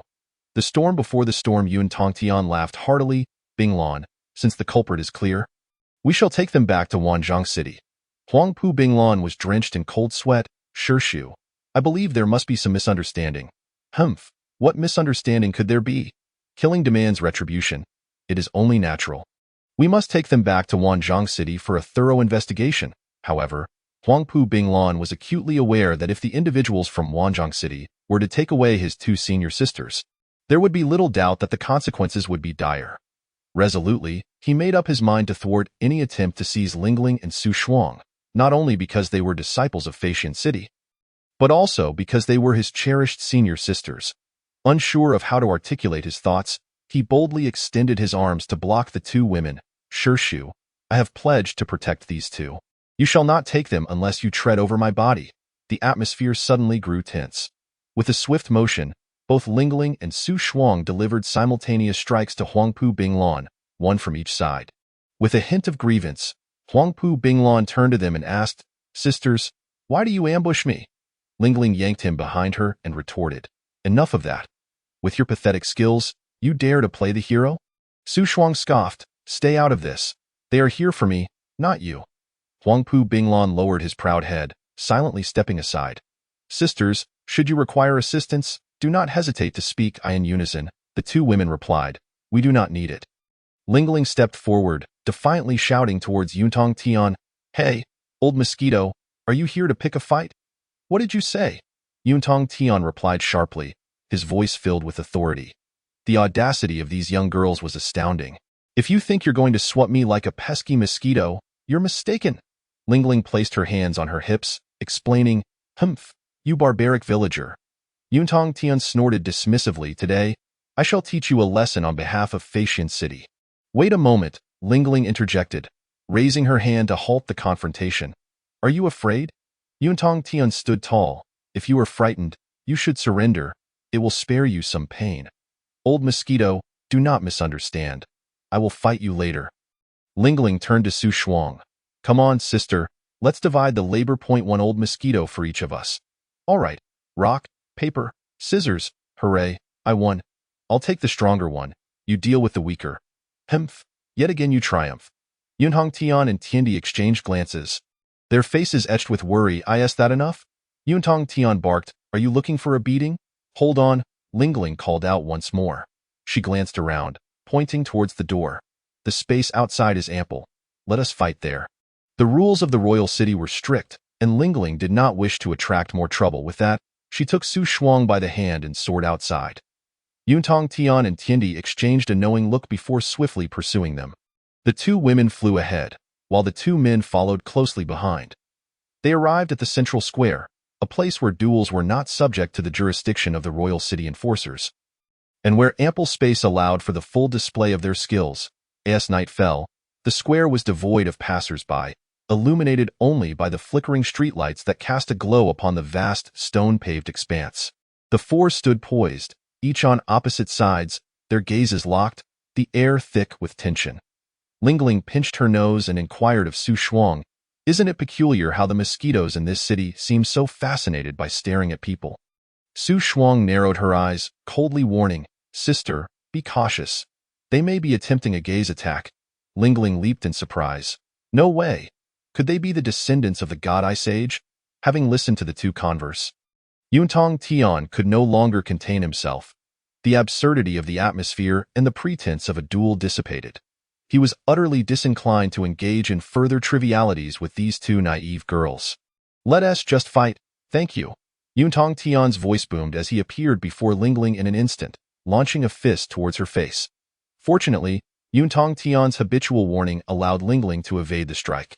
Had it not been for his preemptive call, the disparity in their strengths could have led to her suffering a devastating blow. With a swift sidestep, she narrowly avoided the powerful punch, spinning in midair before regaining her stance. Her heart still racing. That old mosquito is incredibly fast. I must be cautious. Lingling silently wiped away the cold sweat, focusing all her energy on Yuntong Tian's every move. Meanwhile, Su Shuang and Tiandi watched with keen interest, each adjusting their arms. The platform was too small for a chaotic brawl. They shared the same thought. There was no rush. They would wait for the others to finish first. In a flash, Yuntong Tian struck again. Catch this. I see it. Lingling, with her keen perception, concentrated fully and finally deciphered Yuntong Tian's trajectory. Anticipating his next move, she hastily evaded, her feet carrying her gracefully away. At that moment, a shop owner nearby opened his window. A middle-aged man with a disheveled appearance rubbed his sleepy eyes and peered into the square, grumbling about the noise disturbing his rest in the dead of night. Habitually, he grabbed a pair of binoculars to see what was happening. Upon recognizing the combatants, a wave of realization hit him like a bucket of cold water, jolting him awake. Yuntong Tian? Young lady? What in the world? The shopkeeper rubbed his eyes to confirm his sight, then hurriedly rushed downstairs, mounting his steed without a second thought. This was serious. A powerful sage was bullying his young lady in the dead of night, and it appeared to be a life-or-death struggle. He needed to report this to the family head immediately. The elderly master and the wealthy patriarch had been searching for Gu Linger for months, especially the elderly master, who, at over 300 years of age, had doted on his rebellious granddaughter, fearing that she would break if held too tightly and melt if placed in his mouth. After she vanished for several months without a word, he had grown increasingly anxious. Neglecting food and drink, his hair and beard turning white. Such a significant opportunity for merit could not be overlooked by the small shopkeeper, who knew he had to inform the family at once. However, the commotion below went unnoticed by the four battling above. They were too engrossed in their fight to pay heed. Take this, ha, ha. Yuntong Tian unleashed a relentless barrage of punches, each strike creating rippling shockwaves in the air. Hinting at the power to shatter space itself, as a sage of the 6th level, known as Cloud Saint, he was not an opponent to be taken lightly. Lingling, having undergone rigorous training under Li Changchun, was no longer a mere punching bag. She maintained her composure on the battlefield, her movements fluid and agile. Recognizing the disparity in their strengths, she resolved to leverage her battle experience to its fullest. In truth, she often owed her thanks to Yuntong Tian's habit of announcing his attacks ahead of time. It was as if he provided a 0.1-second warning for her to evade. After dodging Yuntong Tian's 38th punch, she slipped behind him, seizing the opportunity to strike with her oversized scissors aimed at his back. Swish, clang. Yet, despite her scissors' sharpness, they barely penetrated Yuntong Tian's skin. Lingling exerted all her strength but could not push the blade any deeper. No way, another failure. In that fleeting moment of confusion, Yuntong Tian swiftly turned, seizing her arm in a vice-like grip. Ha ha, little girl, can you run now? He laughed boisterously. Lingling struggled with all her might to free herself. But Yuntong Tian's grasp was unyielding. Determined, she lifted her leg and aimed a kick at his groin. Bam! Crack! Yuntong Tian, though possessing an indestructible body, had yet to develop an impenetrable defense. His face contorted in agony, a sensation only a man could fully comprehend. Despite the pain, he tightened his hold on Lingling, refusing to let go. Let me go, old mosquito, Lingling retaliated, swinging her scissors down onto Yuntong Tian's arm. The thuds echoed as the platform trembled. Yet his arm remained unscathed, as if merely brushed by a feather. The gap in their strengths was too vast, leaving Lingling with little recourse. After a few breaths, Yuntong Tian regained his composure, glaring at Lingling with eyes like copper bells. He lifted her and threw her to the ground with force. Boom! Dust swirled as Lingling's back slammed into the stone, leaving a mark. I will kill you. Yuntong Tian's hand morphed into a claw, a radiant red energy coalescing around his palm, ready to pierce Lingling's heart. Look, a shooting star! Lingling exclaimed, gazing up at the sky in astonishment. Foolish trick. Do you think I would fall for that? Boom. Just as Yuntong Tian's words hung in the air, his head was struck by an unseen force, distorting his features and sending him reeling, drool spilling from his mouth. Lingling rubbed her sore wrist, grumbling, I told you there was a shooting star. How could you? Old Mosquito, not believe me. What he thought was a meteor turned out to be a person upon closer inspection. With explosive black hair and an air of arrogance, the figure stood tall, exuding an undeniable presence. Upon recognizing the familiar face, Lingling's heart leapt with joy. Master, Vegeta, in his split form, had been observing the battle from the skies, adhering to Li Changchun's instruction not to intervene unless absolutely necessary. It was only when he discerned Lingling was in mortal danger that he descended like a shooting star to her rescue. The split form turned coldly to face Lingling, who lay on the ground. Big fool, is your strength truly this insufficient? Lingling gazed at the proud demeanor of her master's doppelganger, suddenly feeling a mix of familiarity and strangeness. When did Master acquire such a lifeless visage? Wasn't he usually so jovial? Master, you look incredibly dashing in those white gloves. Do give them to me, Lingling teased. Enough chatter. The doppelganger retorted coldly. Do you require assistance in disposing of him? Lingling increasingly sensed that her master was not quite himself and thought to herself that he must have indulged in too many little pills again. Regardless, her master had not abandoned her. She nodded vigorously. I need it. Very well. Without further ado, the doppelganger thrust his palm forward, releasing a blinding beam of energy from the Gallic gun, mesmerizing both Lingling and Su Shuang. Master is so impressive. Yun Tongtian, just regaining consciousness, caught a glimpse of the Gallic gun's beam from the corner of his eye and cried out in alarm. He instantly propelled himself into the air to evade it. Fool, Lingling and Su Shuang simultaneously scoffed. Their master had taught them that one could not escape the Kikaho. The proper response was to either endure it head-on or seek cover. Ascending into the open sky was tantamount to presenting oneself as a target for the Kikaho. Indeed, the Gallic gun traced a graceful arc, homing in on Yun Tongtian and exploding with a dazzling brilliance reminiscent of a colossal sun illuminating the night sky. Yun Tongtian was sent tumbling by the blast, landing with a thud on the ground, his legs flailing, his eyes rolling back as he fell silent. The doppelganger swiftly approached, delivered a couple of kicks to Yun Tongtian, checked for his breath, then nodded and proclaimed, No use, he is dead. Lingling hurried over to examine him, and lo and behold, he truly was lifeless, a master of the sixth heavenly layer of the sacred realm, and yet he fell so easily before her master. Little did they know, this was merely a doppelganger of Li Changchun. Leave the remaining scraps to you. I shall take my leave. The doppelganger casually remarked as he leapt into the air, transforming into a shooting star that vanished without a trace. Left behind was the Grand Elder of the Tianri clan, standing in place, stunned by the shocking turn of events. Who was that sudden apparition? What kind of power must one possess to so effortlessly slay a sacred monarch? While he remained astonished, a clear voice rang out beside him. Old Mosquito, it's our turn now.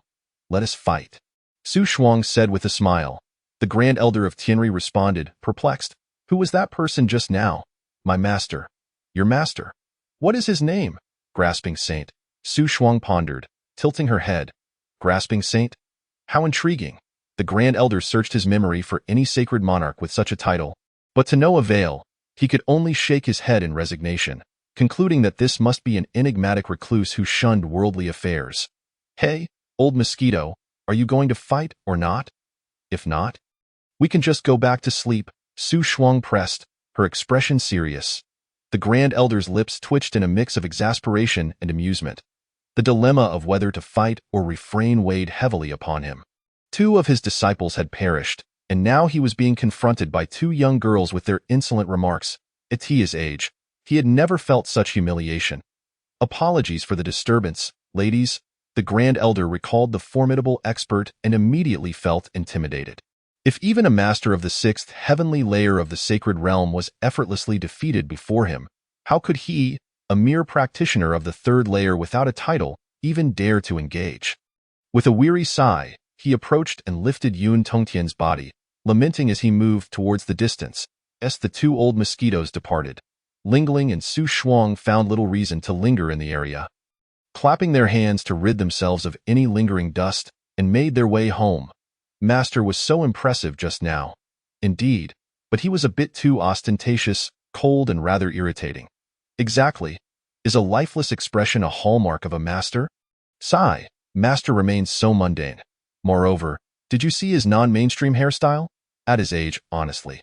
When we see Master again, we must have a good talk with him. Agreed. The two girls laughed and chatted as they returned to the tavern. Once everything had settled, the ancient clan's entourage finally arrived at Wanzhong City. The old patriarch hurriedly emerged from the carriage. Where is everyone? Where is my granddaughter? However, the platform was silent, devoid of even a shadow. Not even a rat. The young manager scratched his head awkwardly. They were just here a moment ago. Oh no. The current head of the Gu clan, Gu Shuyuan, exclaimed, could it be that Yun Tongtian's shamelessness led to his death? Thud! The old patriarch struck Gu Shuyuan on the head with his dragon-headed cane, fuming, if Yun Tongtian dared to harm my granddaughter, I would wipe out his entire family. Gu Shuyuan rubbed his aching head and asked, Father, what should we do now? Is that even a question? Of course, we must seek out Yun Tongtian, understood. Gu Shuyuan, a dignified sacred monarch of the fifth heavenly layer, nodded dutifully before promptly organizing a grand company to head towards Wanzhong City. It was evident why Lingling was so reluctant to come to the royal city. Her grandfather was incessantly hounding her, driving her to the brink of madness. She also feared that her grandfather's formidable strength would make it difficult for Li Changchun to handle, ultimately leading to her own suffering. Chapter 64. Lingxiao Hall, Annihilation, Part 1. The Gu clan's entourage rushed tirelessly to the tavern where they were staying in Wanzhong City. Upon entering, they were met with the sound of mournful weeping from the disciples of Wanzhong City. A white cloth covered a corpse on the ground. Upon inquiry, they learned it belonged to Yun Tongtian. Further questioning about the circumstances of his death revealed that the grieving disciples were utterly clueless. Even those with some inkling dared not speak out. The Grand Elder of Tianri had hastily left Yun Tongtian's body behind, cautioning them not to disclose any details of the night's events, for it was of great importance and involved the murder of the Wanzhong City's leader. The Grand Elder of Tianri, unable to make a decisive judgment, hurriedly departed to report back to Wanzhong City. Thus, the disciples' sole task was to mourn. Speaking carelessly could lead to unforeseeable peril, and they dared not utter a word. They completed the simple funeral rites for Yun Tongtian in a foreign land. Mourning his passing, Yu Xiong quietly assisted the old patriarch to his side. Father, if it were indeed Lingling who fought Yun Tongtian and killed him, that would be quite incredible indeed. The old patriarch furrowed his brow. He had raised Lingling himself and knew her abilities were not yet formidable enough for such a feat. Thus, there must be more to the story. Where could the anomaly lie? The people of Wanzhong City dared not speak, so they would have to find another way to investigate. This night was destined to be extraordinary. Though it seemed calm, undercurrents of turmoil swirled everywhere. The Grand Elder of Tianri hastily flew towards Lingxiao Hall at breakneck speed. A doppelganger silently followed him from above, observing. His subconscious informed him that the remnants of Wanzhong City would not remain docile. It would be prudent to eradicate them completely, ensuring that Lingling and her companions were left unscathed. Anyone harboring intentions to harm the master's protectee must not be spared. This was the essence of Vegeta's ruthless nature. Thus, he had deliberately spared Tianri's life to lure out the snakes in hiding and eliminate them all at once. After an hour of rapid flight, the Grand Elder of Tianri anxiously returned to Lingxiao Hall, unaware that he had inadvertently brought back a calamity. Lingxiao Hall, Conference Hall, midnight 12 o'clock. One Hall Master, 2 Vice Hall Masters, and 10 elders convened in an emergency meeting by lamplight. The Hall Master, Tianhong, known as the Heavenly Saint with a terrifying power reaching the 7th heavenly layer of the sacred realm, presided over the assembly, flanked by 2 Vice Hall Masters of the 4th and 5th layers respectively, creating a formidable assembly. Tianri, have you determined which sect from Faxian City was responsible for the grievous harm to our disciple? Tianhong inquired. Reporting to the Hall Master, it was a sect called Huayan Palace from Faxian City. Huayan Palace? Tianhong ruminated, struggling to recall, and asked, what tier of sect is Huayan Palace? According to my subordinate's knowledge, it is a 2nd-tier sect. Laughter and headshakes rippled through the hall as many scoffed at the notion of a 2nd-tier sect daring to provoke the Lingxiao Hall, akin to the longevity of a tortoise. Seeing the bewilderment among the attendees, Tianri dropped another bombshell later, when I confronted Yun Tongtian, the leader of the 100 Sects Alliance. Can you guess what transpired? An elder in the hall scoffed. Of course, they were frightened out of their wits by Yun Tongtian and fled. Incorrect, Tianri said gravely. Yun Tongtian is dead, which is why I rushed back to gather everyone for an urgent discussion. A cacophony of chairs crashing to the ground echoed through the hall as numerous elders stood. Aghast and pale, the second vice hall master pointed an accusatory finger at Tianri, exclaiming, "Tianri, you can't be serious. How is that even possible?" Tianri forced a smile. "Vice hall master, do you think I would come at this hour to tell you a story? A second-tier sect capable of killing a sixth heavenly layer sacred monarch? It was a particularly formidable individual who intervened and killed Yun Tongtian after saving the disciples of Huayan Palace." Tianhong furrowed his brow and pressed. Who was this person? Known as Grasping Saint, he seems to be the master of the two female disciples from Huayan Palace. This plunged the assembly into a knowledge void, with each member glancing at one another, unable to recall such a figure on the continent. Tianhong snorted. Regardless of who he is, the bill for this will be settled with Huayan Palace. Dio, they think our Lingxiao Hall is easy to bully? Just because our disciple was slain, we will endure in silence? Tianri inquired. What does the hall master mean? Capture the murderer to offer to the heavens, invoking the spirits of the righteous in the depths of the 9 springs, and eradicate the Flower Flame Palace entirely to demonstrate to the world. Tianhong, with anger surging like a tempest, declared, however, the Flower Flame Palace is backed by formidable masters. Ha! To cower is not the style of my Lingxiao Palace. Tianhong raised his arm and proclaimed, that so-called Go Sheng may not show his face, but if he dares to appear, my Lingxiao Palace will ensure he returns with nothing. Suddenly, a ripple coursed through the grand hall, and a doppelganger materialized effortlessly at its center, levitating with hands clasped behind his back, exuding an air of disdain for the world, arrogance personified. Tianhong stood astounded, gazing intently, unable to discern the depth of this individual's cultivation. He thought to himself, it should not be so. Even a sacred emperor present could perceive him through arcane methods. Moreover, to appear so suddenly without alarming anyone in the hall suggests formidable strength. Who are you? What is your intention in intruding upon my Lingxiao Palace? Tianri, trembling in fear, sank to the ground, scrambling toward Tianhong and stammering while pointing at the doppelganger. He is Go Sheng. Yet the doppelganger smirked, shaking his head with a cold laugh. I am not. Tianhong inquired with a steely gaze. Then who are you? Just one who eliminates pests like you. You are quite arrogant. You should be acutely aware of the current situation. Do you not think of coming to my Lingxiao Palace to commit murder? Today, you may not even leave. You are quite verbose. You are overly confident. Ignorant. The doppelganger's eyes gleamed with a chilling brilliance. In a flash, he struck, his right hand flaring open, emanating a blinding light. In an instant, the entire hall was illuminated as if it were day. The sudden brilliance rendering eyes unable to open. With a swift motion, he unleashed a barrage of energy orbs, each the size of a goose egg, launching a series of blinding projectiles that caught everyone within the hall completely off guard. 2 elders, caught unawares, were instantly reduced to dust. The remaining elders and the hall master reacted swiftly, managing to evade the doppelganger's overwhelming assault just in time. Boom, boom, boom. Unfortunately, the grand hall could not withstand the ferocious explosive force. Collapsing amidst the thunderous roars, whoosh, the various hall masters and elders, battered and covered in debris, floated amidst the rubble. A scream pierced the air, prompting everyone to look toward the source of the sound. They beheld the doppelganger clutching an elder by the hair, one arm piercing through his back, grasping the elder's still-beating heart, ruthlessly crushing it so weak, utterly pathetic. The doppelganger released his grip, allowing the lifeless body of the elder to plummet back into the debris. Who shall be next? A smirk played on his lips as he surveyed the gathering of ignorant humans, beginning to select his next prey. Chapter 65. Lingxiao Palace Annihilation, Part 2. So arrogant, so brazen, so ruthless. The premise being overwhelming strength, instilling profound terror among the members of Lingxiao Palace. The doppelganger casually pointed at an elder aligned with him. You shall be next. In a flash, he appeared before the designated elder. No, The elder barely had time to cry out before witnessing an enormous fist expanding in his vision.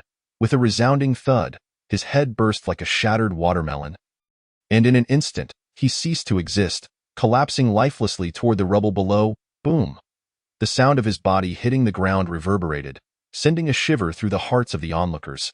Tianhong, eyes unblinking, fixed his gaze on the doppelganger, silently assessing, this fellow is far too swift, and his attacks are formidable.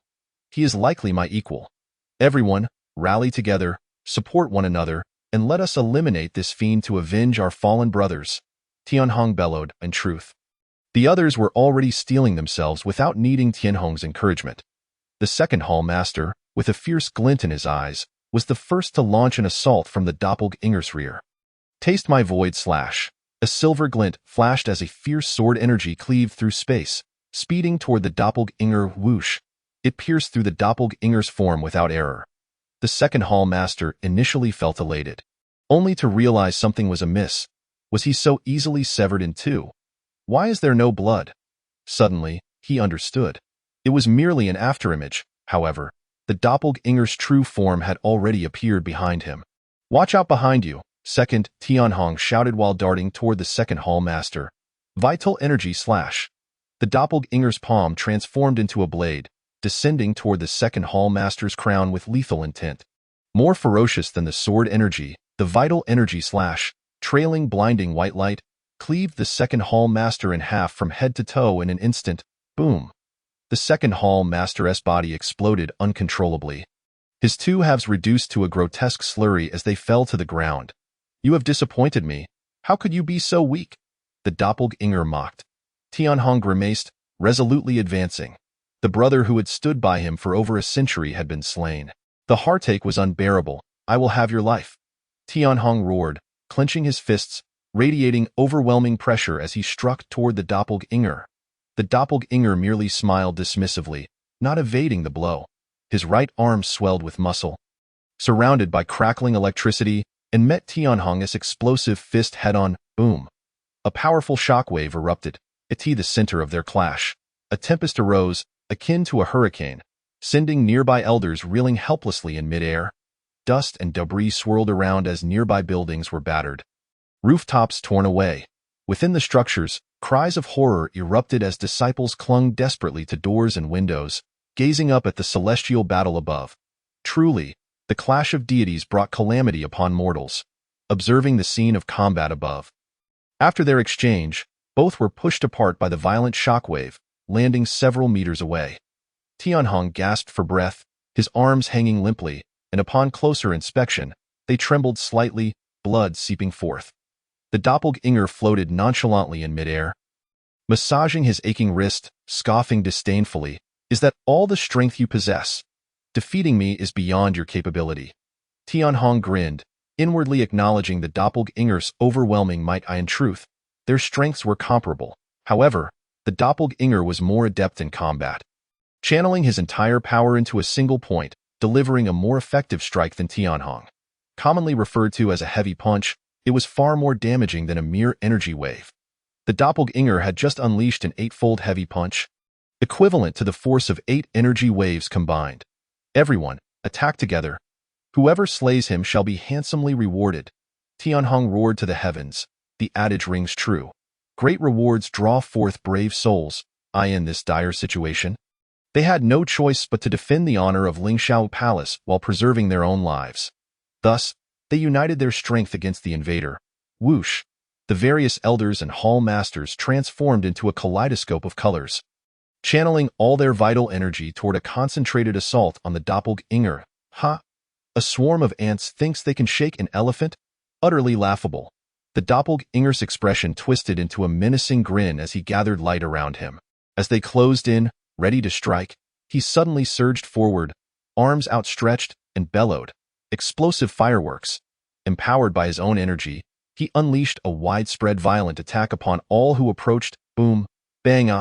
The tremendous blast sent shockwaves through the crowd, injuring the stronger fighters and instantly obliterating 3 weaker elders. In this brief span of time, from the onset until now, merely a single incense stick had burned, yet 7 elders and 1 vice hall master had perished. Additionally, Hall Master Tianhong and the third Hall Master Tianyu bore varying degrees of injury. The remaining three elders, reeling from the internal injuries, could not suppress the urge to spit out mouthfuls of blood.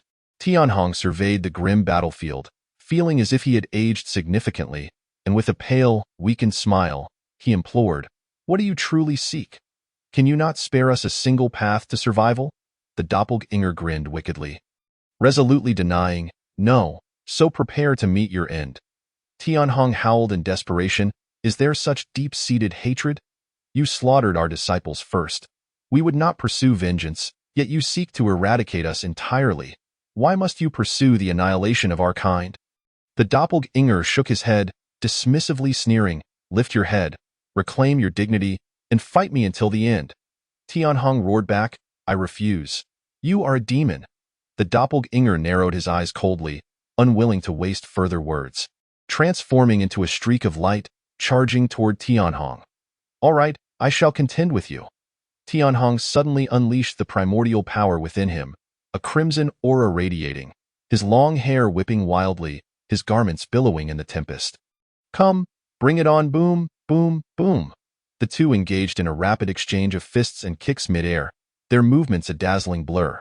The sounds of explosive strikes echoed, warping the very fabric of space. "Not bad, your speed is commendable." The doppelganger snarled with a malevolent smile. "Now, prepare to experience my combo punches." The doppelganger's fists accelerated tenfold, moving too swiftly to be discerned. Tianhong, unable to withstand the onslaught, faltered after the first punch and was mercilessly battered by the doppelganger's relentless barrage. Though he gritted his teeth, he could not restrain the blood that spilled from his mouth. Trash! With a surge of power, the doppelganger's right fist coiled, emanating a dazzling radiance as it struck mercilessly at Tianhong's heart. Puff! Unable to contain himself any longer, Tianhong spewed forth a mouthful of blood, splattering it across the doppelganger's face, creating a mist of crimson in the air. Subsequently, his body, devoid of any strength, fell backward. Eyes fixed skyward, the three elders and the deputy hall master hurriedly rushed to catch him. Upon inspection, they found Tianhong's meridian shattered, his internal organs reduced to pulp, and not a trace of life remained within him. The deputy hall master howled to the heavens, "Elder brother!" The doppelganger, floating effortlessly before the four, sneered disdainfully, "My sparing your lives does not imply mercy. It merely granted you a few fleeting seconds. Prepare yourselves to face death, pitiful humans." With that, a sphere of energy gathered in his palm, swelling larger and larger. Under the horrified gazes of the four, the doppelganger unleashed his attack. Gallic gun? Annihilate! Ah! The brilliance flashed, silencing all cries. The ground was torn asunder, creating a gaping chasm 3 zhang deep, stretching over 100 meters, within which all foes were reduced to ashes. Chapter 66. Killing with Poison. While the blade remains unseen during a visit to the Lingxiao Hall, the doppelganger had thoroughly eliminated any lingering concerns for Lingling and her companions, leaving a trail of bloodshed and chaos as he decimated the skilled practitioners within the hall. Henceforth, the Lingxiao Hall would never reclaim its former glory. The doppelganger, dusting off his hands, departed with an air of nonchalance, leaving not a single trace behind. Meanwhile, the true body of Li Changchun, tending to vegetables in the garden, remained blissfully unaware of the catastrophic events unfolding 1,000 miles away at the Lingxiao Hall during the dead of night. As mentioned previously, this night was destined to be extraordinary. While the doppelganger dealt with the Lingxiao Hall, others with nefarious intentions were scheming in the shadows, in the desolate streets of the royal city. A slender figure cloaked in black approached the inn where the disciples of Wanzhong City resided. "Hee, our Faxian city truly packs a punch. Just upon arrival, we've already given Wanzhong City a stern warning. It is only fitting that I lend a hand to my old compatriots." The black cloak was cast aside, revealing the long-absent poison lady. Stealthily infiltrating the inn's kitchen, she eliminated the night watchman with ease. She then procured some exquisite pastries, donned the attire of an inn attendant, and proceeded to the hall where the disciples of Wanzhong City were gathered in mourning.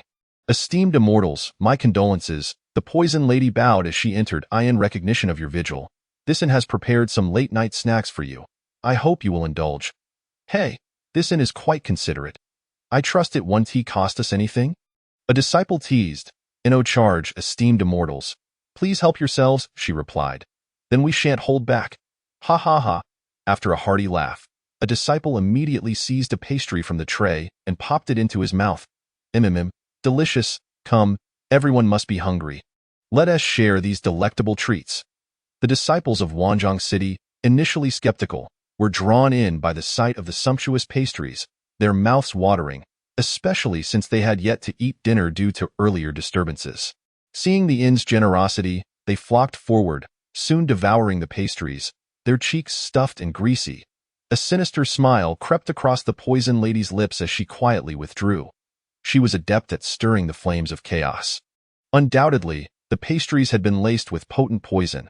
Not long after the poison lady departed, the disciples of Wanzhong City began to feel the effects of the toxin.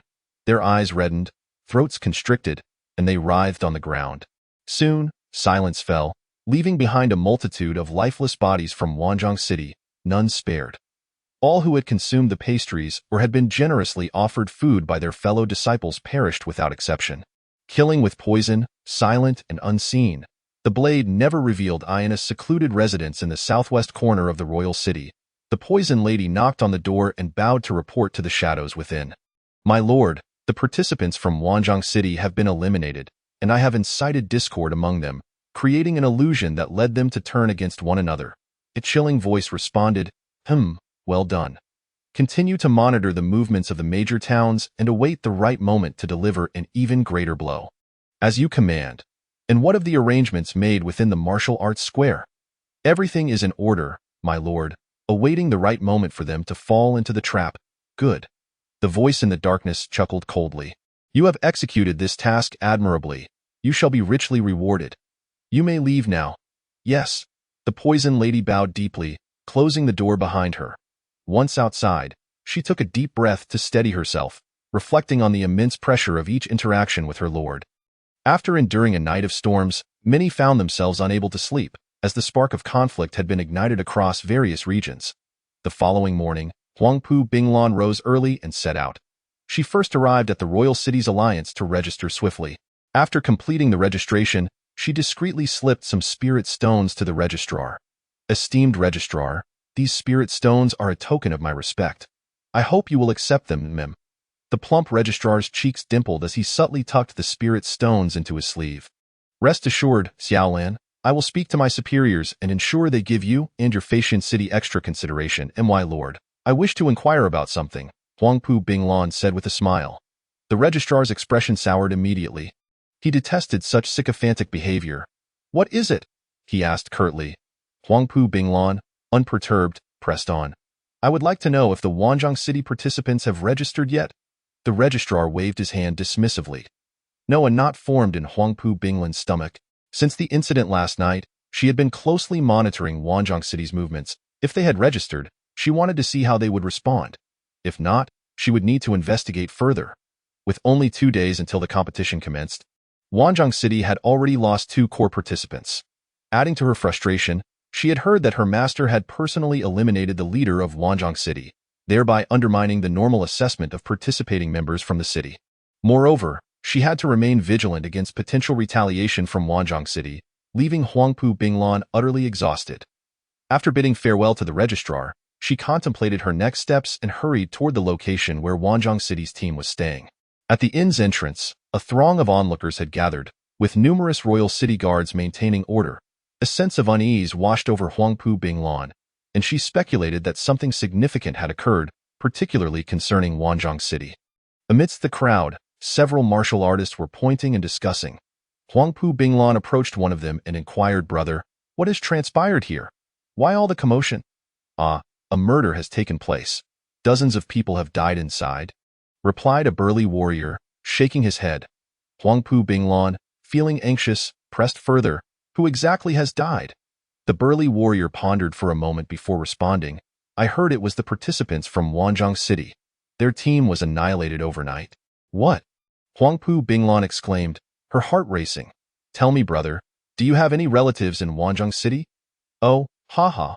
No," he chuckled. A cold sweat broke out on Huangpu Binglan's back, yet she maintained a facade of joviality. "In such turbulent times, One could not afford to reveal any connections. Doing so might lead to interrogation by the royal city guards. The burly warrior scoffed. Why are you so worked up over just some excitement? Huangpu Binglan forced a smile and inquired again. Do you know who was behind this? He shook his head, bewildered. No idea. Aren't the officials investigating it?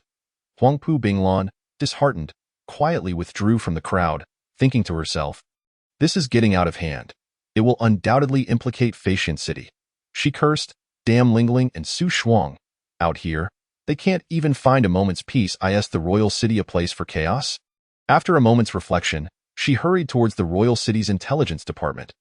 Given the magnitude of the incident at Wanzhong City, she needed to quickly ascertain their subsequent actions. If there were signs of a large-scale retaliatory operation, Huangpu Binglan would have to strategize her response. Without pausing for a moment, she rushed to the intelligence department, where timely information about the actions of various cities and sects could be obtained.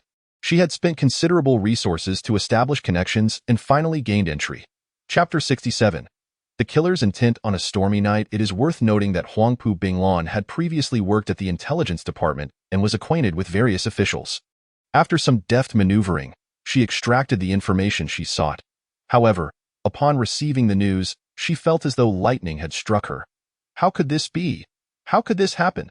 Panic gripped Huangpu Binglan as she struggled to comprehend the situation. She had intended to investigate Wanzhong City's actions, particularly any retaliatory measures from the Lingxiao Hall, but to her shock, the information revealed that the Lingxiao Hall had been utterly annihilated overnight. Now, personnel from the royal city were arranging for a new leader to take over Wanzhong City, while also conducting investigations and procedures to expunge Lingxiao Hall from the records in the star-gathering continent. There were daily power struggles among various sects. Events like annihilation were far too common for the intelligence department to intervene. As long as they confirmed it was not due to malevolent forces, such incidents were simply brushed aside as sect disputes, in simpler terms, as long as it did not threaten the overall stability of the continent. It would be classified as internal strife. Xiaolin, tell me, was it you who orchestrated the downfall of Lingxiao Hall? Hugo, be careful with your words. Feitian City had no part in this. Bah, it's no big deal. If it's gone, it's gone. There's no need for me to hide anything from you. Brother, I truly did not do it. Xiaolin, you have changed. I actually preferred your former untamed demeanor. Huangpu Binglan was at a loss for words. If I had indeed done it in secret, I would have admitted it without hesitation. What is there for a man to fear? The question is whether he did it or not. After a particularly restless night, I woke up to this predicament. Being anxious and restless serves no purpose. I can only sigh and take things one step at a time. Once the sect evaluation is concluded, we should hasten back to Feitian City. I genuinely fear the situation may become irretrievable. In truth, it is already quite out of hand. Wanzhong City is now a place where the public's fury cannot be trifled with. Upon learning the cause of the incident, various sects remarked, what a trivial matter. It's merely a small skirmish between two disciples. But what does that matter when it resulted in the death of the Wanzhong City Alliance leader and a midnight massacre of the entire Lingxiao Hall? Not to mention the ruthless annihilation of numerous disciples from other sects. Such a violation of Wanzhong City's dignity cannot go unaddressed. If the sects of Wanzhong City do not speak up, how will its countless citizens face the world henceforth? With some rising in rebellion, many sects rallied together to form an army to seek justice and defend the centuries-old dignity of Wanzhong City. Soon, a contingent of 1,000 elite warriors, handpicked from various factions in the city, assembled.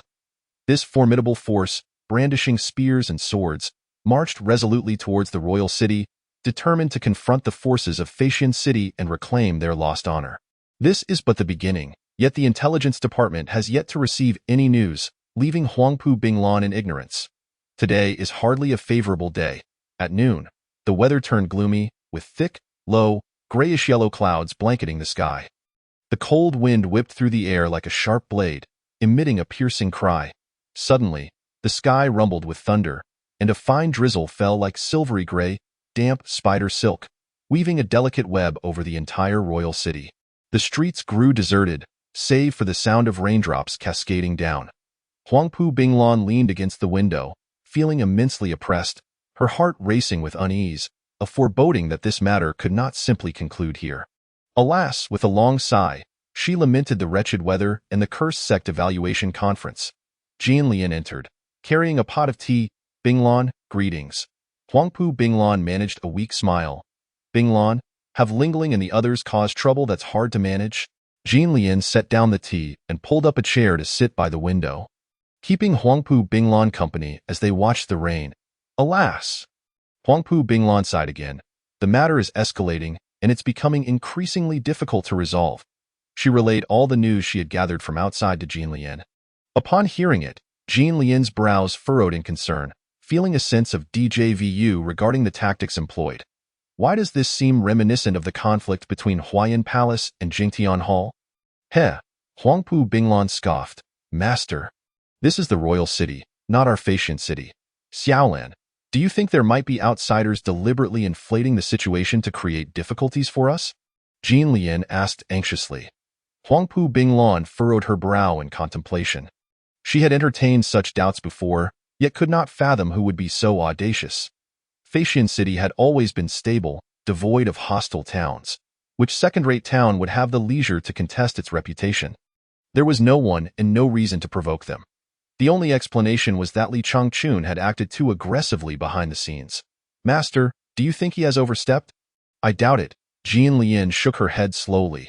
Your master is not the type to engage in unnecessary slaughter. But Lingling and Su Shuang witnessed master strike down Yun Tongtian. That was your master protecting his disciples? Which he ought to do, but I believe he would not indiscriminately kill the innocent. Suddenly, Jianlian's expression shifted, and she asked, Binglan, how do you think your master appeared so suddenly? Did he not say he wouldn't come? Hee. Huangpu Binglan chuckled darkly. Master is always so enigmatic. One cannot see through him. He might be lurking in some corner, secretly observing us. Ha ha. Jianlian couldn't help but smile wryly. No wonder Lingling and Su Shuang stubbornly refused to take off their clothes to sleep last night. The diligent farmer Li Changchun was perceived by his own as a ghostly presence, and a voyeuristic one at that. The two continued their speculations and discussions for quite some time as the sky gradually darkened. By evening, the rain continued to fall incessantly. Suddenly, through the window, they spotted a multitude of figures appearing in the rain outside, clad in ponchos and hooded cloaks, each wielding swords and knives, advancing towards them. From a distance, the menacing aura emanating from the dense crowd was palpable. The two hesitated, peering out from the windows. The royal city was indeed lively. Even on a rainy day, people were out brawling. Master! Huangpu Binglan forced a smile. Do you think this group is coming for us? What? Jianlian gasped, covering her mouth in shock. Surely not. I have a feeling they are. We should quickly inform the disciples to prepare for defense. This? Jianlian was left speechless. They are here.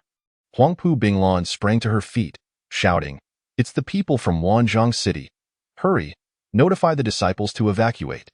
As the distance closed, Huangpu Binglan recognized the insignia of the Wanzhong City sect on some of the disciples through their ponchos, cursing inwardly, These sons of bitches from Wanzhong City are certainly swift.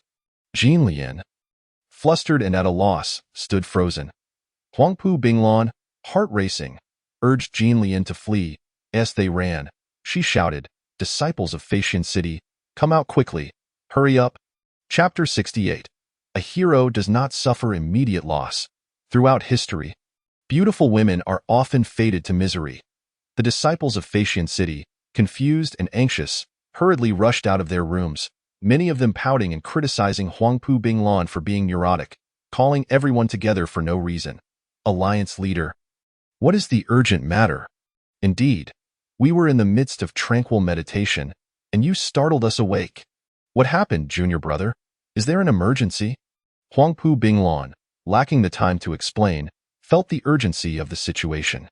There was no time for idle chatter, and she quickly gestured for everyone to follow her out the back. Quickly, don't ask too many questions. Lingling, at the front of the group, scoffed, Junior brother, what is going on? Is there an enemy attack? Don't be afraid. If they come, we'll just fight them. Why run? At that moment, Huangpu Binglan was seized by the impulse to knock Lingling unconscious. Realizing the urgency, Jianlian stepped forward and pulled Lingling along as they rushed downstairs. Lingling, hold your tongue. Many people are outside. Listen and run quickly. Lingling forcefully withdrew her hand. Why should I be afraid? Even if 1,000 come, I won't be scared. If anyone should run, it's you. She turned to Su Shuang and beckoned her over. Junior sister, come here. It's time to get to work. All right. Su Shuang leaped to Lingling's side, standing shoulder to shoulder with her. Huangpu Binglan rubbed her temples. These two senior sisters truly were fearless fighters. The sound of hurried footsteps echoed outside. A relentless, dense noise. Then came a thunderous crashing. The front door, back door, front windows, and back windows of the tavern were violently smashed open, and a flood of people surged in, encircling the hall of Faxian City in mere moments. Lingling swallowed hard, casting a bitter smile at Huangpu Binglan. So many people. Huangpu Binglan could only remain speechless. She had warned them in advance, yet they had taken it lightly, however. Discussing anything further was futile. Even if they had attempted to organize an escape earlier, it seemed it was too late now. Besides the throng at the front door, they had not anticipated that the back alley would also be swarming with a large force. From the crowd of Wanzhong City emerged a towering figure, over 2 meters tall, with a robust physique and bulging muscles that instilled fear in onlookers. He wielded a massive black iron sword and leaped into the center of the hall with an imposing presence. Thud! The ground beneath him sank with the impact that he was the leader of Wanzhong City's punitive expedition, the master of the Copperbone Gate, Bao Bufan, a 5th-level Saint Realm expert, known as the Iron Saint. With the might to shake mountains and rivers, his body was as resilient as steel, impervious to blades and spears. It was said that even a full-force strike from a 7th-level Saint Realm master would struggle to harm him. He bellowed, his deep voice resonating through the hall. Everyone here, listen. We have come for Faxian City. All unrelated parties, step aside swiftly to avoid any unfortunate casualties. At least his opening remarks aimed to clear the area rather than immediately resorting to violence. Non-Faxian City residents, initially drawn to the commotion, hurriedly shut their windows to avoid trouble, thinking little of it. Huangpu Binglan furrowed her brow, moving closer to Lingling and tugging at her sleeve in a hushed tone. She queried, Senior sister, what do you think? You can either sit and watch or lie down to observe. Huangpu Binglan was at her wit's end. I meant, what do you think we should do? Fight. Let South join forces and drive them away. Senior sister, Huangpu Binglan suddenly felt dizzy. There are so many of them. And I can see several Saint Realm experts among them, not to mention countless Ascendant Realm warriors. How can we possibly contend with such a force? Lingling pouted, a hint of worry crossing her face as she contemplated the fact that they were indeed a mere band of shrimp soldiers and crab generals. Hardly worthy of standing on the stage. Junior brother, shall we devise a way to escape? She suggested with a chuckle. Sister, do not jest. Given the situation, fleeing seems nearly impossible, he replied, that moment, standing in the center of the hall. Bao Bufan pointed aggressively at Huangpu Binglan. Hey, which faction do you belong to? Are you riffraff from Faxian City? Lingling's eyes twinkled with an idea as she pulled the hesitant Huangpu Binglan behind her and grinned mischievously. We are merely passing through for a meal, nothing to do with Faxian City. Bao Bufan hesitated for a moment, then stepped aside. Did you not hear what I just said? If you're not from Faxian City, then quickly leave and don't cause trouble here. The wise man does not court disaster. Let us make a hasty exit. All right, we shall take our leave. Lingling winked at Huangpu Binglan and waved her hand. Leading the group, trembling with fear, through the crowd toward the exit.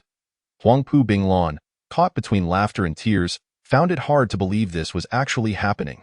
However, the crowd from Wanzhong City merely watched expressionlessly as the members of Faxian City gradually made their way out without obstruction.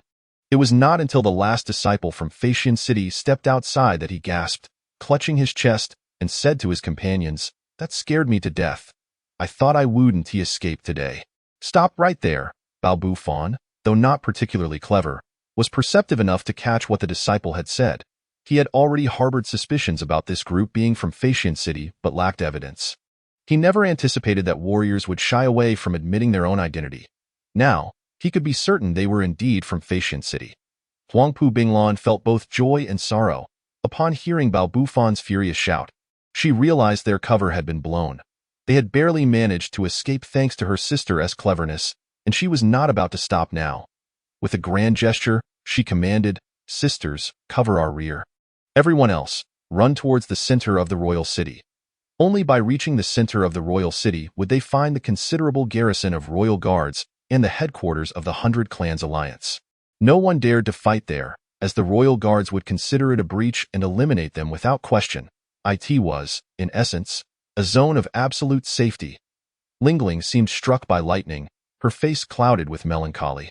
Junior brother, do you know why beautiful women often meet with misfortune? Huangpu Binglan shook her head. It is precisely because of people like you who thoughtlessly waste their potential. Lingling felt like crying. She had tried so hard to slip away, only to be inadvertently pulled back by Huangpu Binglan. Who could she turn to for justice? With morality greater than the heavens, she could only swallow her grievances. Indeed, Huangpu Binglan followed up with, Sister, for the honor of Facian City, we must fight for our glory, junior brother. Did you know I am from the royal city? Actually, I am also a native of the royal city. Wow, what a coincidence, hee sister. You can't back out now. Look, the enemy is already approaching. You said we have to drive them away. Damn it. Lingling angrily drew her large scissors, bravely facing the approaching foes. Since they could not evade the confrontation, they would instead engage in a thrilling battle. Assuming the demeanor of a master, she commanded, Su Shuang, Xiao Lan, you two handle the boss. I'll take care of the minions. Su Shuang scoffed, Sister, why do you get to fight the minions? Lingling awkwardly scratched her head. There are too many bosses. I can't handle them all alone. Su Shuang snorted, Humph, what's the difference? Just treat them all as minions and fight. All right then, each of us will block off this street. Whoever defeats whichever one gets the credit. Deal. Huangpu Binglan nodded silently, thinking that she would have a hard time dealing with any boss, so she would do her best to focus on the minions. Chapter 69. The path you choose must be walked to the end. The battle was imminent. Huangpu Binglan was the first to launch an attack against the pursuing enemies. Extreme cold energy. She erupted with a surge of bluish light, thrusting her palms forward. A torrential wave of cold air enveloped the street, transforming it into an enormous icebox. The ground trembled under the chilling grip, and raindrops turned to ice beads in an instant, as if the very air was on the verge of solidifying.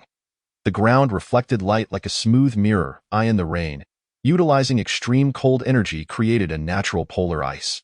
Under the widespread assault, the oncoming enemies from Wanzhong City were caught off guard, freezing in place or slipping and falling.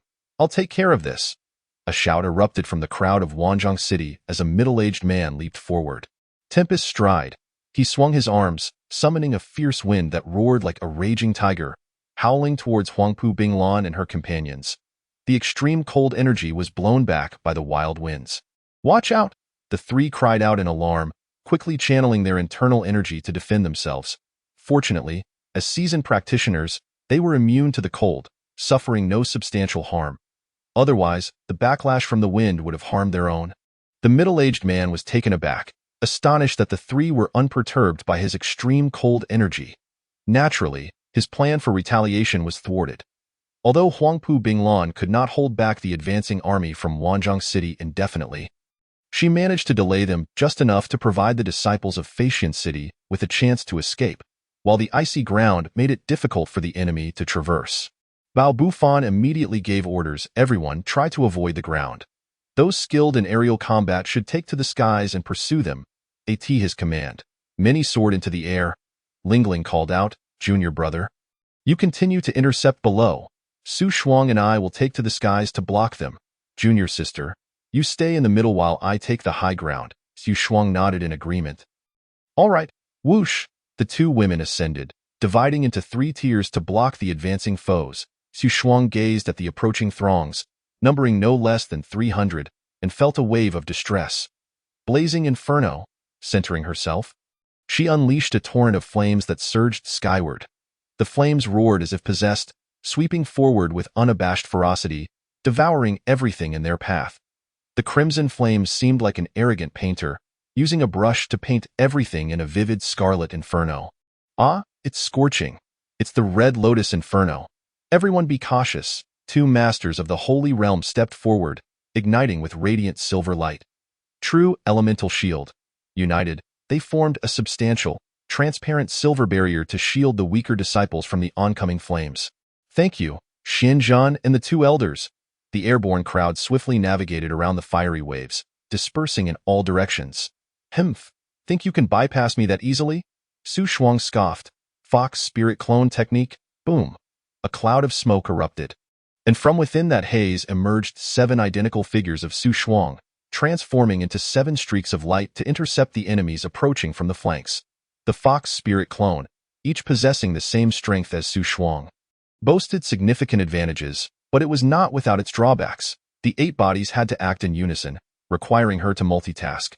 Fortunately, after prolonged training in the glazed pure water, Su Shuang's spiritual strength had vastly improved, enabling her to control them with ease. One more point to note was that all energy consumed by the 8 bodies would be counted against her true self if they engaged in prolonged combat. Her vital energy would deplete at an 8-fold rate.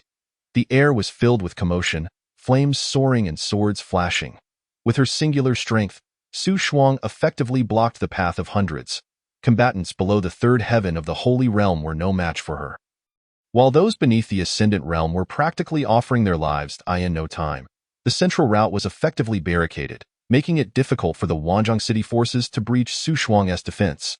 30 meters above them lay Lingling's domain. The higher the elevation, the fewer the assailants, with most engaged on the ground or in mid-air.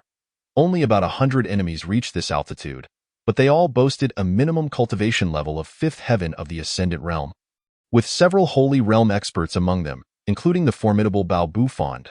21, 33, 27. Oh no, I seem to have miscalculated.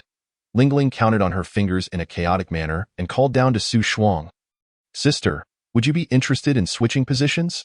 From below came Su Shuang's impatient voice. Busy? Indeed, controlling 8 clones was exhausting enough without having time for idle chatter.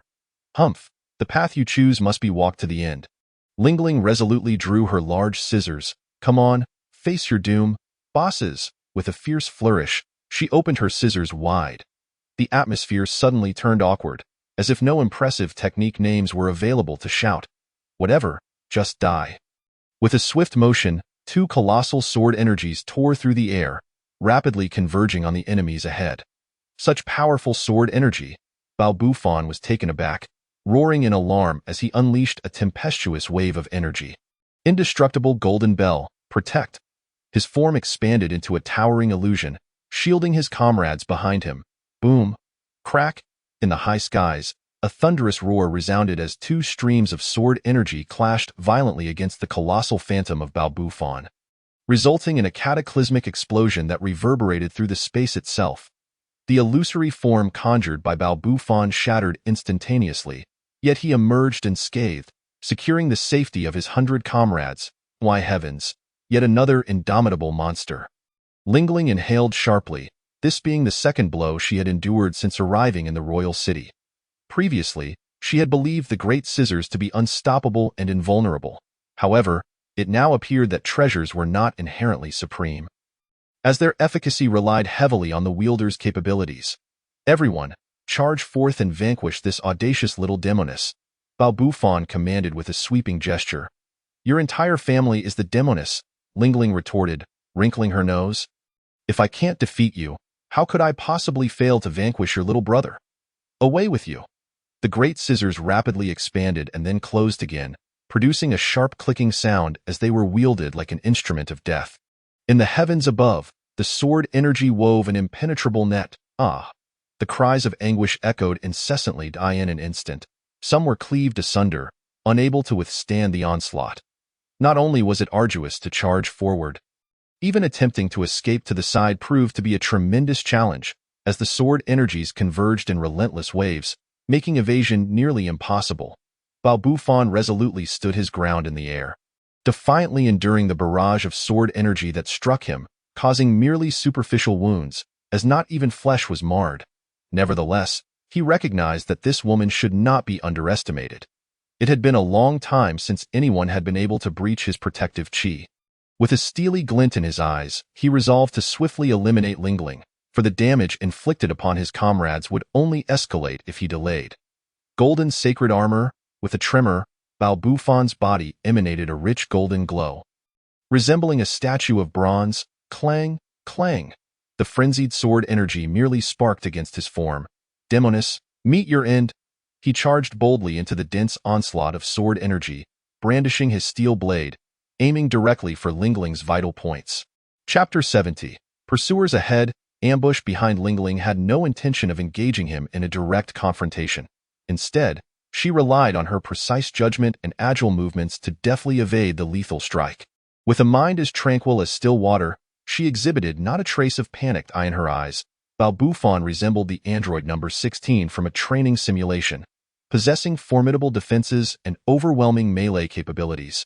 Yet lamentably slow in speed, it seemed he lacked any ranged attacks, practically a carbon copy of the android. Seizing the opportunity as she spun away, she deftly eliminated an obstructive enemy within her line of sight. Balbufon's strike missed its mark, and without pausing, he launched another assault on Lingling. Indeed, he sought to engage her in close combat without employing any ranged attacks, as his chi was entirely concentrated on his body for his golden armor. Making external release impractical, Lingling's lips curled into a smirk. This made things considerably easier. As long as she remained vigilant against Balbufon's advances, she would be fine, allowing her to redirect her efforts toward dealing with those lesser bosses. A stalemate ensued above and below, as the trio of master and disciples of the flying immortal city valiantly held back the relentless pursuit of over 700 from the Wanzhong city. But wait, weren't over 1,000 from Wanzhong city present? What had become of the more than 300? The people of Wanzhong city were not fools. They had anticipated that many would flee and had strategically positioned themselves ahead of time on the escape routes. Leading the charge was Jean Lian, who took the initiative to push forward. At a street corner, they encountered the more than 300 from Wanzhong city who had been left behind to intercept them. The leader of Wanzhong city was also a 5th-tier Sacred Realm Master, a brother of Balbufon, Bao Feifan. The two brothers were nearly equal in strength, having studied the same techniques. Ha ha ha! I was just saying I would close shop today, and here you are, trapped like rats. Bao Feifan laughed maniacally, advancing step by step toward the group of the flying immortal city, gesturing to his disciples behind him. Surround them completely. The people of the flying immortal city panicked, glancing around in fear. They were merely a second-rate town, with only the Flower Flame Palace having the capability to contend with the Sacred Monarch. The other sect leaders were at best in the Ascendant Realm and had yet to break through to the Sacred Realm. Their disciples were feeble and lacking. Jean Lian, desperate, shouted, "Everyone, prepare for battle. We must quickly break through a path for our escape." A master from the flying immortal city lamented, "Master Jean, the enemy is strong, and we are vastly outnumbered. It seems we are doomed." "Zhang Yang, are you even a man? How can you speak such demoralizing words at a time like this? Grab your sword and fight," Jean Lian admonished sharply. "Master Jean, let us surrender." Zhang Yang weakly shook his head, as if he lacked the strength to lift his sword. "Yes, Master Jean, let's surrender. We stand no chance against them." The disciples of the flying immortal city began to murmur their submissions, one after another. "Please, Wanzhong city's heroes, I surrender. Spare my life." "I too surrender." The disciples of the flying immortal city, without a fight, began to raise their hands in surrender, with the exception of Jean Lian. The clinking sound of weapons being thrown down echoed as, apart from Jean Lian, others relinquished their resistance. Jean Lian's face flushed with anger. "You spineless cowards, my 3 disciples of the Flower Flame Palace fought valiantly to protect you wretches, and yet you, Master Jean, you may scold us as you wished. We accept your rebuke, but we have many disciples to care for at home. I am compelled to act thusly, alas, I have young children at home who depend on me. I cannot wager my life. Forgive me, Master Jean." Jean Lian, infuriated, trembled with rage, her face turning crimson, rendered speechless by indignation. Meanwhile, Bao Feifan, observing coldly from the sidelines, approached Jean Lian, mocking, "Little girl, what will it be? Will you surrender obediently, or shall I take matters into my own hands?" Jean Lian, ablaze with fury, summoned her resolve, "I will fight you." Suddenly, she lunged forward, thrusting her sword toward Bao Feifan's heart. Clang! Crack! Jean Lian felt as though her blade had struck a piece of adamantine rather than flesh. The fragile mid-tier magical sword, the clear wind sword, shattered under the strain. "Ha ha ha! Is this all the might you possess in the flying immortal city? Very well, I shall show you what true strength is." With a swift motion, Bao Feifan raised his great blade and swung it toward Jean Lian's forehead. Unleashing a torrent of lethal energy, in a moment of sheer terror, The other members of the flying immortal city covered their faces or turned away, unable to bear the sight in that instant. Jin Lian recalled Li Changchun, thinking, "Brother Chun, I shall depart first. I will come back in the next life to be your bride." Boom, bang. Deafening explosion echoed between the two figures. Bao Fei Fan let out a scream. Propelled into the air, his chin struck by an unseen force, sending him flying backward. Just before the impact, he caught a fleeting glimpse of a shadow darting past, only to be sent soaring by a sudden strike. Humph! Now you shall witness the true strength of the flying immortal city. A shimmering silhouette materialized, revealing the avatar of Li Changchun arriving just in time to rescue Jin Lian. Jan Lian looked up, her eyes widening in surprise. "Brother Chun, you are truly a useless woman," the avatar remarked coldly, devoid of any warmth toward Jin Lian, only expressing disdain for her lack of strength. Elated, Jin Lian had intended to embrace the avatar. But seeing the icy demeanor, she froze in place, unable to move. She had been scorned by Brother Chun. Jan Lian's expression fell. After all, she was the woman who had a significant relationship with Li Changchun. Yet she felt so coldly dismissed. Indeed, men were like that.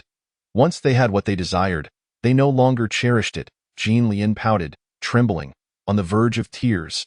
"Hey, aside from this brute, are there any other weaklings you can defeat?" the avatar asked icily. Jin Lian looked up in confusion, then shook her head, candidly admitting, "I can't defeat any of them." The avatar sighed heavily. What a troublesome woman, then. Raising his right arm, a blinding light coalesced, and a powerful Gallic cannon was unleashed toward the group from Wanzhong City. "Whoa, big brother, could you give a warning before you strike? The pressure is intense. Get away." Boom.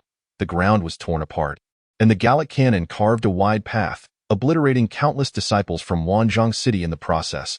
In any case, a passage had been opened. "Let me handle them," the avatar said awkwardly. "Huh? Oh."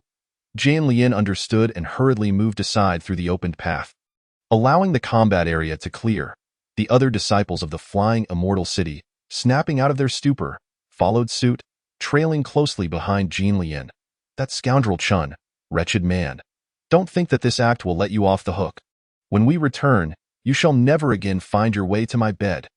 Jin Lian leaned against the wall, gritting her teeth in resentment. Yet deep down, she felt a swell of pride. After all, in times of crisis, her man was indeed reliable. Chapter 71. "This man is unbelievably strong." As the conversation unfolded, Bao Fei Fan had already plummeted from the sky. Rubbing his chin to alleviate the pain, his face twisted in fury as he glared at the unexpected powerhouse. "Who are you?" Bao Fei Fan bellowed in rage. "Such a verbose fool," the avatar retorted. The doppelganger's cold gaze narrowed momentarily before it sprang into action, transforming into a streak of light as it surged towards the formidable Bao Feifan. Bao Feifan, utterly speechless, thought to himself how asking for a name could be considered excessive chatter. This individual certainly possessed a decisive and ruthless demeanor. The doppelganger sighed, feeling helpless and troubled, as there were two others engaged in battle that required attention on the other side. However, in the presence of the true self, Li Changchun, this individual bore greater significance, prompting the doppelganger to prioritize rescuing Jin Lian. It aimed for a swift resolution, hoping to manage both situations, for it could not truly bifurcate itself. In the blink of an eye, the doppelganger, infused with the power of wind and thunder, delivered a powerful blow right before Bao Feifan. Bao Feifan let out a mighty shout, raising his arms to shield his upper body and head. Bang! The doppelganger's heavy fist collided with Bao Feifan's iron-like arms.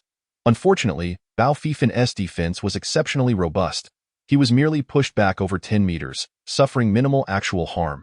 Meanwhile, over 300 disciples of Wanzhong City surrounded the doppelganger, with 100 of them fiercely encircling it, while the remaining 200 brandished swords and knives, mercilessly advancing towards Jin Lian and her companions. The doppelganger observed the entire battlefield with keen awareness, momentarily glancing at Bao Feifan and thinking it troublesome. For now, it decided to disregard him and focus on protecting its target. The doppelganger transformed into a luminous arc, swiftly penetrating the crowd that was assaulting Jin Lian and her group. "Be careful," Bao Feifan urgently warned, but his speed was no match for the doppelgangers, and he could not reach them in time to provide assistance. A deafening explosion erupted. A colossal blast radiated from the center of Wanzhong City, a 10-zhong-wide explosion illuminating the surroundings. Boom! Ah! The violent shockwave surged outward, wreaking havoc among the enemy ranks, shattering limbs and unleashing a torrential rain of blood. The explosion continued to ripple outward, causing nearby streets and buildings to crumble under the weight of the devastation. The residents of Wang City, who had precariously perched atop walls to watch the spectacle, were also caught in the crossfire. Damn it! Can't you fight properly? Do you even understand the rules? You'll pay for the damage. Oh no, please don't hurt us! A panicked throng of residents fled, shouting and lamenting. Stray blasts indiscriminately claimed innocent lives, plunging the Wang City area into chaos. Unlike others engaged in battle, one must tread carefully in Wang City. For instance, Ling Ling and her companions, amidst their chaotic skirmish with Bao Fifan, exercised unspoken cooperation, employing single-target attacks or unleashing destructive strikes from the skies, all to avoid inadvertently damaging any part of Wang City. Lest they attract the attention of the city's garrison or harm innocent civilians, that would surely invoke the wrath of the Holy King. In a fleeting moment, Bao Fifan closed the distance to the doppelganger. Veins bulged on his arms as he propelled a fierce punch towards the doppelganger's face. Too slow. The doppelganger scoffed dismissively, sidestepping and leaping above Bao Fifan's head. With a surge of radiant energy, it unleashed Galactic Cannon, a colossal beam, as thick as a barrel, shot forth, enveloping Bao Fifan beneath it. Bao Fifan steadied himself, raising his arms defiantly to withstand the galactic cannon. Boom, boom, boom. The successive shockwaves pressed down upon Bao Fifan, causing the ground beneath him to cave in. With a cataclysmic explosion, a 3-zhong deep crater was formed, leaving Bao Fifan enveloped in smoke, his clothes tattered, gasping for breath at the bottom of the pit. Well, this street was now utterly ruined, resembling a desolate wasteland. Aside from the protected area of Feixian City, the ground within several miles lay in disarray, building debris strewn about. Bao Fifan, too, felt drained, having withstood the tumultuous impact. The aura of his holy body had diminished significantly, losing its golden luster. Who was this man? So powerful, Bao Fifan clenched his teeth. Prepare to die. The doppelganger sneered, diving downwards. With a straightened right fist, infused with tempestuous wind and thunder, it aimed directly at Bao Fifan's head. Holy body, arise! Bao Fifan summoned all his might, activating a dazzling golden aura, while simultaneously gripping the hilt of his sword, unleashing a sweeping slash towards the doppelganger. A desperate gambit of life for life, relying on his faith in his own defenses. Fool! To his astonishment, the doppelganger deftly altered its trajectory, evading the confrontation like a nimble monkey, and struck from behind. Bao Fifan, with a fierce slash that met only empty air, was then assaulted from behind as the doppelganger unleashed a barrage of powerful punches and kicks. Boom, boom, boom. The reverberations echoed like a continuous thunderclap. Finally, the doppelganger's hand morphed into a claw, seizing Bao Fifan's head and unleashing a blinding burst of light. Bao Fifan stood dazed, his pupils dilating, his legs giving way as he knelt to the ground. His once proud head drooping. Humph! The doppelganger brushed off the dust from its hands and approached Jean Lian. The riffraff here have been dealt with. You should find a safe place to go. Spring brother, where are you going? Those two troublesome girls won't be easy either. With a shake of his head, he turned to leave. Chapter 72. The left and right generals as the doppelganger soared into the air. Reaching over 10 meters, 2 streaks of red light shot toward him at high speed. What now? More flies? The doppelganger frowned. Before he could finish his thought, 2 figures appeared before him, clad in silver armor and draped in billowing crimson capes. They stood resolute against the fierce wind and rain. Each wielded a long sword, exuding an impressive martial bearing. More importantly, both were experts at the 8th heaven of the Holy Realm, the left and right generals of the Wang City garrison. The left general, with a solemn and dignified demeanor, inquired, "Who are you? And why do you blatantly disregard the laws of Wang City, maliciously destroying its regulations?" The doppelganger smirked, disdainful as he replied, "You are not worthy to know. Those who do not wish to die should step aside." Ha ha! The left general chuckled in anger. "You lawless scoundrels are always so ignorant. Do you not understand the laws of Wang City?" With an air of arrogance, The left general gestured to the doppelganger and the inhabitants of Facian City below, sternly commanding, "I am the left general of the Wang City garrison. You are to surrender immediately and accompany me to the dungeon for trial."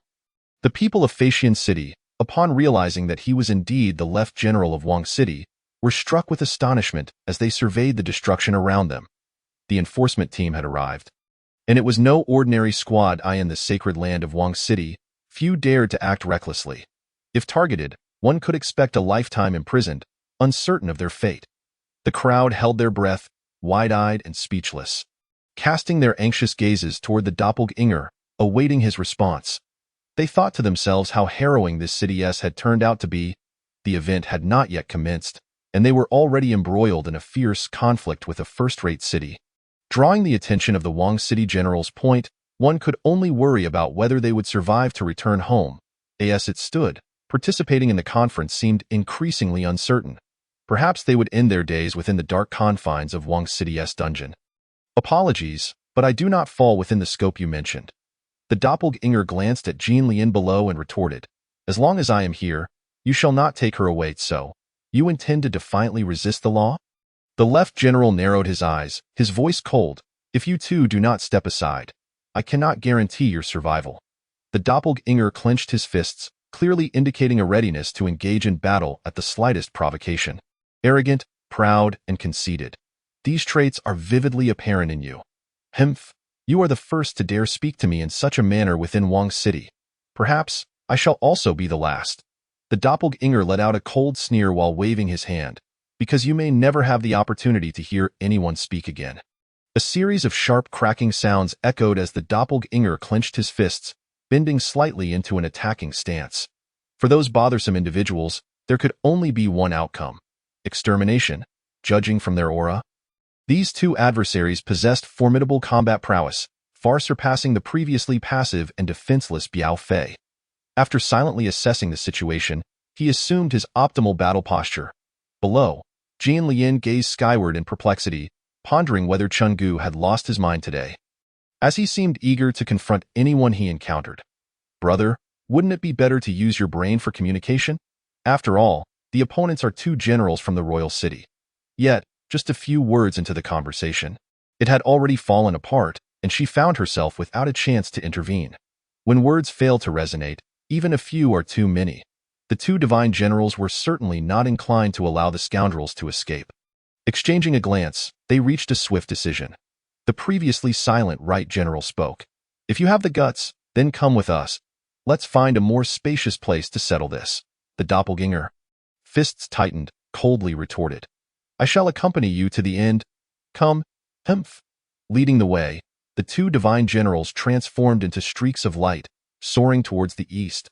The troublesome adversaries had to be dealt with. Otherwise, he would feel unsettled. After a moment's hesitation, the doppelganger followed suit. In the blink of an eye, the two generals, along with the doppelganger, arrived at a vast central combat arena. "Are you two coming at me together? Or what?" The doppelganger scoffed. "He'll handle you. One of us is more than enough." The left general materialized before the doppelganger, sword in hand, coming to a halt not far away. "Very well then. I'll take you down one by one." Suddenly, the doppelganger's palms erupted with blinding radiance. "Gallic gun, charge!" A colossal beam of impact surged forth. "Not bad. You've got some strength." However, the left general, lacking understanding of wave attack maneuvers, made the same mistake as Yun Tongtian. He dodged upwards into the sky. The Gallic gun whizzed past beneath the left general's feet, a smirk curling at the corner of his mouth as he swung his long sword to retaliate with a surge of sword energy. Yet, the Gallic gun unexpectedly executed a strange turn, heading directly for the left general's back. The battle-hardened left general sensed the impending danger from behind. Hastily halting his movements, he turned, sword held horizontally to block. Bang! A massive circular explosion erupted in midair, resembling a blazing sun suddenly emerging in the night.